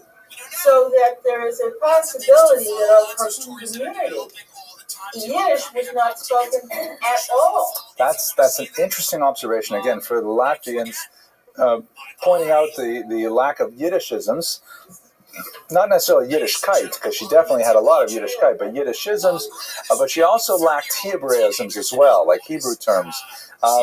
Judith points out that may have to do with the fact that most of the Jews there were Sephardic, basically coming from Recife, and they would not be using Yiddish as their idiom, which I think is a useful observation. I'm not sure I buy the assessment of English Jewry, because her parents were from England, of them not having Yiddish literacy, but it's a fair observation. Let me go on so we can catch up. Okay, so back past Dr. Sarna, American Judaism, right, here we go. Okay, so the origins of American Jewish community, the famous first Jews in America, as Judith has pointed out, were this boatload of 23 Jews, or a boat that included 23 Jews who arrived in New Amsterdam, which was the old name for New York, in 1654, and they were fleeing the Portuguese Inquisition, which had recently made inroads in the New World, and they were afraid that they would be subject to the same kind of persecution that Jews had endured in the Iberian Peninsula beforehand. They were not technically the first Jews on American soil. There were several Chinese restaurants that were established already in the 14th century. No, but we do know of at least one Jewish metallurgist who was on the ill-fated Roanoke community. In 1589, he was there in 1585. In 1589, we know that he was indicted for blasphemy, which indicates that he probably held fast to at least Jewish ideology, if not necessarily Jewish practice. And we do have scattered references to Jewish traders, intrepid businessmen who made their way across the Atlantic well before even the larger group of Jews in 1654. There was a considerable amount of controversy over whether you should allow the Jews into New Amsterdam or not, but the general consensus, particularly in the Netherlands, was the idea that, Jews are reputed to be good for business. Jews have international connections. Jews have financial literacy. Jews have numeracy. They're able to deal with currencies and so on. So let them in, because this community needs to have a burst in its economic activity. But nevertheless, despite these scattered numbers coming in the 17th century, the Jewish community was remarkably weak, really throughout the next 150 years, with very, very small population of Jews scattered throughout the region, concentrated perhaps in the Northeast, no real critical mass. So much so that, with the exception of New York City and the Spanish and Portuguese community, not much is happening in America really until the 1800s. I'll give you some figures in a second to see what the population changed like. Now, But the most important change that America represented, and this is what Dr. Sarna uses when he talks about moving from a synagogue community to a community of synagogues, is the collapse of the old Kehillah system of organization. This is a municipal organization that had been developed by Jews already in the Babylonian exile, an extremely old form of self-government that was exceptionally powerful and effective in keeping the Jews true to their traditions, maintaining group integrity, but at the expense of a very coercive and often undemocratic flavor. Basically, the way Jewish communities have been organized historically, until we get to the American experiment and really the 18th century in Europe as well, when it begins to break apart, essentially as a corporate group. There was no possibility of individual Jews simply deciding not to affiliate with the Jewish community. The only way not to affiliate with the Jewish community was to convert to the dominant faith, be it Christianity or Islam, depending on the region we're talking about. So the Jews organized themselves as a collective unit called the Kehillah, or congregation in Hebrew. Many synagogues tend to have the name Kehillah Kadosha, or holy congregation. And at the top of this Kehillah, they would have a group of typically 7 men, always men, and usually wealthy elements of the community. They were called the Tuvei Ha'ir, the good people of the city. They would elect from themselves on a rotating basis a president called a Parnas. The word Parnas is probably related to the English word president. And they would be in charge of the extremely important task of assessing taxes for all members of the Kehillah. That is, internal Jewish taxes that would be used to support Jewish causes. There was no appeal of the assessment of the Tuvei Ha'ir. They would come, they would essentially visit your house. They would say, oh, Mazel Tov, you have another cow this year, so your taxes are going to go up by 5 zloty or whatever it is. And you could complain, but you could not object. And there were tax collectors known as Gabaim, which literally means collectors or enforcers. You know, we have in a synagogue today, we have an official called the Gabbai. And people tend to think of the Gabbai as someone who just, organizes things, chooses who gets the first aliyah, the second aliyah, things like that. But in reality, the Gabbai is a very powerful figure viewed within the context of the Kehillah. They were the ones who were the strong arm of the Tuvei Ha'ir in demanding payment of taxes. If people failed, for example, to pay their dues, then the Beit Din could be invoked. That was the court, typically comprised of 3 rabbinical judges who also had Gabayim, and they would make sure that the dictates of the Tuvei Ha'ir were followed. Now, that's kind of like the stick aspect of it. That's kind of like the nobody likes to pay taxes aspect of it. But the beautiful aspect of the Kehillah, which was incredibly useful for maintaining Jewish solvency and cultural advancement, was a network of associations called chevras, or chevrot in modern Hebrew. These were dominated by women, and they were chevrot that were associated with whatever task the community assigned. For example, providing for the local poor, providing for orphans, widows, providing for travelers, setting up schools, setting up primitive hospitals, whatever was necessary in the community, the chevras would deal with them. The most important of them was the Chevra Kadisha, the so-called holy association that was in charge of providing for Jewish burials. And in fact, one of the coercive tools that the Tuvei Ha'ir had at their disposal was that anyone who refused to obey the dictates of the Beit Din, the Chevra Kadisha would refuse to bury them. And Jews took that very seriously. And usually they would cave after they were threatened with this. So on the one hand, the Tuvei Ha'ir maintained this undemocratic, patriarchal authority over all Jews in the community, and there was no way out, as they say in French, huis clos. It was completely sealed off. But on the other hand, it was a very sick and religious and intellectual self-government that allowed for even the weakest members of the society to advance and to fulfill their needs as a valued member. The measure that the Tuvayir could use to enforce their will included, on the one hand, monetary fines, but also a very powerful tool of social ostracism, that the Tuvayir could simply demand that no one is allowed, for example, to give this person a synagogue honor or even stand within 6 feet of him. For those of you who were here a few weeks ago, we talked about Spinoza. That was part of the ban that the Tuvayir placed on him. Nobody could stand within 6 feet of him. Very strong levels of social ostracism. And so, and they could even use corporal punishment as a tool to ensure that everyone behaved.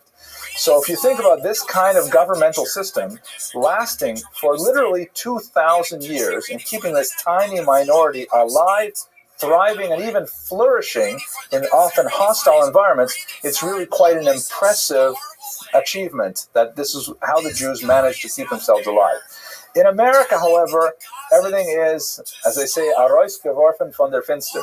Everything is like thrown out the window because this whole model of a non-democratic, coercive authority, Fenster, right, or the Winde, I think they say in American Yiddish, right? Arois geworfen von der Winde, right? Window. So that's essentially the big change. Ms. Abramson, you had a question or observation?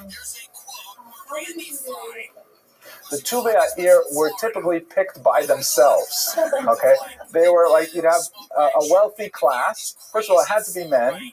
Second of all, it was like, well, it was a big kavod. It was a big honor to be on the Tuvayir. Kavod costs money. So if you want to be on the Tuvayir and they say to you, listen, we want to honor you with a seat for the next 5 years in the Tuvayir, you are expected to write a check. That goes along with it. And by the way, synagogues today keep the same organizational model. To be on the board of a synagogue means that, you pay something for the synagogue. For kavod costs money. And it's a symbiotic relationship. It's a beautiful thing because it means that the weaker members of the community are able to have access to synagogue services and classes and financial support, and so the Tuvayir, they deserve the honor that they get for supporting the synagogue. Power and honor, right? And it costs money. It all goes together, right? We can't all be just good looking. So, okay, let's go by this. Thank you, Judith. Okay, so here's just to give you a contrast in terms of the architecture. This is like a traditional wooden synagogue that you would find in the shtetl. This is the famous Turo synagogue, one of the earliest synagogues built, 18th century America. And you can see it's designed to look a little bit like an upper middle class residence. Doesn't look obviously as a synagogue from the outside, very tzniut in that way. And here's another kind of interesting innovation. If you look inside the synagogue, one of the most prominent changes is the use of a balcony for the women's section, which was something of some controversy at the time because they were very concerned about what was called vertical flirting. If women are completely visible in the upper section and men can, in a traditional synagogue layout, people stand around the shulchan. They don't all face in one direction like in a liberal synagogue. So there are men who are literally can easily have a full sight line at women and vice versa and so on. It was good for in marriage, maybe not so good for prayer, but this was one of the, not really innovations, but one of the stylistic adaptations to American life that the early Jews in America adopted. It's also really important to note, and we have actually, Dr. Sarno brings some useful references here, we can actually measure out the relative space allocated to women in American synagogues compared to Europe, and there's no question that women begin to play a much larger role in synagogue life. Women attend synagogue far more frequently in America than they did in Europe, and their presence, exerts a force for change that is felt certainly to the 21st century. I wish we had more time. We can go into in greater detail. At any rate, what were the kind of big issues in America at the time? So if we look at the colonial period, that is up until 1776, intermarriage was a big issue. It was about 10 to 15% of the population. Now that may not seem like a staggering number, but when you think about the scope of the Jewish population, if we're talking about, in the hundreds, a 10 to 15% intermarriage rate is really devastating. It's not, we don't have a critical mass of millions of Jews. That 10 to 15% is not inconsequential, very consequential. Looking at the revolutionary period up to 1840, which is when the big German wave comes in, the figure increases to 28.7%, which 1920s and 30s in Europe. But if we look, just to jump ahead to the Pew report, this is from the study that came out just a few weeks ago from the Pew Research Center, Portrait of American Jews, or as I like to call it, American Jews, give or take a pew. Okay, thank you. Okay, well, sorry. Anyways, this is an interesting graph that shows the rate of intermarriage in America based on year of marriage. So people who were married before 1970, 17% involving conversion. This is where one partner remains not Jewish. Between 70 and 1974, 35% of marriages, and of course the number increases steadily until people married between 2005 and 2013, the figure is 58%. So really solid number. It's well over half. It's been over half for over a decade now, and that's a scary number. But it's been scary for a long time. Even in 1990, it was 46%. So this is something that our leaders in Federation are trying to deal with, our rabbinical leaders. But it's not a totally new issue in America. 30% intermarriage is also a very significant number.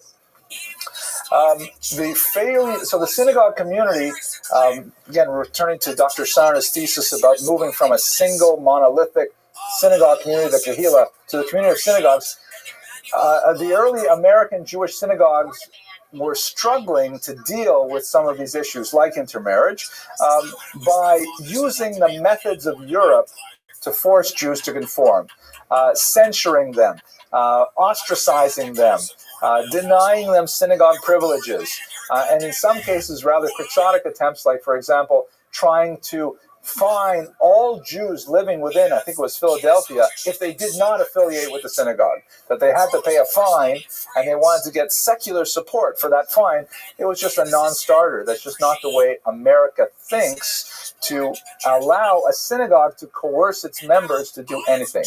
These techniques worked in Europe before the French Revolution.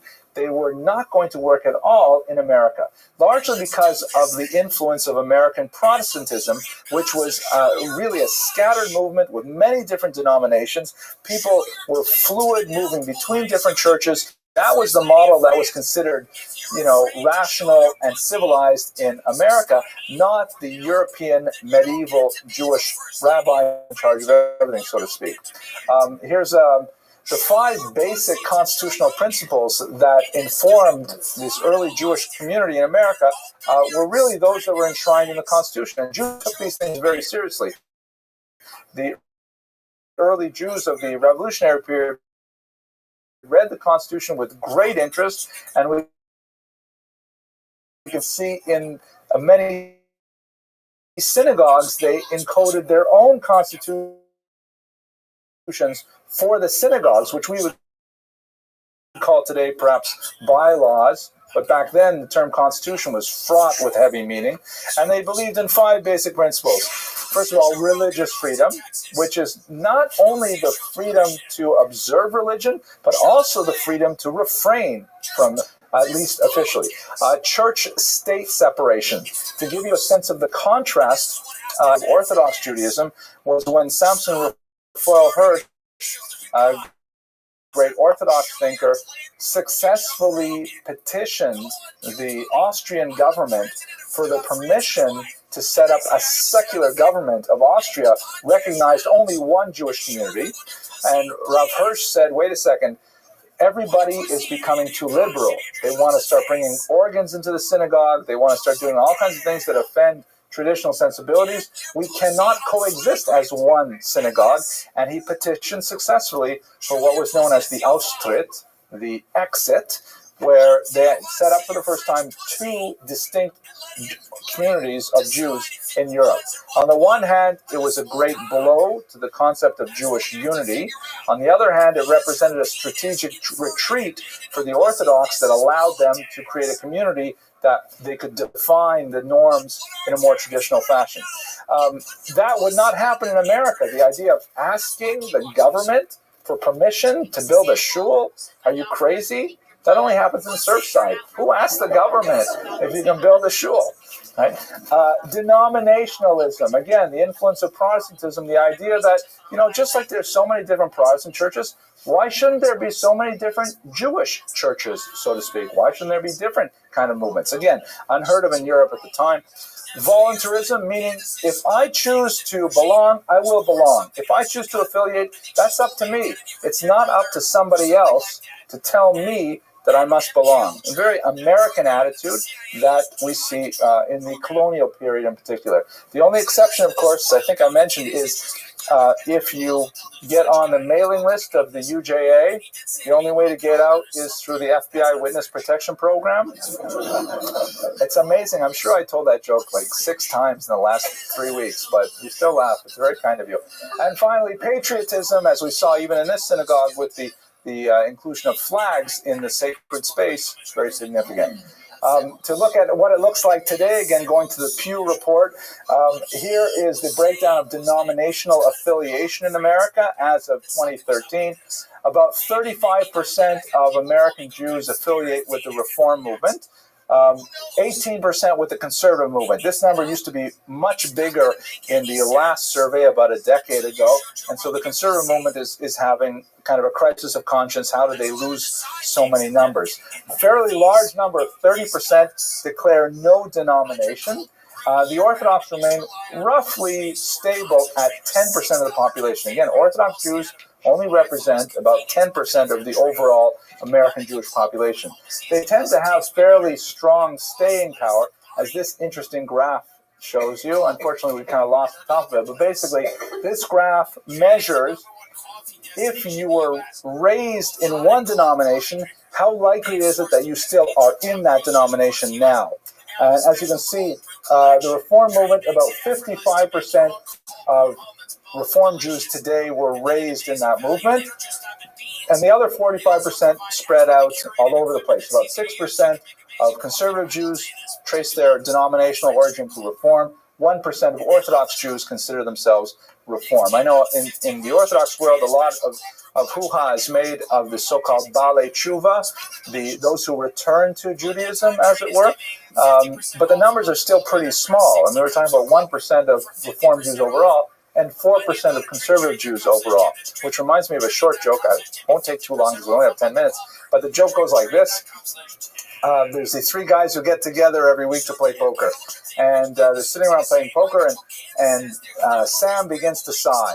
And the other guys say, Sam, what's the matter? How come you're sighing? He says, my son, he's in 3rd year law school. He decided to go to Israel for the summer, and he got caught up in one of those yeshivas, and he says he's not coming home. He says he wants to spend another year studying there. And I say, oh, Sam, that's rough. It's okay. He'll come back. He'll finish law school. The next week, Sam's sighing again, and they say to him, what's the matter, Sam? He says, well, you know what? So my daughter, she went over there, trying to convince him to come back for the beginning of classes. She's staying too. She got involved in one of those cults, and she's also studying and learning Torah there as well. I don't know what to do. Next week, same thing happens to cousin. So finally, one of the other poker players pulls him aside and says, listen, Sam, maybe you better have your mezuzahs checked. Okay. All right. So we do see some fluidity. The top graph, which is kind of cut off, the Orthodox Jews have a pretty significant staying power, not quite as large as the Reform movement. Oh, thank you, Mr. Rodriguez. 48% of Orthodox Jews remain Orthodox.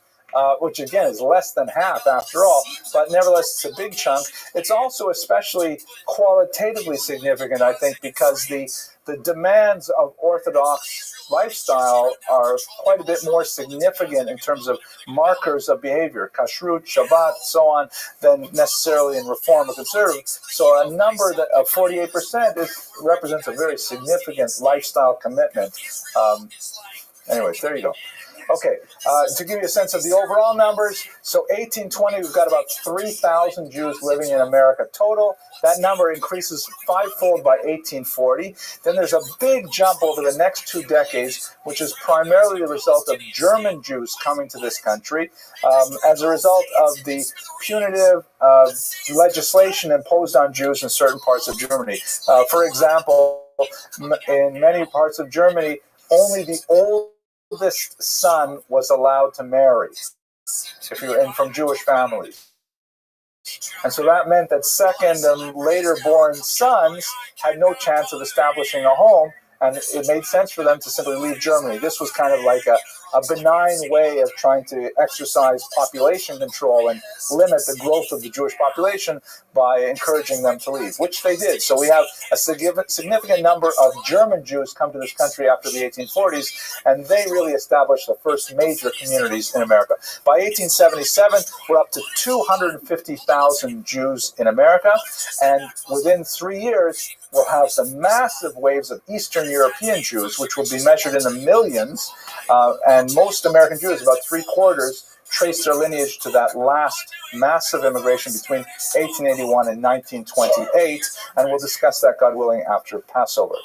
Now, with a few minutes left, what I'd like to talk about is Dr. Sarna's thesis that there were 3 basic strategies for survival utilized by the Jews of colonial and revolutionary America, and we see those strategies really alive today. So I have a couple of minutes left. I'll go through these 3 strategies.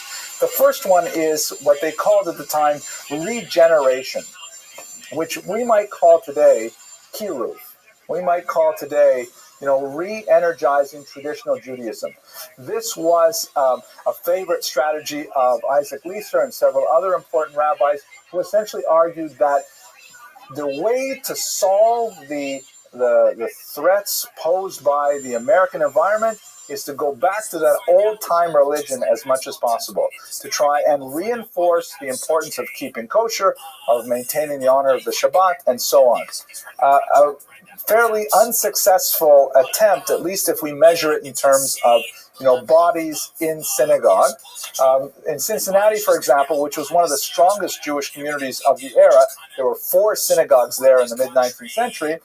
Only 22% of the Jews in even that town were unaffiliated. And how much more so if you go outside of the large communities, when you see a much larger number. And in 1850, measuring, Dr. Sarna looks at the actual number of seats available in all the recorded synagogues. Only 35% of American Jews could fit in them on Rosh Hashanah Yom Kippur, which means 65% of them were either not going to shul or they were standing. Chances are they were not going to shul. I thought it was funny when it was in my mind, but it wasn't when I actually said it. But here's a picture of Isaac Leeser, who is perhaps the most important proponent of this regeneration movement. The second major strategy is, of course, reform, which was extremely influential in the 18th and 19th century in America. And this is the idea that, the only way Judaism will survive in America is if it changes, if we adapt Judaism to the environment, which was obviously anathema to the regenerationists who said, no, you're going the opposite direction. We have to stick fast to the old rules, not change them. But the German liberal movement, which in this country was known as Reform, was extremely influential, and they introduced tremendous changes in the liturgy, removal of Hebrew, changes in the demands for kashrut, synagogue architecture, the removal of the mechitza, the transformation of the traditional synagogue to a kind of proscenium audience environment. Of course, men and women sitting together. The Reform movement was perhaps the most prominent in pushing forward a women's agenda to this day as well, of course, where the conservative and the Orthodox movement kind of sometimes catch up after a few decades. But this was perhaps the most prominent push in America. Later on in another lecture, we can talk about the middle of the 20th century, which is really the heyday of the conservative movement. But in the 19th century and earlier, it was all reform. That was clearly the most popular movement. Here's a picture of Isaac Meyer Wise, definitely the most prominent reform rabbi of the 19th century. And then finally, an interesting strategy, which may be unique to America, a strategy of ignoring religious disputes and concentrating on peoplehood. And perhaps the most profound example of this in the 19th century was the establishment of an organization known as B'nai B'rith, or People of the Covenant. I'm sure you're all familiar with this organization. They set up the Hillel houses, for example, around university campuses and so on. And the concept of B'nai B'rith was, we're not going to agree on religion. We're not going to agree on whether or not to have an organ in the synagogue or not. So let's just set those things aside and let's focus on our common concerns as a people, as a family, as an extended tribe, as it were. The movement got a lot of popularity after the horrible Mortara affair in Damascus, where in 1840, we're talking about the 19th century, believe it or not, Jews were accused of blood libel, that old 13th century canard that Jews needed to drink Christian blood. And as a result, Jewish communities around the world tried to muster energy to defend the Jews who were accused of this heinous and false crime. So American Jews also said, we have to be organized here. How are we supposed to deal with these kinds of international threats if we're not organized? How can we be organized if we're going to do it along religious lines? And so B'nai B'rith said, let's just try and create a non-denominational Jewish association that is based on peoplehood. So these three strategies, regeneration, reform, and the emphasis on peoplehood, are strategies that American Jews continue to use in our own day. So now coming to a conclusion, we want to just focus once again on our starting point, Bilha Abigail Levi Franks. We don't learn a tremendous amount from her correspondence about these larger phenomena that are shaping the character of American Jewish lives, but we do get a sense from her correspondence of the eternity of the Jewish people, their attachment to their ancestral traditions, the importance that they associate with Ahavas Yisrael, communal love among Jews, and I hope that we can live up to those highest ideals. Thank you very much for your attention, and I hope you have a good night. And I believe in this project that where you don't have extremism and you don't have neo-Nazis running around and you don't have racists, you don't have all this craziness happening. The way that you create that political space is by trying to create a political culture where people can debate ideas, where people can be proven wrong, and where people can exist. Okay, ladies and gentlemen, why don't we get started? We're actually, looks like about 49 seconds behind schedule, so I will try to speak faster to make up for that time. What a rowdy group we have today. Let's get started. Okay, so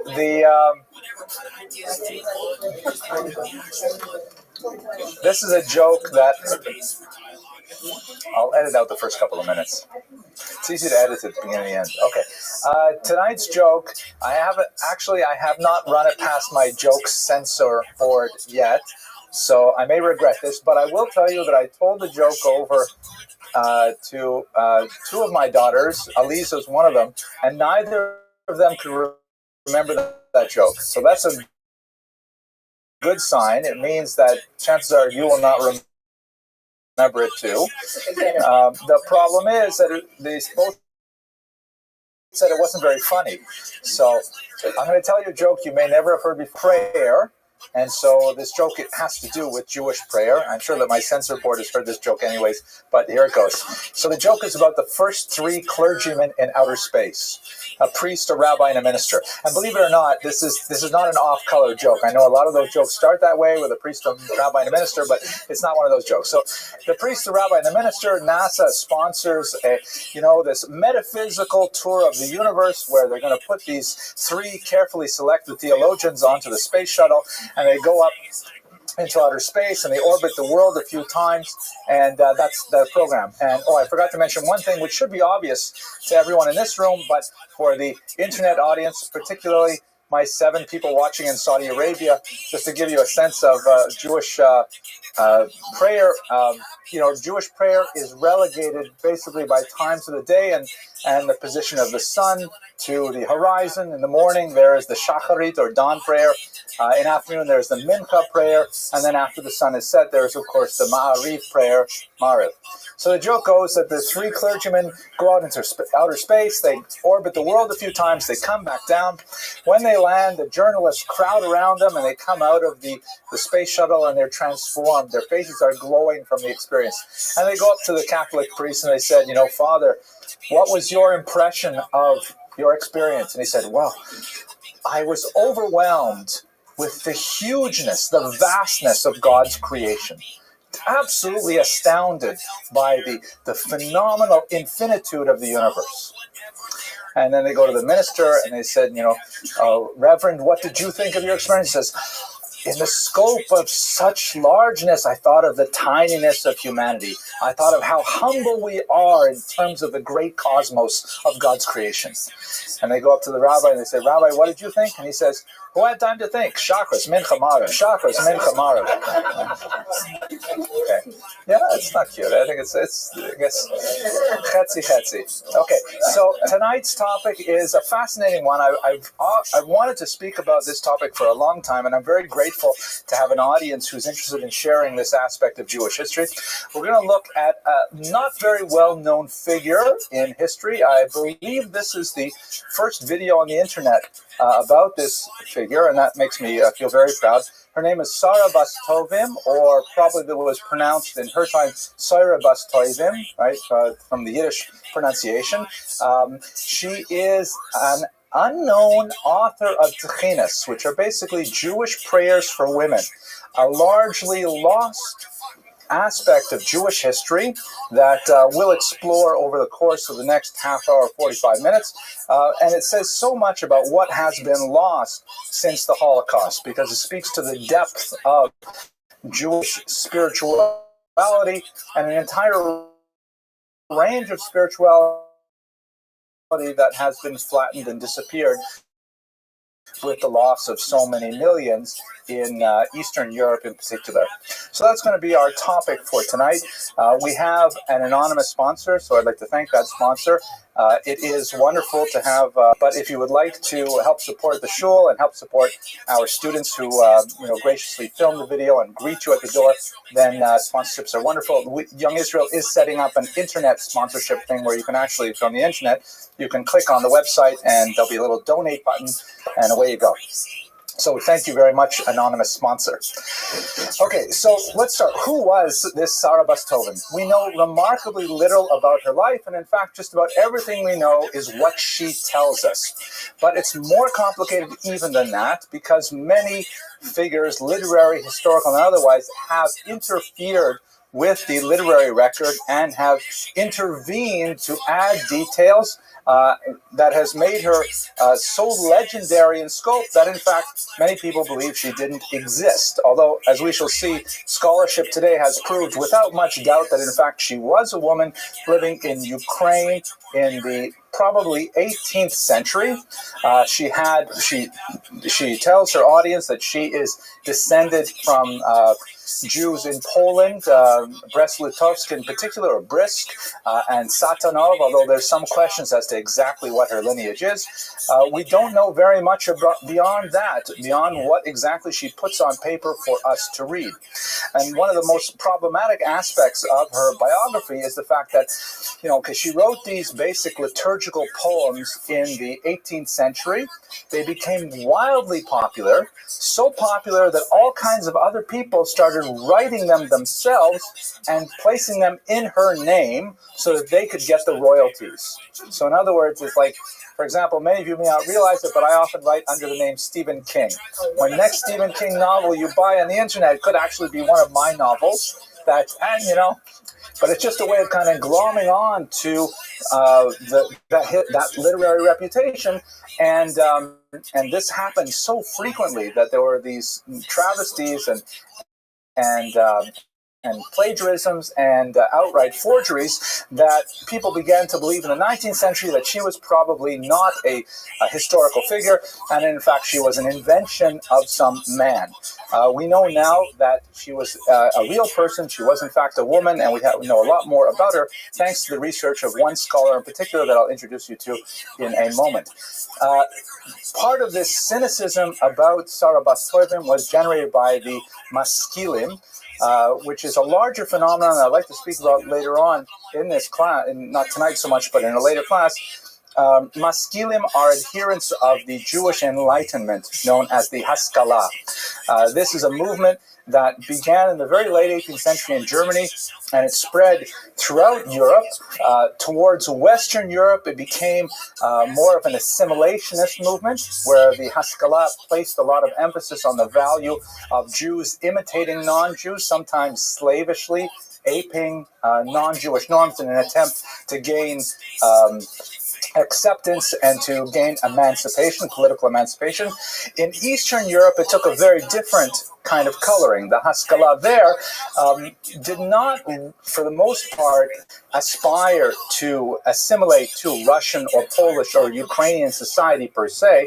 The Maskilim in Eastern Europe tried to excavate a new literary Jewish personality by taking many of the vernacular art forms, such as, for example, Yiddish literature, and elevating it really to a world language. So in the East, you'll have people like Mendele Macher Sforim, Shalom Aleichem, Yud Lamed Peretz, who actually wrote a story about Sarah Bas Tovim, who will be, trying to take this traditional folk culture, which has a very deep religious vein running through it, and then transforming it into a more secular, Yiddishized, or in Zionist case, more Hebraicized version.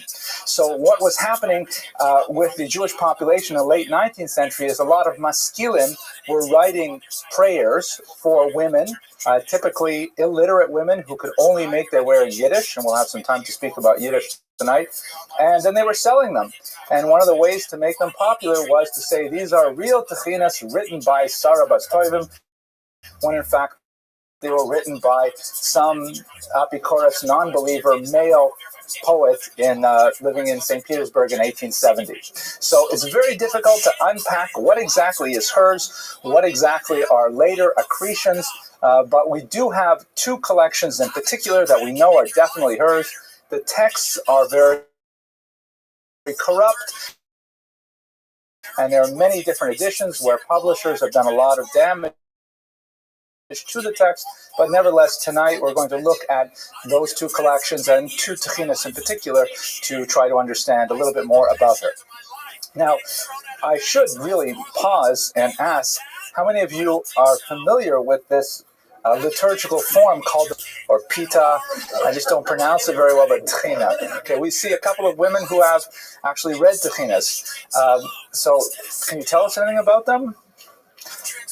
I can only tell you that my mother brought from Germany, and it was like so precious to her and her sister and the other sister-in-law. This is what they read it all the time. Was it Kodesh Kadoshim? German.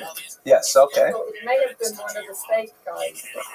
It could be. Was it written in German letters or in Yiddish Deutsch, like in real German? Okay, I have one of those too from my grandmother, my great aunt from Königsberg, my Aunt Molly. I'd have to look at it to give you, and I'm not an expert in this field, but I'd have to look at it to give any sense of it. Yes? How does that relate to the Tzenorena? Oh, I'm glad you asked that question. The Tzenorena, there was actually something authored by a man, but it formed the basis of what would have ultimately become a very large religious literature for women. The Tzenorena, which is a Yiddish pronunciation of a passage in Kohelet, if I remember correctly, go out and see, and it's written in the feminine imperative, and it's basically a weekly commentary on the Chumash, written in Yiddish, that is essentially kind of like a mishmash of Rashi, taking all the midrashim and things like that. So when you read the Chumash, when you whatever the Sedra is that week, if it's this week we're up to a Mishpatim, a woman would on Saturday afternoon, she'd pull out her Tzenorena and she would read all of the Midrashim, all of the stories that associate with the Chumash that week. And very pious and often very educated women would treat the Tzenorena as literally as a Bible. There would be a very holy work with them, and it was associated almost exclusively with women. It's interesting that it was translated to English by Art Scroll, and when they released it the first time, they didn't think anyone would want it under its original title, so they released it as the Weekly Midrash, because that's essentially what it is. It's a compilation of Midrashim. And then when people said, oh, this is actually the Tzenorena, so then they re-released it under the title Tzenorena, because they realized that so many women had that ancestral memory of that particular book. But aren't these texts in the same time as the Chumash? Yes. Well, the Tzenorena is a little earlier. We don't know with precision when Sarah Bas Tovim lived, probably 18th century. The Tzenorena goes back another century or two. It's quite an old book. Now, the difference, though, between these two books, the Tzenorena is a book for study, which is, of course, of religious value in Judaism. The Tchinas is a work of prayer. Tchinas are liturgical poems, prayer poems that a person reads at various moments in their life, at various moments of their day, and so on. how does that relate to Tehillim?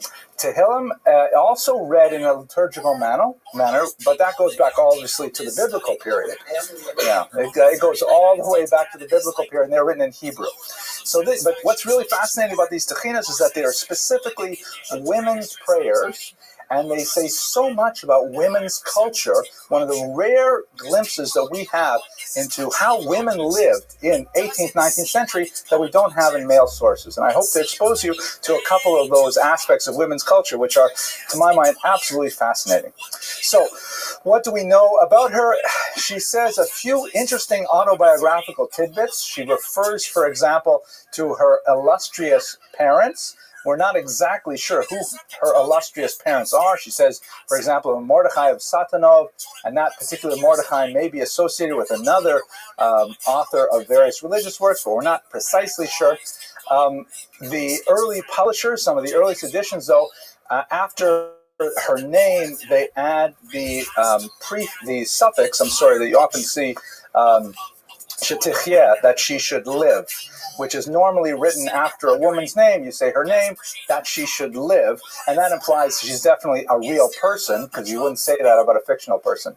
It's kind of like when you see a lot of rabbis at the end of their name, they have the acronym Shlita, and if you're new to this, you might say, like, what are all these guys? How many rabbi shlitas are there? Like thousands of them. Okay, that was a little too inside joke, but at any rate, these are like indications that she was a real person.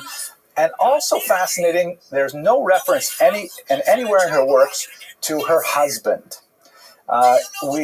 There's no reason to assume that she was not married. A lot of her prayers deal with, the welfare of children. the welfare of a husband. But even though she'll talk about herself, she'll talk about her background, she'll talk about her own experiences, she never says anything about her husband, which is also a highly unusual feature of the authors of GUINNESS. And that's another, ironically, a stamp of authority, that if it was a fabricated Sarah Bas Tovim, they would have made up. Of course, she's married to an incredibly wealthy, good-looking, intelligent man, because that's part of the legend.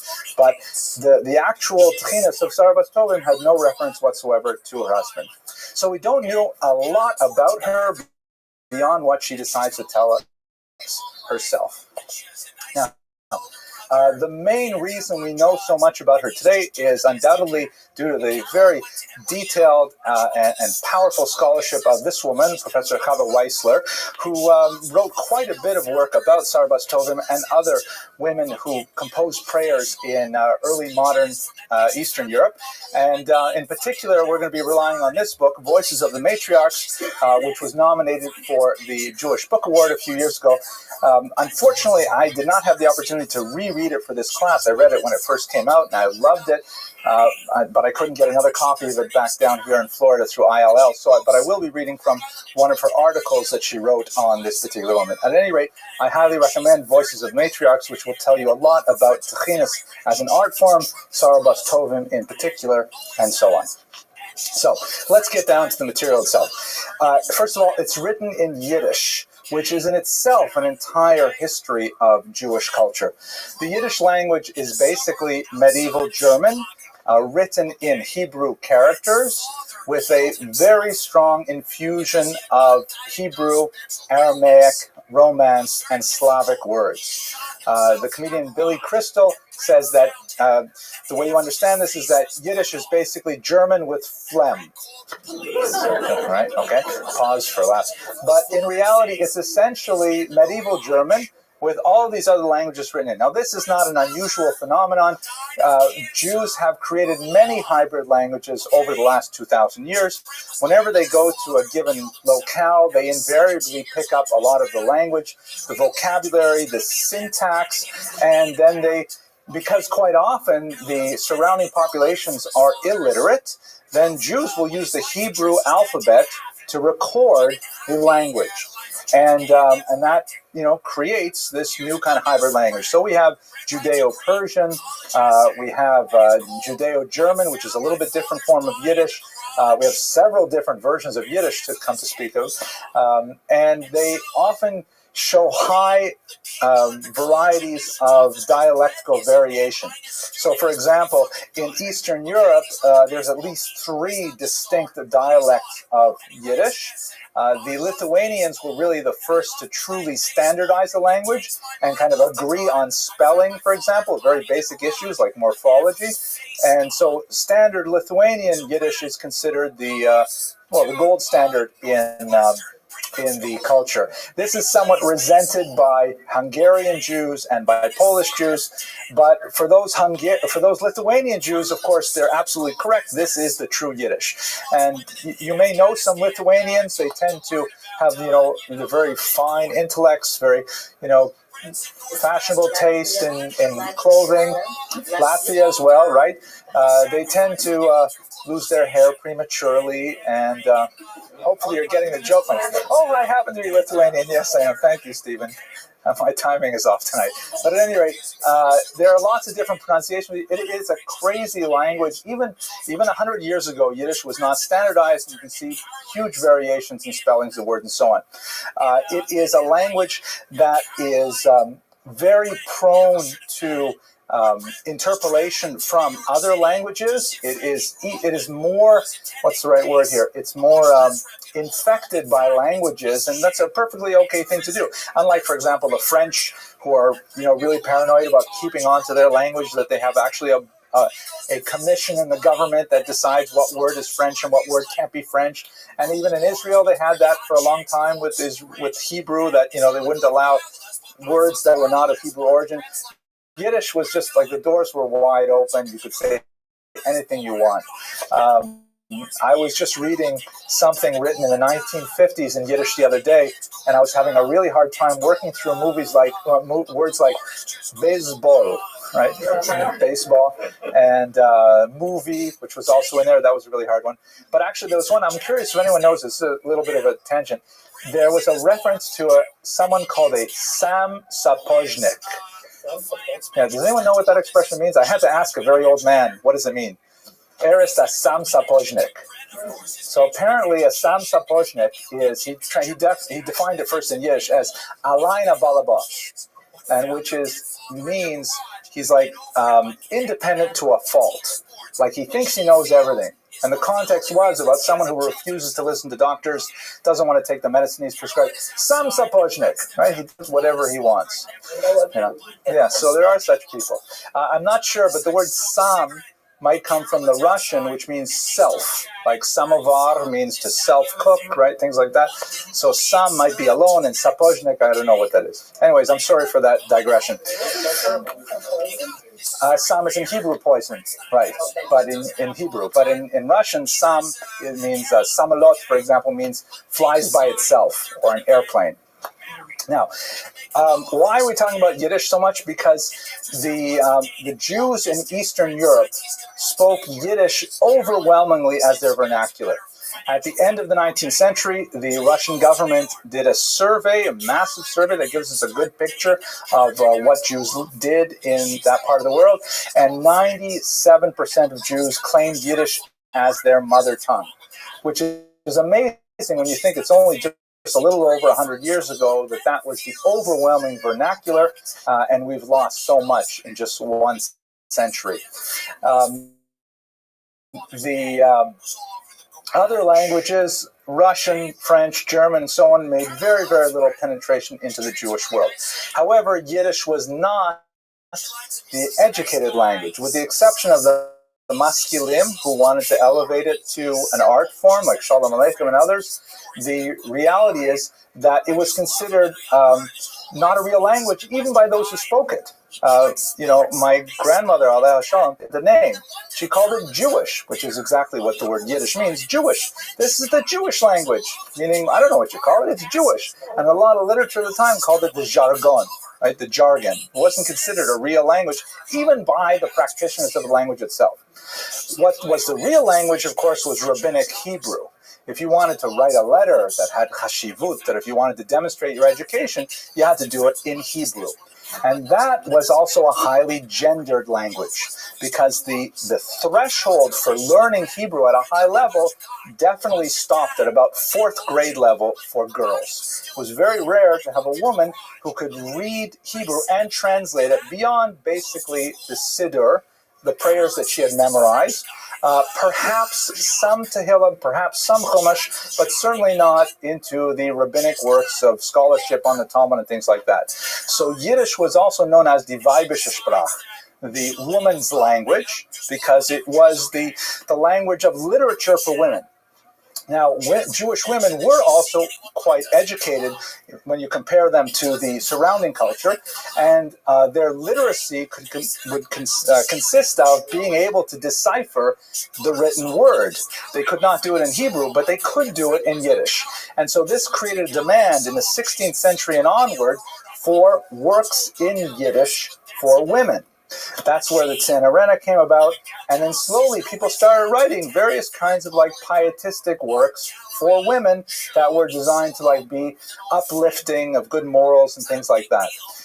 It got to be quite a large genre, and it was not only women that read this. It was considered to be sort of like a low-class literature for men. If you look at, for example, the works of the great Chafetz Chaim, writing around the turn of the 20th century, he urges Jews in America, saying, I know you guys are not very educated, and you probably can't read too much, but at least read something in Yiddish. Go and get a Yiddish book on ethics, on Musar, things like that. So Yiddish was highly gendered. It was considered a lower class language, but it was considered the language that women used. And so these prayers that people like Sarah Bas Tovim are written specifically for that gender, and in a way that speaks to a woman's experience in the world, something which we have completely lost in the Holocaust. Now, we should also note that even though they were written in Yiddish, Sarah Bas Tovim and the other liturgical writers had no problem ripping off things from earlier rabbinic literature. And this is because, as I think we discussed in an earlier class, the concept of plagiarism as we have it today was not really understood, or I shouldn't say that, was not really observed by earlier authors. It was considered appropriate to steal really, cool phrases and even whole paragraphs from earlier writers and incorporate them into your own work. We call it plagiarism. Back then, they would call it something like homage, right? It was kind of like a way of showing honor to those earlier writers, and that was considered entirely appropriate. Sarah Bas Tovim, in her work, she refers to herself in a very humble way as saying she simply arranged the techinas, meaning that she's cutting and pasting. She's taking a line from here and a few stanzas from here, and she's putting in poems, so she doesn't want to take too much credit for herself. But at the same time, she also asserts that these are her creations, even though they are collages of early literary works, and she very much identifies them as her own, the product of her own creative energies, and she's very proud of them, as we shall see as I read you a few samples. In terms of how educated she was, it's quite likely that she was deeply educated. She certainly quotes liberally from Hebrew texts, so she must have been one of those exceptional women who did kind of break that fourth grade glass ceiling to be able to get entree into rabbinic scholarship. She's clearly familiar with a lot of the ethical literature, like Sharei Tshuva of Rabbeinu Yonah, like the Orchos Tzadikim by an anonymous author who, incidentally, this was also written in Yiddish and also could have been written, according to some, possibly even by a woman. So she's reading these kinds of texts. She knows how to put them in proper rabbinic context, and as we shall see, she even has a smattering of Kabbalistic knowledge. Chava Weissler has also identified some of the influence of Shabbatai Tzvi in her works. Not that she followed down the path of false messianism, but some of the earlier works of his followers actually had quite a large penetration into the reading public of Jews in the 18th century, so it's not surprising that she would have found some of that interesting as well. So we must assume that she does have some kind of formal Jewish education. Okay, before I talk about the first of her works, any other questions? Ms. Abramson, no questions? Let me think. I'll give you lots of time. Okay, so let's go straight into it. We have two basic collections of her works that are considered authoritative by Professor Weissler. The first is called Shar HaYichud Al Olamot, or Olamos, which is a very Kabbalistic term, meaning the gate of the uniting of the worlds. And this refers to a very deep Kabbalistic concept that we discussed it a few weeks ago when we talked about the Arizal, the idea that there are four worlds, Atzilut, Bria, Yetzira, and Asiya, four sort of concentric worlds of Kabbalah, and that they have to be kind of lined up. Alternatively, the 10 Sfirot, you see in the drawing here, the 10 Sfirot, the emanations of God, can kind of go out of alignment as a result of human sin. And so there are various practices, religious practices, prayer practices that can kind of bring them back into alignment. Definitely very esoteric, not standard kind of thinking.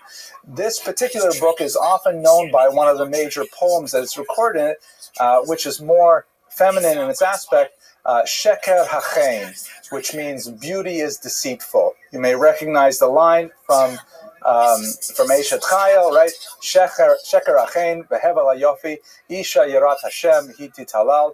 Is that right? Did I go right? Hiti Talal. Right. Beauty is vain. Sheker Achen Behevel and good looks are empty. A woman who fears God, she will be praised. So the phrase Sheker Achen has a very strong allusion to women's values, the idea of what should a woman be praised for. Obviously, a woman who fears God, not to pay attention to external beauty and so on. And the kind of themes that emerge from her writing are basically three. And I'm performing homage right now to Professor Weissler, ripping off her three basic ideas. First of all, it's a very strong emphasis in women as religious agents, meaning women count in Judaism.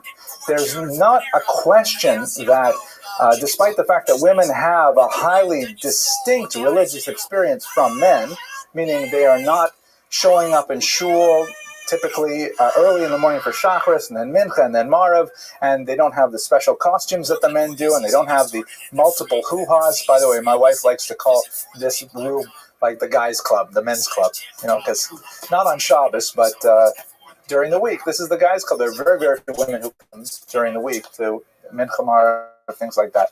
But there are some, but it's comparatively rare. Nevertheless, despite the fact that men and women had a bifurcated religious experience, she has no problem completely affirming the idea that women are on the most metaphysical of levels. Secondly, this is not in any way meant to contradict the value of women as wives and mothers. That in fact, much of this religious agency is fulfilled through what might be the very mundane acts of caring for a family. And these things form, moments of prayer that show up nowhere in men's liturgy. For example, in this entire realm of feminine prayer, you'll find all kinds of techinas written for things like, on menopause, for example. I haven't seen that in any of the men's prayer books. On caring for a child who is ill, on praying for a child to find a match, all kinds of life cycle things that are much more associated with women. These are things that you'll find in the Techinas. And so it's an entirely different world of prayers than the ones which will recite that are far more ritualistic and rote in nature, tend to be very, reified in their format and very fixed in their language. The Techinas are much more free-flowing, much more individualistic, much more poetic in nature. She spends a lot of time talking about suffering, and there's some interesting kind of clues as to what exactly it was that she was suffering about so much. And finally, a great affirmation throughout her work of her own personal value, her feeling that even though she is suffering, she feels that what she is doing is of benefit to the world, and that will ultimately bring about the coming of the Messiah. Very strong belief that her actions count on a metaphysical level. There's no question that nowhere in her Tchinas there's ever a fear that she feels that she's only in a supporting role, that men are in the starring role. She really feels very strongly like, okay, this is men's Judaism, so to speak. This is women's Judaism, and women's Judaism is great. There's no question whatsoever about status. Okay, so the second work that's really important is known as the Shlosha Sharim. It's probably better known than the Sheker Achen, the Three Gates. The earliest version that we have that has a date on it is 1838, but there are many editions published far earlier that means that it probably dated from the late 18th century. It's more popular than the earlier work and tends to be more ripped off and more interpolated with different things since then. So I think at this point, why don't I read you a little bit of the Tchina so you can get a sense of, what is it exactly that we're talking about. This is an article that Professor wrote in a series called Poland, which is about Jews of Poland. Okay, so this is from the first collection that I mentioned to you, the Sheker Achen. Oh, dear women and maids, and maids meaning like young women, if you read this Techina, your hearts will rejoice. They are taken out of holy books, meaning that she's gone to the sources and what gives them value is their authenticity in the tradition. By their merit, you will be worthy to enter the land of Israel. So there's a very early proto-Zionism here as well. Also, I have put down a lovely new Techina that should be said on Mondays and Thursdays and fast days, and on the days of awe. Grace is deceitful and beauty is vain. Definitely interesting that Mondays and Thursdays, of course, being Torah reading days, and she's very much clued into the fast day cycle, things like that. Beauty is nothing, only righteous deeds are good. The wisest of women builds her house. The important thing that a woman should run the house so that one can study Torah therein, and that she should guide her children in the straight path to God's service. Note that it doesn't say that she should run her house so that men can study Torah therein, meaning that the house should be a place where anyone can study Torah, men or women, man or son, children, so on. I, poor woman, have been scattered and dispersed.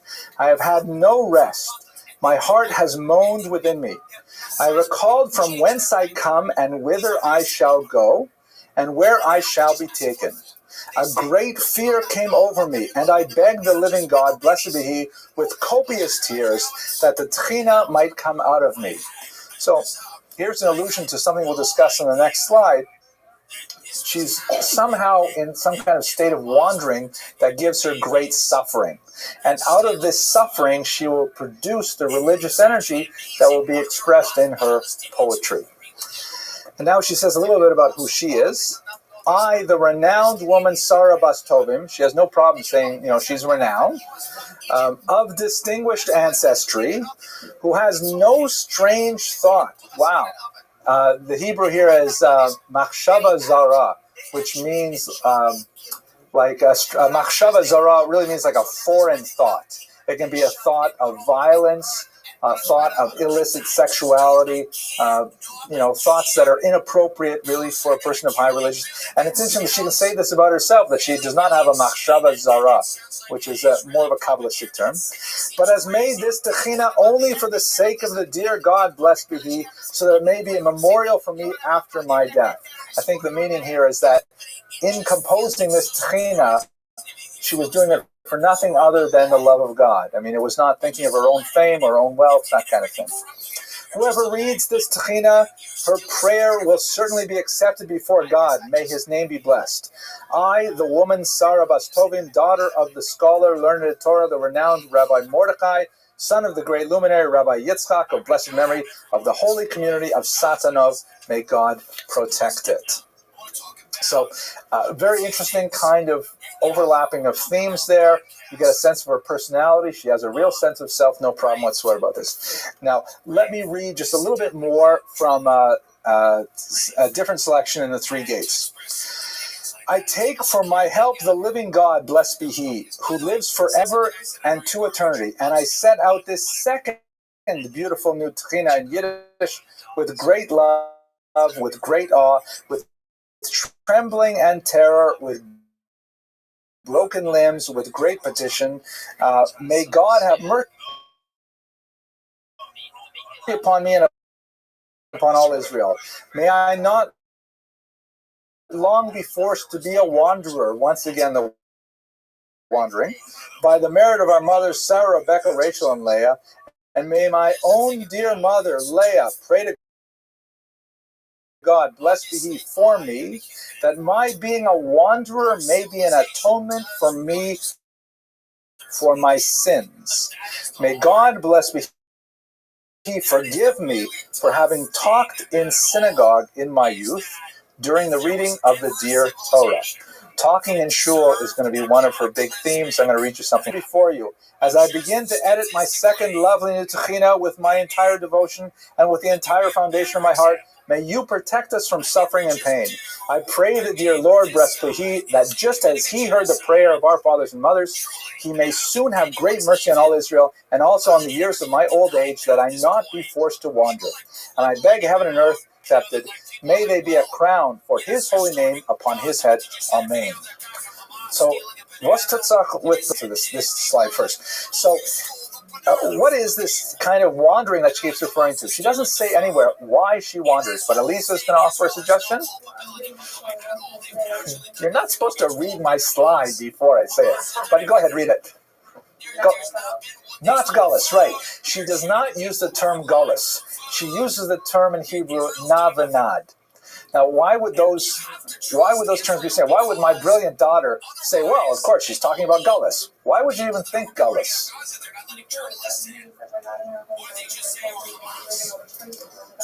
Oh my gosh, this is the future of our people. Do you see this? My gosh, you're absolutely right, Elisa. She's so brilliant. She refers to the fact that the word gullus, or galut in modern Hebrew, means exile, but as a term, it basically means being kicked out of the land of Israel. Meaning the exile from the first century when the Romans took over Israel, cleared out all the Chinese restaurants. The Jews left immediately. Oh, that's a joke. I should edit that out. It's not very tasteful. But at any rate, that kind of terminology, it's almost like it's a throwaway term. We're living in Gullus. We're living in exile. Yeah. We're living in exile. Maybe we'll go to Israel for the holidays. We'll come back. That's the idea of Gullus. And so therefore, if she used this term Gullus, then maybe she's speaking metaphorically. She's living in a nice big house in Eastern Europe someplace with chandeliers, plastic on the furniture, and she calls it Gullus. That would make sense. But she doesn't use that term. She uses the term na v'nad. What does na v'nad mean? Like Cain, very good. Oh my gosh, see, what an educated audience. I have to really up my game, right? That Cain is cursed to wander, na v'nad, to go throughout the land. That's she means it in a real sense. She's physically actually moving from place to place.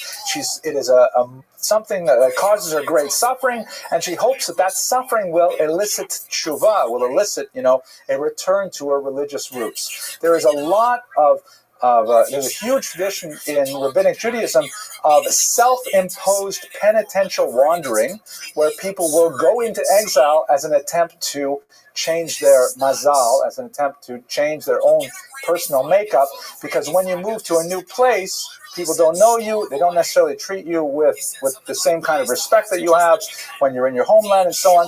Now, this is the only occasion I know of a woman going into Gullus, into personal na v'nad, personal wandering. Many of the great rabbis did so. The Vilna Gaon, many of them would, pick up and leave places where they were famous and go to places where they were unknown as a way of working on their own personality. Then they would come back and, it would be better for them and so on. But for a woman to go into Gullus seems like a much more difficult endeavor, and it seems that may be what she was doing. It could also be read, however, that maybe, it could be much more prosaic, that her husband's business was not successful, and they went from town to town trying to make a parnasa, and she interpreted this in a religious light, that they had to go follow the parnasa wherever it was, and she took this as kind of a lever for herself to develop spiritually. But what she attaches it to more than anything else is her own behavior, specifically talking in shul. So let's look at one phrase where she refers to that, and she's very generous with this kind of personal biographical detail. Here we go. She says, she's talking about how she used to talk in shul all the time, and she says, I wish the rabbi were here to hear this. He would love this part. But I have to get one for the men talking in shul, which is an even bigger problem, I think.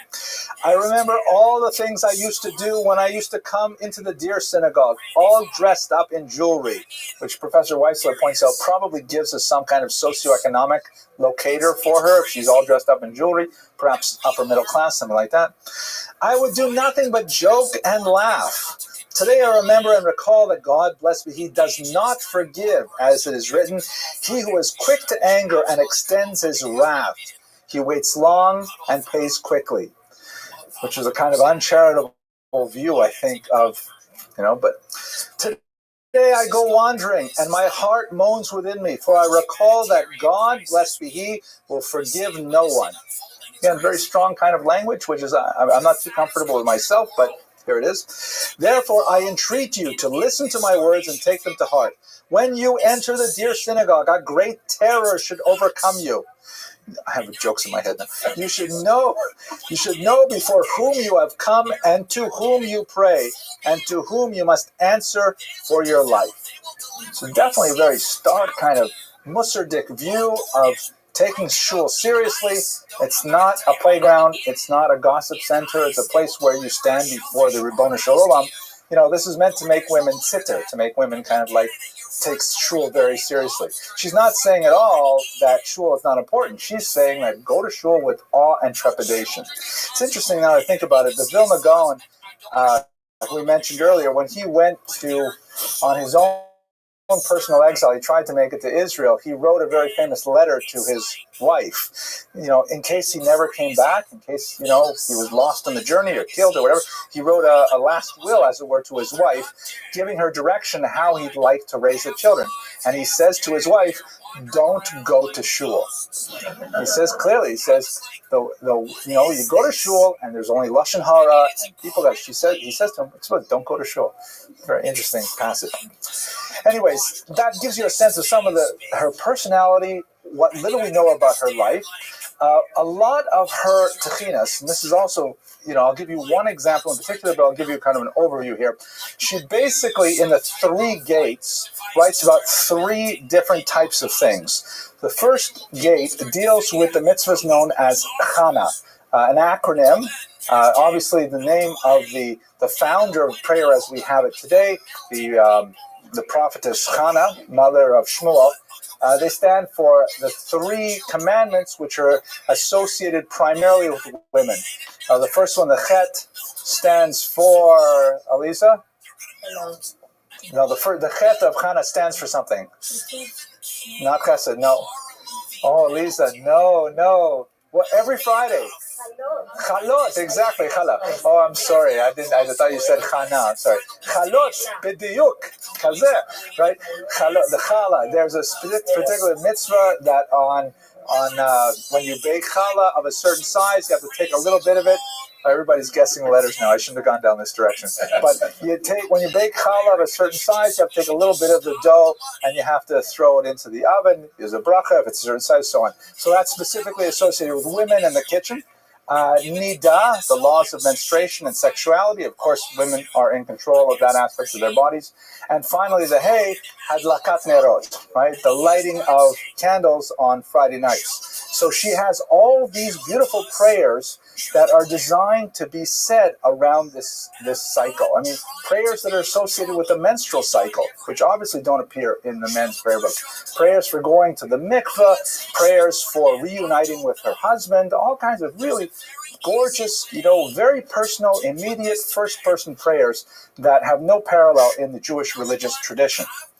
The second gate deals with the entire penitential season of the month of Elul, followed by the holidays of Rosh Hashanah and Yom Kippur, a period of personal, introspection and self-transformation. She takes teshuvah very seriously, and she writes quite a few, introspective poems, the meditations for women at that time. And then finally, also something associated with women in our tradition, Rosh Chodesh, the new moon, which is one perhaps of all 3. This is perhaps the most well-known in the broader Jewish community as being a woman's holiday, but nothing like the depth and sophistication that we see in Sarabas Tovim. Now, what I'd like to do now is to take you to one of these in particular that is perhaps her most famous, and in the last 10 minutes of the class, I'll just give you a glimpse into the sophistication, depth, and beauty of the women's traditions in Eastern Europe that unfortunately have been totally lost in the Holocaust. This is a ritual that is almost unheard of today, even though we have a tradition stretching back all the way to at least the 12th century. That's the first written reference to this particular custom that simply has no place elsewhere in the tradition.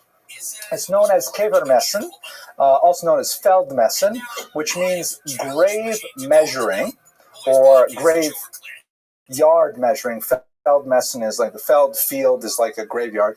And the custom basically was that women during the month of Elul, right, during that period of Teshuvah, they would take twine and they would go out to the cemeteries and they would literally measure out the graves. They would take the twine and they would measure it all out around the graves, and then they would come back home with those wicks and they would collectively, as a group, get together and they would make them into candles.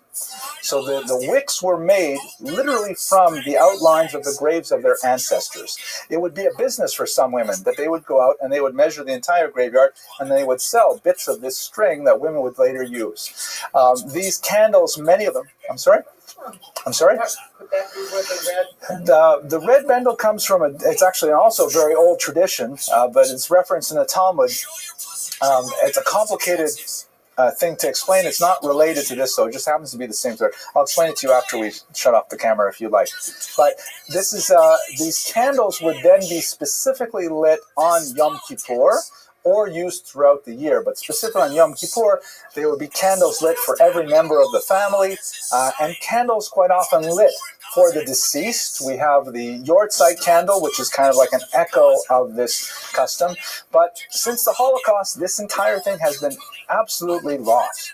And it is a way, though, of literally connecting with these long wicks, the living and the dead, bringing the cycle of life, connecting the youngest members of a community with the ancestors who may have lived there for centuries. And I'd like to read you just a little bit from a techina that she writes about this particular practice. Okay, when she writes here. Okay, now, so this is referring to after they've gotten all of the wicks together and they've made them into candles, they're going to prepare to light them in memory of those who are deceased, and also for a long life for their husbands and for their children. If you look in, for example, the Mate Ephraim, which is perhaps the most important source on the halachot of Rosh Hashanah and Yom Kippur, he refers to this particular practice. He says, be very careful who you buy the wicks from, because some of these people, they sell the cheapest things that don't burn very well. But even though that's a backhanded reference to the ritual, there's no question that it was extremely widespread in Eastern Europe.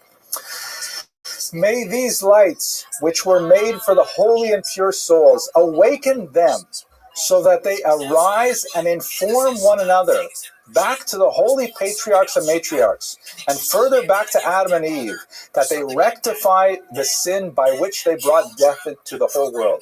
May they arise from their graves and pray for us, that this very year, may it come for good, there may finally be the resurrection of the dead. May God's attributes of stern judgment become the attribute of mercy. May they be unified. This is a very Kabbalistic reference. May the souls pray for us that the resurrection of the dead will come to pass. And may all the holy and pure angels pray that the dry bones live again speedily and soon. So clearly, deeply Kabbalistic intent here that the wicks somehow awaken the souls of the ancestors and somehow bring them into the communal prayer with the living. Lord of the world, I pray you, merciful God, accept the lights that we make for the holy, pure souls. For each wick that we lay, may you increase life for us. May the holy souls awake out of their graves and pray for us, that we may be healthy. It is fitting for us to pray for the dead, for those who died in our own generations, and for those who have died from the time of Adam and Eve on. Today we make candles for the sake of us, and for all the martyrs, and for all those who have no children, and for all the little children, so that they may awaken the dry bones. May they come alive speedily and soon. May we be worthy to see the resurrection of the dead this year. Amen. Selah. Very powerful, emotive prayer. You can imagine, actually going to the graves of your own ancestors and knowing that the wick that you're lighting is specifically wrapped around the grave of your, God forbid, your parents and grandparents and so on. It's a very, very beautiful ritual that, unfortunately, totally lost to us today. So if we look at the legacy of Sarah Bas Tovim, we see with tremendous clarity the great difficulty of, as this is Chava Weissler's phrase, of tracing women's custom exclusively associated with women. Men did not do it. It was considered an act of female piety. The men didn't write down very much about it. And so therefore, all we have are these few little scraps like Sarah Bas Tovim, who've given us some insight into why women did this, what they felt when they did this, and so on. The men may have referenced it like the Mate Ephraim as kind of a backhanded way, but really to get a sense of the inner spiritual life of women in the 18th century, 17th century, we need works of poetry such as those by Sarah Bas Tovim. And it also, I hope, illustrates the tremendous impoverishment of specifically Jewish female spirituality that we have suffered as a loss of the huge disruption, the demographic dislocation that we suffered as a Holocaust, because many of these things that would have been handed down, mother to daughter was simply cut off with the devastation of the middle of the 20th century. And many of our own daughters today are completely bereft of these traditions, and it's up to scholars like Professor Weissler to bring them back, to re-energize them, and to make them available to us today. My own wife has several collections of modern techinas, and I looked at a couple of them before coming to our class today, and none of them, although they're very nice books, and, she reads them till they fall apart. In a couple of cases, it's actually, I think, the third time I bought her this book because she keeps on wearing out the binding, and they're tear-stained, and that's, I think, probably the way that San Arenas used to look back then. But they pale in comparison to some of the religious creativity that has been lost in our own time. So may we have the merit to see these things recreated by people like Aliza and her generation, so we have a much better future for all of us. Thank you for your attention. I'll take questions after we shut off the camera. Like everyone's like, Macron is, I can't believe he's recognizing a Palestinian state. What? They destroyed the whole thing. It's smithereens. The thing is done. It's like a lot of the people coming out now and going, this seems a bit much. This seems a bit, I talked about it on the Patreon or whatever. A lot of celebrities now are coming out and going, I cannot believe. They're so dramatic, and they're like, what is happening? They're all like... Meir Hagolah, we spoke about last week. We know far more about him than we do about just about any woman in the medieval period. So we're going to have to reconstruct a lot of this history to try and understand her life. And once we get to the modern period, per se, after the winter break, we'll have a lot more to say about Jewish women in general. But today's lecture is going to be subtitled Exceptional Women in the Private Sphere. These are women like Yocheved Bat Rashi in many ways were really quite distinct from your average woman at the time, average Jewish woman in particular. And so we'll see how they stand out against the background of more conventional women's lives. Thank you to an anonymous donor who has sponsored tonight's lecture. I'm always so happy that you're here. Your presence here is sponsorship enough, and it's nice to be able to speak to a live audience. But we also appreciate, the shul appreciates the fact that you underwrite the small stipend that we give the students who help us out here, and the equipment and things like that. So thank you to the anonymous donor for sponsoring tonight's lecture. Okay, so let's go on. Here we go. So let's look at medieval Ashkenaz. This is a map that shows you some of the big population movements of Jews around the 12th to the 16th century. Ashkenaz itself, as I think we discussed a little bit last week, is basically northern Germany here. They've kind of lowered the map a little bit for us because this is where much of the emigration came from. But the Rhine River is extremely important for the upper Rhinelands, and this is where you have the heartland of traditional Ashkenazic culture. Taking a broader look at the movement of Jews during the previous centuries, basically if you start here, Israel is just kind of off the map. With the destruction of the temple in 70, you've got a large population movement going out into the Middle East, places like Babylon, Iraq and Iran, for example, moving across the coast of North Africa. And then in the 8th century, there's a big population movement, especially into Spain, although there were Jews living in Spain from the 2nd century, as there were in Italy.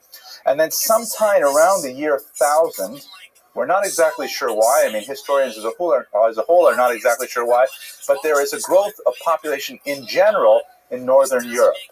Some argue that it may have been a fairly significant climactic shift, for example, that allowed much of this land to be suddenly much more arable than it had been 200 years earlier. But for certain, we have a general population rise in Europe, and Jews, of course, are attracted to the larger populations because Jews tend to be very urbanized. They tend to live in tight social groups. We need to have close proximity to one another, very gregarious people, because you have to live within walking distance of a synagogue, walking distance of a mikveh, walking distance of a kosher Chinese restaurant. And that means that Jews tended to move into these urbanized areas, settling them through through about the 13th century. Then, especially after events that we discussed today, the Crusades and some of the anti-Semitic pressures that built up in Europe beginning in the 11th century, then you slowly have a big push of these Jews out to Eastern Europe, to Poland, right bank Ukraine, Lithuania, Hungary. As I think I mentioned in one of the lectures, the Hungarian Jews had a very difficult time because as soon as they got here, you know what they did. You remember? They started covering all the sofas with plastic. Right. I don't know. I said that just last week, and people laughed even a week later. But they have a lot. So Jews begin to move here into Eastern Europe, and that's why the Jews from Eastern Europe, about 3/4 of American Jews, trace their lineage back to this region. They're called Ashkenazi Jews, even though the origins of Ashkenaz is really Germany, not Eastern Europe. So we're going to focus, though, on traditional Ashkenaz here, some of the important developments that happened at that time. One of the defining moments of Ashkenazi history is the 1096 massacres associated with the Crusades. And it's worth talking about this in a little bit greater depth because the Crusades had a uniquely powerful impact in shaping the Ashkenazi mentality, particularly when you compare the experience of Jews in the Crusades to the experience of Jews under the Inquisition a few hundred years later in Spain.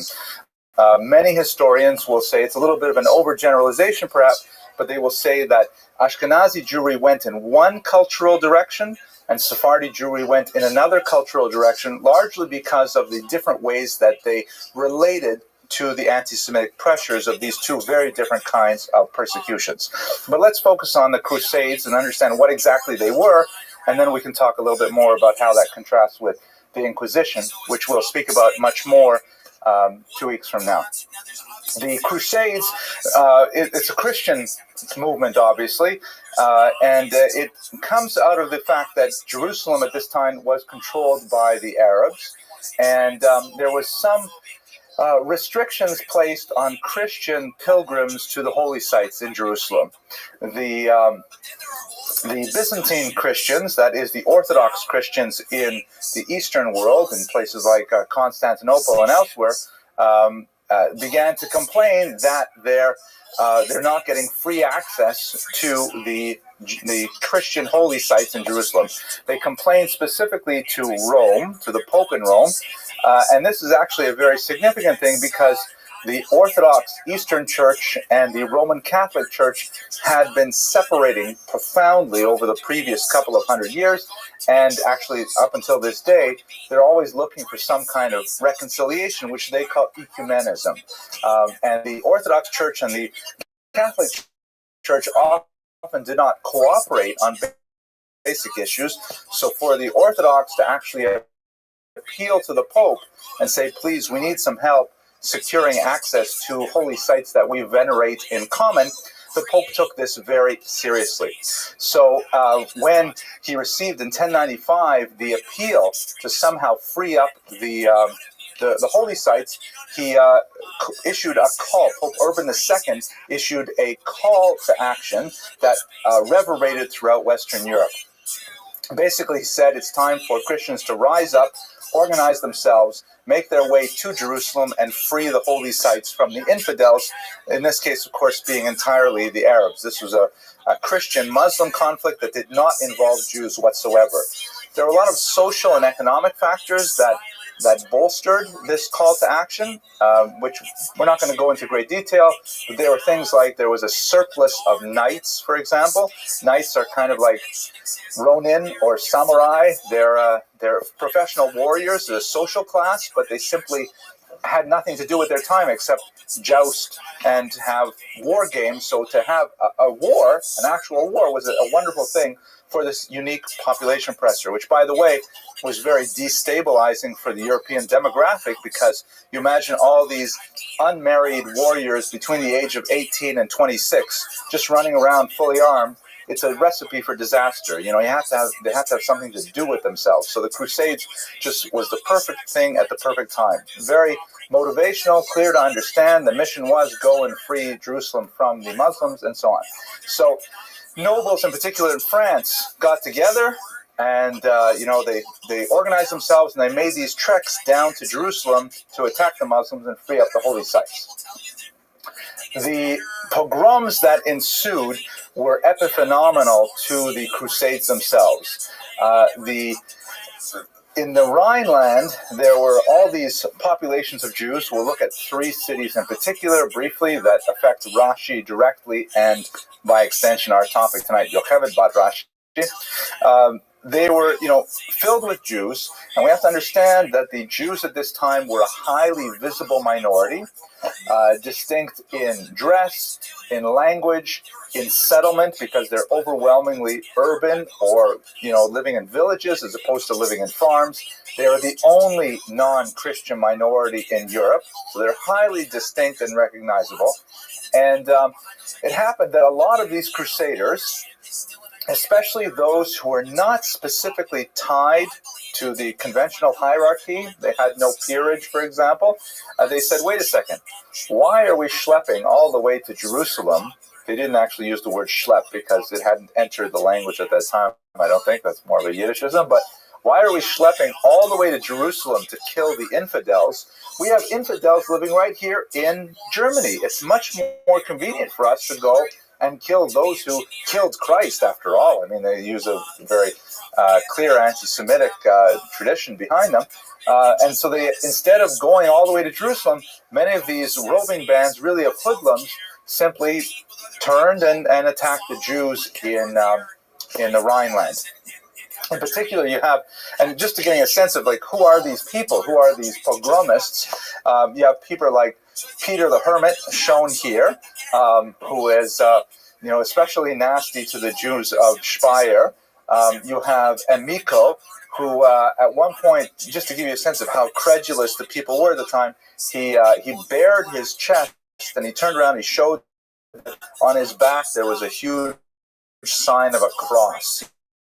He proclaimed it was a miracle that, he woke up and this was a sign that people should follow him. In another case, there were pogromists who actually, whenever there was they had a particular goose, and whenever they set the goose down on the ground, the goose would head towards Jerusalem. So they assumed it was a holy goose, and they followed this goose around to, this is the kind of zeitgeist, the spirit of the times. People were all caught up in this huge endeavor to bring about a neo-messianic period to get Jerusalem freed from the Muslims. Many of them had messianic pretensions of their own. It seems that many of these pogromists felt that perhaps they were indeed the incarnations of John the Baptist or King David or even Jesus himself, and usually these things kind of petered out, but unfortunately after great acts of violence were perpetrated. In particular, the greatest attacks were in a tri-town called, in Hebrew, Shum. Shum is an acronym for the towns Speyer, Worms, and Mainz. These are 3 German villages on the Rhine River, and they were the ones that suffered the most in the Crusades. You recall that this is a population of Jews that have been living in this region for no more than perhaps 200 years. It's not a relatively old population compared to other sites of Jews in Europe, but it is one that accumulated significant wealth rather rapidly. One might even compare it, let's say, to, it's a big stretch, it's 1,000 years different, but even to the Jews of South Florida, for example, or Bal Harbor. Jews were not living in Bal Harbor 30, 40 years ago, and all of a sudden there's a huge change in the demographic, so the Jews really stood out in comparison to the outside population. Anyways, the pogromists came in the month of May in 1096. They surrounded the town and were clearly threatening to invade and to attack the Jews. So the Jews decided to take refuge in the home of the bishop of Speyer. This is an interesting thing we'll have to reflect on once we get through Worms and Mainz. But they went to the bishop and they said there are a whole bunch of crazy people outside and there's a goose and things like that and they're coming here to kill us. So the bishop stood up and berated them and they left. The church protected the Jews, the local bishop, and violence was completely averted. It was very helpful that the bishop took very strong action and, in fact, amputated the hands of one particular perpetrator, and that sent a very clear message that violence against the local Jews would not be tolerated, and in fact the violence was averted through a strong action by the local bishop.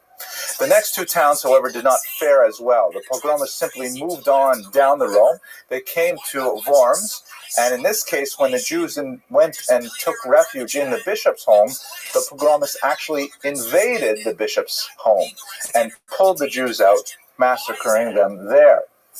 In Mainz, which is a little bit later in the month of May, the Jews hoped to avoid the violence through paying a large bribe. This is this is basically the way the Jews, as a minority for most of our history and most places in which we live, Jews have two basic strategies to deal with threats of this nature. One is to simply emigrate, simply go someplace else, which Jews have been doing for 2,000 years in the diaspora, or to try to bribe your oppressors, try to find a way to pay them off and to assuage them. One of my students once called this strategy of Jewish survival the fee or flee strategy. Right? Either you pay the fee or you flee. That's basically how we deal with these kinds of things. It's worth noting, by the way, that Raoul Hilberg, the great Holocaust historian, argued very forcefully in his great 3-volume work, The Destruction of European Jewry, that this is one of the most tragic elements of the Holocaust, is that Jews in the 1930s were still thinking the way we thought through most of our history, and thought that Hitler perhaps could either be bought off or there would be somewhere for Jews to go at the last minute, and neither of those things turned out to be true. Very, very limited. The Jews for Truck scheme, very, very small, very, very late as well. About 5,000 Jews were saved in Hungary, of course, but you put that within the context of 6 million, it's clearly not an effective strategy. And in terms of emigration, disastrous policy, because the world's borders were closing, including America's borders as well. America wouldn't even let the SS St. Louis, which was docked off the coast, we could see it from here if we stood on the roof, and they couldn't even get into Cuba because America was concerned that Jews would land in Cuba and then use a transit visa to get into America. So it was disastrously wrong strategy for the nature of that particular threat. Still, we're 1,000 years away from that. We're going to concentrate on the Crusades. The Jews of Mainz paid a bribe to the pogromists. They took the bribe, but they still attacked the Jews. There was some resistance put up by the Jews and by the bishop and whatever forces he could muster, but there was no redemption, and the Jews were massacred in large numbers. Now, in the context of all three of these attacks, well, actually, let me get to the end of the story, and then we'll talk about some of the specifics that are especially relevant. So we can make a real distinction between the so-called legitimate crusaders. These are the knights who have positions, they have peerage, they have, jockeys after them and things like that, who basically left Jews alone. Their task was to get to Jerusalem and to free the sites. The violence against Jews was mainly perpetrated by all these hangers-on who, were swept up with the enthusiasm and with the newness of this great movement, but they did not have the means or the wherewithal to take themselves all the way to Jerusalem, and so they attacked more vulnerable local populations. The Jews were not the only victims of these so-called illegitimate crusaders. As they made their way through Europe, you have to remember that the sheer logistics of supporting a military venture like this is massive. You have to feed these soldiers. As someone said, was it Metternich, I think, that an army travels on its stomach, right? You have to have food to keep them going. They don't travel on their feet, they travel on their stomach. And so as they came through, as they simply raid the local Christian villages in order to get provisions. And the local populations had enough, and so ultimately the so-called illegitimate crusaders were killed by Christians who did not want to have these anarchistic elements moving through their society. In Hungary in particular, nothing to do with the furniture with plastic on it. The Hungarians had no tolerance whatsoever for the Jews, for the Crusaders coming through, and as a result, these particular elements were destroyed. A major chapter that we're not going to touch is, of course, the Muslim experience of this, which is totally different because the Muslims are basically living in peace in Israel, and they're being attacked from Europe by all of these crusaders, leaving a real serious scar on Muslim-Christian relations that really persists to this day. The Americans in Iraq, for example, are commonly called crusaders, hearkening back to this period. Now, a couple of major observations, and then we can turn to this question of, what is Ashkenazi Jewry as opposed to Sephardi Jewry, and then we'll finally move on to Yocheved Bat Rashi, our topic for tonight. One of the most pronounced phenomena of the Jewish experience of the Crusades, which did not have wide-scale precedent in Jewish history, and thankfully does not have a long tradition afterwards, is that of Kiddush Hashem, specifically suicide, often mass suicide in the face of persecution. This term Kiddush Hashem, of course, many of you in this room are familiar with this term. It means literally sanctifying the divine name, and it can mean something much more innocuous. For example, if a child is polite to a stranger and the child is identified as a Jew, then that's a Kiddush Hashem, that's the sanctification of the name of God, and that's the kind of Kiddush Hashem that we especially like. In this context, however, it is a euphemism for martyrdom at the hands of anti-Semitic bands. So we have this terrible phenomenon which has been recorded in many chronicles of the times, contemporary chronicles, of Jews electing to commit mass suicide. Usually, these are terrifying things to read, usually killing their children first and then killing themselves, rather than submit to baptism by the Crusaders. Because one of the offers, the standing offers, which was not necessarily honored at all times, but that if the Jews were to convert to Christianity, if they were to submit to baptism, then they would be spared the violence. But the overwhelmingly large number of Jews who were offered this choice in Ashkenazic lands chose to martyr themselves, either at the hands of the Crusaders or in many cases simply at their own hands, rather than submit to baptism.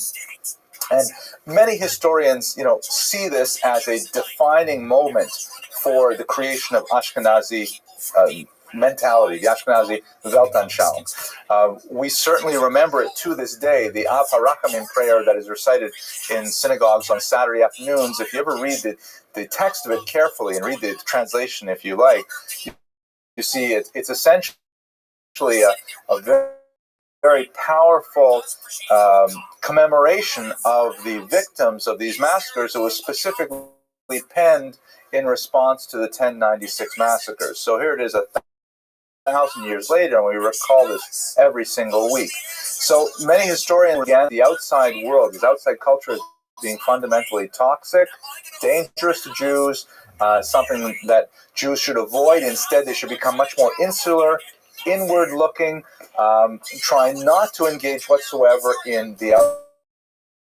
outside world, culture larger, and so intense, sharp pressure applied to them until really there's some pogroms in 1390, and then much worse, of course, the expulsions of 1492.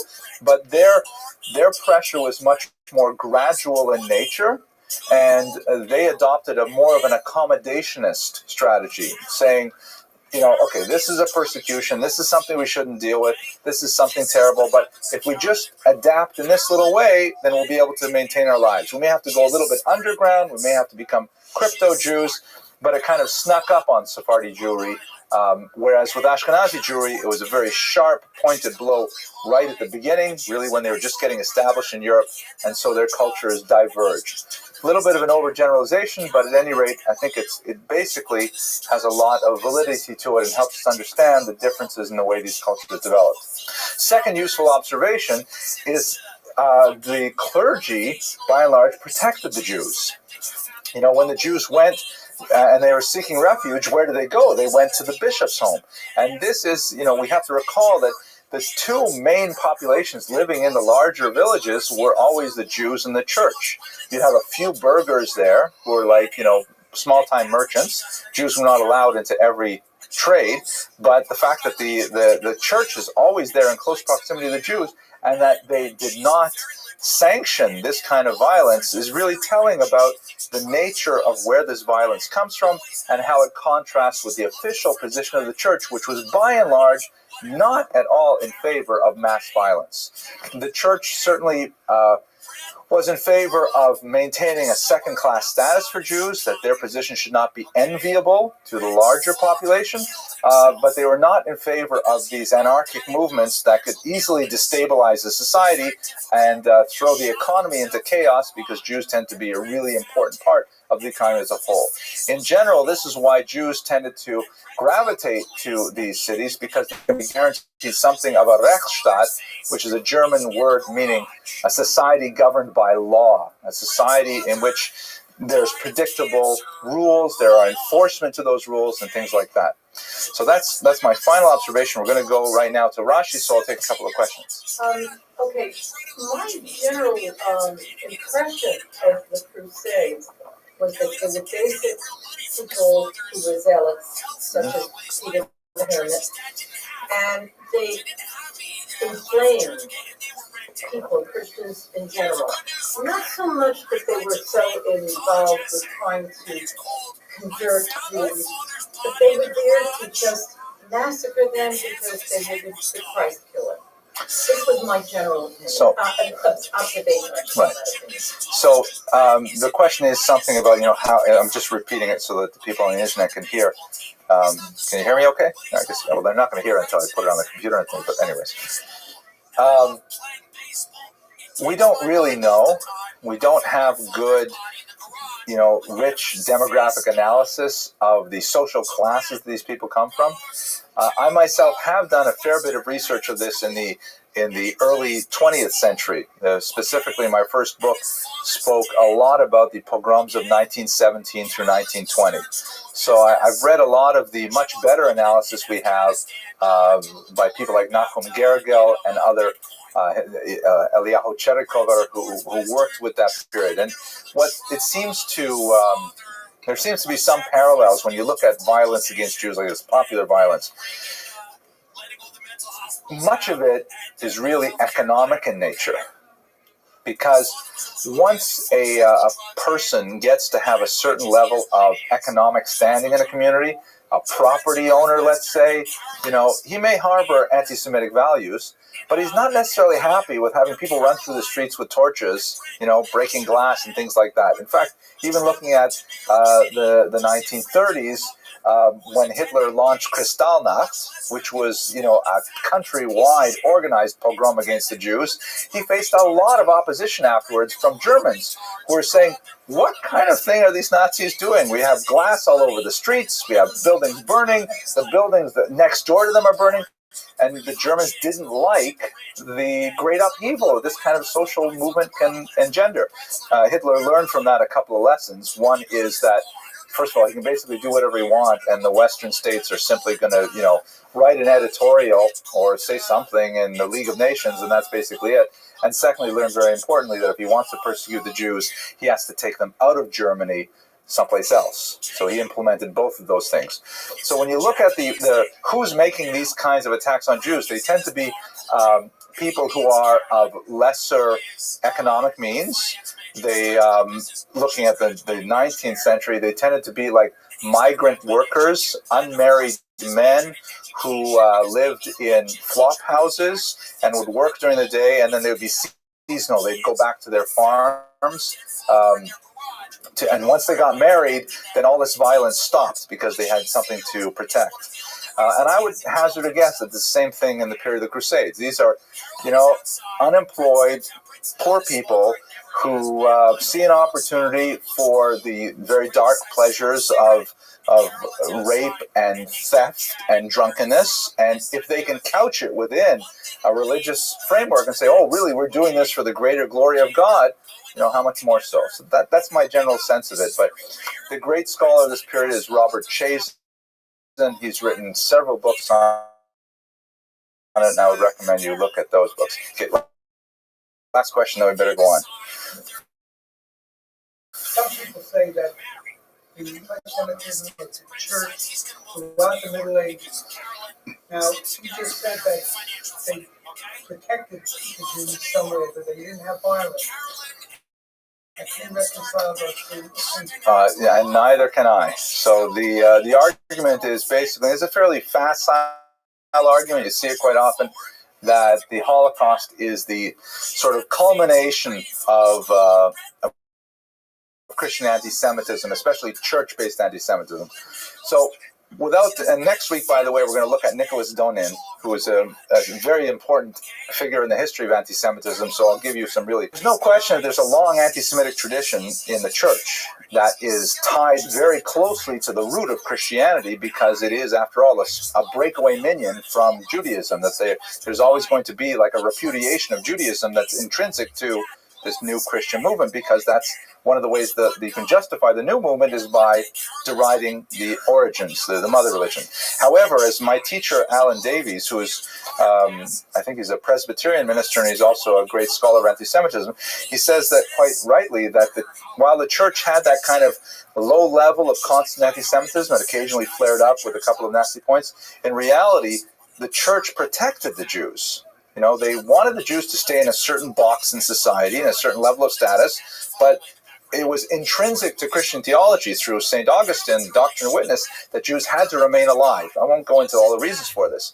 And invariably, whenever you have these explosions of anti-Semitism, they tend to come from the lower lay clergy, who are not necessarily even literate, who are like stirring up the masses, and the upper clergy is constantly saying, no, you guys have it wrong. We're not supposed to kill the Jews. Stop that. Just say nasty things. Don't do nasty things.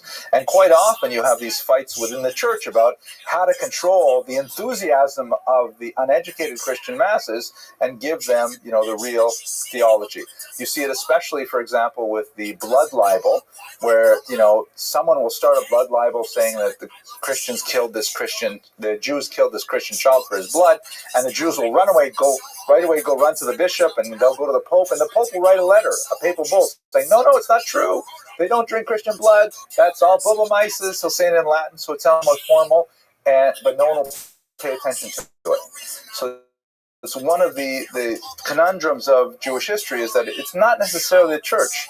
It may come from a lower clergy. It certainly comes from a large population, but the church itself generally tries to maintain the status quo. They're part of society. They want society to keep functioning. Mob violence is the worst thing.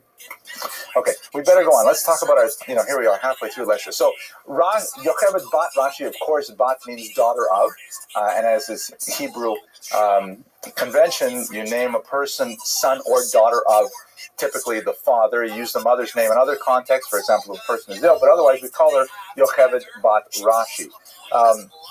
She was born probably around the year 1058. We have some sense of it because Rashi does write on occasion about his family, so we have a little bit of a family tree. Her father was, of course, the illustrious Rabbi Shlomo ben Yitzchak, known by the acronym of his name, Rashi. He was the preeminent commentator on the Torah and the Talmud. His commentaries have become so canonized in the Jewish world that, in fact, one says that you learn the Torah with two fingers. One finger on the text itself and one finger on Rashi's commentary.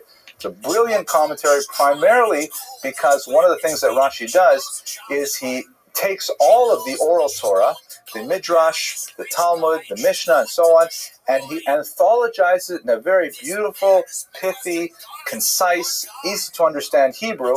So when you study the Torah with Rashi, you're really studying both the written text with the massive interpretive tradition that is the best of Judaism. So Rashi is really, it is basic Judaism 101 for the last 1,000 years, and is really an incomparable figure.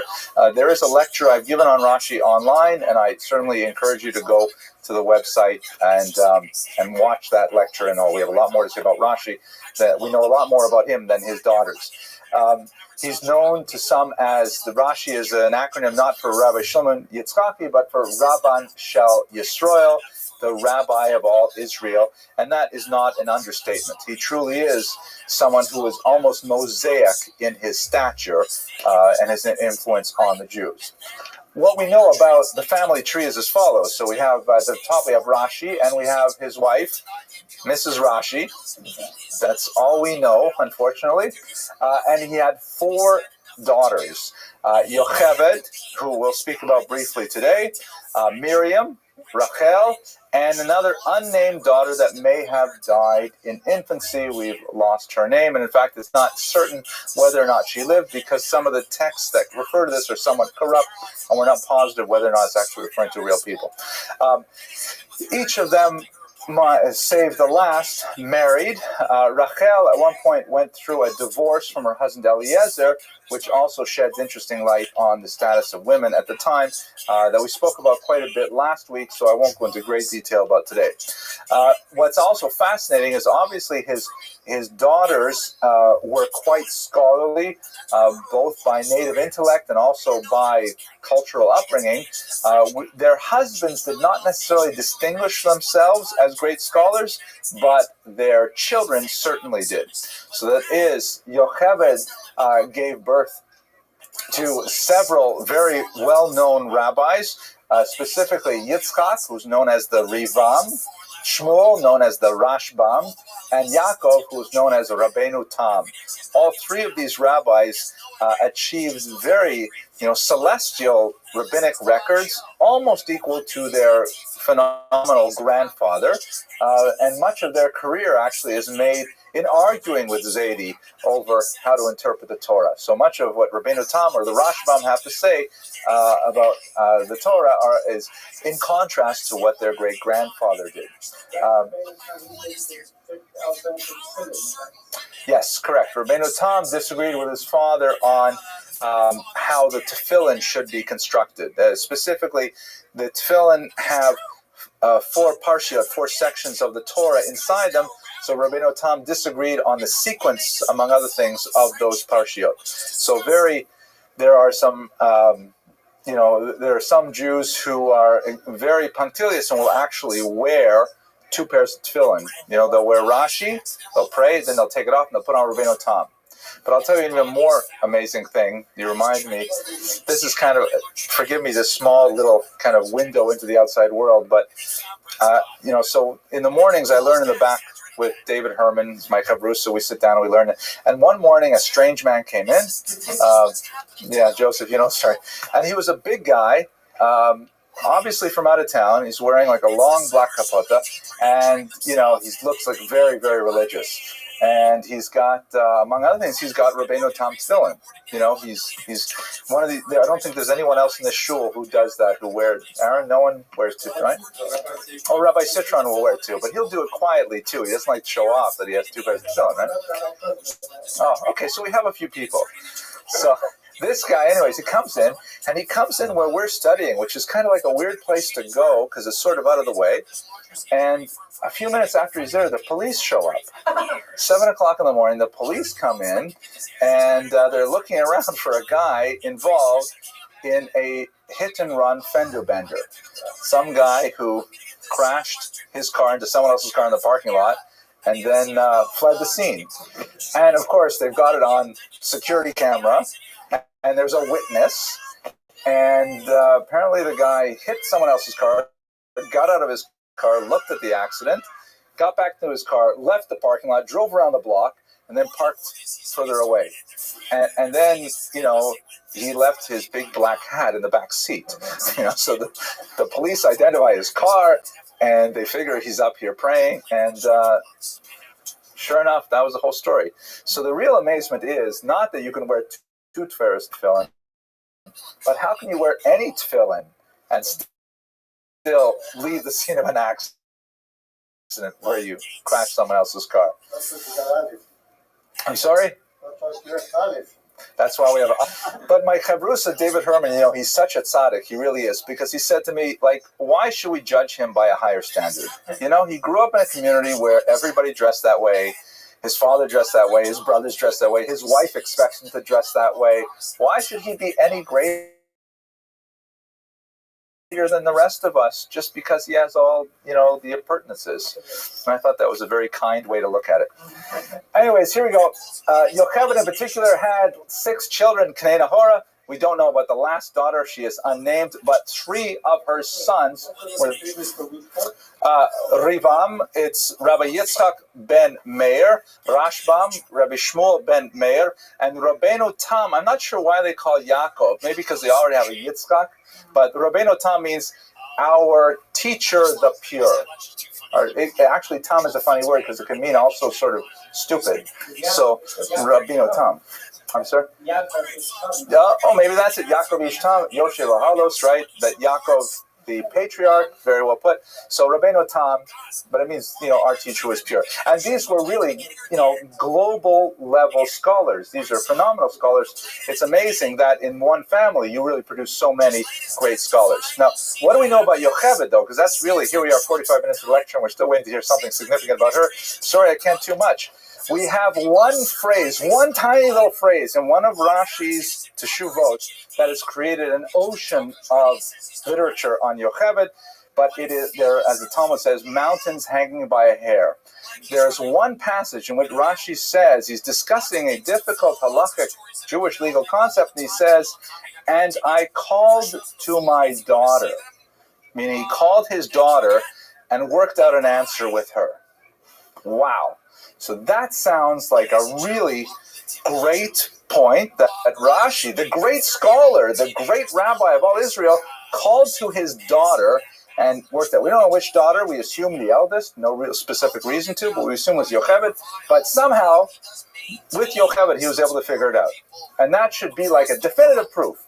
However, many authors feel that this is a scribal error. And the difference is in the Hebrew, if you look at it, does it say, Ulechein biti karati, which means, and therefore my daughter I called, or is he actually saying Uleven biti karati?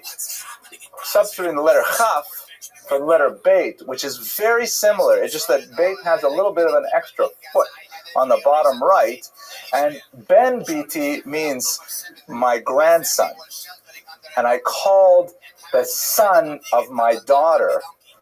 So that would make sense too, because the son of his daughter is Rabbeinu Tam, or the Rivam, or the Rashbam.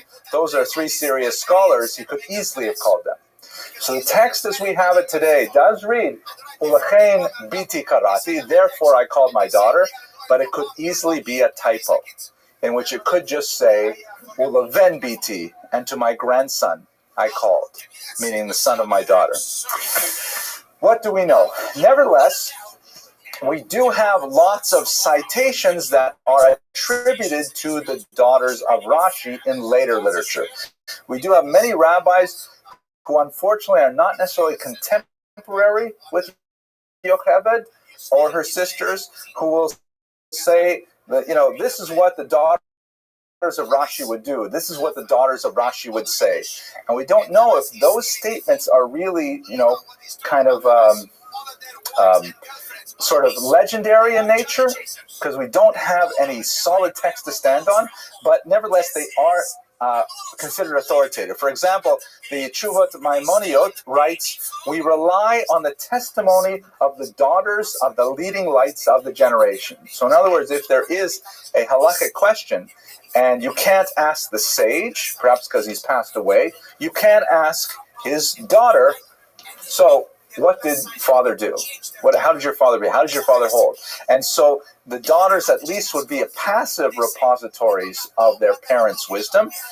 And there was a wide-scale belief that, in fact, daughters had this authority. But we don't have solid ground to stand on to really attribute a lot to Yocheved. Aaron, did you want to say something about this? Okay. What about the elephant in the room, which is, we were talking about it just a while ago. The daughter, what was she, here we go. Did she wear tefillin?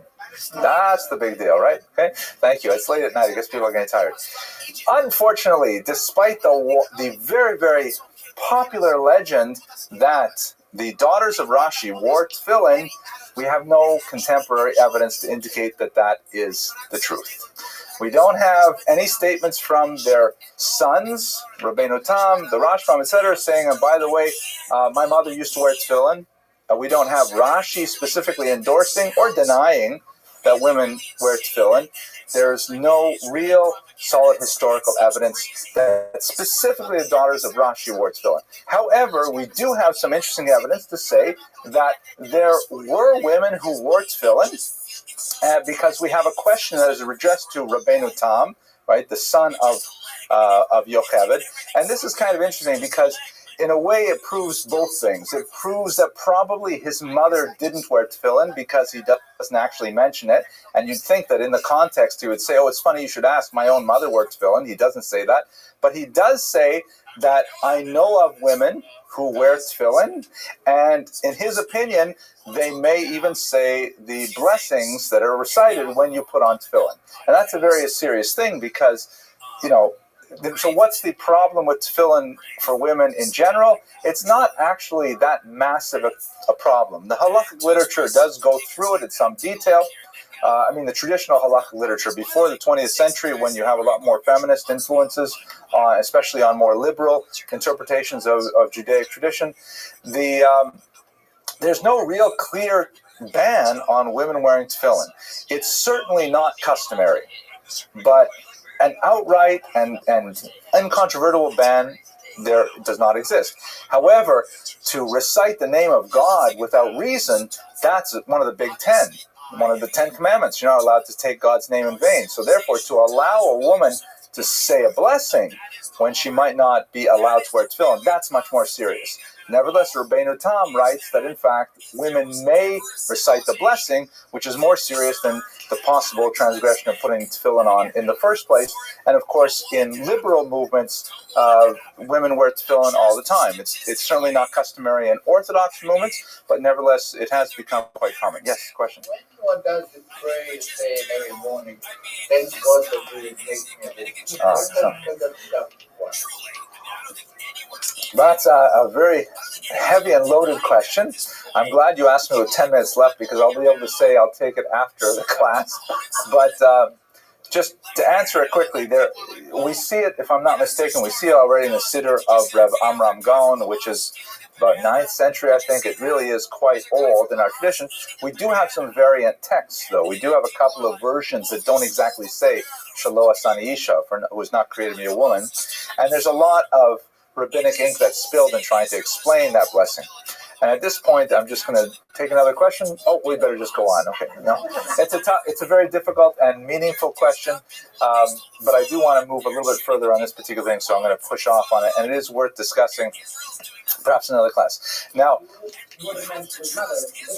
you would think so. Unless he's saying it, parenthetically that I know of women, maybe that's just his way of saying my mother used to, possibly, but we don't know. Now, there is also another legend that is highly unlikely. There are a few tractates of the Talmud where Rashi's commentary is missing. And there are commentaries that are added that are clearly not by Rashi, by some later scholars who want to try and just fill the gap. Sometimes it'll say Rashi on the top, but there's a well-known scholarly opinion that this particular commentary, for example, is not Rashi's. In other cases, like, for example, in certain tractates of, I think, in Bava Batra, for example, his grandson, Rashbam, writes a commentary that supplants the one that's called a pseudo-Rashi. It's not an actual pseudo-Rashi.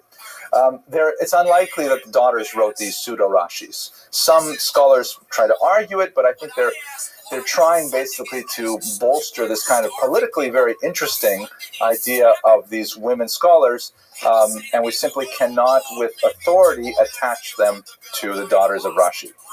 What we can do, however, is look at there were exceptional women that we know by name who did reach those levels of scholarship that we will discuss very briefly. There is a huge debate in the Talmud. I shouldn't say it's a huge debate. I think it's actually resolved rather quickly, and it remains simmering until the 19th and 20th century over whether or not women should have access to higher Jewish education.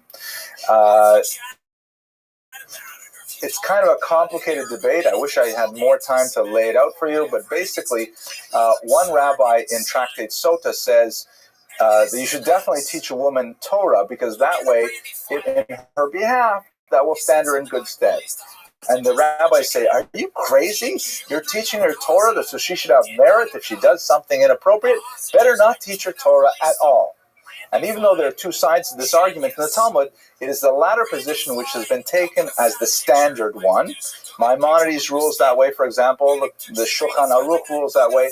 And so for a large part of Jewish history, women have been shut out of higher Jewish education. Lower level education, often literacy, were often far beyond what the general non-Jewish population had, but higher levels of literacy, say beyond fourth grade literacy, basically it was extremely rare for women to ever penetrate that ceiling. Nevertheless, even with that, there are some very amazing women who managed to circumvent well-ingrained, centuries-long bans and distinguish themselves as scholars in their own right. Let's just jump ahead here. For example, Petachia of Regensburg, who is one of the great Jewish medieval travelers who left behind a travel log in which he talked about the various Jewish communities, he talks about a woman who, unfortunately, as typical, goes unnamed. We don't know, what her first name was, but she was the daughter of a Rosh Yeshiva who was named Rabbi Shmuel ben Ali in Baghdad. And after her father passed away, she continued running the yeshiva as the Rosh Yeshiva, as the head, and she would give the lectures through a mechitza, meaning she would be on the other side of the mechitza, the students, the boys are on the other side, and she's teaching them the Talmud through, it was a business, somebody had to run the business, and he reports this directly with great detail, unfortunately omitting her name. Another woman in Kurdistan named Aznat Mizrahi, her husband was the Rosh Yeshiva, and after he died, she took over the family business and similarly taught students in this manner.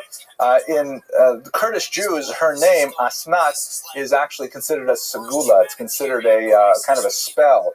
If you have any kind of difficulty, you call upon the name of Asnat, and she will somehow protect you. So there are numerous examples of these women who are they're like little pinpoints of light in a uniformly dark screen where their brilliance really stands far and above the average woman at the time. Let me just go back to this slide for a second here. Part of the reason why this is so, besides the traditional Talmudic ban, is the fact that women were very busy, as you can imagine. There was no real space for women to have the kind of intellectual and physical leisure to be able to study. But they were quite busy essentially running businesses and running their homes and having often very large families. Part of the reason for this, but actually one of the things that could contribute to women having a little bit more intellectual freedom, and again, we're speaking about women compared to men, Jewish women compared to Jewish men, then the comparison is obviously very negative. But if you compare Jewish women to non-Jewish women, there's no question that Jewish women were vastly more educated than their peers. The culture did definitely value education, just not egalitarian. And part of the reason why this began to change is something called Kess, which is especially associated with Ashkenazi Jewry from the 16th century onward. Essentially, Kest is it was a term used to describe the support given to young marrieds by their parents. And this was distinct quite often from the kind of things that were happening in the outside Christian world. Basically, if you had, like, let's say, a young Christian girl and she got married, she and her husband would try and set up some kind of farmstead. They might have to share a plot, things like that, but they would live on their own in a little cottage far away from the in-laws for sure. Whereas in Judaism, what would happen in the Jewish culture is that the children would typically move into an already large extended family household where there was a lot of female support for the young bride, especially in childbearing years. You would have grandmother, aunts, cousins, sisters, all within very close proximity, and therefore the younger women could use their energies towards the business and have reasonable childcare for their children. These kinds of things really increased the Jewish birth rate dramatically, particularly in the 19th century when the smallpox vaccine was circulating widely, and it has a very significant impact on education as well. When we get to the second term, I want to turn to the explosion of education for women that occurs in the late 19th century, because that's a very fascinating topic as a whole. So we'll have to skip over divorce. We talked about this quite a bit in the last week's lecture. So the legacy of Yocheved Bat Rashi, it's complex because we don't have a lot of really concrete data, but what we do have are some very pervasive and persistent legends about her. To be sure, we know that she came from an illustrious father and she produced very illustrious Jewish children who were very learned, and it stands to reason that she had an intellect that was equal to her sons and her father. But what we can say about her is that she inspired countless generations of Jewish women and kept the fire burning, as it were, of an aspiration for greater levels of Jewish literacy among Jewish women. It's ironic, Aliza is in the back room right now. I can say something nice about her. I mean, my own daughters, I take tremendous pride in the fact that they know so much. They have such a fantastic Jewish education. It gives me phenomenal nakas and halavai, and they have the kind of knowledge that their great-grandmother, well, actually, their great-grandmother was a very educated woman too, but their great-great-grandmother could never even hope to have. So, halavai, we should move forward and continue to give our daughters the kinds of education they deserve, because they're the ones that are going to change the world. Thank you for your attention and endurance. I'll see you next week. Okay. I wish I had that kind of support in my own household. You were born a man. You're a goddamn man. What? We have Guinness out here. She's being sued by Brigitte Macron, who's the first lady of France.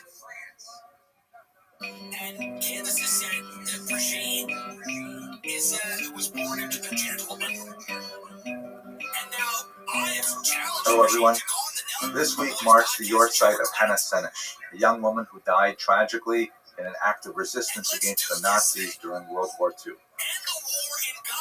Hannah Senesh was born in Hungary in 1921. Her father was a well-known playwright who tragically died when Hannah was only 6 years old. Her family had a fairly assimilated Hungarian Jewish background, a strong identification with the Jewish people, yet a relatively weak attachment to religious observance. She was ultimately educated at a Catholic school, and she noted that there were rather punitive tuition rates for non-Catholics at this school that her parents had sent her to, but they sent her a message that education was of primary importance. She developed a very early attachment to Zionism, and she ultimately made Aliyah in 1939 and joined the kibbutz, where she was very much dedicated to the overall enterprise of building up the land of Israel. However, many of her plans were truncated when the Nazis invaded Hungary, and she felt constrained to go back to her homeland and to join the resistance. In January of 1943, she joined British volunteers to act as a paratrooper with the plans of going into Nazi-occupied Hungary and then wreaking havoc on the Nazi invasionary force. Senesh was accepted. There were only 37 candidates who went with her, and she was paratrooped back into enemy lines in German territory. She fought alongside Yugoslav partisans until she was ultimately captured. She was tortured, and she was found with a radio, and the Nazis were demanding that she hand over all of the signals and all of her colleagues in the resistance, and she refused to do so, and she was ultimately shot. Many of her writings, however, have survived, and this one is perhaps her most famous. It's called Blessed is the Match, and it says a lot about her personality and her legacy. I'll read you a quick translation of it. Blessed is the match consumed in kindling flame. Blessed is the flame that burns in the secret fastness of the heart. Blessed is the heart with strength to stop its beating for honor's sake. Blessed is the match consumed in kindling flame. A short-lived but heroic young life, and we commemorate her yahrzeit this week in Jewish history. That's it for this week in Jewish history. I hope you found it interesting, and I look forward to speaking with you in the future. Now,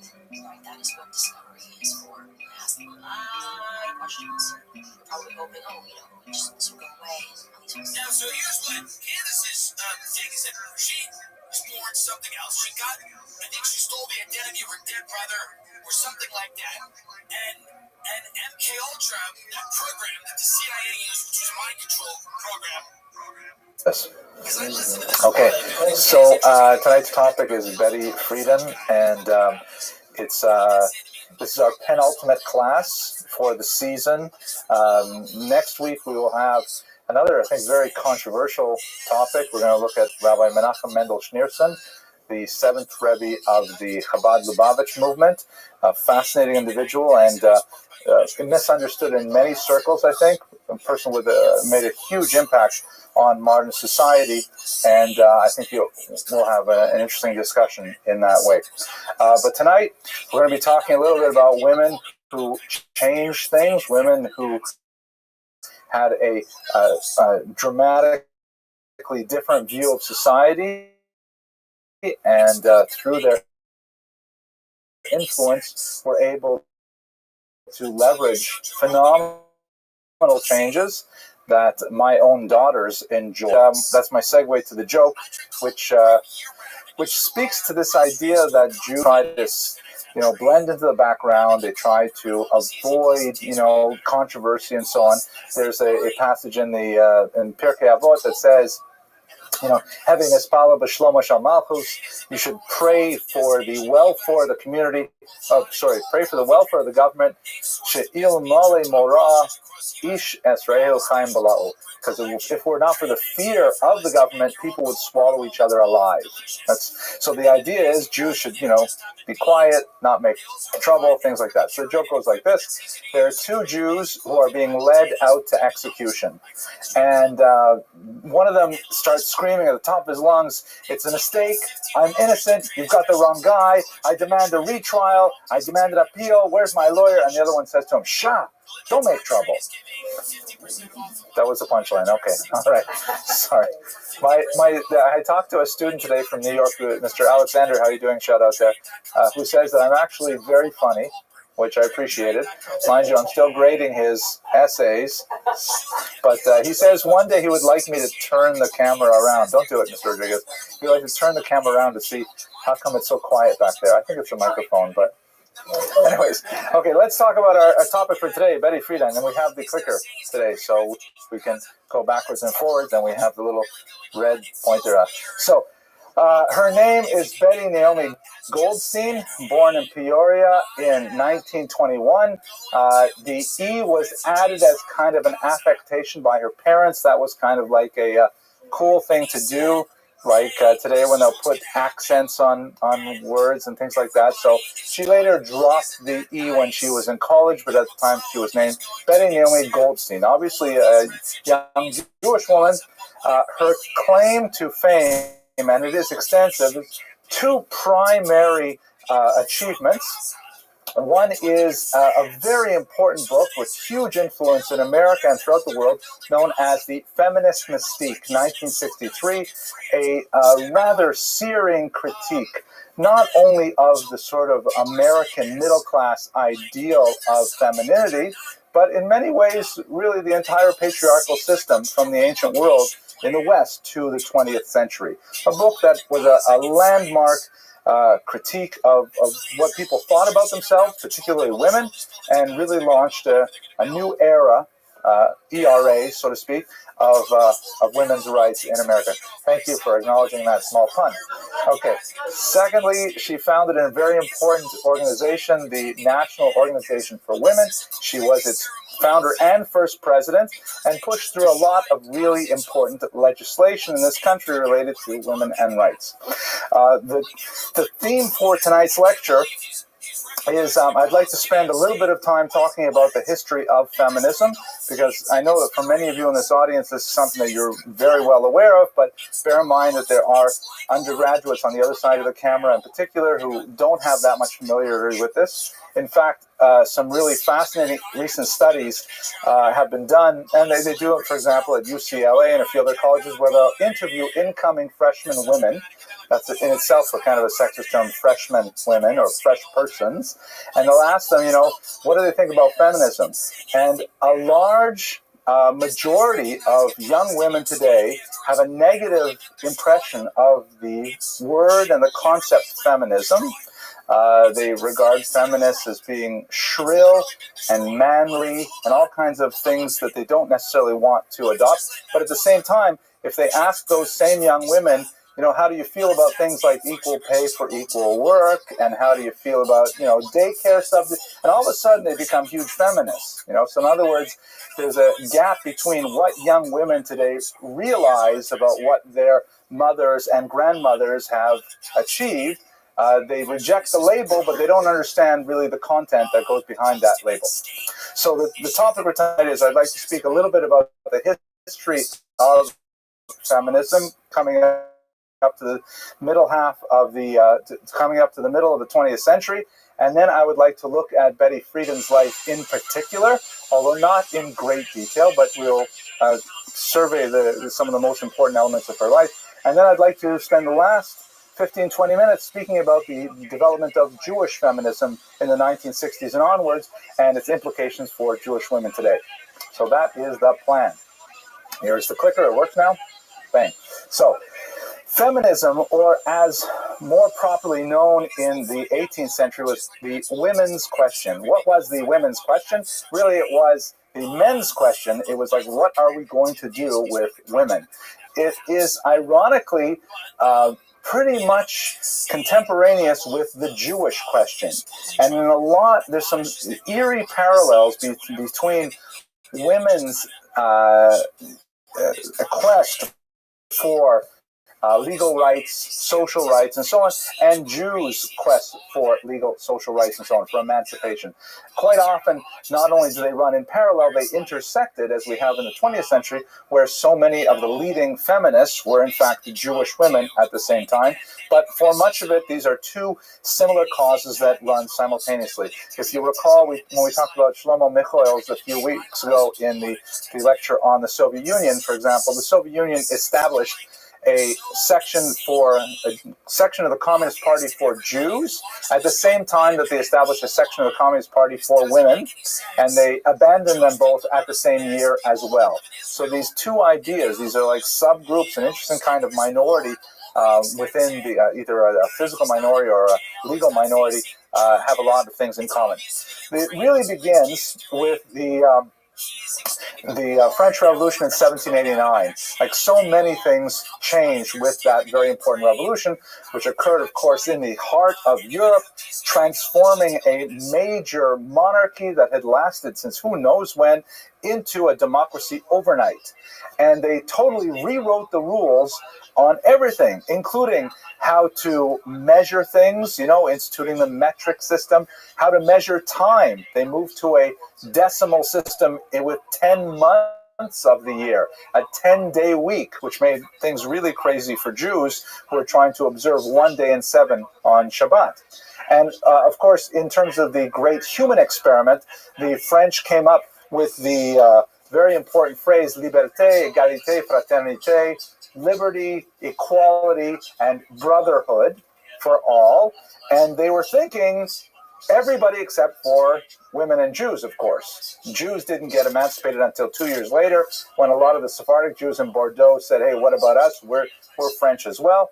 And women were not considered. In fact, Marie Gouze, who was an important thinker of the time, she suggested perhaps we should amend the current document, the very famous not exactly a constitution, but a clarion call of the French Revolution, the rights of man and citizen.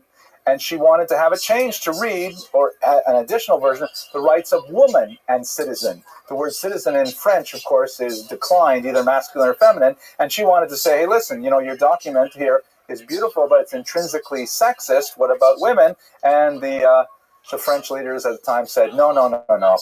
We only meant men. And so that project languished. And so the question was, why were women so excluded at the time? The women's question said, why should we be excluded? Were they excluded on the basis of religion? Obviously not, because they were also French Catholics. By custom, men's and women's, it was one culture. Or obviously it was only because of biology. And this was the beginning of a couple of centuries of struggle for women to achieve equal rights in Europe.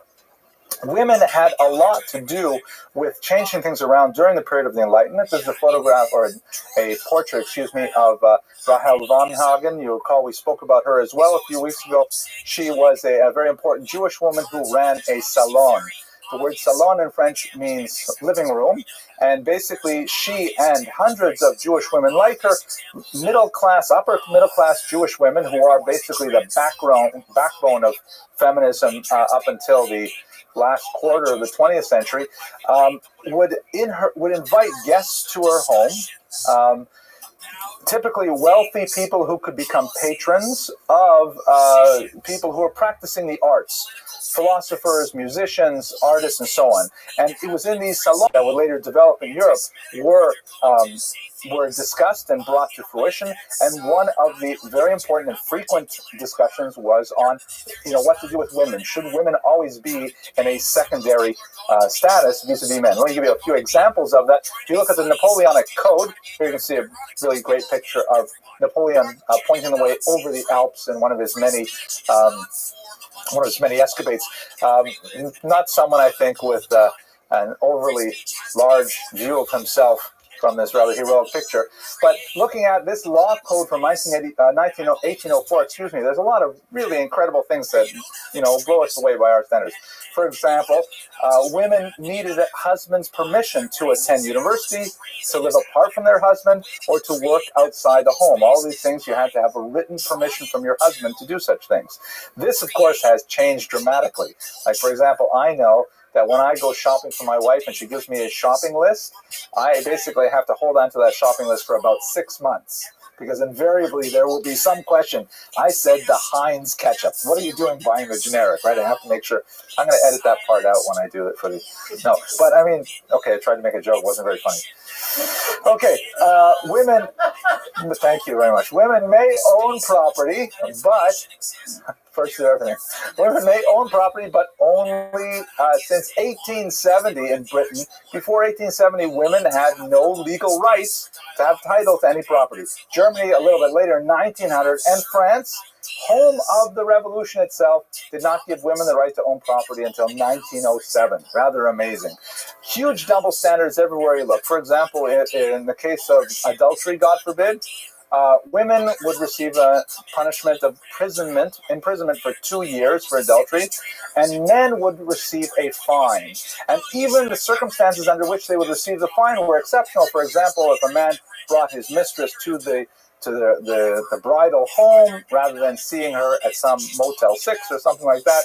So really tremendous inegalities between men and women in the view of punishment. And one of the most infamous ones, which actually I could not track down, so I'm not positive that this is associated with the Napoleonic Code per se, but forgive me if I have it wrong. One of my students, hopefully you'll fact check this and make a little comment on the video. The so-called rule of thumb. Are you familiar with this phrase, the rule of thumb? Which means basically a rough estimate, right? So apparently the rule of thumb comes from the Napoleonic Code that a husband may only be charged with the crime of beating his wife if he used a stick that was larger than the diameter of his thumb. Smaller than the diameter of thumb, that's just a regular kind of household dispute, a domestic dispute. Larger than the thumb, then that was a crime already. Hence the rule of thumb. And you get a sense of the many, many areas in which women face phenomenal legal disabilities. Moving into the Industrial Revolution, which is also kicking off at about this time.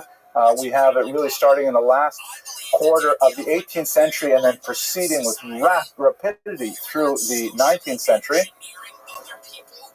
Women are suddenly seen as a great source of labor, which has, it's a double-edged sword. On the one hand, it gave women a lot of gainful employment, which previously they would not necessarily have had outside of the family farm or business. Suddenly, they could become independent wage earners on their own. But at the same time, it's a widespread assumption that women should receive less wages than a man. And women and children were exploited with incredibly low wages, far below the already exploitative wages that men would receive. And this is a phenomenon that, of course, persists to the present day. In 2012, the figure in the United States of America was that women receive approximately 77 cents on the dollar for pay of equal work when compared to men. This is something that even my undergraduates are kind of surprised with, but it's true. A man and a woman doing the same job in America, the woman is likely to be paid, 3/4 what the man gets for the same job.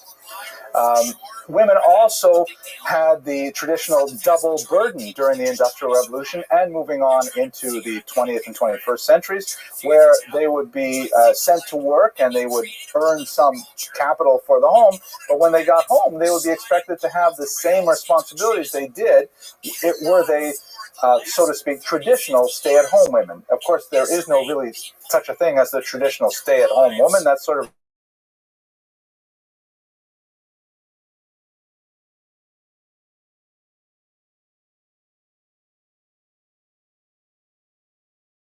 come home and take care of children, food preparation, laundry, and so on. So women really had, in many ways, a very, very difficult time through the Industrial Revolution.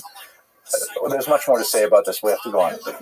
So the feminist periodization is usually divided between first wave and second wave feminism.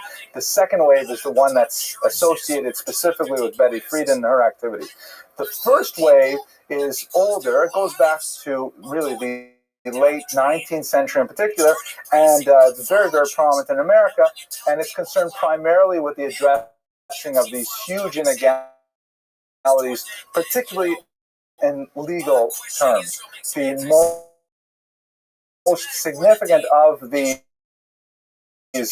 efforts of first wave feminists was the so-called suffragette movement. Suffragette, of course, means in a somewhat patriarchal way by the Mary Poppins movie, which I'm sure you've all seen, and my daughter Eliza was prominent in just recently. Of course, did they make any big... I wonder how they did the suffragette scene in the production. Of course, men aren't allowed to go to the production, and so I have no idea how it was handled. But Eliza, how did they handle that? Like, I really should get the video for y'all to see. You familiar with the scene? She's a slightly ditzy woman, a woman of the house. She's slightly ditzy, and she comes in wearing all her petticoats and things like that, and these silly little umbrellas, and she's wearing like this sash which says something like "Votes for Women" or something, and she gets all the kids and the maid up into a dance celebrating how women get the right to vote. But the impression you get in the film is that this is the last person you want to give a vote to because she's not intelligent enough to make any reasonable decisions. And so it's a very condescending kind of approach to the whole suffragette question. They're making fun of women seeking the right to vote. Is that how they handle it in the production? Right. So, well, as they say in Yiddish, plus ça change, plus c'est la même chose. Okay, so nevertheless, I'm sorry, Joe, you want to say something? Yeah, first day, all right. The more it changes, the more it stays the same. The suffragette movement, of course, was successful in the end, and in 1920, the 19th Amendment was passed, which formally gave women the right to vote in the United States, a major victory for this first wave. But as we see in so many areas, the right to vote is hardly the end of, it's hardly, well, I guess it's the end of the beginning, and that's it. Okay, so going now to Betty Friedanzo. Any questions before we go to Betty Friedanzo? Yes, please. I have to interject on a political note. The Republicans voted against equal pay for women in 2012. You know, I have to be very careful what I say in shul about politics, but I'll tell my wife, and she'll be very pleased that you brought that up. Okay. So her youth. Okay, so she was the eldest child. There were three children in the family of Harry and Miriam Goldstein. Harry was a first-generation immigrant from, I believe it was Russia, the Russian Empire. He had a very thick accent that he never lost, but he pulled himself up by his bootstraps and established a small jewelry store, which ended up becoming quite profitable. He married Miriam, who was a first-generation American without an accent, much younger than he. Her parents disapproved of the match, but it went ahead anyway. And he brought up his wife and family in a very solid upper-middle-class family in Peoria. Later in her memoirs, the young Betty spoke about how she had really no idea what it was like for people off the bluff. The bluff was the area looking over Peoria. She always had servants and so on, and she had no idea of what it was like for people, so to speak, on the other side of the tracks. Like many firstborn, she was quite precocious, demonstrated a very high-level intelligence, and particularly in the humanities. She was a very strong writer, and throughout her primary and secondary school years, she spent a lot of time in literary efforts, establishing school newspapers and things like that, and everyone thought that she would succeed. Her mother, Miriam, had wanted to go to Smith College, a very prestigious all-women's college, but her father had forbidden it, and so there was no question in her mind that her daughter, Betty, and of course her sister after her, would also go to Smith. And it was at Smith that she began to really explore a lot of new ideas. One of those areas of thought that she was exposed to was the thought of Karl Marx, who we should really spend an entire lecture speaking about in perhaps next season, God willing. Marx, of course, the founder of what would be called today the communist movement, had a lot to say about discrimination against women. He felt that marriage, of possessing a woman as a form of chattel, was essentially a type of economic exploitation in which a man would ensure that the progeny were in fact his own in exchange for, the goods and services that go with a secure home. And a woman, on the other hand, would essentially be prostituting herself in order to exchange goods and services of a sexual nature in order to have the security of a home. Amazingly, Marx was happily married, and he was never dumped by his wife, Jenny von Westphalen, even though he wrote, maybe she couldn't understand German, I don't know. But at any rate, Marx felt that, the discrimination against women was a very, very fundamental thing that was well inbred in Western society, and he wished to uproot it entirely. There were some significant experiments on this, including in Israel, but that's beyond our topic for today. One of the more influential works of the Marxist thought was a rather amazing book by a guy named Chernyshevsky called Что делать? What is to be done? So influential that, among others, Lenin even borrowed that title for his most influential pamphlet on politics, which was essentially a total revision of society in every aspect. And in Chernyshevsky's What is to be Done, which is an amazing novel and really worth reading, although it's just mind-boggling. It has this one character in it who has decided, like Marx argued, to completely reevaluate himself and to question every social norm. So, for example, he wants to toughen himself up, to be able to be prepared. He wants to make his body as strong as it physically be and not rely on the disabilities that society imposes on him. So he sleeps regularly on a bed of nails rather than on a mattress. He believes that his digestive system has become corrupted by the dainty foods that he ate as an upper middle class person, so he eats ground glass. All kinds of crazy things like this. And of course, he practices free love because he believes that the whole institution of marriage that we have developed is contrary to the best development of the human potential. So these are the kinds of ideas that she was encountering in the 1950s. This was before the House Un-American Activities Committee really began to give communism and socialism a very bad name. She would ride her way through a lot of this, by the way. She did exceedingly well at Smith College, developing a very important newspaper there. And ultimately, she graduated summa cum laude in psychology, and she went to Berkeley, California, where there are no socialists or communists whatsoever. Right? That's a joke, of course, right? So, and she was even more influenced when she was out west, although ultimately she did not end up completing her PhD in psychology. Also, kind of ironically, it's interesting when you read the biographies of her. This is a period of time when therapy was kind of booming, almost faddish in its nature, and she spent most of her life in therapy, and it was like really kind of something that everybody did. She was in therapy, her husband was in therapy, all her friends were in therapy. Even when she could barely rub two nickels together, she was still spending it on therapy. It was like drug use in the 1960s. It was the kind of thing that people did in big ways. She moved eventually back to New York, where she combined her literary talents with her newfound Marxist ideology, and she wrote for trade union papers such as the Union of Electrical Workers, essentially writing articles in a leftist vein, trying to promote change for blue-collar working-class individuals. It was at this time that she met Carl Friedman, a veteran who just returned from World War II and was somewhat lost, looking at different possibilities in his life. He had just come off of a bad relationship, or a failed relationship, where his girlfriend from before the war had moved out with another man. And he met Betty, and they had a whirlwind relationship that ended in a very quick marriage and production of 3 children. He dropped he dropped 2 letters from his name. Did I get it? He dropped 2 letters from his name. His name was actually Friedman. He changed it to Frieden. Betty liked it very much.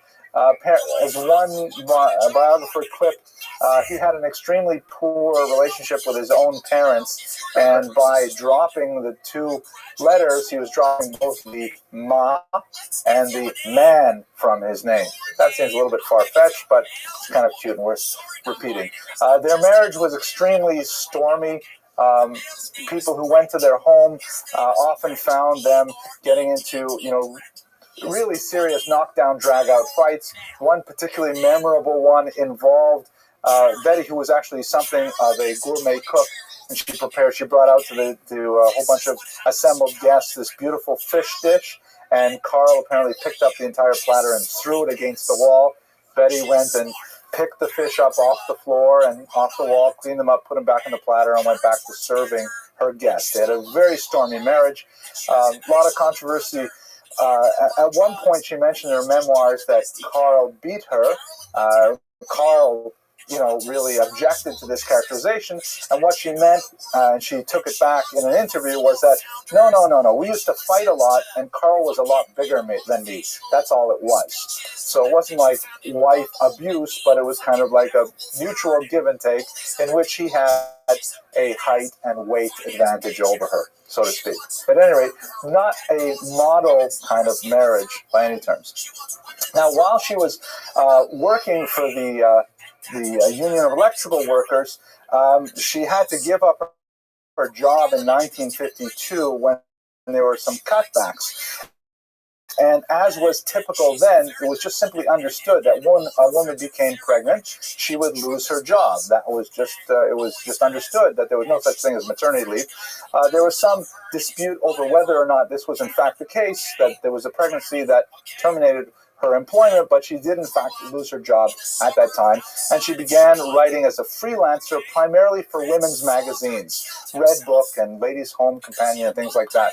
And then a very important thing happened to her in 1957 when the 15th anniversary reunion of her college was being held, and she decided she would write an article on what people have been doing over the last 15 years. And this was a turning point in her life because on the one hand, she had a lot of mixed feelings about what had happened to her own life. When she left Smith College, she was really a rising star. She was the editor of a very successful school newspaper. She had founded a very important school news magazine called Tide. She was heading out with a full scholarship to Berkeley to study psychology. And now here it was 15 years later. She was barely employed writing freelance. Her marriage was nothing really exciting. She was living in extremely dire circumstances. They actually had to move out of one house because the rent was great, but the heating bills were overwhelming. And she was thinking, wait, have I really accomplished what I was supposed to accomplish in 15 years? And as she began interviewing women from Smith who were also reflecting on the last 15 years, she began to identify that her feeling was not unique, that many women had the same feeling, and she called it the problem that has no name. And what it's really referring to is this idea of women feeling, is this all there is? Wasn't there supposed to be something so much more wonderful and amazing 15 years later? I really should use more technology. Menachem was saying I use so much of it. But, are you familiar with the band called the Talking Heads? There's a great song on the album 77 where a guy wakes up and he says, wait, this is not my beautiful house. This is not my beautiful wife. How did I get here? Right? It's kind of that moment of, wait a second, not working the way I thought it would. So this ended up becoming transformed. This was transformed later into a book that was an immediate bestseller called The Feminine Mystique. And the title in itself is sort of tongue-in-cheek. It means, it refers to this kind of like miasma, smoke and mirrors kind of story, propaganda that women are fed to keep them happy, when in reality, the society is set up to disappoint them. In other words, they're pushed forward, get a college education in which your terminal degree will be MRS. And we don't really expect you to make any greater contribution than perhaps know how to make great blueberry muffins or something. And these highly intelligent women with a lot of, dynamism and a lot of will and drive and creativity suddenly find that once they enter into matrimony, all of that stops. And the intellectual challenges that they had with the new advantages with higher education and so on just end, and now they're concerned with doing their children's third grade homework and things like that, and they're left wondering, is this all? Is this what's supposed to happen at this point? They feel trapped as housewives, and she didn't just leave it there. She said, well, if this is the case, then obviously we have to change socially and politically.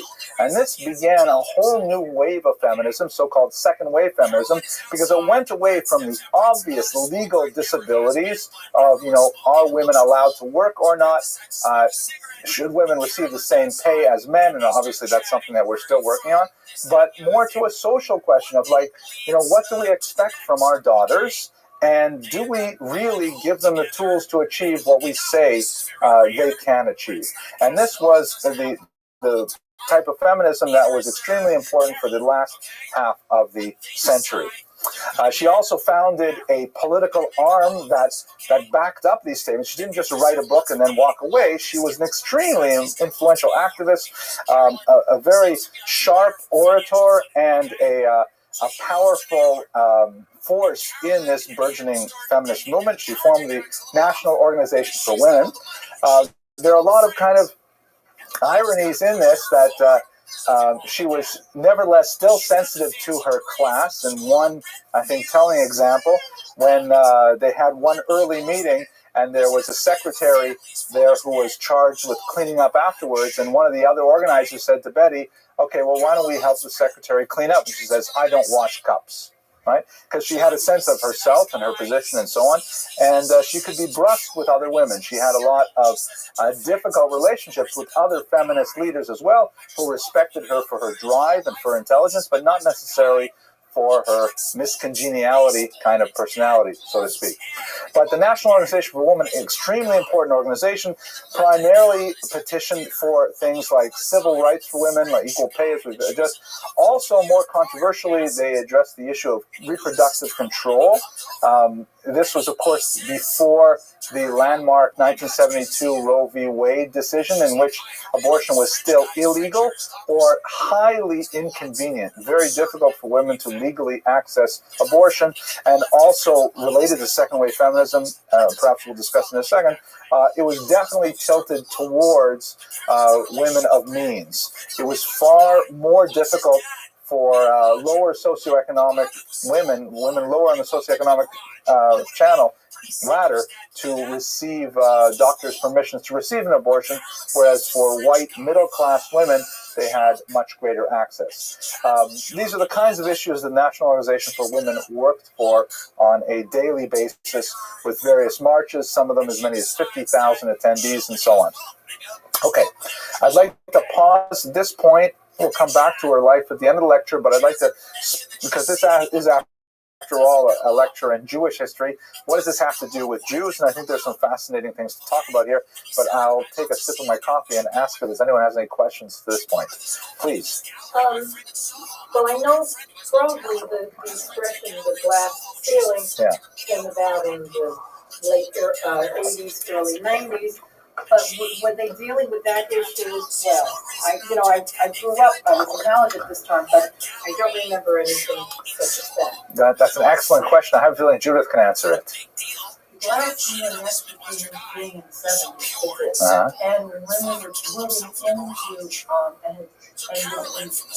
getting degrees in senior major universities in schools like Wharton School of Finance and what have you, and the MBA at Harvard opened up universities of finance to women as well.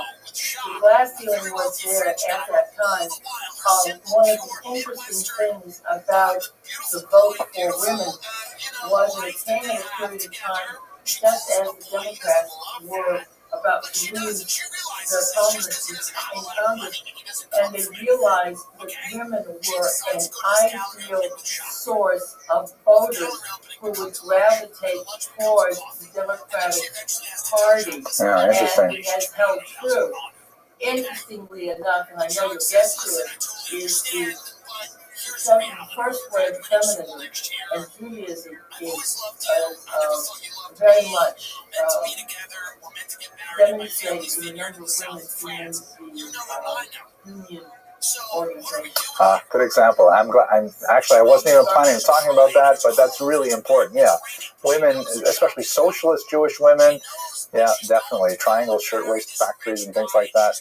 Definitely. Okay, Ms. Abramson, then we're going to move on. And by the way, just for the camera, in case you couldn't hear in the back, there's a discussion about something called the glass ceiling, which for you undergraduates under the age of 25 is this phenomenon where women can get jobs in industries, but then they find that they can't get promoted past a certain point. There's a glass ceiling. Nobody else can see it, but it's there. They can't get past it to become CEOs, things like that. Ms. Abramson. See, look how prescient, right? She was going to ask, what was the glass ceiling, right? That's what it means. That, you have to realize when you're speaking to young people, they're so stupid. I shouldn't say that. No, I'm joking. They're not so stupid. They don't know so many things that we take for granted.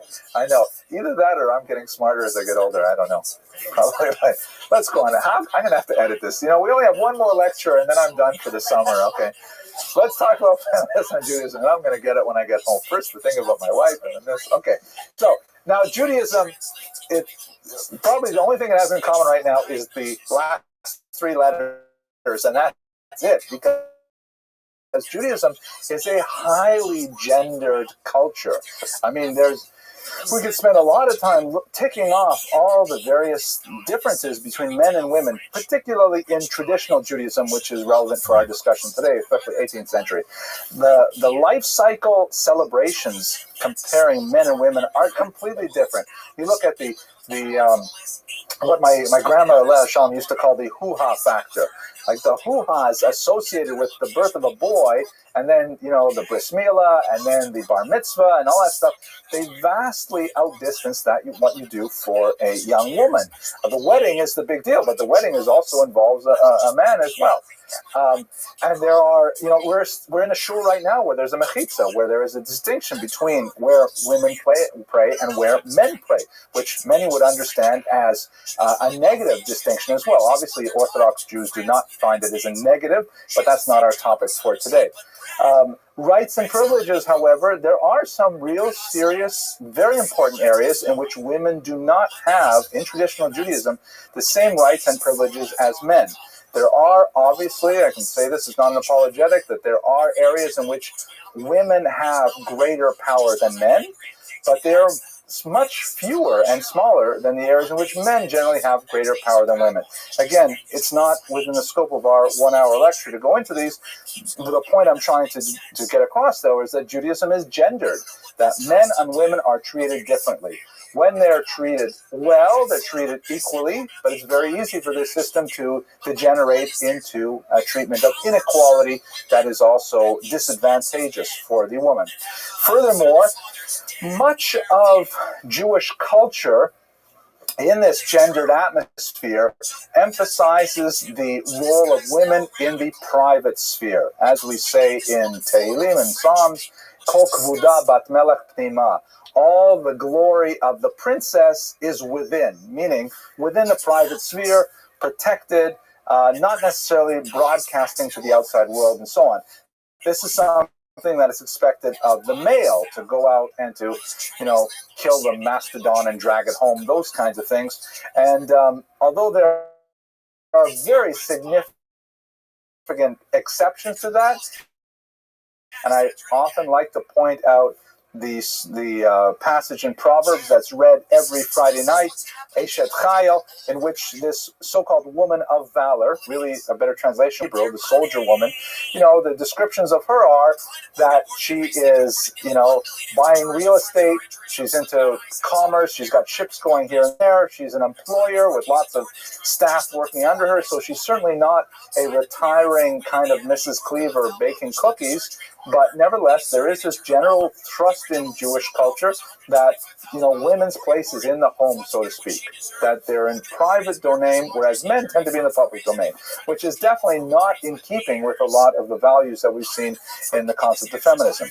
At the same time, Judaism has a lot of really strong female role models from the biblical period and onwards, even though numerically, no question, we've got a lot more men acting in Jewish history, or these visible actors in Jewish history.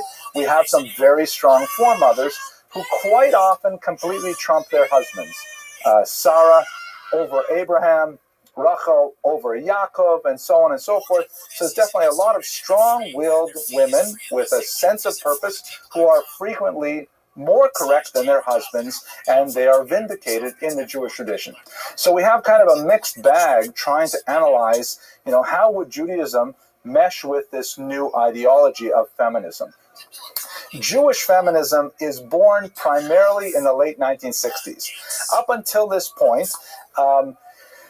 feminism, even though it was often practiced by Jews, a lot of Jewish women were leaders in feminism, there was no real synthesis of Judaism and feminism until the last half of the 20th century. There are a few reasons why things begin to gel at that time. One is the fact that there are a lot of really important female Jewish leaders of the feminist movement, including Frieden and Gloria Steinem and others who are like at the forefront of the movement. And so it's very easy for young Jewish women to look to them and say, wow, they're Jews and they're doing this. Perhaps I should do something too, and I should connect it to my Judaism. But one factor that I think deserves a lot more analysis, you only see it poking up here and there. Maybe someone should do a good dissertation on it sometime.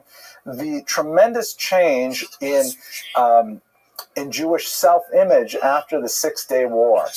The War of 1967, in which it was painfully evident to all kinds of viewers of world politics that Israel was this beautiful and brand new experiment, only launched less than 20 years earlier, was going to be completely obliterated by its Arab enemies, that it was driving Israel into the sea. When Uthant removed the troops from the Sinai, the United Nations troops, and Nasser was about to advance, and then with a stunning preemptive strike and a victory after only 6 days, not only had Israel survived, but it had expanded its boundaries tremendously, conquering the entire Sinai Peninsula, the West Bank, the Gaza Strip, and the Golan Heights. So at that time, a lot of Jewish youth who had been kind of laboring under the numerous clauses, the quota system in colleges, and trying to keep their heads down, shy, don't make trouble kind of attitude. And they were getting a little bit nervous about other ethnic groups beginning to kind of feel their identities. The Black Panther movement is beginning to rise at this point. And African Americans are able to express their identity. After 67, a lot of young Jews said, we should be proud of our Judaism too. We should be less afraid of being out there with our Judaism, and we should explore this thing that even our parents maybe have tried to, suppress. And our parents have tried to say, don't be too religious, trying to get us to Americanize. So there is a surge in general of Jewish consciousness after 1967, which has all kinds of implications. We'll speak a little bit about it next week when we look at Rabbi Schneerson's life, because this is really the major beginning of the Teshuvah movement that creates organizations like Eish HaTorah or Sameach. The entire network of Chabad houses really gets a huge spike after this point. And so especially young women who are motivated by feminism also get a surge of Jewish pride and begin to see ways in which these two movements can come together. There's a lot more development of college-based Jewish feminist groups where women who really apply to both designations are getting together to discuss the ways in which they can create a form of feminism. The population base is ideal for this because Jewish women tend to be highly urbanized and highly educated, involved in college life, which is where a lot of these intellectual movements get a lot of traction. And later there will be a negative push towards these things as well, because feminism tends to become associated with other leftist causes, which for the most part tend to ally themselves with the Arab world and the Palestinian Liberation Organization as well. And early Jewish feminists began, and many of them quote the same kind of experience, that they'll go to feminist gatherings and they will be ostracized because of their pro-Zionist position. That they can be feminists, but it's felt to be out of step with the support for Yasser Arafat. One Sylvia Barrett-Fishman, whose work I'm going to feature in the next slide or so, she quotes one feminist leader, unfortunately she doesn't provide the name, who went to one of these conferences in the 1970s, and one of the other delegates there said to her, "Oh, Denmark is such a beautiful place, but the problem is there in the summer it's overrun by Germans. And I'll tell you, the Germans, they're just terrible, but at least they did one thing right. They got rid of all the Jews." And when the interlocutor heard this, and she kind of like made a splutter of of disagreement, the woman said, "Oh, I'm so sorry, I didn't mean to offend you. Are you German?" Right? She's worried that she offended a German, not worried that she offended a Jew. All right, so the anti-Semitism and anti-Zionism of the feminist movement, prominent in many feminist thinkers, began to push. Oh my gosh, I lost my clicker. The fell apart here. The anti-Semitism began to drive many of these women further into Judaism rather than into the arms of feminist ideology. I hope I can get this to work. Let's see. Yeah, wow. So this is, and I thank Susan for giving me this great article by Adrian Rich, a very important article written in the 1970s about a woman who felt split at the root.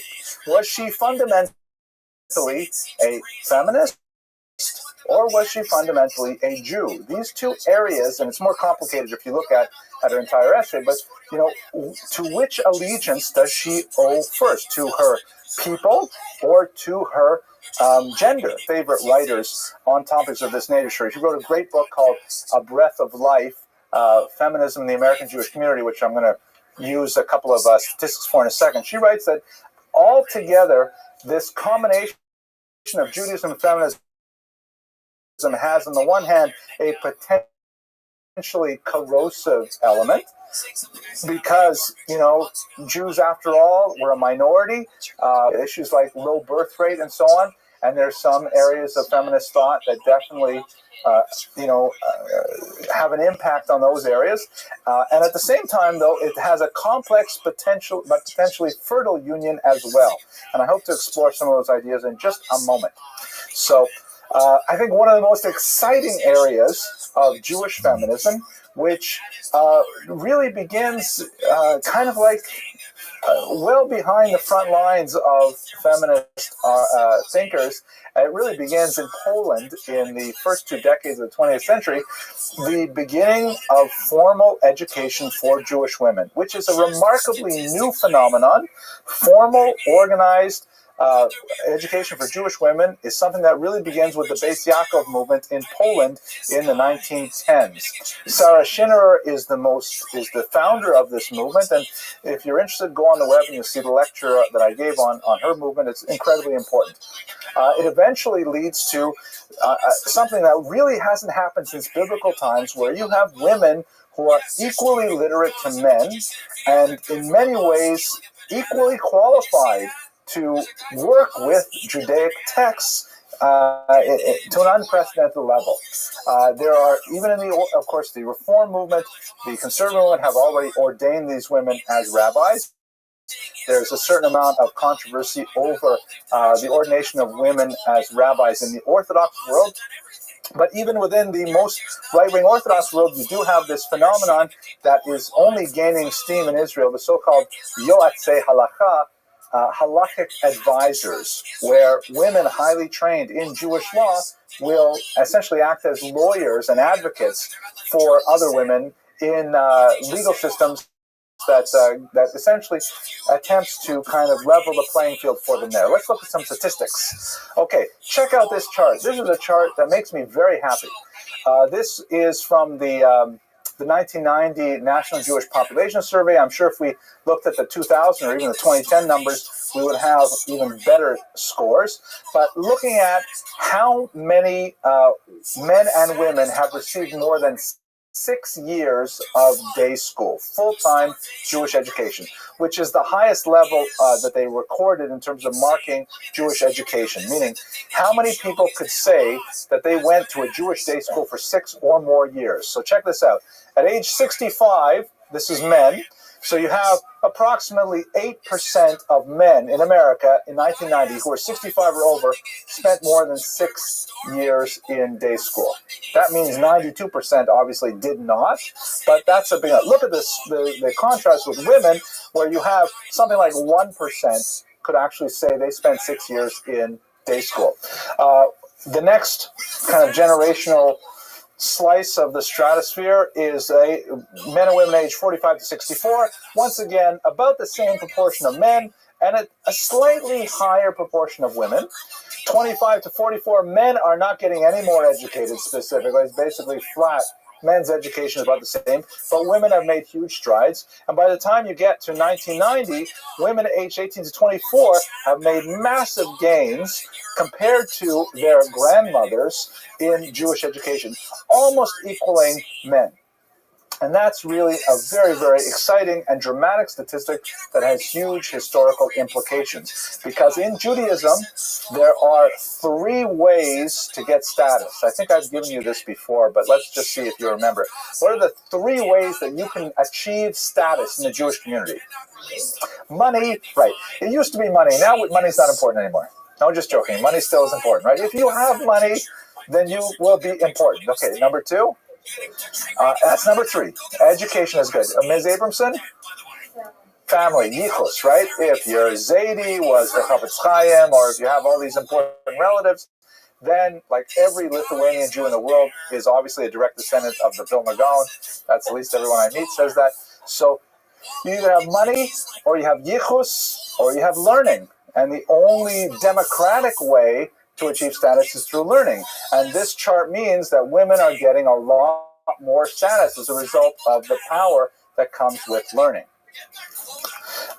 You see this also in occupational status. This one isn't quite as thrilling as the last slide, but also it's basically looking at women and men in 2 different age groups, under 45 and over 45, in various professions.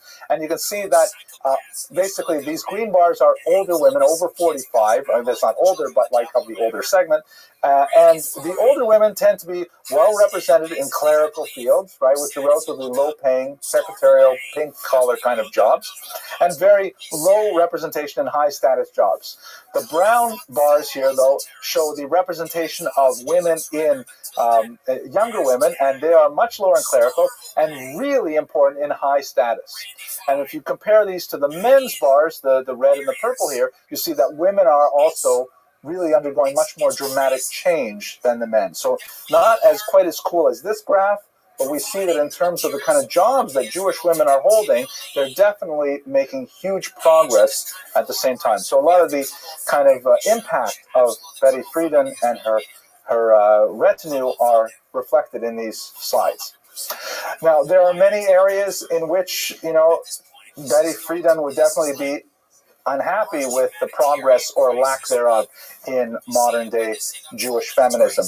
One of the most difficult crises that refuses to be easily answered is the so-called Aguna crisis. This refers to the situation which has become really quite exacerbated in the 20th century. According to Jewish law, only a man has the right and power to divorce his wife. A woman may not divorce her husband. In the medieval period, the Beit Din had the power to physically coerce a man to grant his wife a get or a bill of divorce.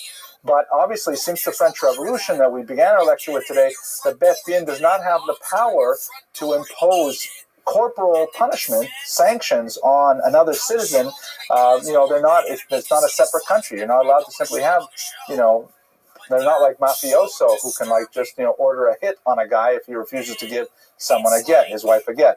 So these new freedoms have unfortunately been abused by many men who will separate from their wives but not give them a get, either out of vengeance or because they want to perhaps coerce some money out of their wives, or even custody of the children. Who knows what it is?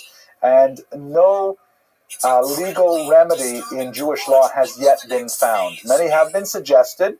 To date, no single remedy has been discovered which will adequately address the situation.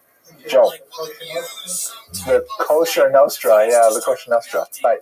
That remedy is essentially medieval, and it does happen, but it happens sub rosa. Yes, please.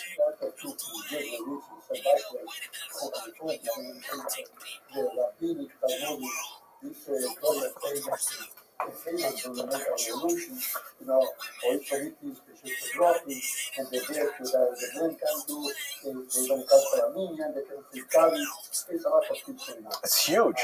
Absolutely. Yeah, he's just pointing out there that we could make a huge laundry list. Even if I just listed them like reading the phone book, we would not have enough time in 1 hour. Point? Okay, I'll come back to you then, okay, because I'm almost out of town here. Another issue, the Jewish birth rate. Very significant. I mean, it's very different from the Aguna crisis, but here's the problem. Jewish women, without a doubt, statistically, are the most educated ethnic group of all women in America. Jewish women are much higher educated per capita than non-Jewish women. But, well-known phenomenon, higher education, correlates with lower birth rate. Obviously, women, spend time in college longer, they delay marriage, they delay childbirth, and all of a sudden, they have less children overall. The replacement rate is approximately 2.1, and Jewish women, on average in America, have 1.1 children per family, which is basically like a child and a small poodle. So we have a very significant issue. There is clearly a big distinction between the Orthodox world, which has a much higher birth rate, but nevertheless, on the whole, American Jews are not replacing themselves. And one factor, we're not going to lay all of this on Jewish education, but one factor is that as women get more educated, that also has an impact on the birth rate. Yes, sure. Oh, okay, very good. And a third issue, very significant and perhaps not as well known, is that Jewish women for centuries have constituted the bulk of the volunteer base of the Jewish community, the Kehillah. That, maybe women were not expected to bring home the same kind of paycheck as their husband, but it was known that women would, of course, volunteer for all kinds of organizations in the community. I mean, my mother was always active in all kinds of organizations, but I don't know too many women my generation who are, and I certainly don't know many my daughter's generation who are. And that's a huge cost to the community that goes unrecorded. As women get jobs, they're bringing capital into the family, but the community as a whole loses this extremely important source of communal support. So that's something that could really change our society as well. So finally, I'm right about this. There's some really fascinating things that have been written by scholars like Lynn Davidman, Renee Kaufman, on the phenomenon of female returnees to Judaism, the so-called Ba'alot Tshuva. These are women who come from secular backgrounds, often very feminist in orientation. They begin to explore their Jewish roots, and all of a sudden they end up becoming highly observant, often going into extreme Hasidic movements and so on, and adopting a lot of the attitudes that many of their feminist sisters would find, completely contradictory to the values that they espoused when they were in a secular mode. But ultimately, the feminist movement is kind of like a doorway for many young women into the values of Judaism. And once they're in Judaism, they don't leave it alone. They bring those values in and, in fact, transform Judaism from within. Another topic that, I'd really like to study someday, but it would probably involve a lot of research, is how this massive teshuvah phenomenon, according to some estimates, as many as 250,000 Jews in America alone, has actually affected the Orthodox world. One small story, and then I'll go to the last slide. I remember when I was studying in a kollel on the east side of Manhattan, and every morning after the morning prayers, they had this delicious breakfast. It was so phenomenal.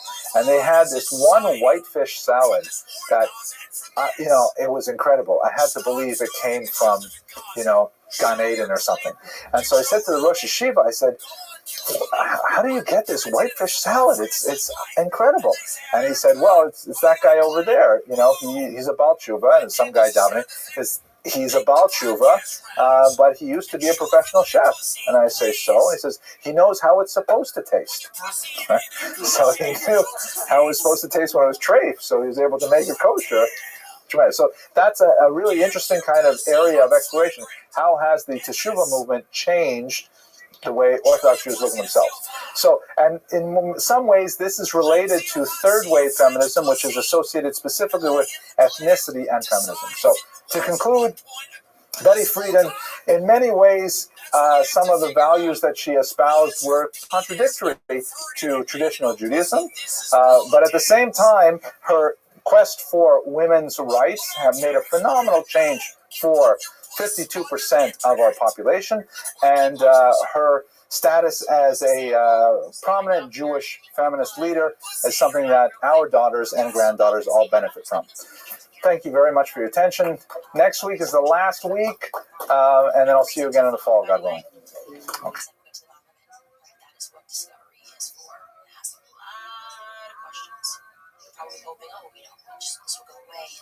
Now, so here's what Candace's thing is that she was born something else. She got, I think she stole the identity of her dead brother or something like that. And MK Ultra, that program that the CIA used, which was a mind control program, because I listened to this a while ago, and it is interesting. At the Beverly Hills Hotel, there's a French guy, and I spoke to him about this.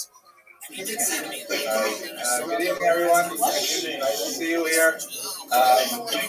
Tonight's presentation is going to be on the life of Yevgenia Ginsburg, very important Soviet dissident and writer who went through the horrible time of the purges in the 1930s. As stated in previous classes, you realize that what we're doing here is we're taking a regular undergraduate history course. It happens to be HIS 156, which is Jewish History of the Jewish People 2 from Zero College South, and we are thinly disguising it with biographies. So my main goal tonight is to go over the general parameters of the period, and we will touch on the life of Yevgenia Ginsburg in that context. And we use her life as kind of a lever to understand the greater factors and powers at work during the late 30s and early 40s. I'm mentioning this specifically because someone criticized me on the web. One of the lectures I really enjoyed, and it was on the Maiden of Ludmir, and he said, I hated this lecture. I was already hearing so much about the Maiden of Ludmir, and all I learned about was like general Hasidic history. You know, unfortunately, that's what I was trying. So it's a disclaimer right up front. If you want to learn a lot more about Yevgenia Ginsburg, then there are a lot of great books on her, and you push read her works directly. But I'm going to take a much broader approach and discuss her life within the context of the period. So in terms of a joke, which will be deleted probably by the Torah Cafe people when they edit this video, I'm sure I told this joke many times, and I'm just wondering if you've remembered it many times. The one about the anti-alcoholism campaign. I know you've heard it. You lived with me. Okay, all right, so I'm going to tell it anyways. So it goes like this. I'll tell it quickly though. So during the period of perestroika, when the Soviet Union was going through this last-minute reconstruction of society, that's what perestroika means, restructuring, rebuilding. They were trying desperately to change society fundamentally to see if communism could survive into the 21st century. Ultimately, thankfully, it did not. But one of Gorbachev's big pushes in the late 80s was to try and reduce the amount of alcoholism in Soviet society. And so, there was rampant. I mean, people were drinking horilka, whiskey, vodka, of course, and this incredibly dangerous concoction called samahon, which is moonshine. And so the joke goes, it's actually based on reality. Gorbachev gets on a plane, and it's a journalist junket where he's got a whole bunch of television journalists with him, and he takes them to a place in Siberia, an average industrial town, and he wants to meet an average worker in an average Soviet factory and talk to him about the dangers of alcoholism. So they go down into this one munitions plant, and there's a big conveyor belt, and they have all these workers there, making widgets and things. And Gorbachev goes up to somebody, and all the journalists crowd around, and he says to him, comrade, tell me, do you think a person can have a drink of horilka and go to work in the morning? And the worker says, Mikhail Sergeyevich, yes, I think it's possible. So he says, Ivan, tell me, Do you think a person could have 3 shots of vodka and go to work in the morning? He says, "No, Mr. President." Yes, I think it's possible. He says, "No, Ivan, do you think a person can drink a whole bottle of Horilka and go to work in the morning?" He says, "You see, I'm working." Okay, that's about it for the funny stuff for today. I have to tell you about Yevgeny Ginsburg's life. She is most well known for her 2-volume memoir. I brought the first volume with me here today, a tremendously stunning, well-written memoir of the Gulag, of the institutional camp system that the Soviets put in place in the 1930s and extended right through the 1940s and into the early 1950s. She was unjustly imprisoned there, along with hundreds of thousands of people who suffered the same fate. Luckily for the scholarly world and the political world, she happened to be a brilliant writer who recorded her memoirs in a fashion that made an indelible impression on the readership of the Soviet Union and beyond. In fact, there's one interesting commenter, Hannah Arendt, who maybe we'll talk about in another class, says, "Stand side by side with Nadezhda Mandelstam's memoirs and Solzhenitsyn's The Gulag Archipelago." Classic work studying this tremendous period. She was from an assimilated Jewish background and a die-hard communist in her youth, really believing in the party line. But at a fairly young age, while she was already married with 2 young sons, she was hauled before a court and accused of a crime she did not commit, a minor political crime, the failure to denounce a colleague in teaching institute, and she was ultimately sentenced to imprisonment in the Gulag for 18 years. A horrible time during which her father died. She lost contact with her children entirely. Her husband eventually died, and she only emerged in the early 1950s after Stalin's death and began to publish her memoirs, first in samizdat form, in self-published illegal form, and then later, as restrictions were released, and it was known in the West, eventually published in a more full form. Her work is also distinguished because it represents a woman's perspective in the Gulag, and we have comparatively few memoirs of this nature, and also a Jewish perspective. Even though she was from an assimilated background and had very tenuous connections with her Jewish identity, as you might expect, she found more of it in the Gulag, and the theme of Judaism comes up from time to time in her writings. And we'll look at a couple of those examples. She has what Beth Holmgren, who is a specialist in women's memoirs, writes, a pilgrim to prisoner experience, meaning that in her early youth, she was a die-hard communist. Again, to remember the chronology, she's born in 1904. The Soviet Union becomes a reality in 1918, or late 1917, really, so that would make her about 13. So in her crucial adolescent age, that's when she was adopting the excitement and the newness of this radical political system, and she ultimately leveraged it against her own father in kind of an adolescent power struggle, where her father, who was a pharmacist, when she looked down on his bourgeois values and sought to reject them entirely by becoming a very ardent communist. She ultimately went to, she specialized in communist theory, and she became a teacher, marrying and having 2 children, and being very dedicated to the entire enterprise of teaching communist values. It was part of the formal curriculum, could not be removed whatsoever. And in fact, that's what ultimately got into her trouble. She married, as I mentioned earlier, a communist official, Pavel Aksyonov. Her 2 sons, one of them later died in the siege of Leningrad during World War II, and the other ultimately became a dissident writer of considerable note himself. So her first arrest really happened, she saw the beginnings of it in 1934. This is when the purges really began. I want to just back up a little bit, and we're going to talk about Stalin specifically. But she was accused of being a Trotskyite. Here's a picture of Leon Trotsky shown here. The contrast isn't all that good, but we have the B projector today, I'm sorry.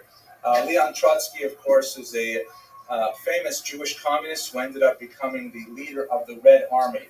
After Vladimir Ilyich Lenin had his stroke in 1922 and was incapacitated for 2 years, finally dying in 1924, a triangular struggle for the leadership of the Soviet Union emerged between, on the one hand, Trotsky, who represented a more leftist approach. He wanted to keep, I should mention that Lenin immediately prior to dying had taken a major step back from traditional communist doctrine by introducing something called the new economic policy.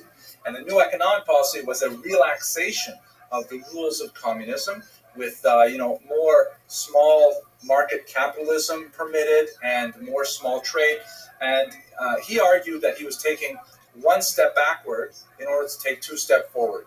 The country was so devastated by the Civil War of 1917 through 1920 that he said, you know what, when we had war communism, that was a period of confiscations and rapid communization. He said, we've got to step back and we've got to let people make a living in their backyards with small-time farming and so on. And then he had this stroke, and there was a big debate. Well, what exactly would Lenin have done? I think actually they made little necklaces and headbands. It was WWLD, right? That was a joke. Okay, I'm glad you get it. But what would Lenin have done were he alive and well? Would he have continued along the process of gradual bourgeois capitalism, or would he have reined it back to the traditional Marxist and more doctrinaire version of forced collectivization and so on? Ultimately, we won't know because he died in 1924. But there was a struggle between 3 successors as to what would be the interpretation of communism. Trotsky represented a more leftist approach, Bukharin a more rightist approach, and Stalin brilliantly maneuvered between these 2 figures, alienating both of them politically and ultimately having Trotsky, for example, murdered with an ice pick in Mexico City, and Stalin took the reins of control. After this period of time, anyone associated with Trotskyist thinking, Trotskyist politics, was subject to ultimately arrest and deportation to the Gulag.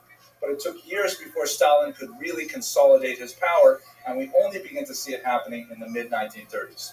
So let's just take a step back and look a little bit at Stalin's life, and specifically his relationship to the Jews, because that will be very relevant. Some of this material will overlap with the lecture we had on Solomon midfoils, so you might want to check that on the web. Oh, by the way, these are all, I'm saying to the camera, these are all on the web. If you're looking at it on the web, you don't need to know it's on the web. I went to graduate school for like 6 years to figure that out. So, JewishHistoryLectures.com. So Stalin was born Yosef Vissarionovich Judashvili. He was a Georgian. Like many of the earliest communists, he changed his name to something more pronounceable and memorable. Trotsky's name was Bronstein. I believe Trotsky means rapid, or something like a troika is a kind of a carriage. Lenin is from the Lena River, where Lenin's older brother was killed. And Stalin means the man of steel. No relationship to Clark Kent that I am aware of, but that's what he named himself, the man of steel. His mother wanted him to be a priest. She wanted him to be an Christian Orthodox priest. And in fact, she sent him to seminary, where he didn't get such a good Christian education, but he was exposed to the writings of Lenin, specifically a crucial pamphlet called Что делать, What is to be Done, which laid out in just a few short pages Lenin's plan for the future in Soviet Union. He was completely taken with this and became an ardent communist from his youth.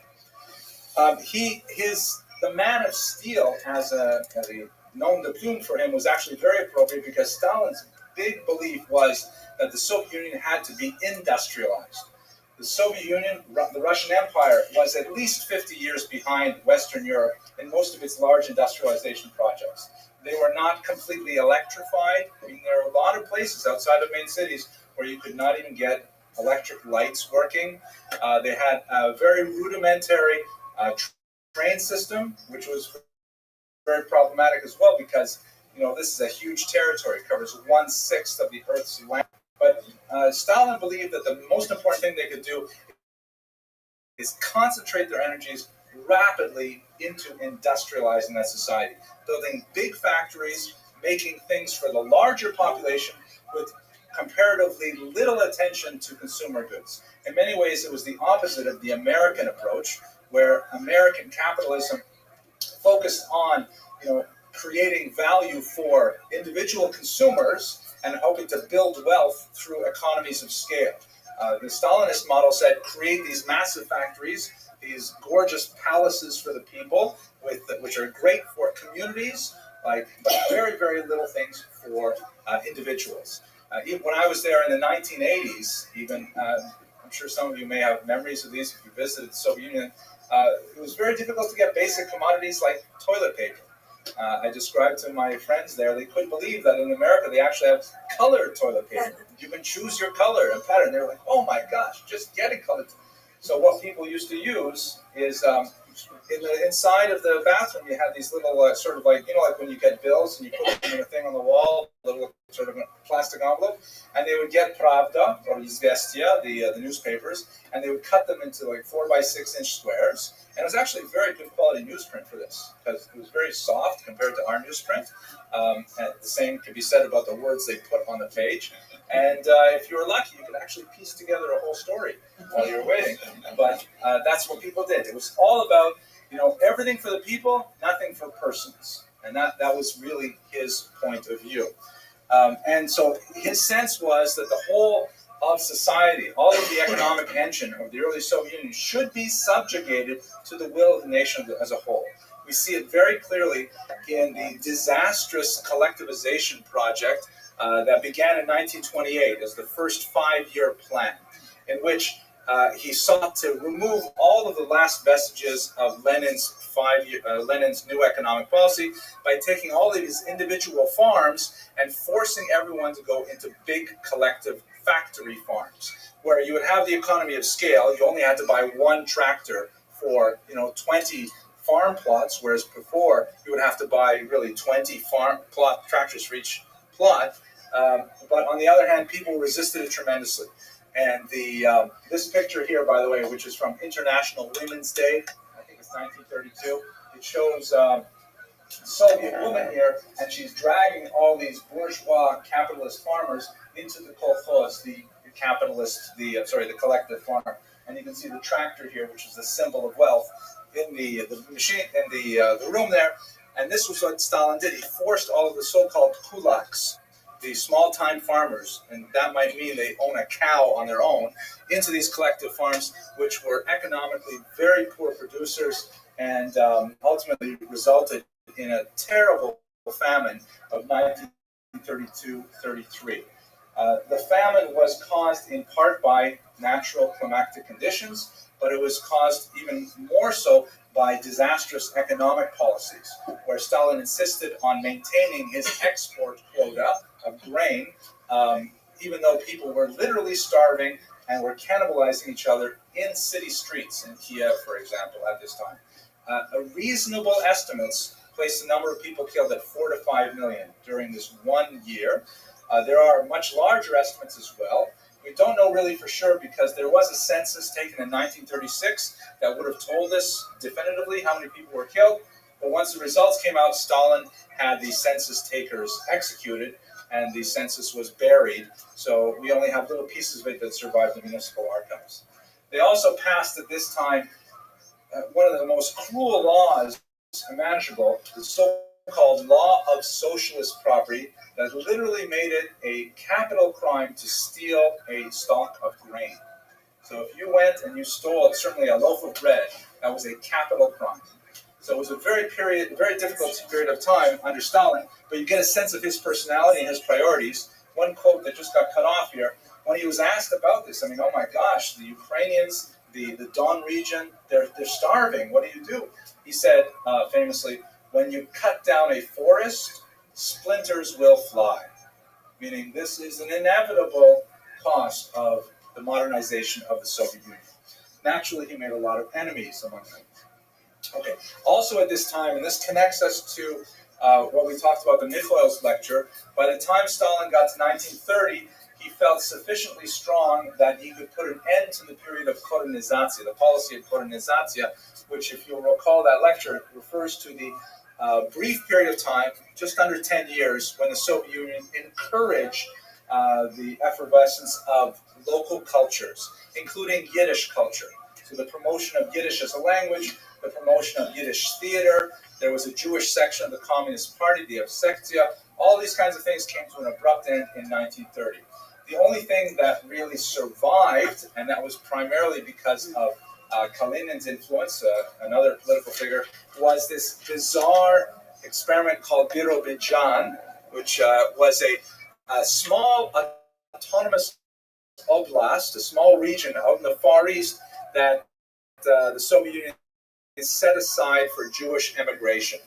Yiddish was made the official language there, and although there was a lot of hoo-ha in the larger public world, I mean, in terms of public relations, and it was designed primarily to offset the popularity of Zionism, there was very little actual material support given to Birobidzhan, and the only real attraction for Jews of this remote location was the fact that it was really quite proximate to authentic Chinese food. Otherwise, it was like nothing you could do there.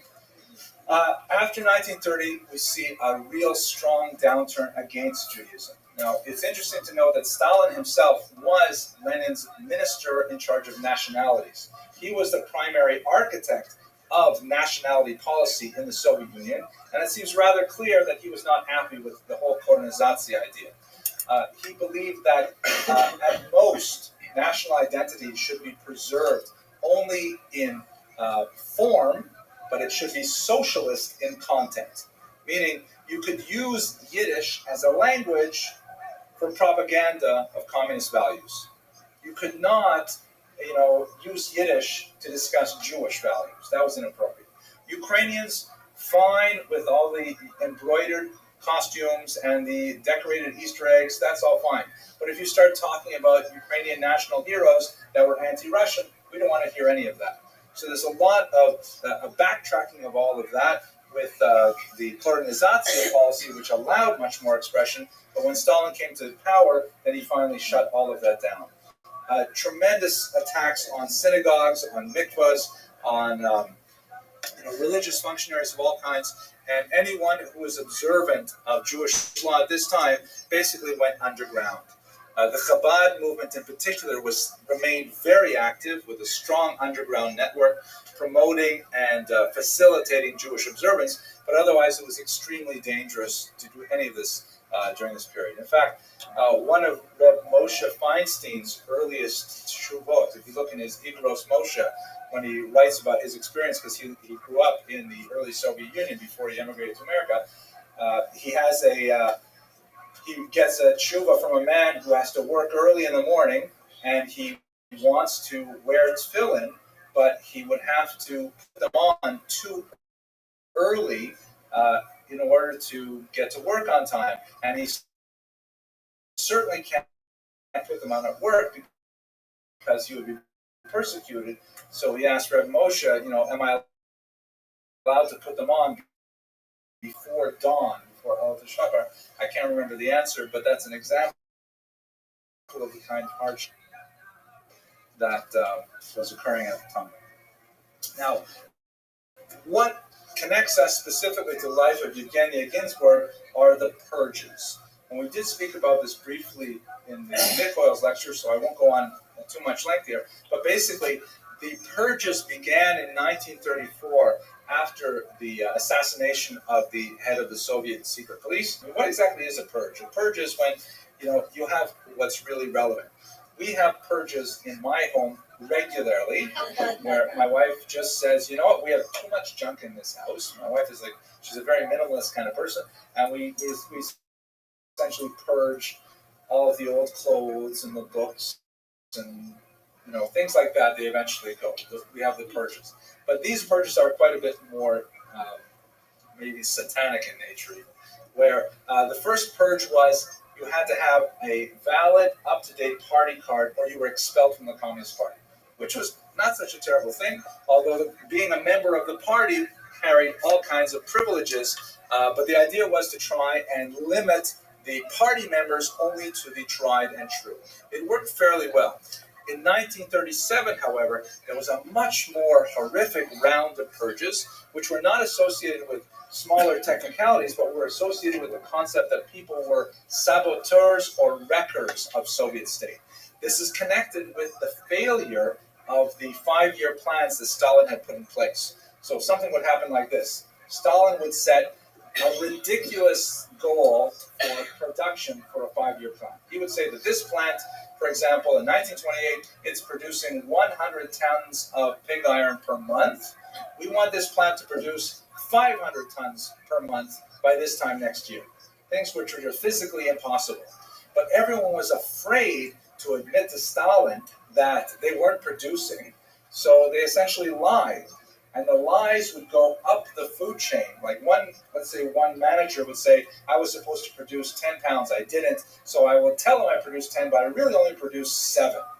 And so that lie will go on to the next level, and by the time Stalin looks at the figures, it seems that we've met the goal, which is great, because then he says next year it's going to be 1,000 pounds. But when he actually goes to the storeroom to see how many pounds of pig iron, it's all gone, or there's only a tiny fraction of what he expected. And so rather than realizing that the whole system is bankrupt and everybody is lying, it's a house of cards, he instead blames saboteurs or wreckers who are actually stealing the iron, breaking the plants, all kinds of things like this. And so enemies, internal enemies, have to be found. And this is where the purges come in place. Someone accuses someone else of being a wrecker. In the case of Ginsburg, a Trotskyist, someone who identifies with Stalin's erstwhile rival. And so she's hauled before a kangaroo court, and, let's say not say here in particular because I'm speaking generically, and they accuse her of these horrible crimes. They may torture her. They may expose her family to all kinds of risks. They may, cause her husband to lose his job and so on, which is economic suicide in a society that boasts of 100% employment. And the only way that she can get out of it, or at least think she can get out of it, is if she betrays 10 other people who worked with her. And so she fabricates 10 names. She just makes up 10 names of people that she doesn't especially like, and she wants to divert the blame from herself. And then those 10 people get arrested. And then they betray another 10 people each, and within a short period of a couple of years, it just ballooned out of control, where the whole society was filled with people who were betraying each other to the secret police. And there were knocks on the door, 4 a.m., 5 a.m., taking people out of their beds, never to be seen again. There is also a significant anti-Semitic component to this as well, because Jews are often singled out for crimes, since they are still the other. They are still, relatively new to emancipation. It's only really been 18, 19 years since Jews were given equal rights. It's very easy to identify them. And they're also, by the way, disproportionately pro-communist. So it's very easy to identify them as the potential wreckers, and they get caught up into this horrible storm. And now, you know what? I think I'm going to go a little bit out of order. I'd like to talk a little bit about her specific connection here. So, no, I didn't connect it, so I'll have to do it over here. Here's an example of, just read you a couple of passages, and you get a sense of how powerful a writer she is. She's describing someone else that she knows, and she was present when this one was arrested. And this is before she herself was arrested. This is a young woman with a small child. Oh, by the way, the reason why she was originally arrested is because one of her colleagues at the school had written a review article in a journal. Stalin had criticized that review article for being wrong-headed, for being not sufficiently communist. And since she worked in the same school and she did not join in with all of the condemnation of her colleague, she must have been a secret sympathizer, and so she was arrested by association with someone she had really nothing to do with on an intellectual level. So let me just read to you a passage, though, that describes the arrest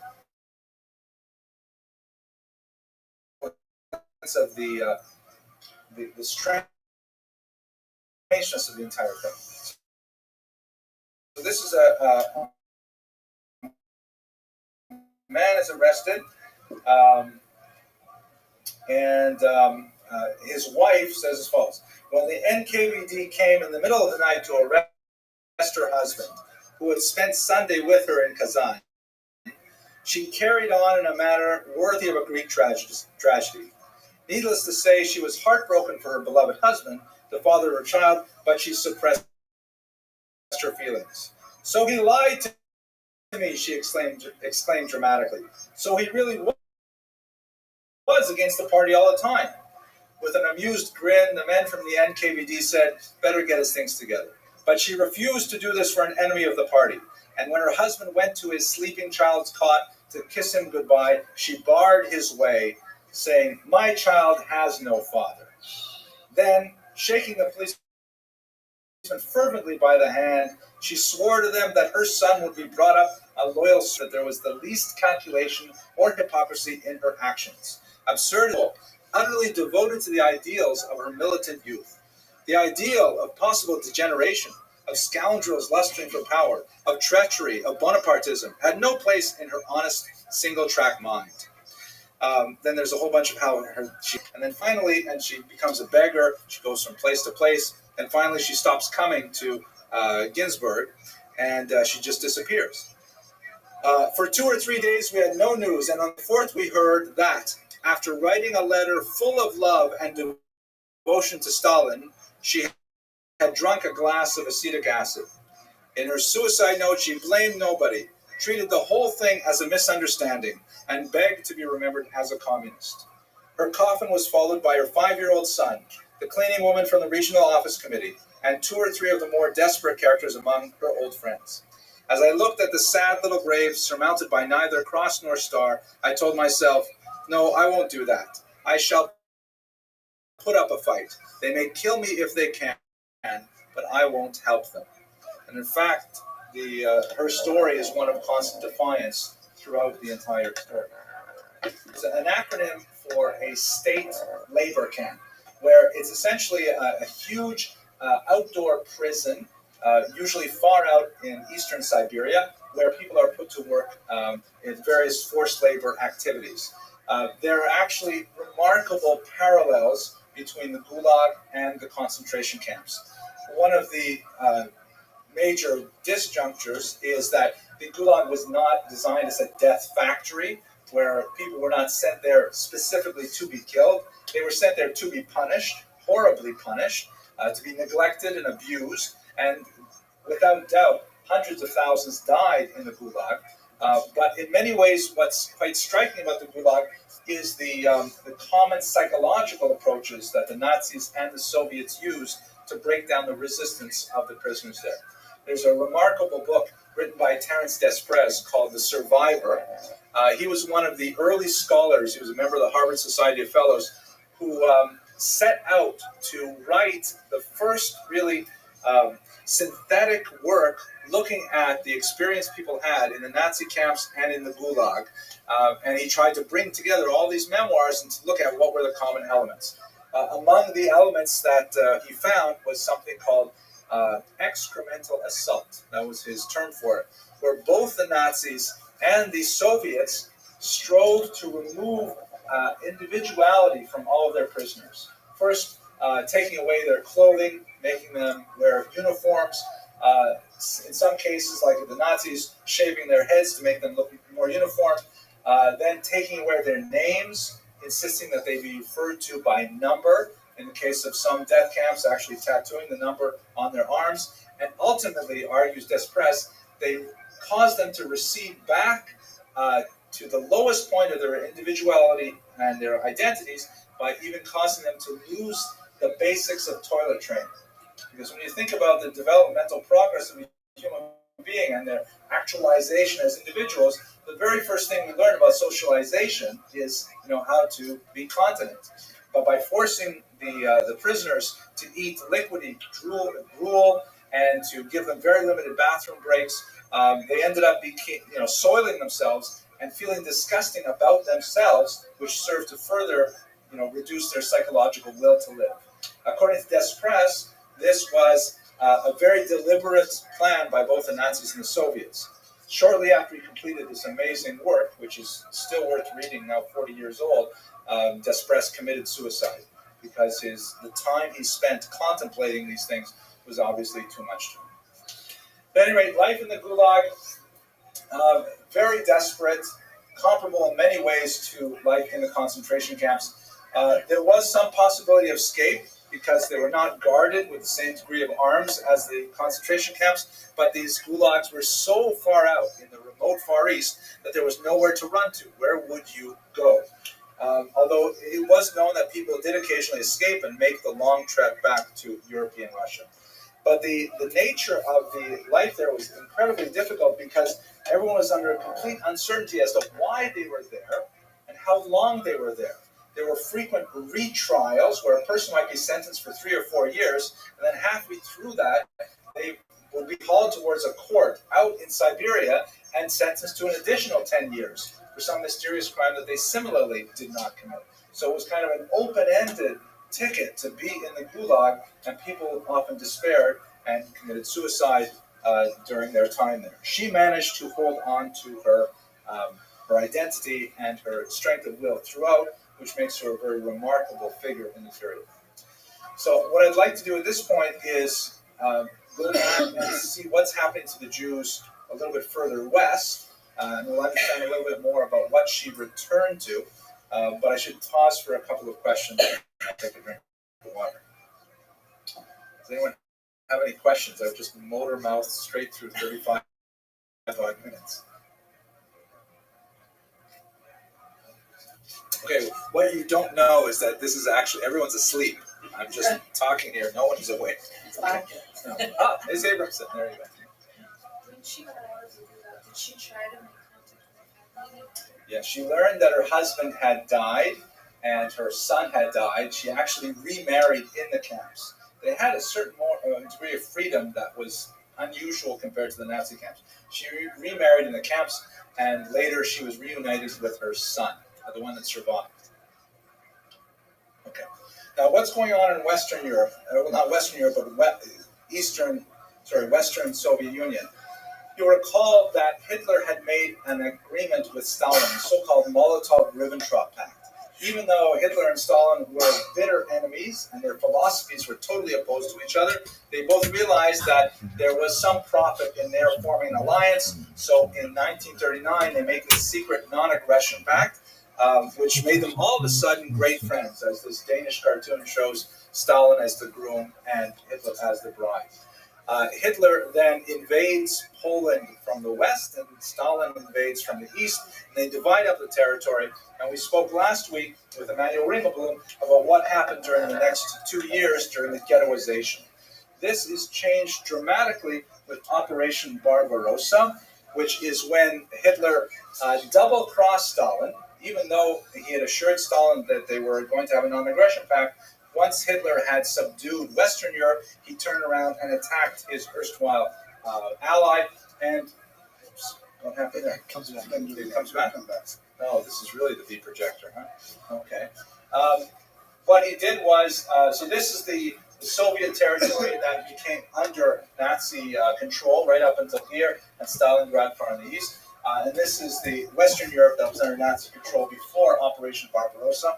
And these names here are just a sampling of literally hundreds of small Städtlach, or little villages, which had 500 to 10,000 Jews living in them. And what Hitler did was, behind the Wehrmacht, behind the German army that's advancing to the east, he sent 4 special police battalions called Einsatzgruppen that would go to these local communities, round up all the Jews, communists, homosexuals, Jehovah's Witnesses, take them out to ravines and shoot them dead with machine gun fire. An estimated 1.5 to possibly as high as 2.5 million Jews were killed in Operation Barbarossa, including my own grandparents and their families. Well, my grandparents' families, I should say. One of the worst of these Einsatzgruppen murders was in Babi Yar. Yar is a Russian word meaning ravine, and so it's old woman's ravine is what it means, where 33,000 Jews were killed in less than a week. An astounding number were killed. Babi Yar remained open, though, and it was a killing site for the rest of the war as well. Now, there's a lot more to say about this, but I want to move on to the next major stage, which is where we left off from the Emanuel Ringelblum lecture, is that by the end of 1941, Hitler felt that this was not adequate. The rate and the efficiency of murdering Jews was simply not up to his ambitions, and he charged his deputies with finding a solution, really an Endlösung, a final solution for the Jewish problem. And on June 20th of 1942, in a conference held in Wannsee, north of Berlin, they decided to create these 6 death camps, which would be the killing site for all the Jews that remained in the ghettos. As we discussed last week, I don't want to spend too much time going over it. These so-called Vernichtungslager, to make into nothing. Lager means camps. There were 6 of them: Treblinka, Auschwitz, Sobibor, Majdanek, Belzec, and Chelmno. They were designed specifically with the task of receiving Jewish cargo, destroying that cargo after removing any valuable resources associated with that cargo, and then getting rid of the waste products. In other words, taking human beings, stealing their valuables down to their prosthetic limbs, eyeglasses, gold teeth, their hair, in some bizarre cases, even their fat and their skin, and then gassing them and attempting to burn the bodies in crematoria. This was the nadir of the Holocaust, expressed in these 6 camps specifically, and of course we know the story well of how they were killed. They were brought into the Umschlagplatz, so that was the embarkation point. They were brought out of the trains, often after a 3 or 4 day journey from Greece or from France. Many of them had died in the rail cars on the way there. They were forced to march, sometimes to music played by a symphony made up of the prisoners, past a selection officer.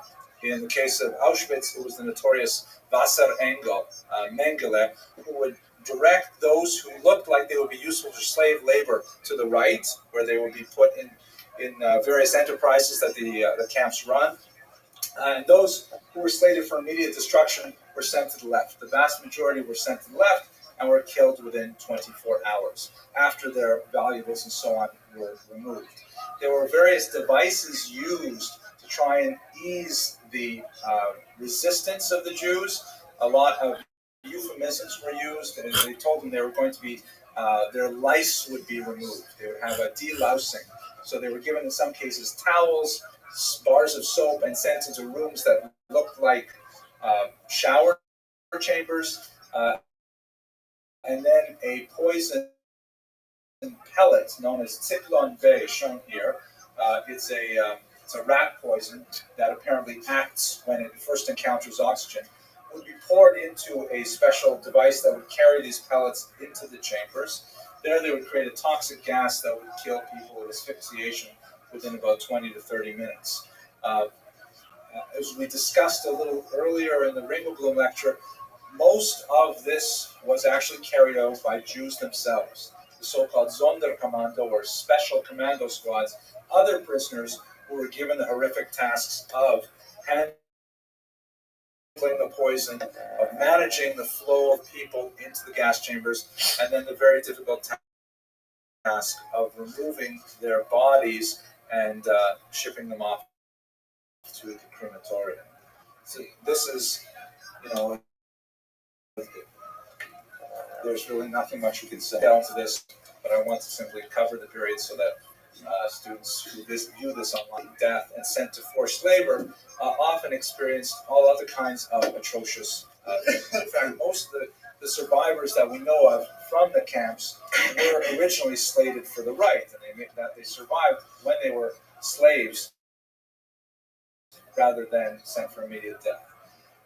Another horrible thing that happened was that the Nazis were obsessed with racial theory and with the idea of eugenics, of creating a master race through scientific or quasi-scientific means. So twins in particular were set aside for experimentation because twins allow a scientist, quasi-scientist, to have a variable and a control at the same time. Okay, let's go. So, it is worth speaking a little bit about resistance in this context as well, though. We spoke in last week about the resistance in Warsaw, which occurred in April of 1943, about 8 months after the ghetto was largely emptied of its Jews. And this is, I think, in many ways symptomatic of resistance during the Holocaust if one understands resistance rather narrowly as armed resistance against the Nazis. The basic characteristic of that is that Jewish resistance was too little, too late. There are some significant exceptions. Lithuania, for example, had an extremely active partisan movement. Anyone who could escape to the woods got involved in anti-Nazi activities. In some cases, they're on anti-Nazi, anti-Soviet activities. But by and large, Jews tried to stay out of trouble. And they used models of understanding persecution that had worked for about 2,000 years, but were inadequate to the challenge of the Nazis. There are, in fact, this is what Raoul Hilberg, one of the greatest of the Holocaust historians, in his 3-volume, The Destruction of European Jewry, he refers to this as essentially a cultural mindset that Jews had developed as a strategy for dealing with oppression. And it was simply not right for the threat the Nazis posed. There are other scholars, such as Yehuda Bauer, I think I also mentioned him last week, who argue that model of looking at resistance, however, is far too narrow in nature, and that resistance must be understood as any conscious gesture designed to thwart the German goals. It's not exactly participating in a Jewish theater group in the ghetto. It would include, continuing to pray in the ghetto. It would include refusing to die. That in itself, affirming life, is in fact, for Bauer, a form of Jewish resistance. If the Nazi goal was to completely invalidate the Jewish people, then any act that acted counter that would in fact be a form of resistance. The photograph shown here is one of the great heroes of the Warsaw Ghetto, Rabbi Kalman Shapiro, known as the Eish Kodesh, or the Piaseczna Rebbe, who heroically declined offers from the resistance to escape the ghetto in order to maintain his synagogue there and to cater to the numerous Hasidim and new Hasidim who went to him for spiritual guidance during this difficult time. Okay, now I believe we're right about to get back to Yevgenia Ginsburg. What happened?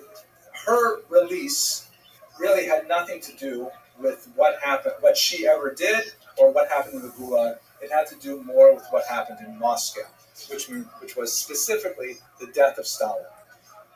The Soviet Union was, if you look at the newspapers of the time, it looks like they were actually surprised that Stalin died. I imagine a lot of people today would be surprised if Castro dies, and maybe that's a similar kind of, I should say when, but it's a similar kind of feeling, I imagine. People were wailing in the streets. People were genuinely felt that it was a crisis of biblical proportions that Stalin had passed away. And that was largely because the entire society seemed to be completely wrapped up in what was later called a cult of personality. There was this kind of overwhelming belief that Stalin was this messianic-like figure who had all the answers for the persecuted, were kind of like ignored, and their position was regarded as being so completely antisocial that it was beyond consideration. Once Stalin's Shiva was over, Lahavdil, people began to kind of wake up and say, wait a second, what kind of a nightmare were we living since 1937 with those incredible purges? And slowly, the Soviet Union began to rehabilitate prisoners, including Ginsburg, who had been out there for 20 years. And she was allowed to return back to Moscow. And there was a slow thaw that began, and the thaw culminated in the so-called secret speech of 1956. This was a speech made by the then Prime Minister Nikita Khrushchev, and he made this speech only to the Politburo, to a closed circle of leaders, but he recorded the speech and allowed it to be distributed. So they call it the secret speech, but they always put it in quotation marks. It's because it's like what they call an Oxford secret. I learned this when I was in England. An Oxford secret is something you only tell one person at a time. So the secret speech was designed to be anything but secret. And what he essentially said was that we were wrong, that Stalin made mistakes, and that we followed him, and it was disastrous for us. And so the Soviet Union began a shift away from Stalin, and that favored those who were earlier persecuted by him, the dissidents and so on. Later on, of course, that did not mean that the Soviet Union would stop using the Gulag, stop using its secret police and things like that. That would continue right through Gorbachev, but there was a recognition society-wide that they had gone far too far, and that Stalin was something like a Hitler-esque kind of person for the Soviet Union. She came out with her 2 volumes of memoirs. The first was this Journey into the Whirlwind, and the other one is simply In the Whirlwind, in which she described her experiences, and they are incredibly powerful. Let me read you one more passage, I think, from here. I mentioned how her Jewish identity was tenuous. She was an assimilated Jew to begin with. She never really identified with things Jewish. She was a communist first and a Jew, maybe a distant 12th, but in the camps she began to discover some elements of it. So, for example, they were punished in the camps, by the way, for singing out loud and for reciting poetry and so on, but nevertheless, they continued to do these things when they were not observed. And so, so she's writing here deep in the Gulag. She says, in one of the books that they had there, they had a precious few little books that they used to share and hide from the guards. We happened to read some lines of the destiny of the Jewish people, their stubbornness and vitality, and the ancient greeting next year in Jerusalem. I took this as the theme of the New Year verses Julia had asked me for. Julia was one of the other prisoners, and they would make up poems for each other because it was a completely secular holiday. And so this is Ginsberg's poetry. And again, like gray-haired Jews, we shall cry out eagerly with voices cracked and weak next year in Jerusalem. Clinking our prison mugs, we shall drain them dry. There is no sweeter wine than the wine of hope. Comrade, be of good cheer. Our prison food is not manna from heaven, but like the gray-haired Jews, we believe in the promised land. We may be poor and persecuted, but on New Year's Eve we'll cry next year in Jerusalem. So, in terms of her legacy, to summarize, this is a picture of her with her adult stepdaughter here. She went through horrible, horrible experiences as a victim of the Stalinist purges. She was not necessarily singled out because she was of Jewish background, although that was a common experience for many. But her memoirs from the period are an invaluable resource to understand that the horrors of the Nazi period were not limited to those who found themselves under the yoke of the Germans. Very similar, comparable experiences were had by those who were under the power of Stalin and his diabolical ideas about the eradication of wreckers, saboteurs, and indeed the Jewish people.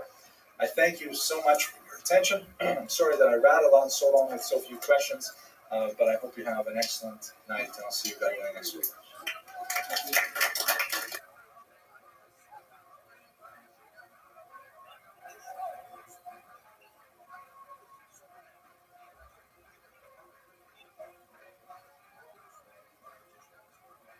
Quick story from Rachel, the wife of Akiva ben Yosef.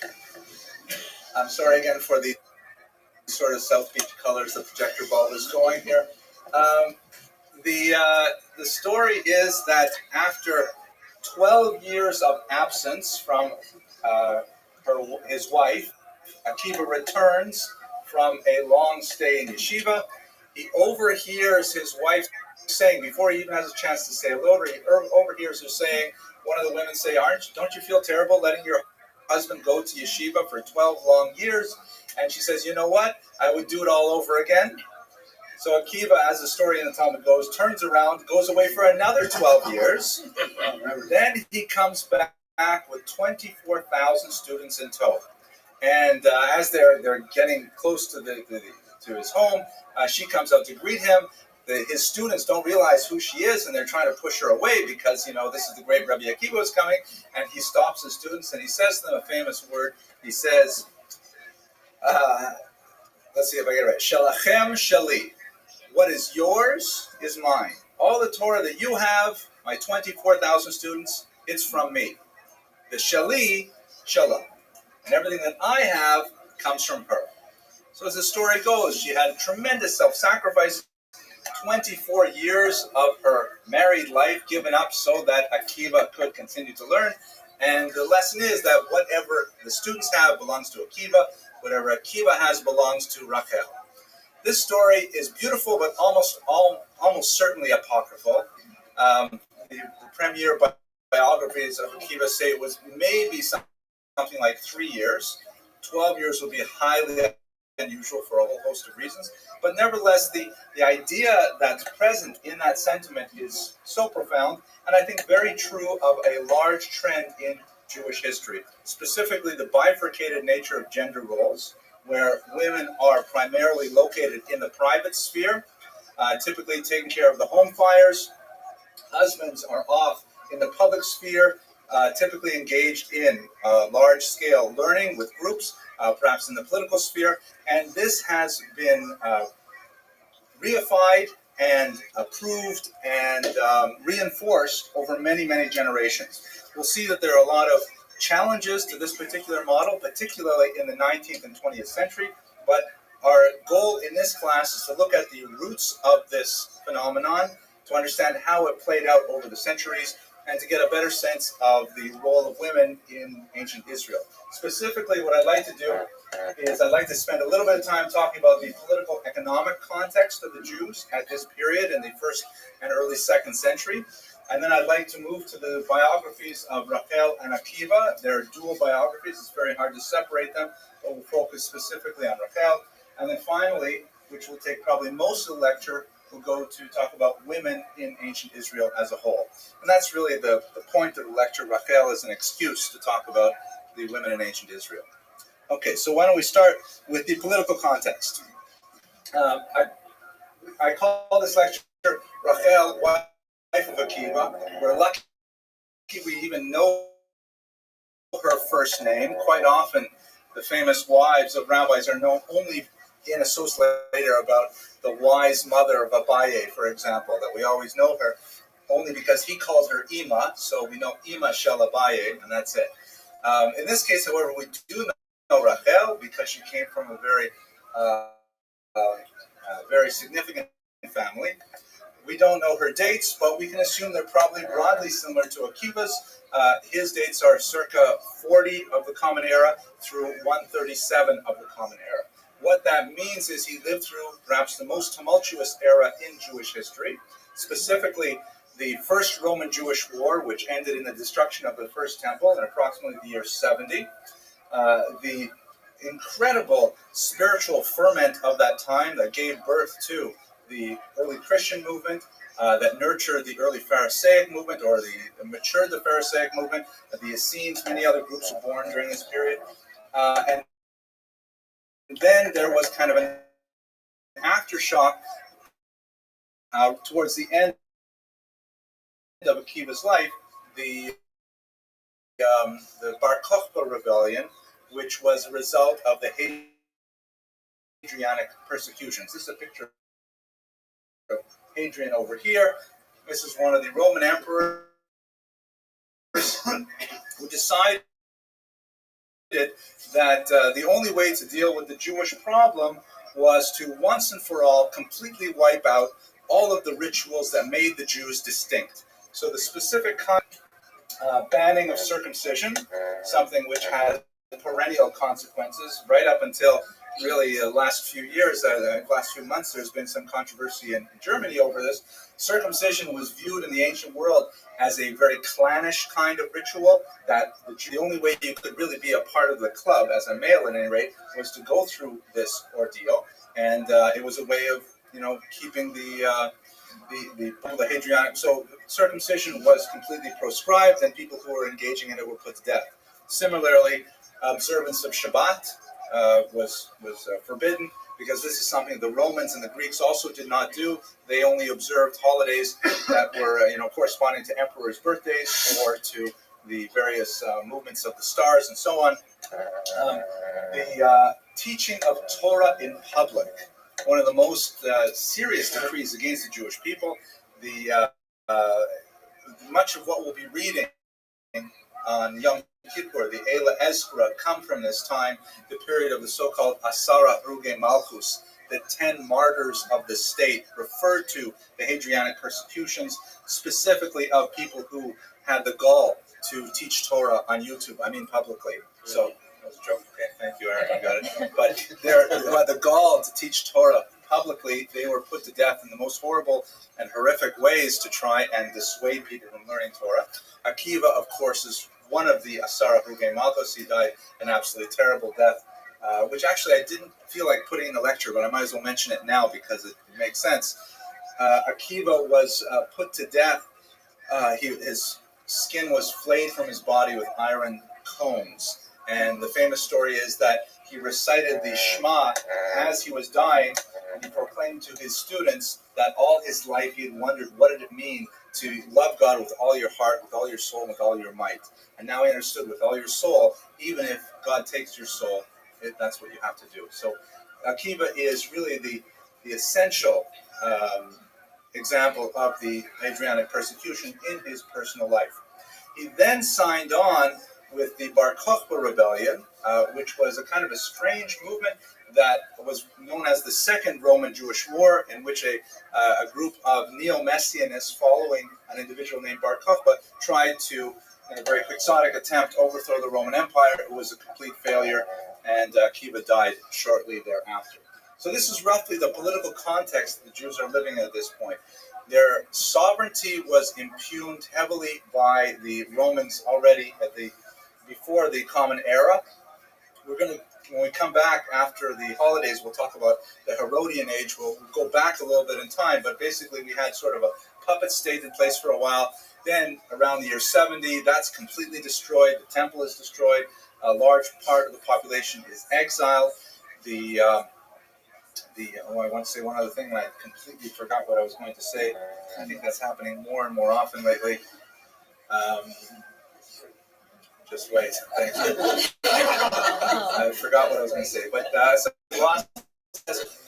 and at this point, that's what I remember now. Even the city of Jerusalem is renamed Isla Capitolina. Right? They want to try and create a non-Jewish identity for Jerusalem itself. The Romans start referring to Israel or Judah as Palestina, because they want to try and, in a kind of humiliating way, name it after the Philistines, who are the Jews' traditional enemy. And so all of these things, it's such a terrible time politically for the Jews. Israel is at its lowest ebb, and we need a leader to try and take us forward. Akiva, in this context, interestingly enough, is one of great ferment and positive change in many ways.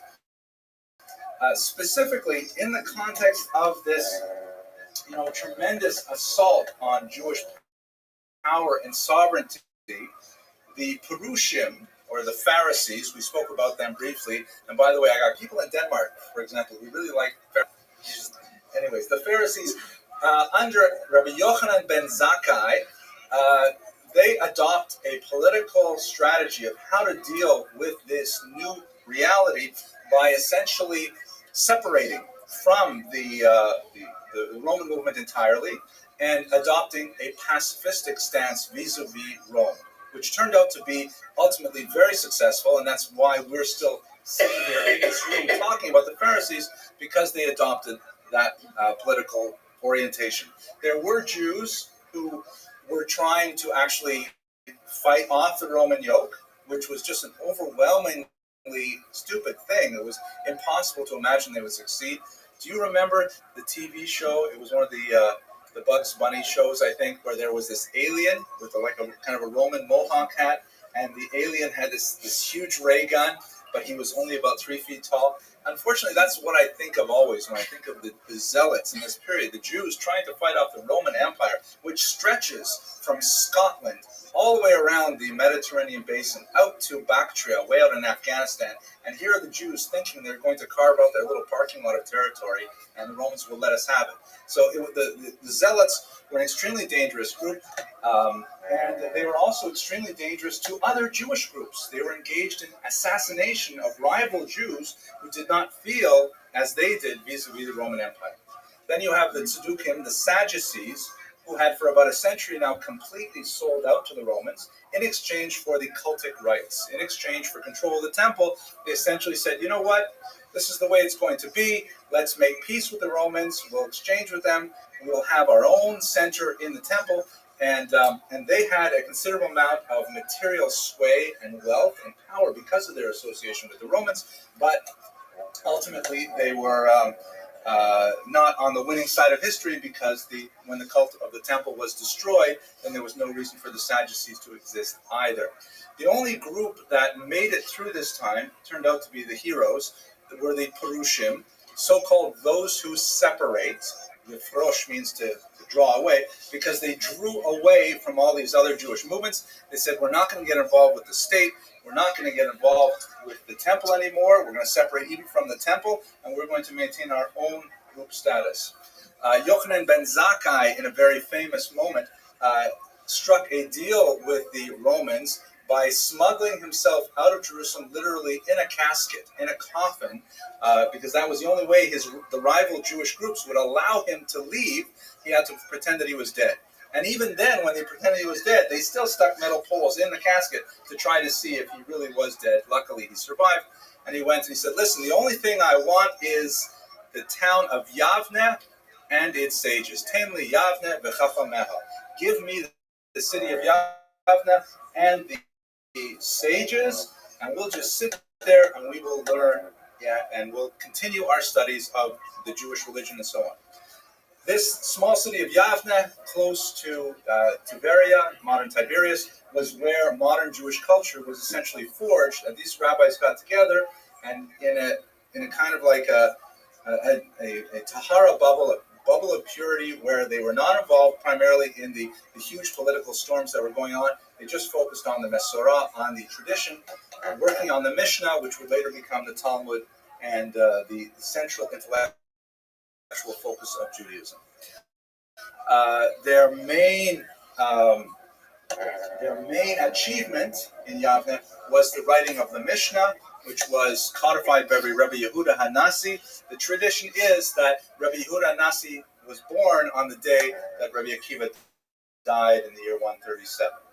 So that's kind of like really important things that are going on religiously for the Jews at this time. Can I take any questions? Yes, please. So I thought the Romans did not allow them to practice. Yavne is still earlier. Yavne is around the First Roman-Jewish War. When you get to the Hadrianic persecution, you're absolutely right. That's when Yavne is under threat. But by that time, they've had about 60 years to try and cement the ways in which the Mesorah is handed over, and they were quite successful at it. They were able to establish, by the way, like under extremely difficult circumstances, they created the first universal public school system in the world. Under Yoshua ben Gamla, they created something that Akiva himself was not able to take advantage of, but it was a universal school system. We don't know how effective it was, but nevertheless, there are records that, in fact, that was one of the decrees he made, that up until he lived, he was one of the last of the the authorities associated with the temple. He was later assassinated 3 years after he began his rule. That's what happens when you try and lower the cost of day schools. You know, someone's going to kill you. But I don't know why I say things like that. It's on YouTube. Anybody could be watching this. That's supposed to pay you. Yes. Geographically, modern ovens were really Yeah, I don't know if is modern either. There's two possibilities then. Either I'm wrong, and or Yavin is international, but I'm pretty sure it's. I'll look it up, and you'll see on the video a little note there. By the way, I got it wrong. Okay, but we'll see soon enough. Okay, let's look at the economic context for a few minutes. There is a huge divergence in class in Israel. The wealth distribution is very much skewed towards, so to speak, a kind of a 1%. Specifically, the Sadducees in particular have accumulated a large amount of the wealth, and they tend to be concentrated in the urban areas like Jerusalem. Outside of Jerusalem, there's widespread poverty and widespread ignorance of the law, ignorance of the Jewish tradition altogether. This goes together with access to education. Where there is poverty, there tends to be very little education because, you know, especially when you're in a rural economy where there's so much labor that has to be done, time-consuming labor in the fields, in food preparation, things like that, they just don't have the wherewithal to free up children of primary school age from these tasks that are associated with maintaining the home. This is when you have the phrase and the phenomenon of the Am Haaretz. The phrase literally means the people of the land, which perhaps in the biblical times, you see the reference to Am Haaretz every now and then in Tanakh, and it's not pejorative. It means like a farmer, right? I believe there's a passage even in Bereshit where Abraham bends down, he bows down to the Am Haaretz. I can't remember exactly the phrase, I'll have to look it up. But it acquires a distinctively negative tone by the time you get to the first millennium. At this time, the term Am Haaretz, then and now, is now synonymous with ignoramus. To be a person of the land means to be unlearned, to be unlettered. And that's a kind of a prejudice that's pertained in Jewish culture all the way through the modern period. The Jews have historically been very poor at farming since they left the land of Israel. There has been a marked movement to commerce, small professions, things like that. And only with the reestablishment of the state of Israel has the idea of Jews as farmers begun to resume. And in this context, we understand a little bit more about Akiva himself. Can we pause for a question or two? Arguments? Discussions? No? Okay. All right. So, what's the story of Rachel and Akiva? Again, unfortunately, it's very romantic, but we only have a handful of stories about them, and they are kind of magnified in our mind as kind of like mythic stories of great power. Not myth necessarily in the sense of untruth, but myth in the sense of great value that are instructive for our tradition. It was a star-crossed lovers match that was ill-fated from the beginning. Rachel was the daughter of Kalba Savua, who was reputed to be one of the three most wealthy men in Israel of the time. Akiva, son of Yosef, was an unlettered shepherd who worked for Kalba Savua. So Rachel met this young man, and you can imagine it. She's the wealthiest, her father is one of the three wealthiest men in Israel. He's got all this money, and she is, here. She is, used to living a life of luxury, but she meets this bright, she thinks he's bright anyways, shepherd, and she's attracted to him, and the feeling is mutual. However, he has absolutely no learning whatsoever, and not only that, he has a tremendous antipathy to the sages. He says at one point that when he was a youth, if he saw a scholar, he wanted to bite him like a donkey. So angry with them. And when you think about the connection of education and wealth and privilege, and here is Akiva struggling in tremendous poverty, he sees the Talmidei Chachamim as,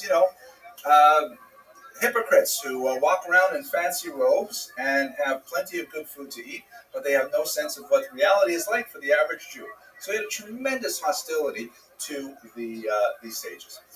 Nevertheless, very much against Kalba Savua's will, as you can imagine, Rachel marries Akiva on the condition that he learn Torah. He is really against the idea at first, but he is so deeply attracted to Rachel that he in fact goes along with her demand and promises that he will in fact study Torah. So he begins at first by going to night classes. Not a very successful attempt. He goes to work in the fields all day long, and he comes back at night. He goes to the Beis Medrash, and he keeps falling asleep in shul. Which one is it?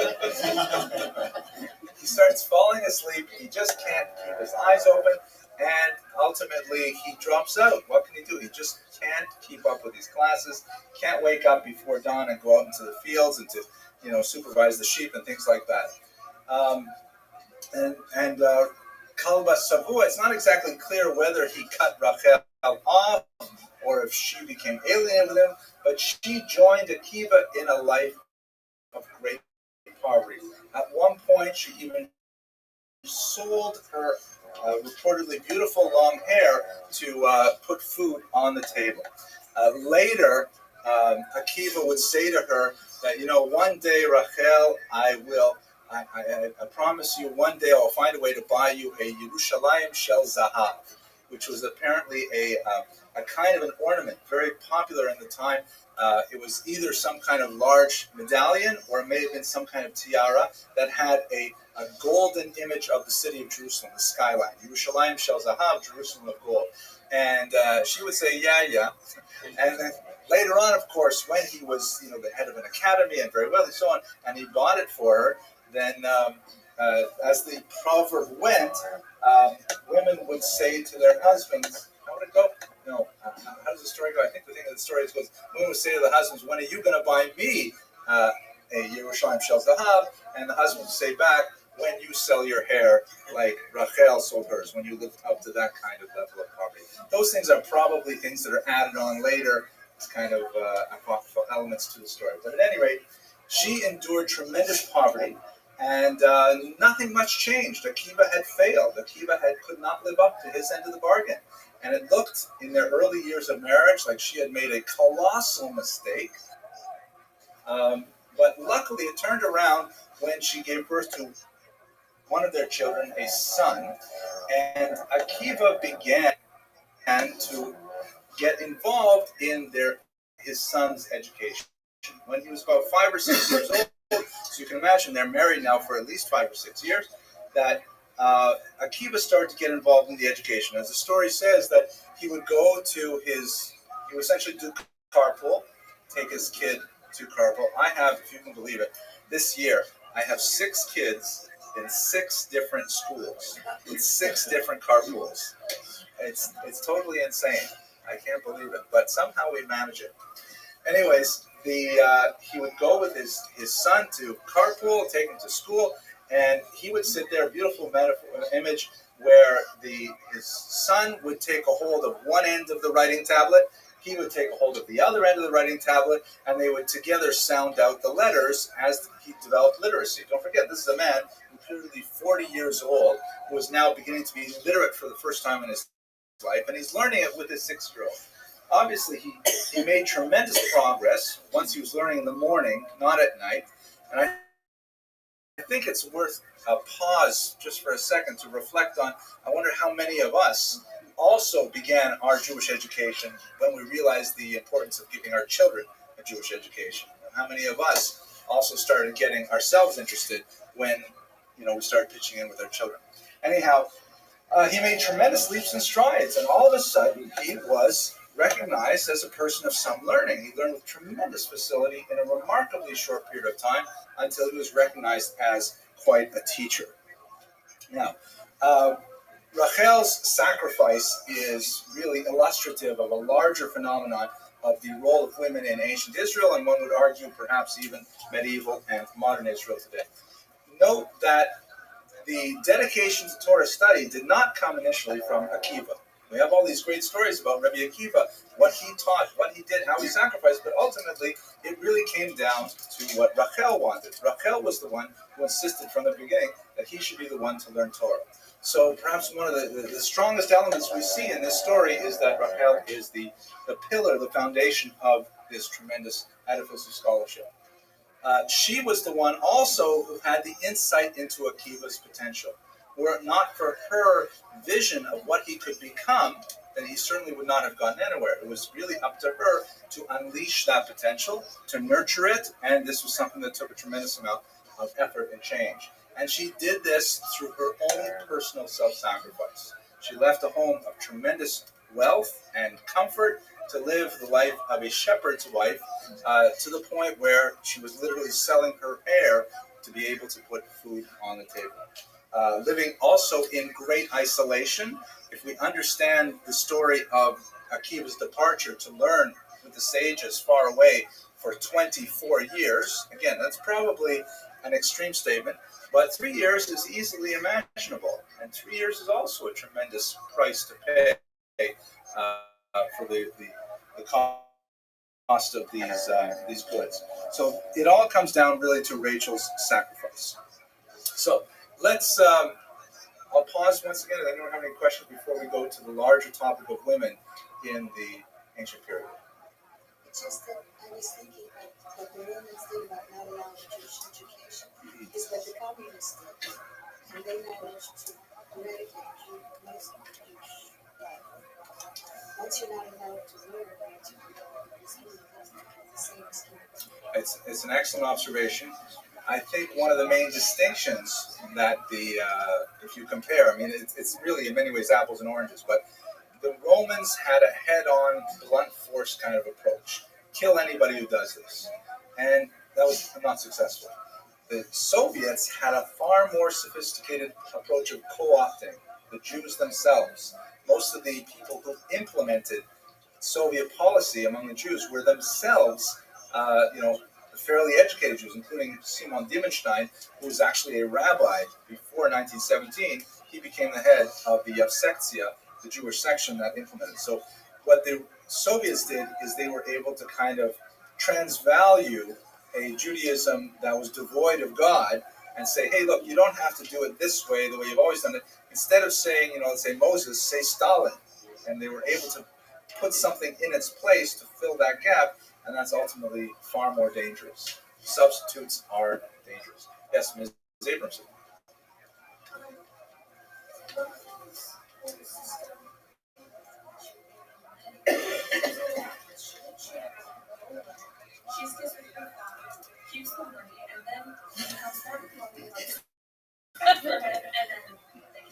Yes, that's exactly what I want you to do too.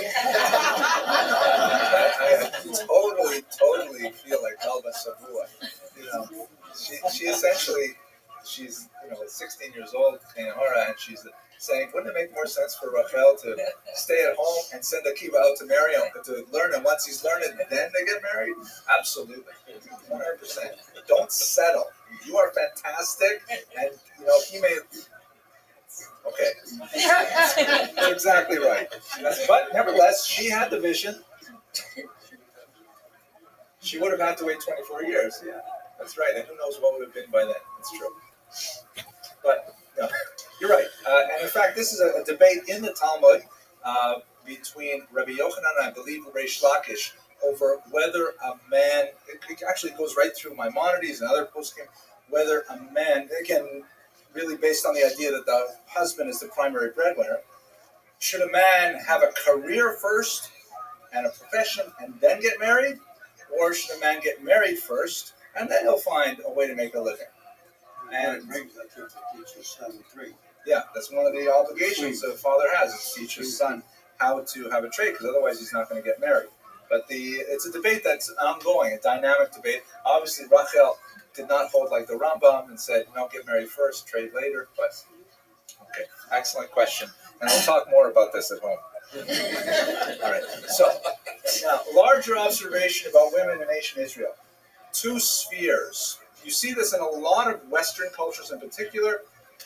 to a certain degree, is very prominent in Asian culture, less so in many African cultures. But it is a typical Judeo-Christian Western idea that you have two spheres, the public sphere and the private sphere. The private sphere, that of the home in particular, perhaps the school, but within the four walls, with a greater degree of anonymity, a greater degree of passivity. These are areas which are typically reserved for women or considered the proper domain of women. In some more repressive cultures, women are forced into these roles. In others, it's something that's considered an ideal that women are encouraged to occupy. In Judaism and Jewish culture, we'll see it's a mixture of both. One concept is this idea that's a pasuk in Tehillim, Kol Kvuda Bat Melech Pnima. All the glory of the princess is within. Meaning, when a woman is, protected and is bounded and not seen to the outside world, that is her glory. Compared to the Torah scroll, the word Torah is also a feminine noun. The Torah scroll is protected by a mantle inside the ark with a curtain in front of it and so on. That's kind of one model of a feminine ideal. At the same time, ironically, we have this concept of the Eshet Chayil. So if someone want to give me an actual translation of Eshet Chayil, I read this prayer from Proverbs every Friday night. A woman of valor. Okay, very good. That's kind of like your 1917 JPS translation. But the word Eshet is like Isha, right? The smichut, so it's the word Isha. What does the word Chayal mean in modern Hebrew? Soldier. It means soldier woman. An Eshet Chayil is a warrior woman. Very different from Kol Kvuda Bat Melech Pnima, you would think, because she is a soldier who fights at home, isn't going to fight much of a war. The soldier has to go out and has to conquer. And in fact, if you read Eshet Chayil, just in English, straight through, you'll see she's doing a lot of things that are not in the house. I mean, she's out there, she's sizing up a field and she's buying it, she's supervising her employees, she's managing some kind of import-export trade, or ships are going out and things like that. And meanwhile, what's her husband doing? He's sitting in the gates, and everybody knows him, and that's it. So it's kind of like an inversion of the Kol Kvuda Bat Melech Pnima, and of course it is sung every Friday night as on one level, a paean of praise to the woman who probably prepared the meal. So these two kind of polar opposites are in dynamic tension with each other throughout much of Jewish history, where we will have Jewish heroines who have a tremendously high degree of tzniut. Translate that term literally, hiddenness, right? And their hiddenness will be valued. And on the other hand, you have women who are like Devorah, who are, going out to war, like Esther, who are out there in foreign politics. I mean, the really very activist women at the same time. Yes, Mr. Perkins. It's an echo of the general dichotomy that Jewish people operate on, which is Mamlechet Kohanim and Right, Mamlechet. Yeah, should we be a Mamlechet Kohanim, meaning a kingdom of priests, meaning like inside, insular, or an Or LaGoyim, light to the nations? I think that's very true. And in fact, to extend your point further, in much of the Kabbalistic literature in particular, the Jewish people is invariably described in the feminine. The Knesset Yisrael is understood as the feminine aspect. God would be the masculine aspect, and we take on both of these roles. At any rate, these models this is a tension that goes throughout the entire corpus of Jewish history. And there's one slide, just for fun. I wasn't sure which image to use, so I wanted to make sure you saw it there. Okay, we're going to skip past that, right? Oh yeah, this is Rosie the Riveter, right? Famous 1940s American propaganda promoting women activism. Right, there you go. Okay, we're just skipping that. Okay, now, see, I put that on YouTube. You realize that. There's someone out there who's going to send me lots of nasty mail because I put that out there. It was very brief. Maybe I'll let it to death. Okay. Now, theoretically, and through much of the literature, women are defined through men, either through association with their husband, even Rachel, Eshet Akiva. We see this in a lot of cultures. The word Isha, interestingly enough, in Hebrew can mean either wife or woman. They are synonymous terms. When I thought about this for a while, I read this in one article and I thought, that's an interesting point. But then, with the exception of English, most languages have that, right? In French, it's femme. Femme can mean wife or woman, and in German, it's Frau, which would mean wife or woman. Maybe you make a distinction between madame and mademoiselle, but when you speak of an adult woman, the term for adult woman and the term for adult wife are synonymous.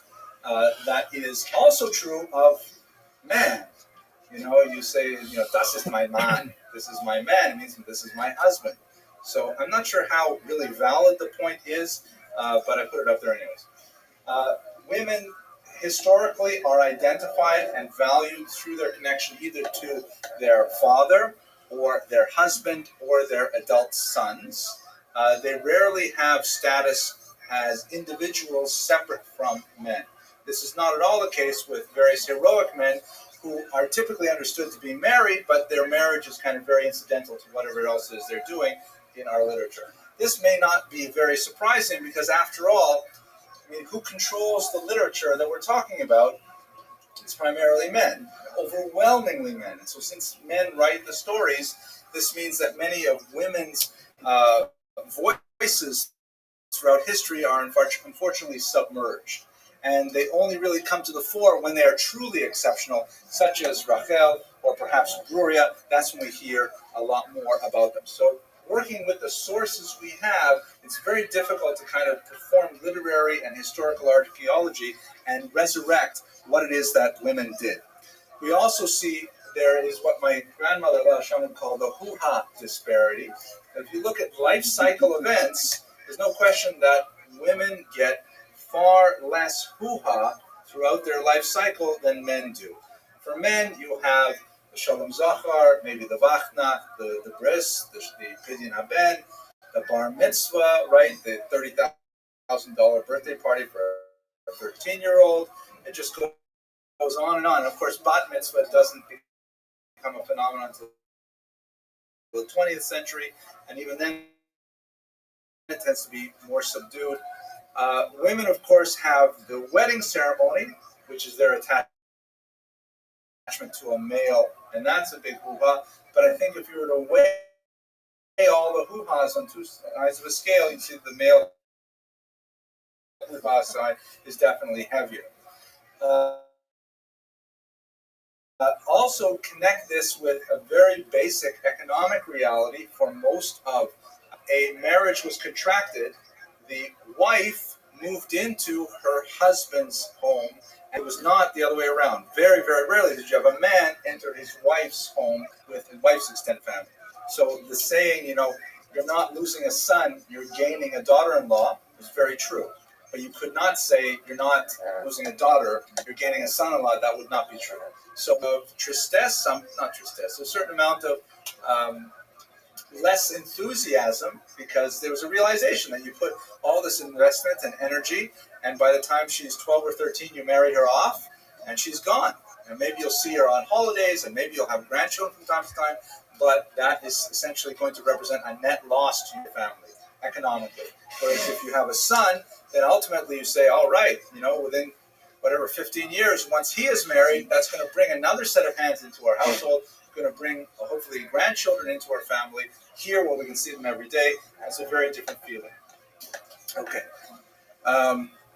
Marriage, of course, is that moment when a woman, as it were, historically, would be transferred from the domain of her father to the domain of her husband.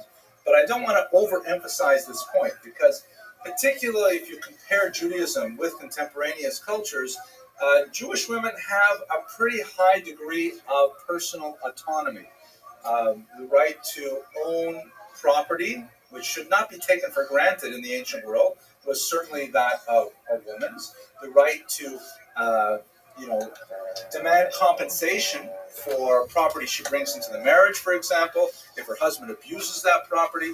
Of course, the right for her personal safety. The rabbis recognize the concept even of marital rape, which is something that we would have even debates over in the 20th century. It was it was an absolutely foregone conclusion that there is such a crime, even to the ancient rabbis.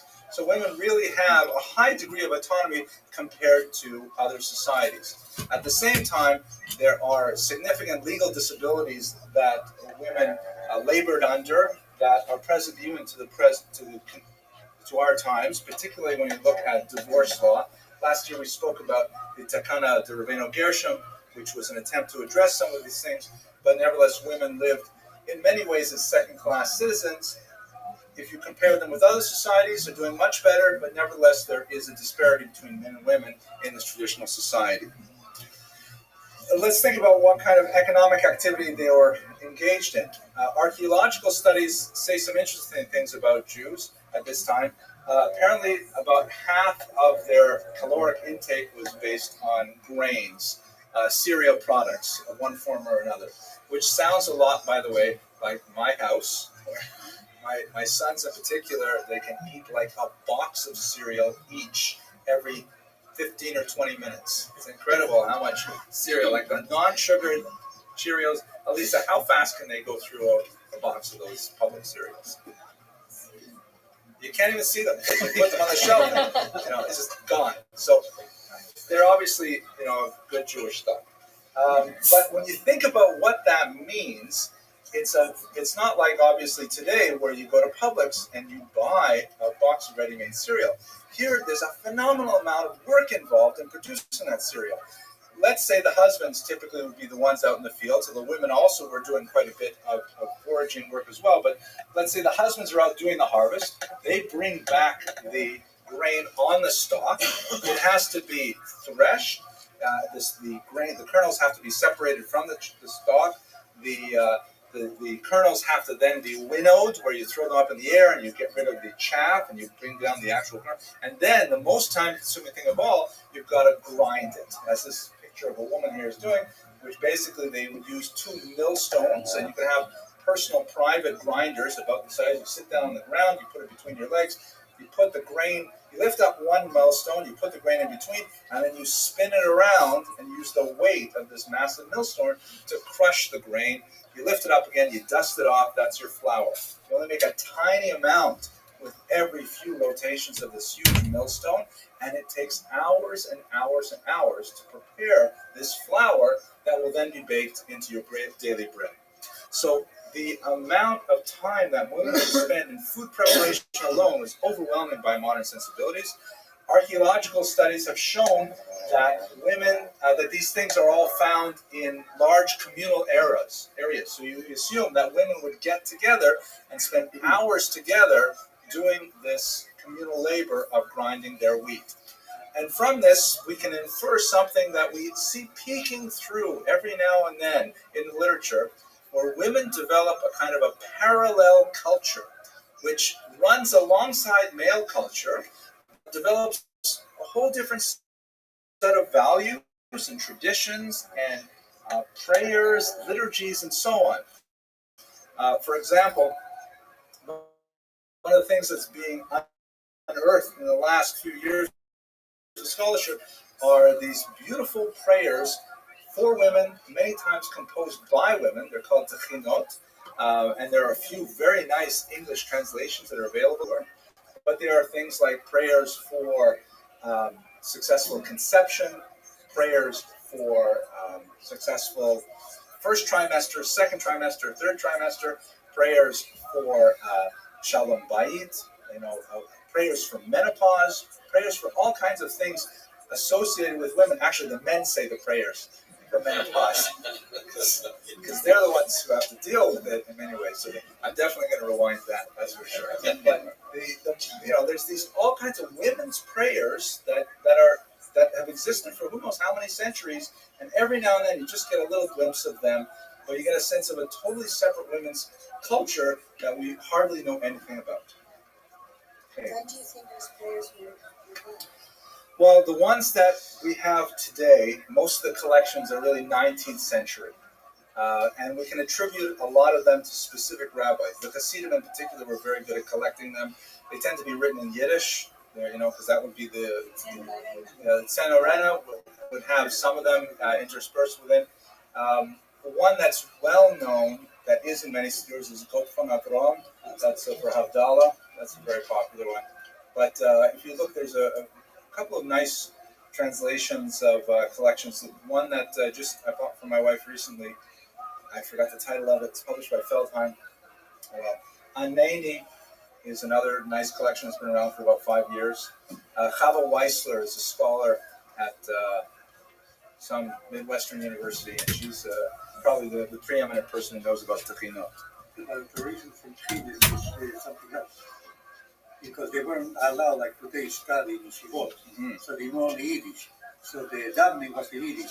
We, the men, we learn, Hebrew, so we we learn in Greek. Yeah. Okay? This is the women, reason that behind was it. the language, and that was what they would speak. Absolutely. Okay. So, in terms of intellectual freedom for women, because as I mentioned earlier, economic activity and intellectual activity tend to be correlated. Once you have a gathering of disposable income, then you can look to the possibility of creating a school or a learning environment, things like that. So women had far more limited access to formal learning than men, but that statement's a little misleading because it says a lot more about class than about gender. The truth is, the real story is that the vast majority of men were illiterate. The vast majority of men did not have access to learning. So focusing on the fact that women did not have really misses the larger picture of the time. Women did have considerable access if they were in the wealthier class. This is before formal yeshivot and things like that were established. It was only later in the medieval period that you begin to see really strong distinctions made between girls and boys in their studying, not so much in the ancient period at all. We know that women were very active in a whole host of professions. Reading the Tanakh in particular, you see women who are active as, for example, professional mourners. Like if someone died, you would hire professional mourners to come to the graves, and women were especially good at that. You have female prophets.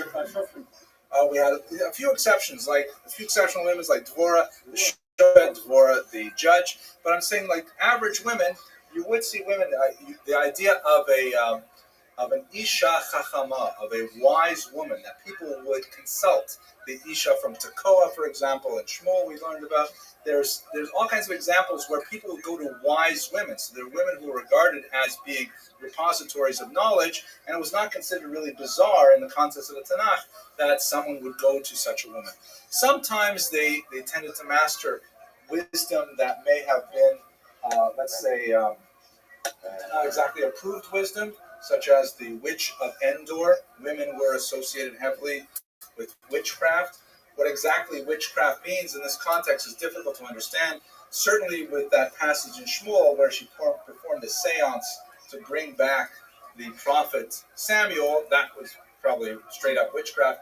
But in many cases, witchcraft may have been something like, someone who was a traditional healer with herbs, perhaps a midwife with somewhat unorthodox methods, things like that. These things were also associated with women at the time. We also see women in various professions as well, engaged in silversmithy and so on. So really we have a whole gamut in the ancient world of women involved in lots of different activities. What Carol Meyer says about this is that it would be misleading to speak of a patriarchy in ancient Israel. She prefers the term heterarchy from the idea of being two different, or at least multiple different sources of power. This makes sense when you think about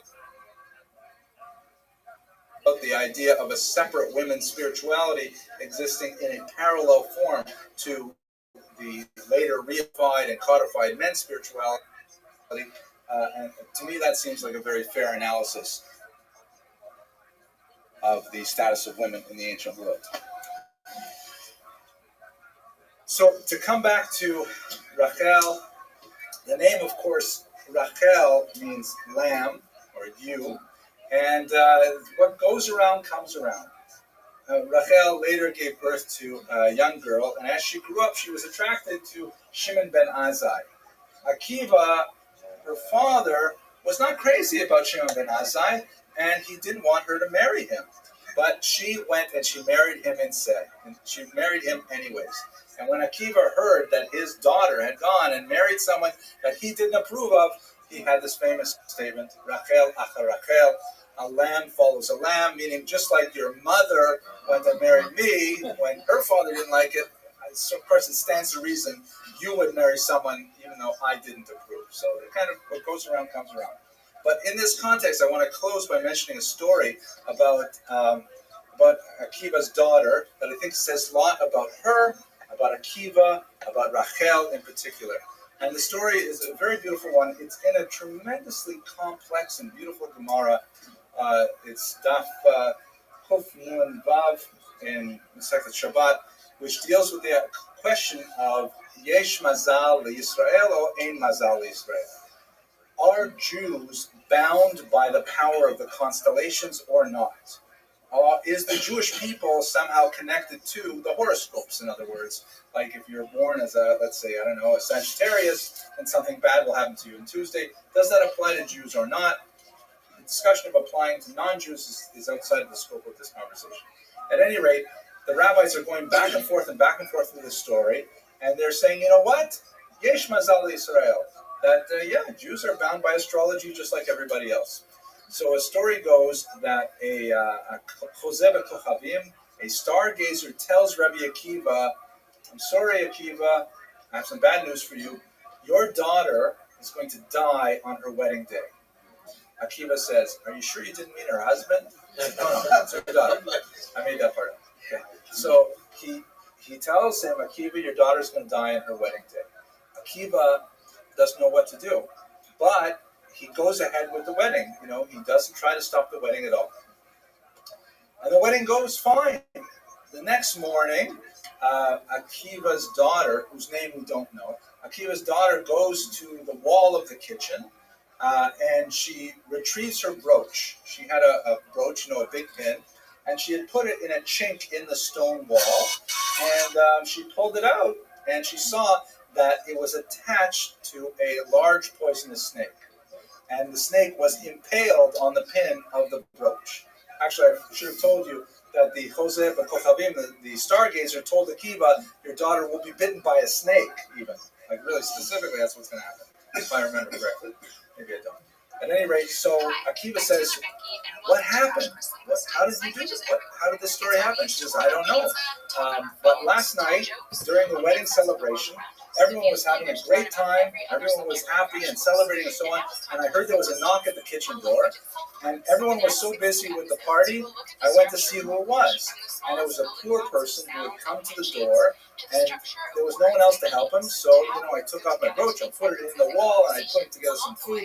And then I gave it to him, and then I went back to the party. So, in other words, her act of kindness for this poor person, it was her wedding day. She could easily have passed it up and said someone else will take care of it. But she personally took care of this poor person, and it was her chesed that changed her mazal, that was able to alter the fact that she would have been bitten by the snake, but it saved her. And Rabbi Akiva said, here we see this idea of tzedakah tatzil mimavet, that charity saves from death, and active charity actually saved his own daughter. So in this context, I hope that this lecture has been useful and enlightening to you in some way, and I really appreciate your attention. We will resume after the holidays on October 6th. Thank you very much for your attention. Thank you.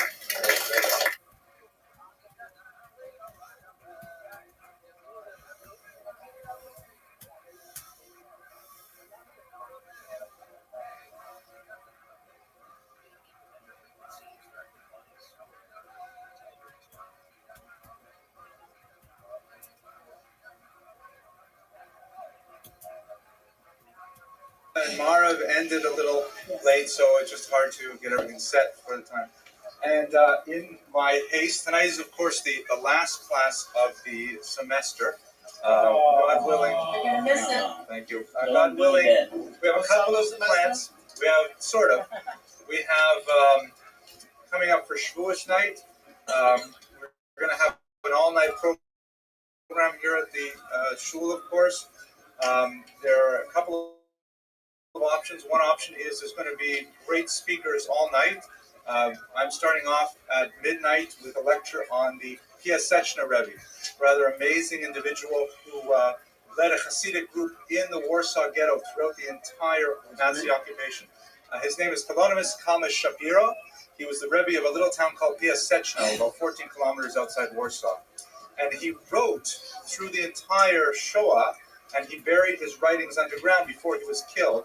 And they were discovered in 1952 by a Polish construction worker, and they have since been published under the title Eish Chodesh. So I'll be speaking about what he had to say during the Holocaust at midnight, God willing, on Shavuos night. That will be a week from Saturday night, I think. Excellent. And then there'll be speakers all night. And for those of you who are interested, I'll have a chabura in the back, just friends that I learned with. We're going to go through the 11th chapter of Mesilat Yesharim, the chapter on Nekiyut. It's going to be a fascinating night of learning. What time will be about the lecture? Midnight B'diyuk. So that's one summer semester, sort of. And the other summer semester that I'm kind of toying with is maybe during the 3 weeks, we might do a couple of lectures on the Holocaust or on the history of anti-Semitism, something like that. But God willing, we will return with this program in the fall. I'm pleased to tell you that it seems to have been a great success. The response from the course evaluations last semester were really high, and I hope you'll fill these out so we can improve for next fall. And Pens, right next to you. Perfect. The videos have been amazingly popular. We have in the neighborhood of, I think, 6,000 people have viewed them worldwide. Yeah, I picked up a new person in the Philippines. There are now 24 people in the Philippines who follow this. 4 in Turkey, only 2 in Russia. Yeah, but it's just one of those things. Hey, Mayor, go into another room, will you? I can't think properly. Thanks. We're in charge. Okay. I don't actually. The map doesn't go that detailed, but I imagine it's probably Istanbul. Yeah, because I have some friends that think one of my relatives. 4. Okay. All right. Now, so tonight's topic, a fascinating, powerful topic. We're going to talk about Hannah Senesh, one of the more amazing stories coming out of the Holocaust. It is a story with a sad ending, but at the same time a heroic and very meaningful ending. And it will give us an opportunity to discuss the Holocaust, which is such a colossal event in 20th century Jewish history. I wish we had more time to go on past the Holocaust. Perhaps next spring, when we go over this period of history again, we'll extend it further to the 1967 war and further. But today we're going to concentrate on Hannah Senesh. And before we get to the topic of the Holocaust, I should try to say at least a little joke before we go in, because it'll be hard to say jokes after jokes, and I ran out of them a long time ago, so I have to recycle them. Did I tell you the joke about Baruch Hashem? I'm sure I told it to you, but thank God you will forget it. So the joke goes like this. It's a true joke that I actually heard when I was studying for my dissertation in Kiev. At the time, it was at the collapse of communism, and President Gorbachev was trying very hard to crack down on alcoholism in Soviet society. It was running rampant. People were drinking vodka, whiskey, and especially this homemade moonshine called Horilka. No, it was called the Samahon. Samahon means self-cooked, and it's like you make it in your bathtub with bathtub gym, and it caused blindness. It was poisonous often. It was causing absences at work and all kinds of things. So Gorbachev went he actually did go on a big campaign to try and reduce the amount of alcohol consumed in Soviet society. So the joke goes like this: Gorbachev gets a junket of journalists, puts them into a big Soviet Aeroflot plane, and he flies them all to a factory in Siberia to talk to average Russian workers, Tovarichi, about drinking and how dangerous it is.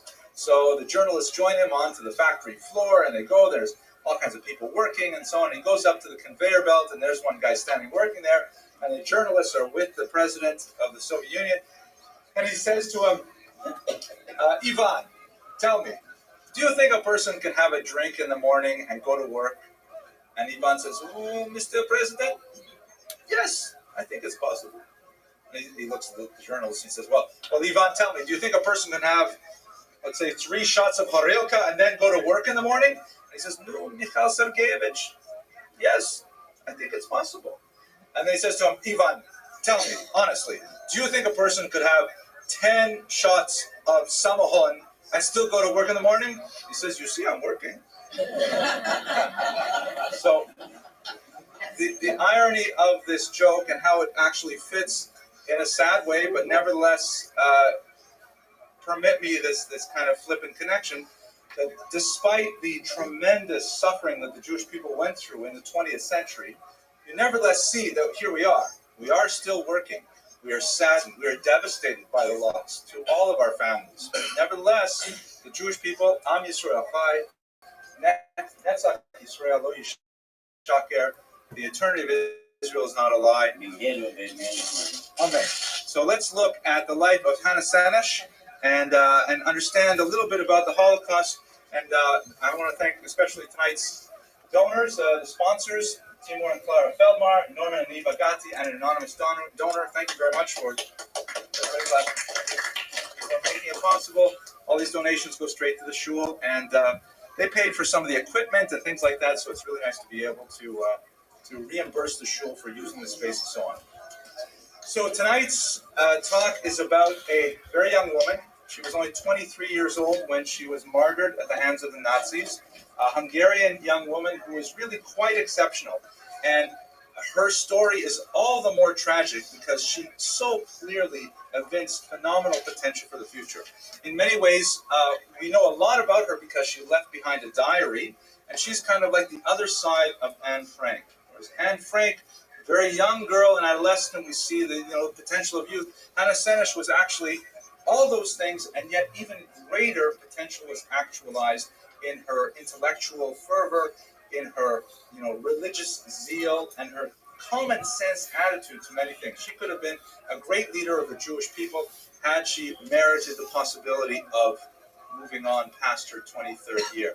Nevertheless, she did make a phenomenal contribution, and in her own words, referring to other people like Maimonides, there are some people who are like stars, that even after the stars themselves have been extinguished, right? Many of the stars we see, they're already dead, but nevertheless, the light continues to illuminate our world. She's like one of those stars herself. Her brief exposure to this world, the nova that she created, really made a phenomenal impact on Israeli society in particular, and of course the entire Jewish world. Her years are 1921 to 1944. She was a very active young person in the Zionist movement. She left at an early age to go join a kibbutz. She wrote quite a bit of poetry. Some of her poems have become modern Israeli classics, especially Ashrei HaGafrur, which is translated, it's not my favorite translation, but it's so popular it's hard to get away from it. Blessed is the match. And we'll look at that poem towards the end of the hour and see what it says about Hannah Sanesh and her life. And of course, she was a war hero. In a word, she elected to join an elite group of British paratroopers leaving from Yishuv, Israel, Palestine. She paratrooped in behind enemy lines, fought alongside Joseph Tito, the later president of Yugoslavia when he was a partisan, infiltrated Hungary's borders, hoping to somehow sabotage Nazi efforts there, and she was captured and killed by the Nazis toward the very end of the war. That's her life in brief. What I'd like to now is basically talk a little bit about her youth up until her Holocaust, because, as we often discuss, these lectures are sort of like, they're biographies, but they're an excuse to speak about the larger trajectories of Jewish history, and then we'll come back to discuss the end of her life. Okay, so let me start with the early period. Her father, Bela Sanesh, was a well-known and popular Hungarian Jewish playwright. He was well-regarded. His plays were really put on by the biggest theaters, and he was actually quite famous already in his 30s. He had made quite a mark on the Hungarian literary world. One morning, he had some strange premonitions of his death. He mentioned to his wife, Catherine, who survived the war and left her memoirs, that he felt that he had accomplished everything he wanted to in life, and now he felt that it would be possible that he could actually move on. And a few days later, he died, possibly of an aneurysm, leaving behind his wife and his 2 children, which I think is a suggestion. We shouldn't mention such things. It's probably not a good thing to. Don't give anyone any ideas. But here is Hannah on the left with her brother Georgi. She was 6 years old when he passed away. They were assimilated Hungarian Jews, very conscious of their Jewish identity and proud to be Jewish. Well, how are you? Remember who else fell What's into this going on, category? Morph Retro? Herzl, exactly. We talked about Nothing much. I was thinking about you. Very Think well. you're still doing this? Absolutely. Remind me, Morph Retro, how did we meet? My name's Holly. Oh, yeah, okay, say no more. I know, we're transhumanists. Say no more. Yeah, we met on X. I remember, absolutely. 100%.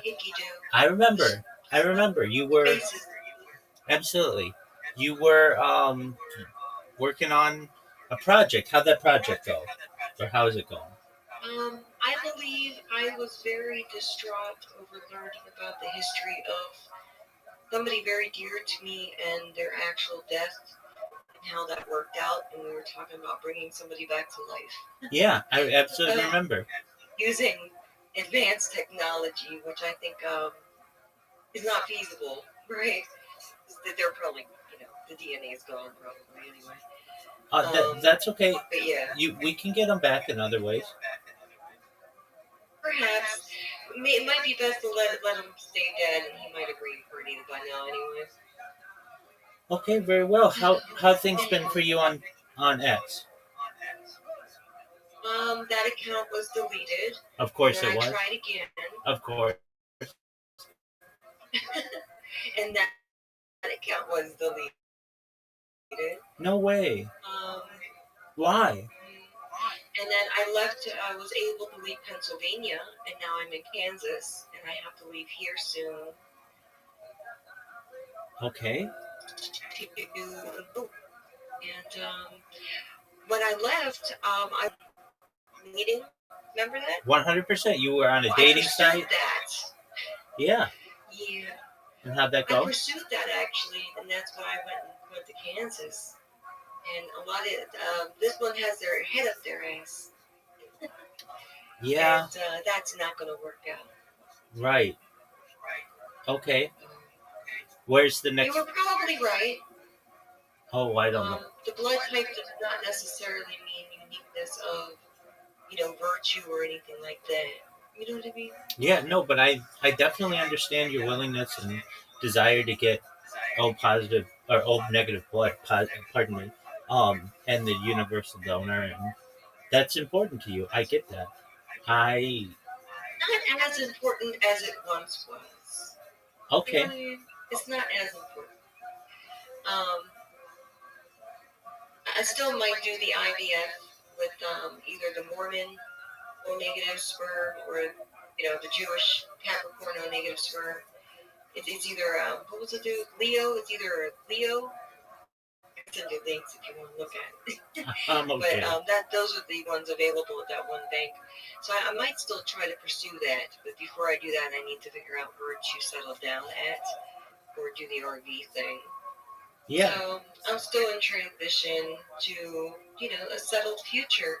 And what have you been doing? Just sitting around here. Streaming. Anything exciting happening? Yeah. Well, so. And I recommend you do this as well.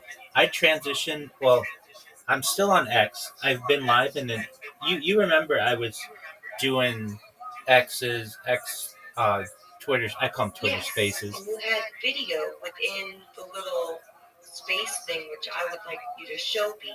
But I went to go look for you, and it seems like they definitely banned you. But there might be all those little, excess accounts or something? Sure. No, I've been going since February 14th, every single day, every moment of every day on video. So maybe you didn't have my most recent account, but fortunately they haven't found this one. And I think it's because I didn't tie it to myself. I just made a random name, and then I've just been using X as like a something to preserve the video. So I'm on there right now. I'm Karaoke King 0000, and so you can go back at least on X and watch my life for the last like 6 months on there, which is a lot for someone to have on X as video. And fortunately, they haven't gotten to me there. But I don't know if I told you about this. I may have, but I found a lot of pardon me, pardon me, fortune on a platform called Blue Sky. Have we talked about Blue Sky? Blue Sky is the original individual who did Twitter. Yeah, right? exactly. Jack Dorsey started it. So that's Bezo. Is it Bezo or Benzo? Neither. It's Yeah. Jack Dorsey. Jack. Yeah. So Dorsey, that's right. Okay. and it's got like It's Jack Dorsey, right? exactly, and it's got like 40 million. So he made that, and it's almost supposed to be the Democrat place, right? Exactly, but it doesn't have to be. It can be whatever you want it to be. But well, firstly, they're not going to ban you like X does. They don't have those kind of protocols unless you do what I do, which is create a whole bunch of accounts, which is what I do. And Right. I've had a lot of fortune doing it. So I've become kind of like a meme on there. And the reason why is I've created bots that like and repost people, and it doesn't spam them with anything. I mean, I guess like a like and a repost is a spam, I guess. But I mean, it's positive. And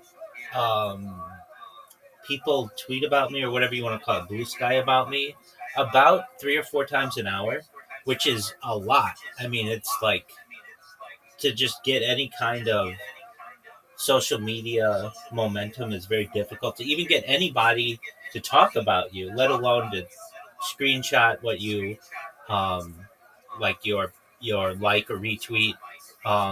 That's been really great. So I've been doing that, and I've got it down to a pretty good science, so to speak. I have done it in a unique fashion. So when I first started doing it, I would just say, "Did you?" I would say like, so the way that I do it is, you get 64 characters for the name, not the username, but like the name, the display name. And so I first started with like, "Please join Rabbi's Discord," and then I'd put like the Discord link, and I did that, and that got a little bit of traction. But then they started banning like the Discord link I was using, and I could tell that, I had when you get banned, you start to get a little bit of it's good and bad. Then you come up with different strategies and such, and then I started using ones that were funny, and that would get a lot more. Like especially if they were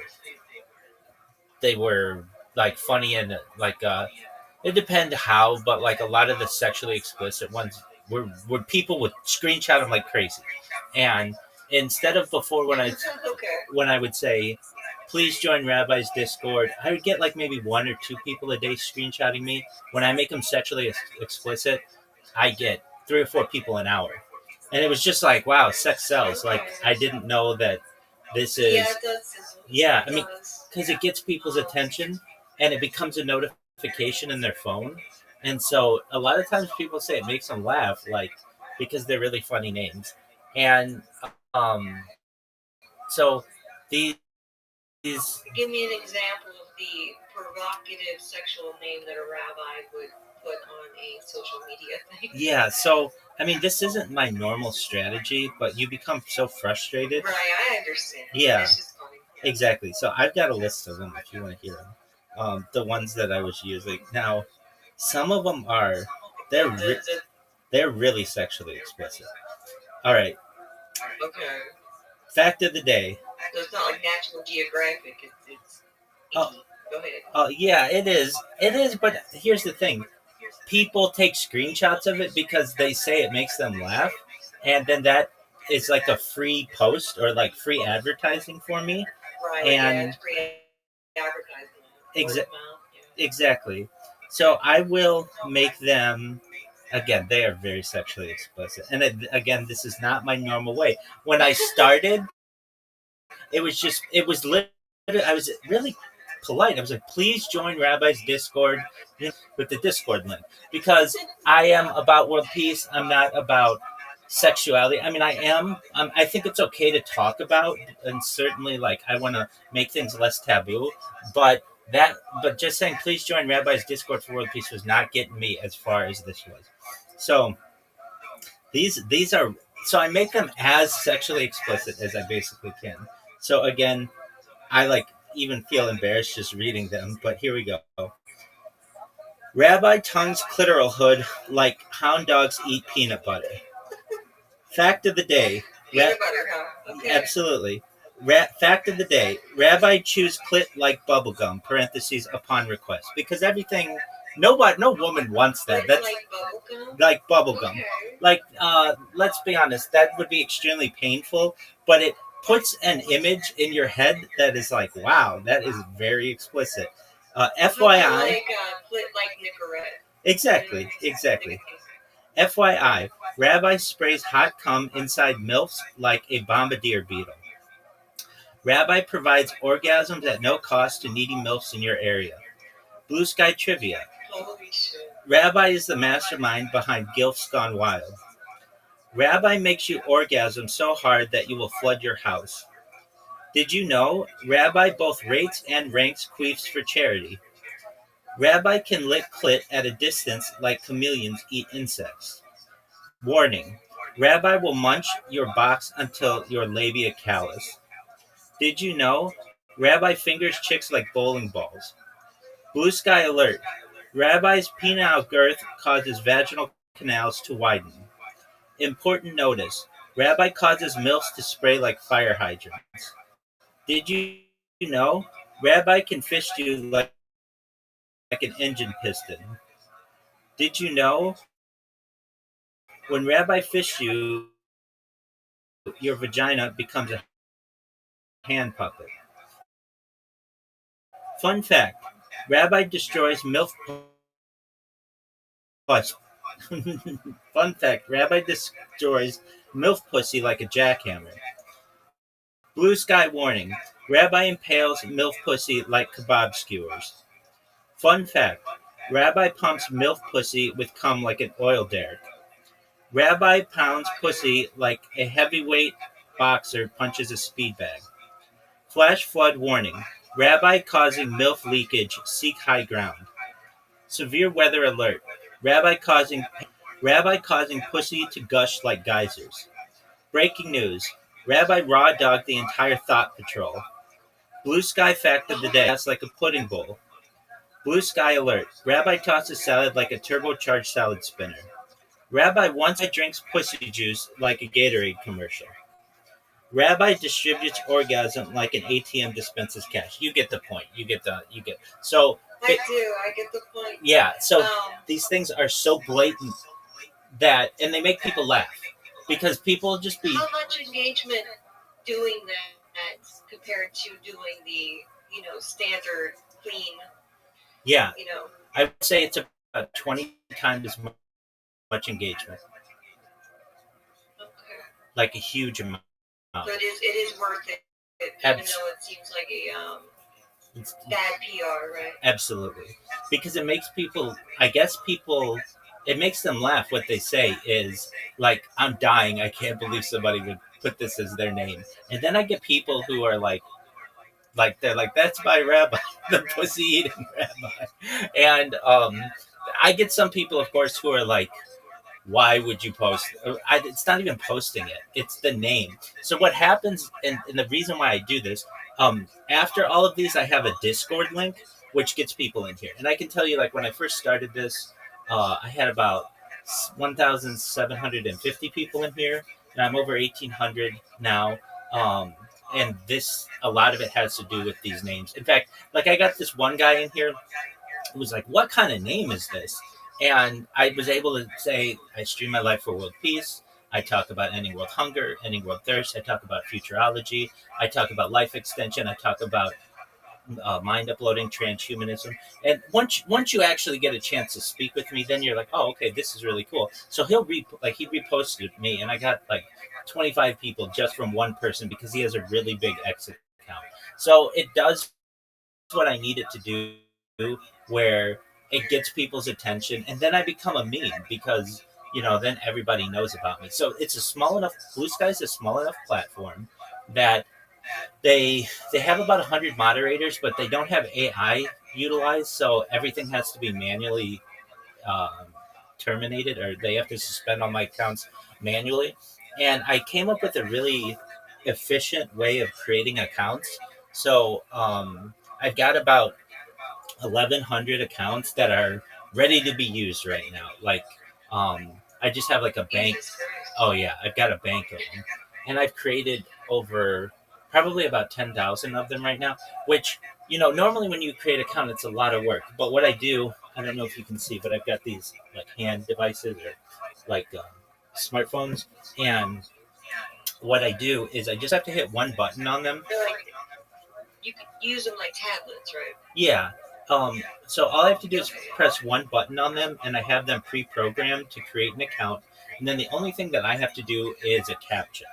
And so, because there's really no way around automation of a CAPTCHA at this point. Yeah. And so once I do the CAPTCHA, then it creates an account. It puts it in a spreadsheet that I have. And then I've got these robots that automatically pull from the spreadsheet and populate the information into the site. And then what they do is they upload a profile picture. They put one of these dirty names in there, and then they start liking and retweeting, or whatever you want to call it, reposting people's posts. And what it does is it gets in someone's notification. So, like, if you have notifications turned on, it'll send you it'll make noise on your phone, which is the the best kind of advertising like you could want. Or it'll just like bring up a pop-up notification on your phone, or a toast messenger, depending on what your how you have it programmed on your phone, how you have your notifications. Exactly. So a lot of people, it won't bother them at all if they just have notification silence. But if they don't, it will be free advertising. And then a lot of people take screenshots of that, and then they post that to their to their page, and they'll be like, I got blessed by the rabbi. And so that's just hilarious to me. And then that's free advertising. These people have thousands of people who view their account, and then 1,000 people found out about me because so and so took a screenshot of the notification that they received. So I've got to say that's been really beneficial. So aside from that, I've also got a robot that I created on Kick. I don't know if we've talked about it. Are you familiar with Kick? Kick. I do know Kick. I have yet to venture there because I figured it would have fizzled out by now. Yeah. Because of YouTube and everything, but right. So same thing with what's the other thing? Twitch. Rumble or some shit, right? Right. Exactly. Yeah. They seem to be slowly growing, both of them. Yo, what's going on, Zoot? How you living, pimp? Zoot, can you hear me? Zoot. Yeah, I can hear you. Zoot, how are you? Poor shit, but didn't hurt. You're what? I'm poor. You're not poor, Zoot. You're just your cryptocurrency isn't doing what it was.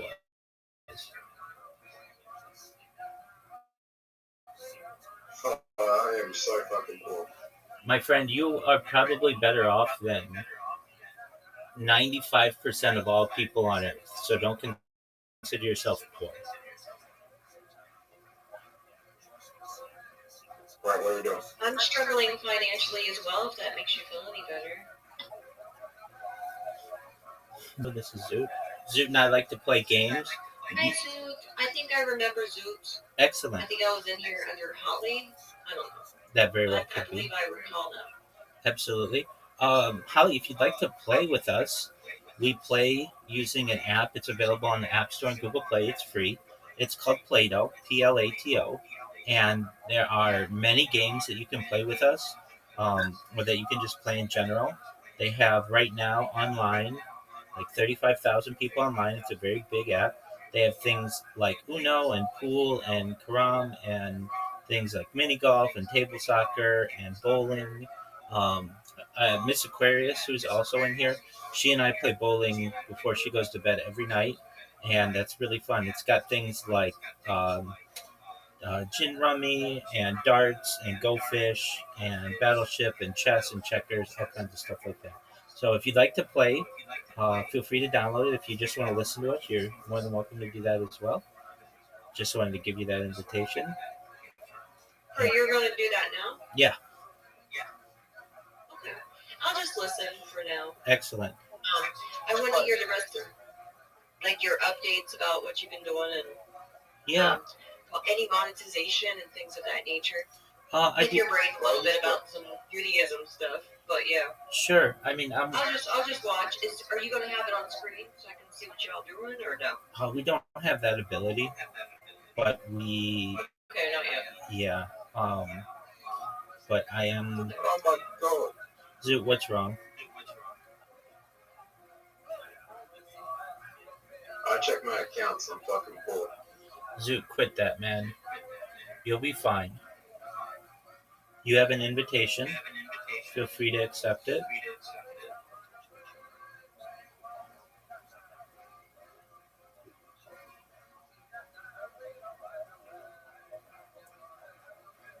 Why are you struggling financially?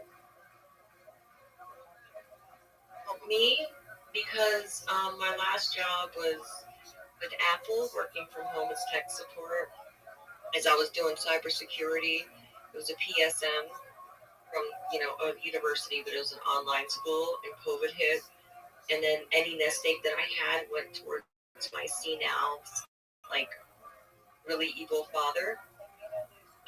And then, I had an issue with that housing, so I went in with a friend, and that friend was not really a very good friend, and it ended up to be a hazmat, psychologically disturbing situation. And then I found shelter with a different dude, but I had to take a rental car from Pennsylvania to Kansas, and this isn't working out here as well because this individual is a pathological liar, although they seem very, very tight with the military and happy-go-lucky reputation. So I'm about to write up some stuff with that and address that publicly, because that's the only way you can expose certain assholes. So now I'm in the process of trying to figure out income and shelter.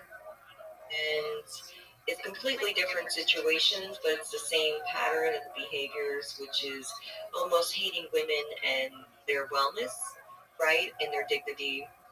You know what I mean? Almost like catfishing on a sex slave of some sort, right? So basically, I'm going to do a lot of different things because he has nifty in terms of creating multiple revenue streams independently. So I hope that he will take me under his wing and mentor me a little bit as I try to navigate whatever the hell he does, but do something like that as a side revenue thing. That would be fantastic. And that's basically about it. I have degrees and education, and I just have yet to do anything with it. Not just degrees. You have a master's degree. I don't get benefits, but yeah. Master degrees in what? Long story. Sorry. But go ahead and play your games. Why are you financially struggling if you got time to explain yourself? I'm impulsive by nature, got a gambling addiction, and I was dating a heroin addict. That can definitely explain it. Are you still dating this individual, or are they in recovery? No. Know to both that they're not in recovery and you're also no longer dating? Not in contact anymore. you're not sure whether or not they might have, Cleaned did up better. their act. Right. Sometimes heartbreaks can change people's behaviors, but yeah. I do care, but I don't care. Like, Okay. I do care, but I don't care. It's not my problem. Right. Like you have compassion, but at a certain point you have to kind of shut off that compassion to save yourself. Right? No, just disrespectful when you're dating someone, they don't want to see you on New Year's Eve, and then they don't want to see you on your birthday. They don't want to see you on your birthday, and they ask for money next time you see them. But they ask for money like 2 days after your birthday if they see you on your birthday. Yeah, that does seem kind of shady. I myself have a hard time accepting money, including like from my own parents growing up. Any of the people that I dated while dating, somebody paying for a drink, dinner, anything like that, and I have like almost an itemized statement where I do an IOU, will I actually pay that back if they do end up sneaking away with anything. And I tried to address that this year by accepting money this year. And it made me feel like weird, and I still need to pay that back. It's not a large amount, it's just enough. And I did make an agreement with one individual of like an actual payment plan of when I would return the funds. But that individual doesn't seem to want to honor anything. And they're just a pathological liar. They go back and forth. So even though they signed a document, I guess they think it doesn't exist or something. So whatever. Right? And I gambled. You gamble. What do you gamble? Like shot machines? Is it sports? Horse racing? What do you gamble? I gambled about $500,000 last year. Cryptocurrency. That's a good bit of yeah. There's lots of other things you could do with it. So did you lose that all? Did you break even? I had the opportunity to walk away with 10x what I put in, and I fucked up. Okay. I didn't leave the casino, that's my problem. Stayed at the casino. Oh, so was What's the casino? your zodiac sign, too? Capricorn. You're a Capricorn? Yep. And you have an issue with discipline for money. Okay, that's kind of I mean, okay. I got money somewhere, but keep not, like money falls out of the sky for me, and then I keep on moving because I got like an impulsive nature. Okay. Do you do like crypto and stuff, or? Yeah.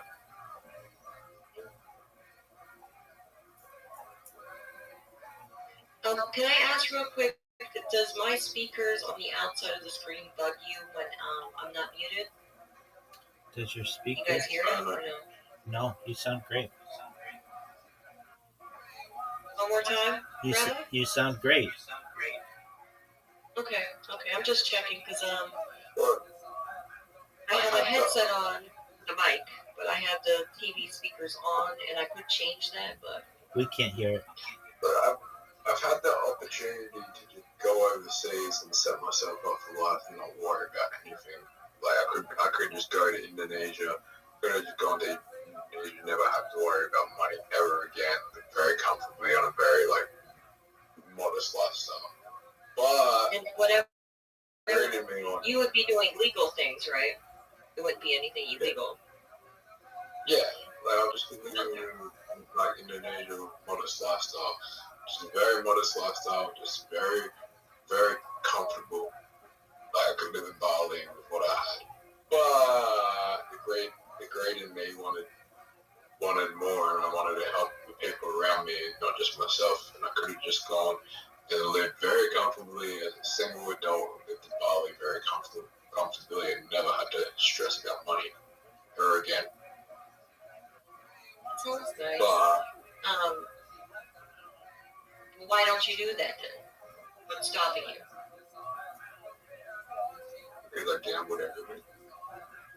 Okay, but you can always get that back because money just drops out of the sky for you, correct?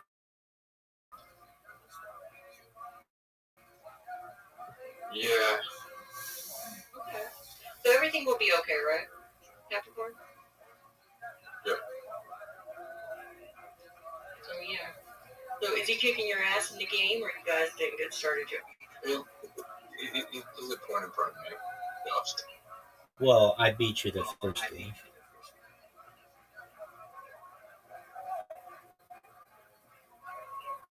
Is it okay to get me? We just have to play enough times. So Holly, you know, when it comes to being able to become financially independent, one thing that I think is that, I mean, it's really like how I got my first remote job, which is what you want. Have you ever looked into a headhunter or recruiter? I mean, is that like a bounty hunter? No, it's a recruiter for a job. Okay. So basically, I would go scouting for individuals that might fit the criteria of a resume for companies. Is that what you mean? You can do that, or the way that you can do that, but Is that what that job is? yeah. But what I'm saying is that you give your resume to a recruiter. You have a great resume, and you have them find a job for you. Now, in exchange,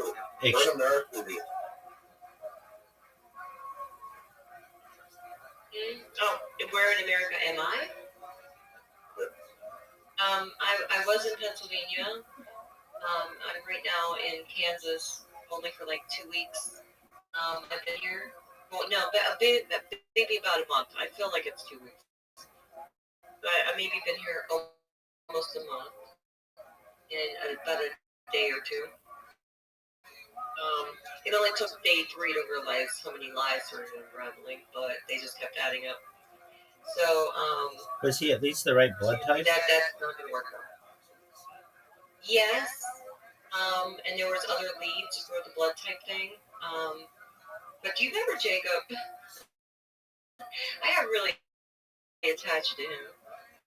I think like if you really love the person and you know that person's not going to hurt you and they don't aggravate your immune system and things of that nature, I think it's possible to have at least a couple children without having that issue with the immune system. You know what I mean?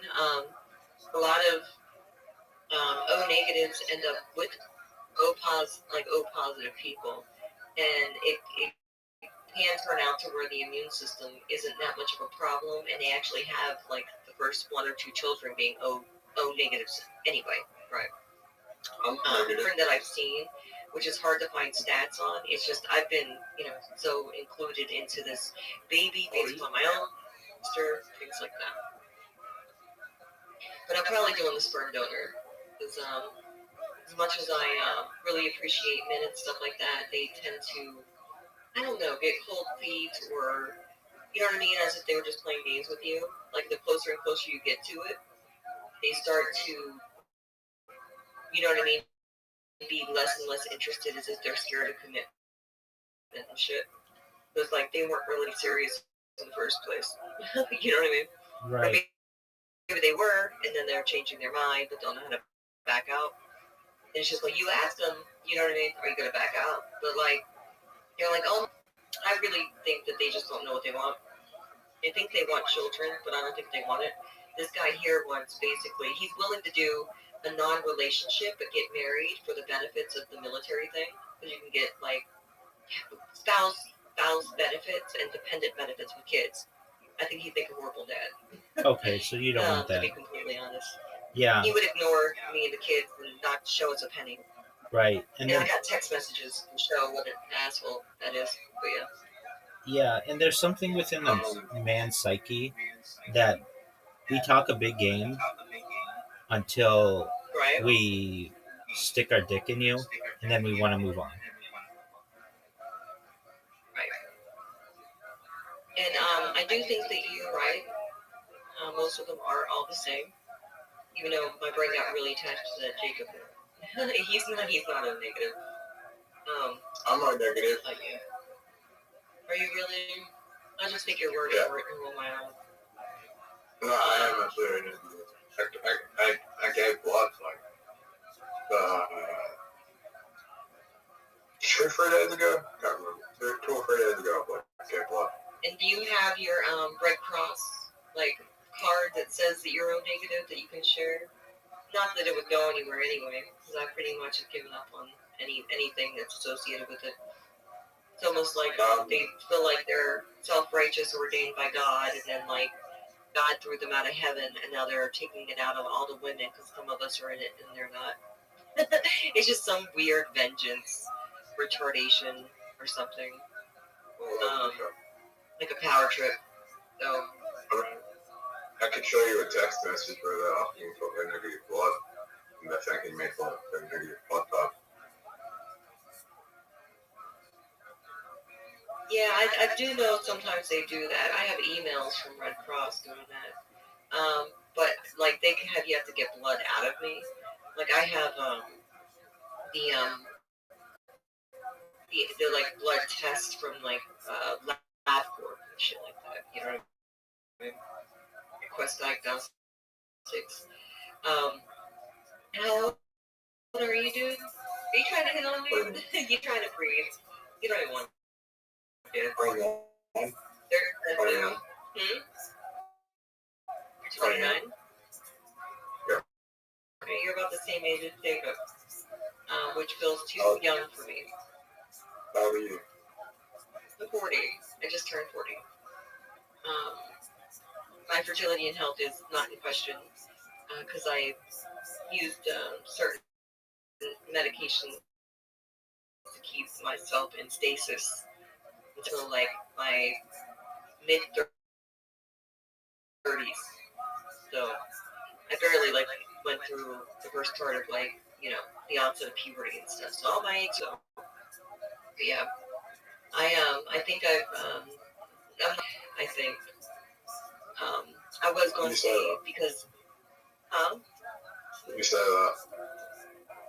I say that because what I wanted, the whole idea was I waited to try to find certain individuals that might fit the criteria of a good father. You know what I mean? And it's very difficult to find those when these men aren't grown up themselves and they pathologically are liars, and you think like they're just going to weaponize the child. You know what I mean? By the way, I don't think it's wise to have a child on the other side of the world. I don't think I'd realize it soon. But you mean like on the West? You mean in America? Well, I'm in Australia. I don't think a long distance child would be a good idea. Right. But you got so much money, you can move me to Australia. If that was even a thing, right? But there are other O-negative wombs out there that might be younger. I don't want to impose this retarded thing men have in their heads of a woman being expired at 40 or some shit. And I'm not willing to deal with it. You understand? Like, they want a perfect model Barbie doll at 14, but yet they're the most childish people. That's not legal. Well, yeah, I know it's not legal, but it doesn't matter what's legal. People get away with anything, right?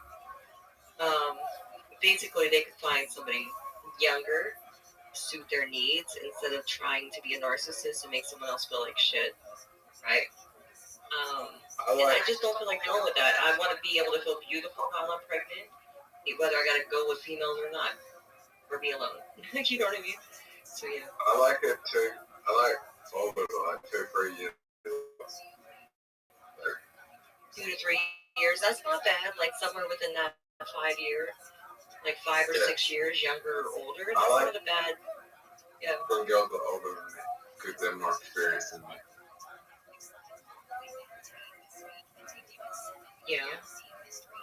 I don't like women when they're not experienced.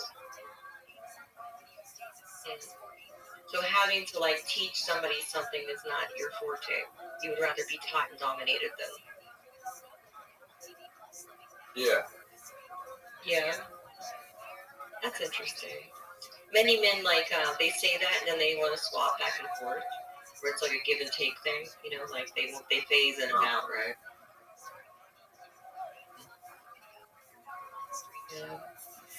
really have a problem with any of that stuff, but I think like the connection matters for conception, and that's the whole reason I wanted to wait.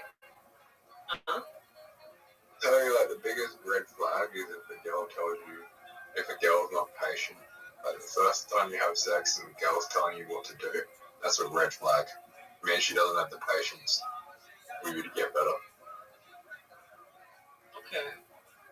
So that kind of means she's not willing to teach you anything, so how can she start teaching a child anything about themselves as well?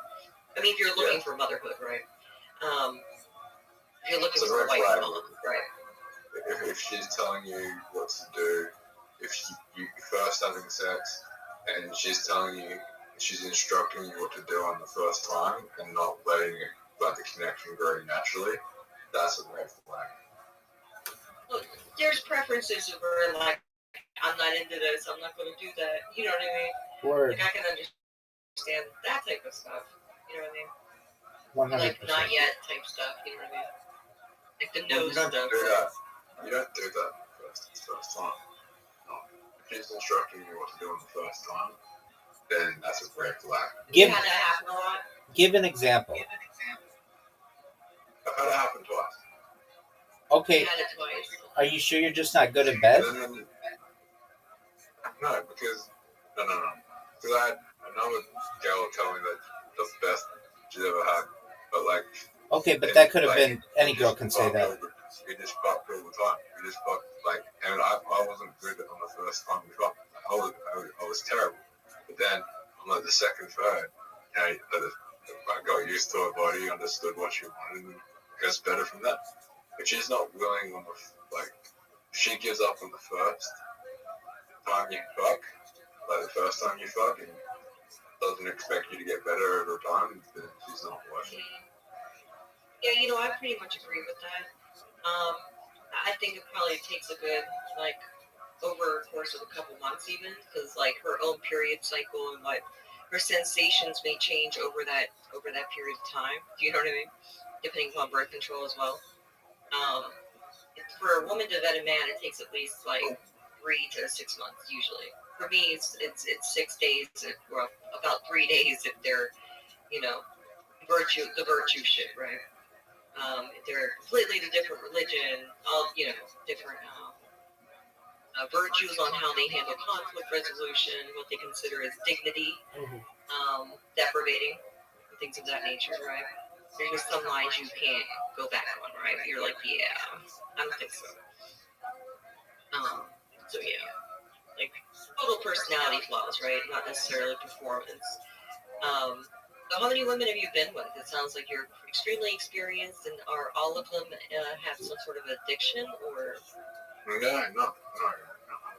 I haven't been with that many women. Probably about 13 or 14. 14? That's not a lot. Yeah. Some of them didn't even speak English. Okay. Did you have a safe word with those people? Were you able to at least communicate in their language? Using Google Translator. Are you serious? Okay. Well, that's interesting. And you have yet to have any children, right?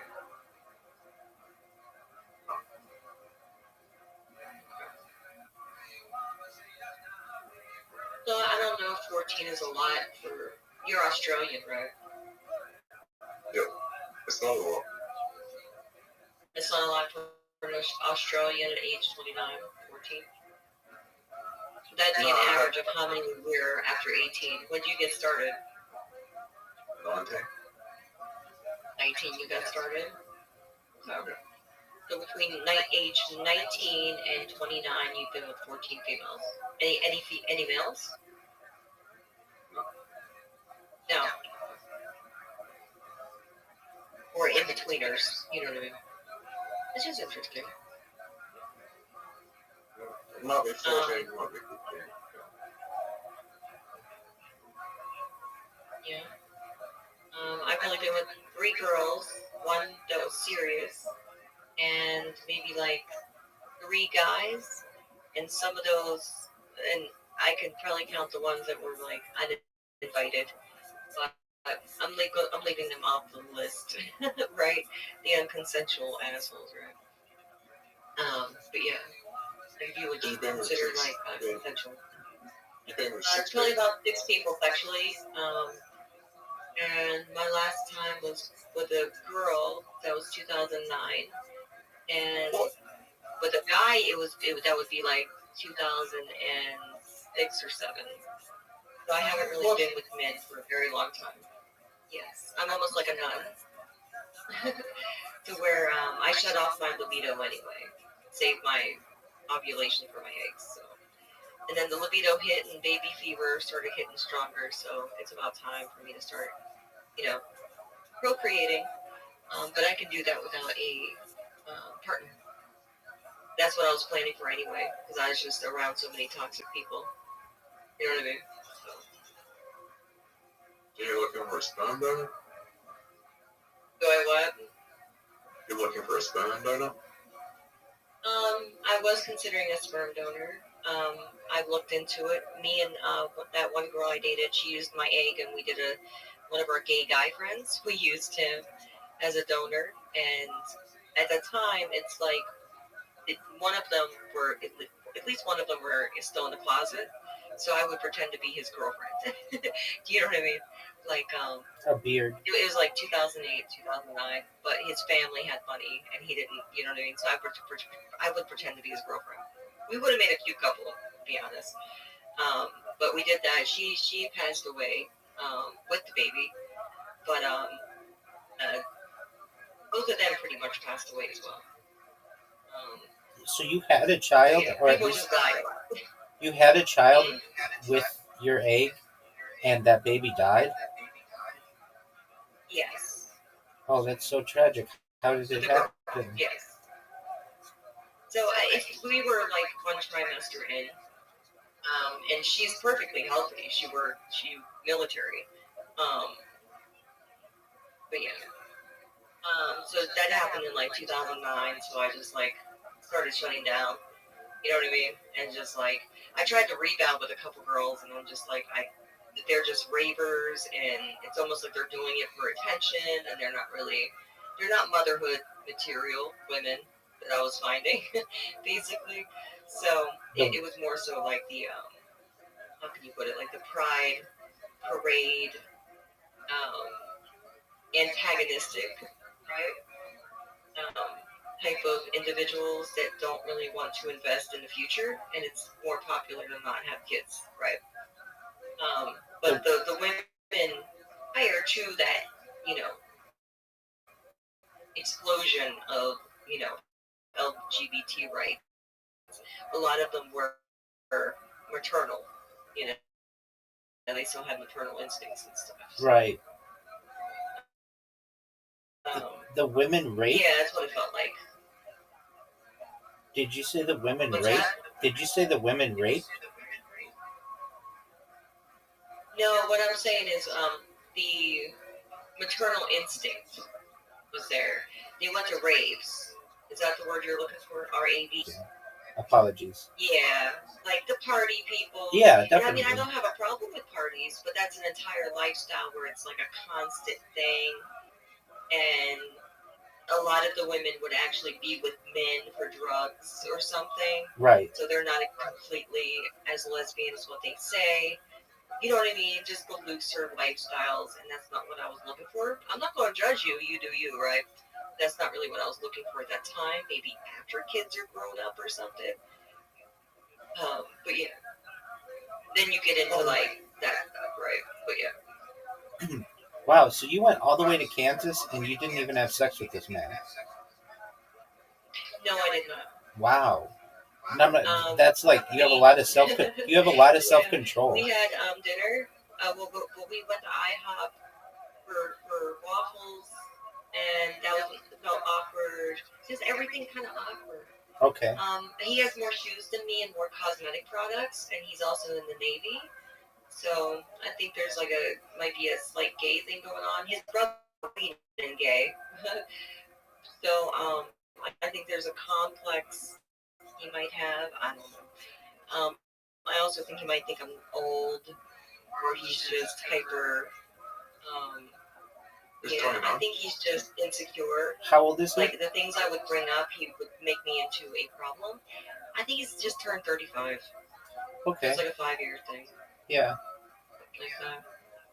All right. Well, he's not. But no, he wanted me here, so I came here, and yeah, it's definitely not going to work. It's a mutual thing now. Hey. I think he wanted a different type of thing to where I would just shut up and be a good person, because there's another person living here, and that person has caused like some hygiene issues, and addressing that has been a problem for him, and I'm now the problem. Right. Okay, so the other person has said that the person with the hygiene issues has said they don't like you. They're probably upset that they had to remove their things from the room that I'm in to another part of the house. They're supposedly a friend, but they're in the Navy together. The military guy's white, right? Okay. He's from Michigan, and this other dude is like half black and Hawaiian. So it's like the white boy guilt thing. You understand what I mean? Where it's like, oh, I'm helping somebody and stuff like that, right? That's also like a contentious thing, to where like he communicated to me that he doesn't want this guy here now, and he's mad about letting him store his things. Okay. And like he failed something at an embassy or something. So he was basically letting him do the storage because he thought he was going to get a career boost if he's friends with this guy that might make it to an embassy. Do you understand? He's very career motivated. Sure. Just right. And I don't even think he should be in any type of form of power, because I mean he's does things for work. So he says. He's in the medical, which I think he's just abusing the insulin shit, like the insulin shot stuff, to try to lose weight. There's a whole bunch of different things that you can be pressed on, right? So it's a whole list of things. And I don't mean to nitpick, but I do have a high respect for our soldiers. But if you're going to turn civilians into pawns, you know what I mean? And stuff. You know what I mean? Right.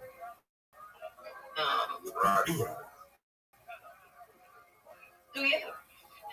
So this individual, they started like knocking things off the bathroom counter, and it's not big enough for the cat to play and things like that. There's a sink. It few pairs constantly on the toilet in like this arrangement where it's like I to put a sign up, and then they did it after that. And it wasn't addressed. I was told I would have Ethernet, but the internet is actually in his room, right? Which, right, for us, I guess, to sneak in to put in the Ethernet, even though it's like his house. Yeah. You know what I mean? Right. So it's just for so I got 18. I got my own internet installed, and that's what I'm running on now, because the Wi-Fi kept going in and out really bad. So it's not like I could have found work for the first like 3 weeks, because the internet, the Wi-Fi sucks because of the way the walls are. They're like plaster. So I needed a hard line. You ready to play? Zoot, I've beaten you in every game we've played. Oh, are you guys playing the game? Yeah. I don't mean to vent. No, you're fine. But no, it's a whole thing that I'm making a document with timestamps and shit like that. I don't need to vent it out here, but yeah. No, you're fine. All right. I mean, it could be a worse situation. You know what I mean? I did have him sign a lease thing, which I guess, he blew up because he's an Aries, and he blew up in text messages, and over here, blah blah blah. But no, that's not the point. You know what I mean? Your potential baby mama is sharing a bathroom, and you know what I mean? There's certain things that are disturbing her. It's just like, you know what I mean? It's just like, I didn't even get introduced properly. There's no rules. You know what I mean? And then when I do address something, hey, let me know if you need anything, right? But if you do need anything, it turns into a problem. You know what I mean? Right. So yeah. What are star signs, man? Hmm? What are star signs, man? You said he was in Aries. Yeah, they're hot-headed. They're fire signs, and they usually get angered very quickly, and that normally ends up backlashing on them. Like they just get mad and shut the conversation, try to start the conversation down, and then they retaliate, trying to make you the problem. Like I have a text message that says these mattresses were new, even though I pushed the issue that I will sleep on the floor on like a gymnastic mat before I sleep on a mattress that someone else has fucked in, right? Or like slept in, because that's just the way I am. Even a hotel, I'd rather sleep in probably the tub, because I look at the fucking mattress, right, and how well they clean it.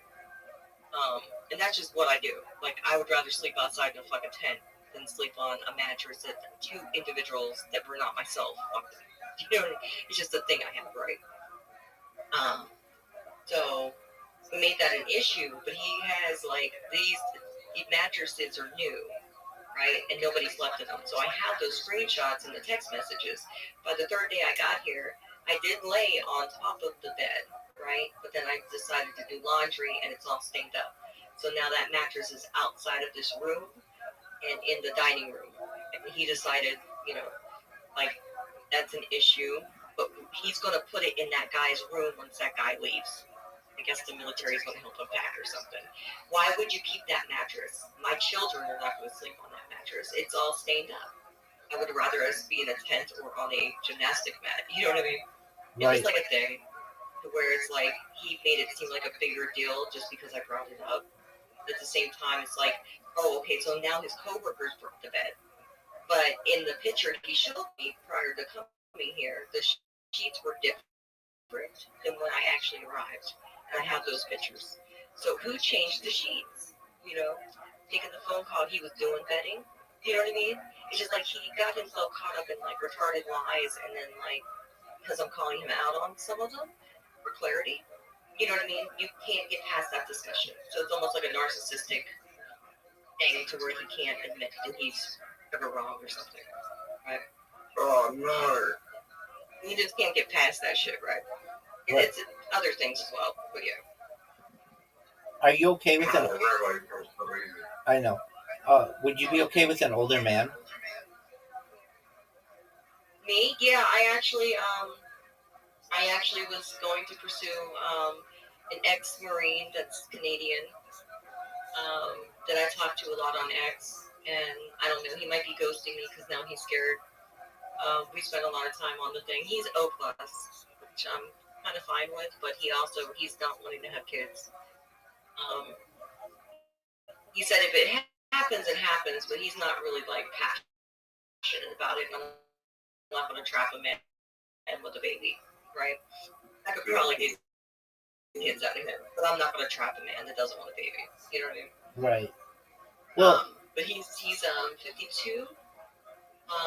And another gentleman that is an O negative in Missouri seems like he's a lost cause and too depressed with like older. You know what I mean? Yeah, but I mean, and the one Mormon in Missouri I could check out, he's almost pushing 60, but he has two twin O negatives.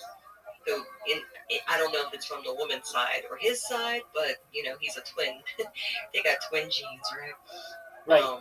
I mean, so that's interesting. But hey, this is just a suggestion. If I'm you, I am posting a Craigslist ad in Los Angeles, and I'm gonna say, "Hi, my name's Holly.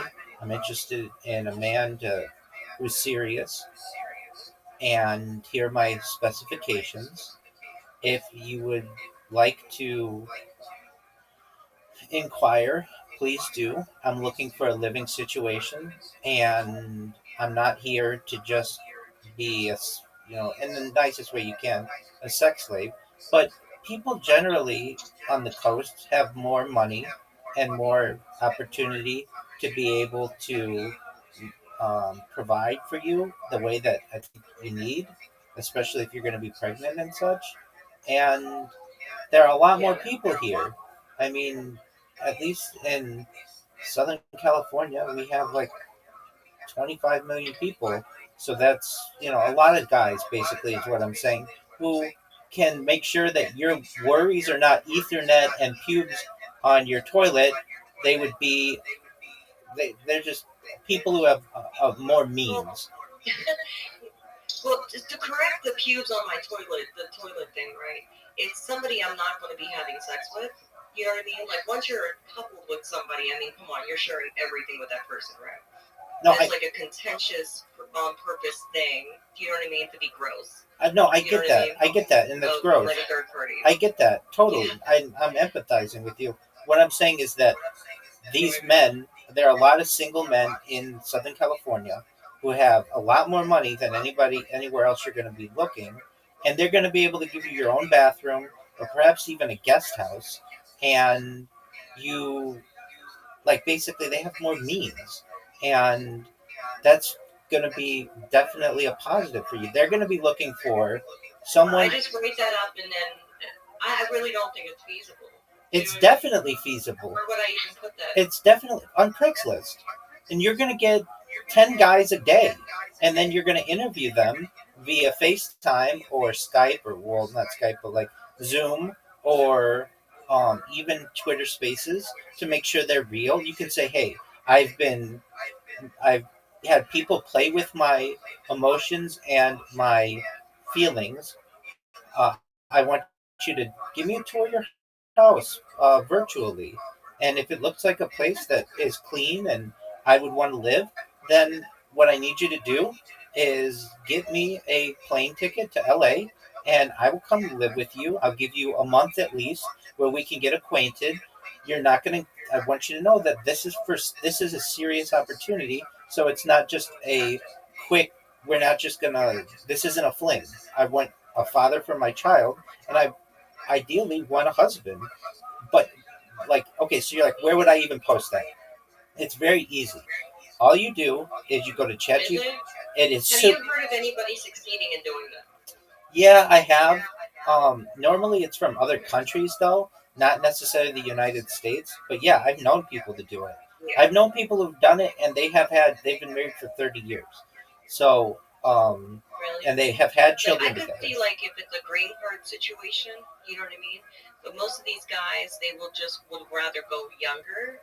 You know what I mean? Yeah, and that's... And with somebody without kids. There's a lot of push to, like, not have kids. But you don't have kids, and that's a big benefit for you. I've known it in multiple situations where people had children from another relationship, and they have found someone who was established, who either was retired or had a job, and had a nice living situation, and they were able to bring people into their home and fall in love and raise successful children, and that's what you want.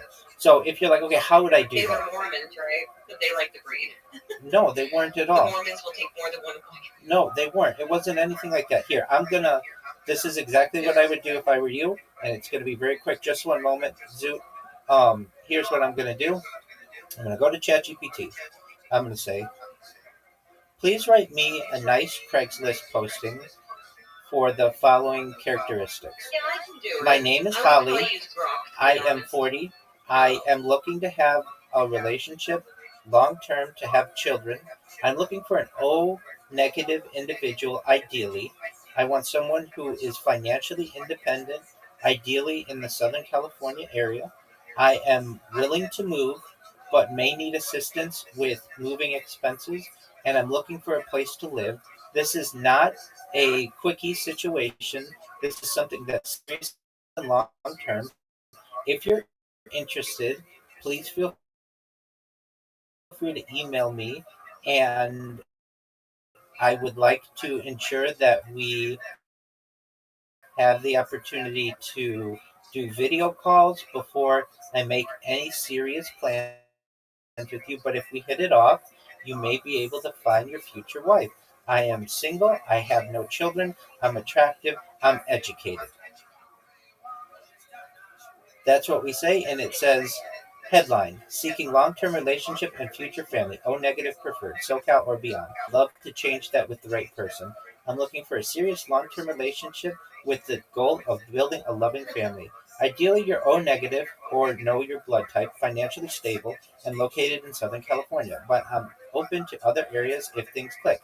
If we really connect, I'm willing to relocate, though some help with moving expenses may be needed. I'm attractive, down to earth, emotionally mature, and truly ready for something real. This is not a casual fling. I value commitment, honesty, and genuine partnership. I'd love to start with thoughtful conversations and video calls to make sure we vibe before making any big moves. If we connect, you might just find your future wife. If this speaks to you, feel free to email me and introduce yourself. I'm excited to see what the future holds. Warmly, Holly. You post this, and you're going to get 50 men tomorrow who send you some type of message, especially if you include a picture. You don't even have to include a face picture, but just so they know that you're a real person. And then from there, you're going to just start basically recruiting guys to say, okay, this is a good guy, this is not, whatever. And then you're going to line up video calls just like you were job hunting or similar similar activity. And then you're going to find some guy. I could see you easily finding some guy between 55 and 65 who wants to have a family, just hadn't found the right woman, not mature, whatever, or yeah, I mean, you could find a guy who's 25, but I'm saying, like, I want you to have an established man. No, that's ridiculous. And it could be 45 to 65 or something like 30, that. 39 plus probably. Like, I'd go like maybe 1 year younger. It just takes a while for men to mature anyway. You're You know what I mean? You're exactly right. And you're gonna post this, and it doesn't. I would post it to big cities where you'd want to live, preferably places that have nice weather. If you want to raise a family there, that's always beneficial, but not necessary. And just see what happens. It doesn't hurt. That's a really nice introduction that doesn't give too much and give just the right of everything that you want. And you're going to find guys like this. It's free under the personal section. You will find, I bet you get 50 guys in the next 24 hours. What can you post on there? Is it email and phone? Yeah, absolutely. Contact information? You can put email and so phone. I might want to get my profile ready before I would do that, right? You don't even need a profile. You just need to post this information and then upload a picture, and you can blot out your face if you want, or show your face, which is better. And then you can put in there, contact me via email or via email and phone, or just phone, and then you can say text message only.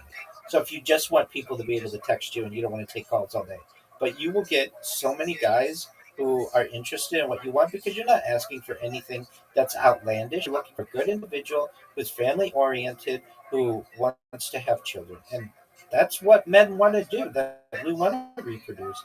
And I'm telling you. Do you really, though? Yeah, many of us want to have large families. If we had the right, if that's. Do you really? Why? But why?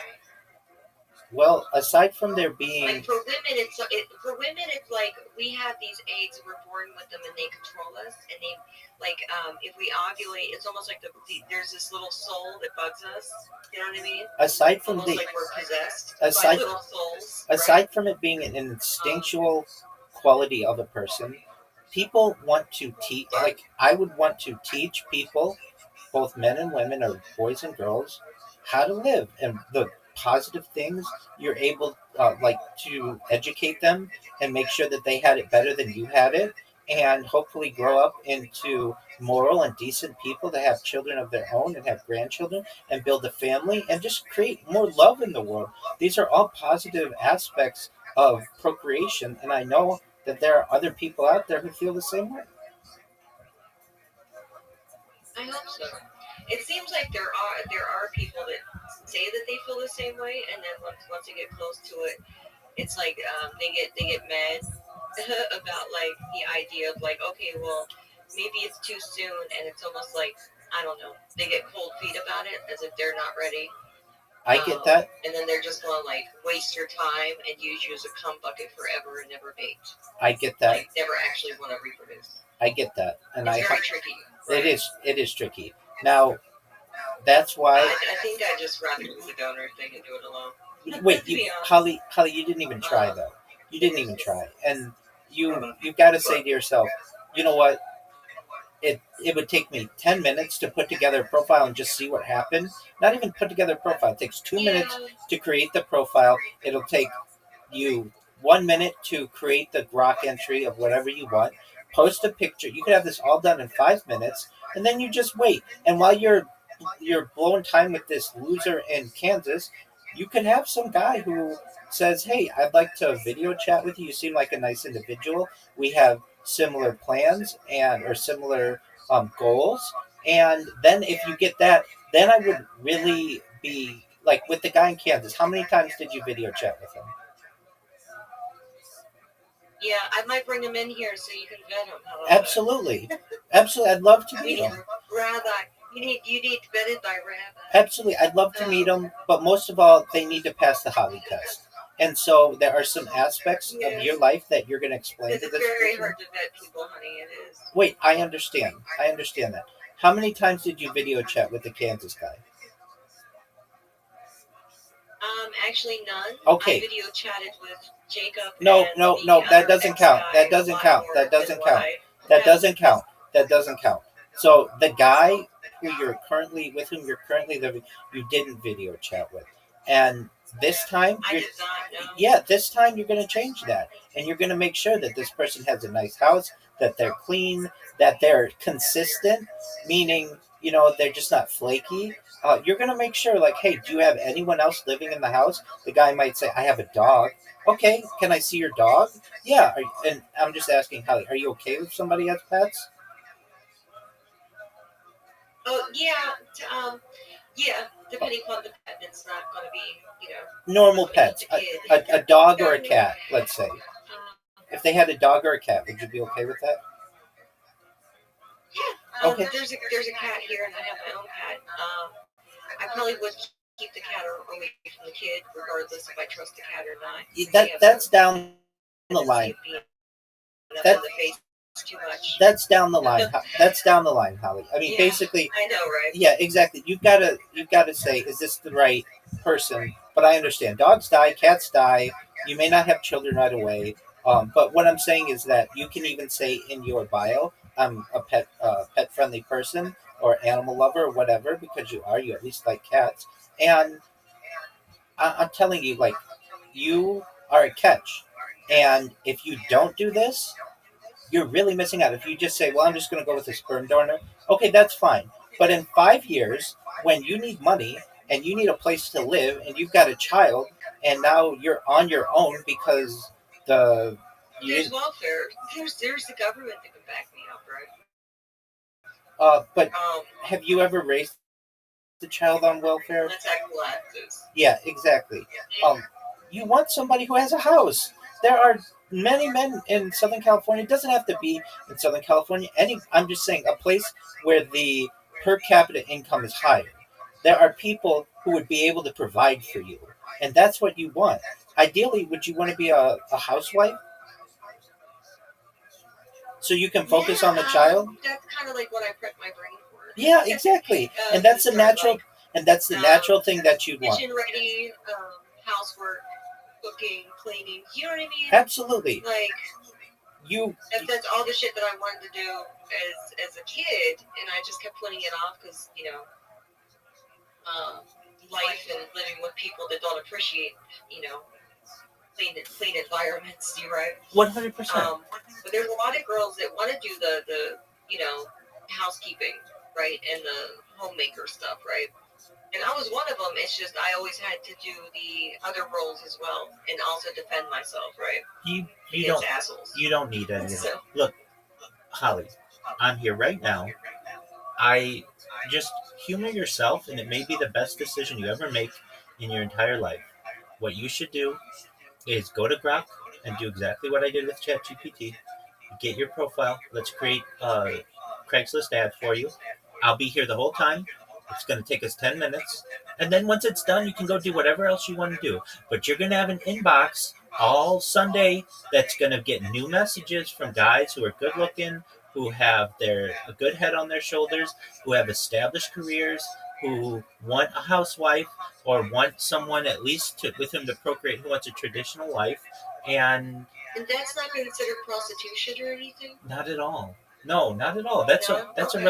that's a personal ad. That's not prostitution. Okay. In fact, you're the opposite of prostitution.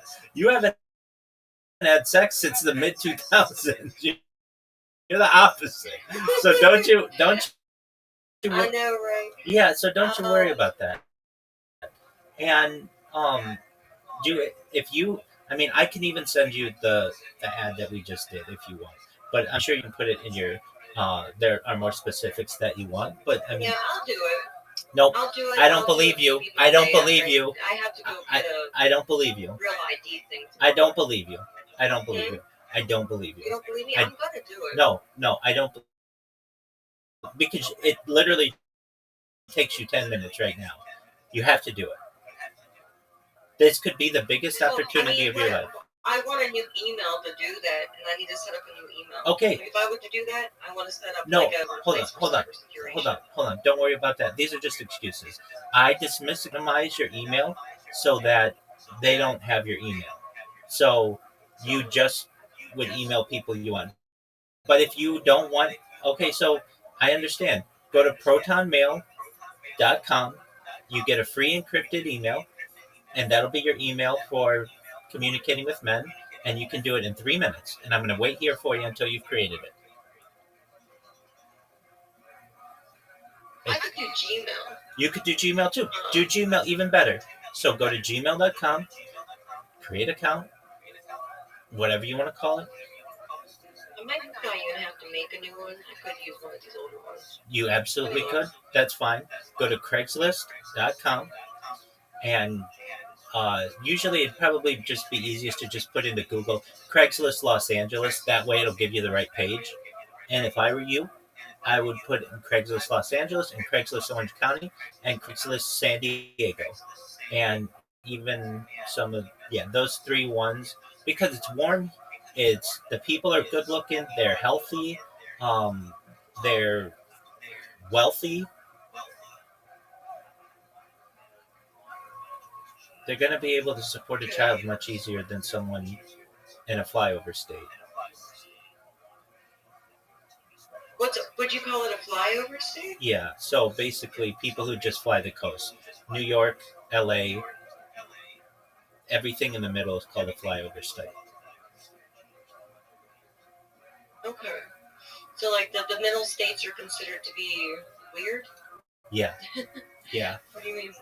They have lower incomes. There isn't a lot of industry there. And the movers and shakers of the United States and globally don't really fly to the South or the Midwest really too much. So they call them flyover states. They're the states you fly over in a plane. Oh, okay. You never land in. Exactly. Oh, okay. So they see the states. Yeah, I didn't even think about that. I worked for like baseline, but my brain didn't, catch the flyover thing. Okay, Most certainly. So there's states that you see when you're in the plane. Fly over, but you never land. Exactly. And you want places that have major industries. That these are places where you have Boeing and Lockheed Martin, and you have Facebook, and you have Google. I mean, all of these are based in California. I mean, they're just major opportunities. And if you want somebody who's in the military, there's one of the biggest naval bases in San Diego, between San Diego and Orange County, Camp Pendleton. You've got major Air Force bases with Edwards Air Force Base and Palmdale. I mean, this isn't just like a normal Air Force situation. This is where this top secret, I'm not saying you have to be with one of those guys. There are guys all over here that are looking for what you want. Really, everything that you have said is normal.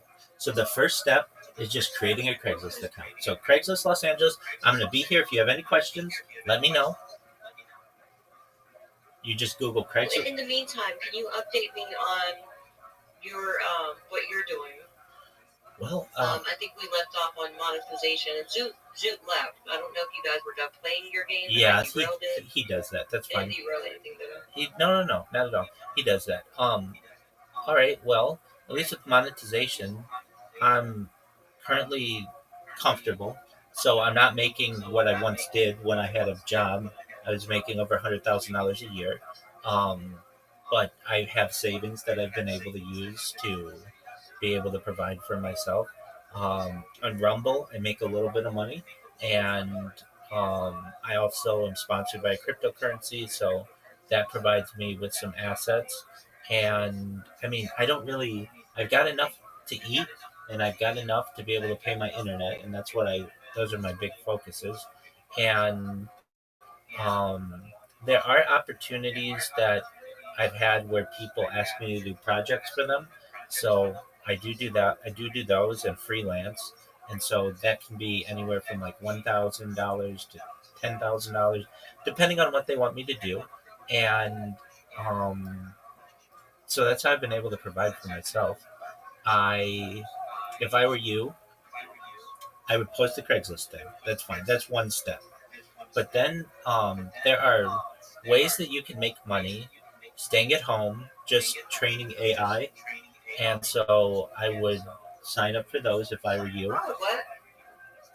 Yeah. Yeah, what are those things? One is called data annotation. And so what you do is you take some. Data annotation. Yeah, it's, I believe dataannotation.com. So what you do is you stay at home and you take tests and you help to train AI.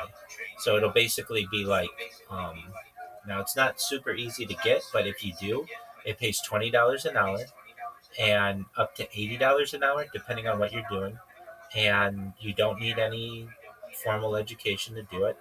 But what it is you would, you read through the requirements, and what it'll say is it'll give you like an article on. I remember when, like, I helped a friend do this to get a job.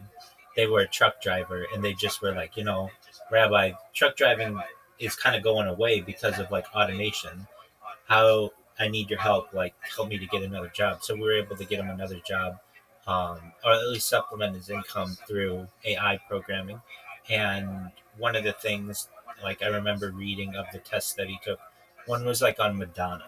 So it'll be on any subject, but it's like it was like a little article on Madonna, and then at the end it had questions that you had to answer, like was this article biased? Did you see any issues with like the formatting? If so, and then you just put like two or three sentences of what you thought of it, and then you go to the next question.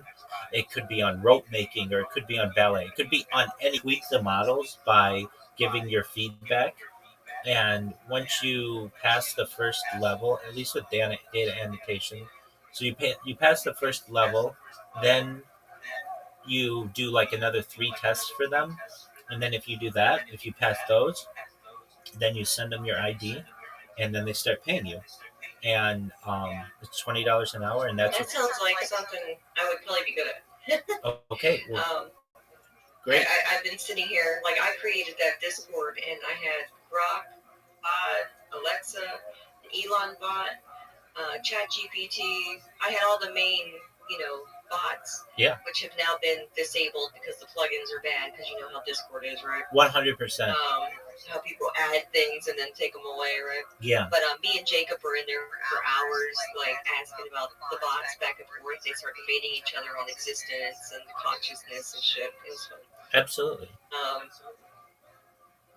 But yeah, like that type of stuff, I probably just, I fly through. I do that just as like a side thing almost. Excellent. And that sounds like fun. I did find what you're talking about is called I don't data annotation jobs. It does come up as a legit thing, and then like there's data annotation apply now. Like there seems to be some leads of what you're talking about. Yeah, so it's actually a website. It's just one moment. It's dataannotation.tech. It says get paid to train AI on your own schedule. It has a 4.6 on. Have you done that yourself or just heard it from other people? I helped a friend do it. Okay. It's not. I didn't need to do it, so I didn't. But I know that like if I needed to, I could either do this one or one of the other ones that offer this thing where you just get paid to train AI on your own schedule. And Yeah, I'm wondering how much skill would be the best for some developers. I don't code actually. you don't need to code. But I can. You don't need to code. No, I understand HTTP and I can do like websites. you don't need any of that. Which you don't need to know reservation. You don't need any of that. I can figure out code. I can read it. You don't need it. It has nothing to do with coding, unless you want to be a coder for them. Okay. No, I think like the first thing people think is like, oh, I need to know Java or Python, and you know what I mean. It's competitive and all that shit, right? I mean, yeah. If you want, you can do that. They pay you for that, and they'll pay up to $80 an hour for that. But if you just want to do regular AI coding, not even coding, I shouldn't have used that term. Regular AI training, which is just reading through a description and giving your opinion on it, then they pay $20 an hour. But don't do this yet. Do the Craigslist thing first. Once you have the Craigslist thing posted, then knock yourself out with this. Then go to town with this, and you'll be able to start earning money. Perhaps I think it takes like a week or two. Actually, no, it takes like 3 days, something like that. But you've got to have that Craigslist post. I'm getting there. I did Google the. No, I know you did. And I don't want you to do that. You can do that in 20 minutes after you have this thing posted. Right. So I know. go into Google, type Craigslist Los Angeles. Click create an account. Put your information in. Now let me ask, where are you at? Orange County. Are you LA or are you Nevada? Where are you? Orange County. You're in Orange County. That's California. Yeah, it's south of Los Angeles.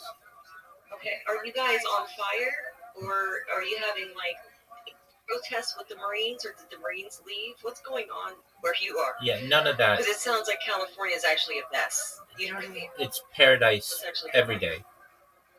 Is it really paradise? It is 100% paradise. It's like being on vacation every day. Although, what about Newsom?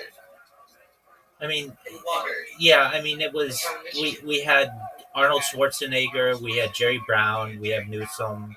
It's just pick your poison. California is the fourth biggest economy in the world. There are jobs here. There's industry here. There are people who there are billionaires here. Billionaires create a lot of opportunities for people. And you want to be around the movers and shakers of the world. When it comes to fires, it's such a small area that is affected by these. I mean, there was like a fire in Laguna Beach like a couple of days ago or whatever, and it made national news. It was just some kid playing with matches, and they were able to put the fire out in like 10 minutes. It's like not a big deal. Now, have I seen fires? Yeah, but I live in the more populated suburbs where they, put fires out before they get here. And I don't want to say there's no fire risk, but like, unless you're living in the hills or you're living on the outskirts, it's very dense, concrete buildings. So I wouldn't worry. I can tell you, it's not something about which I have any worries. Like,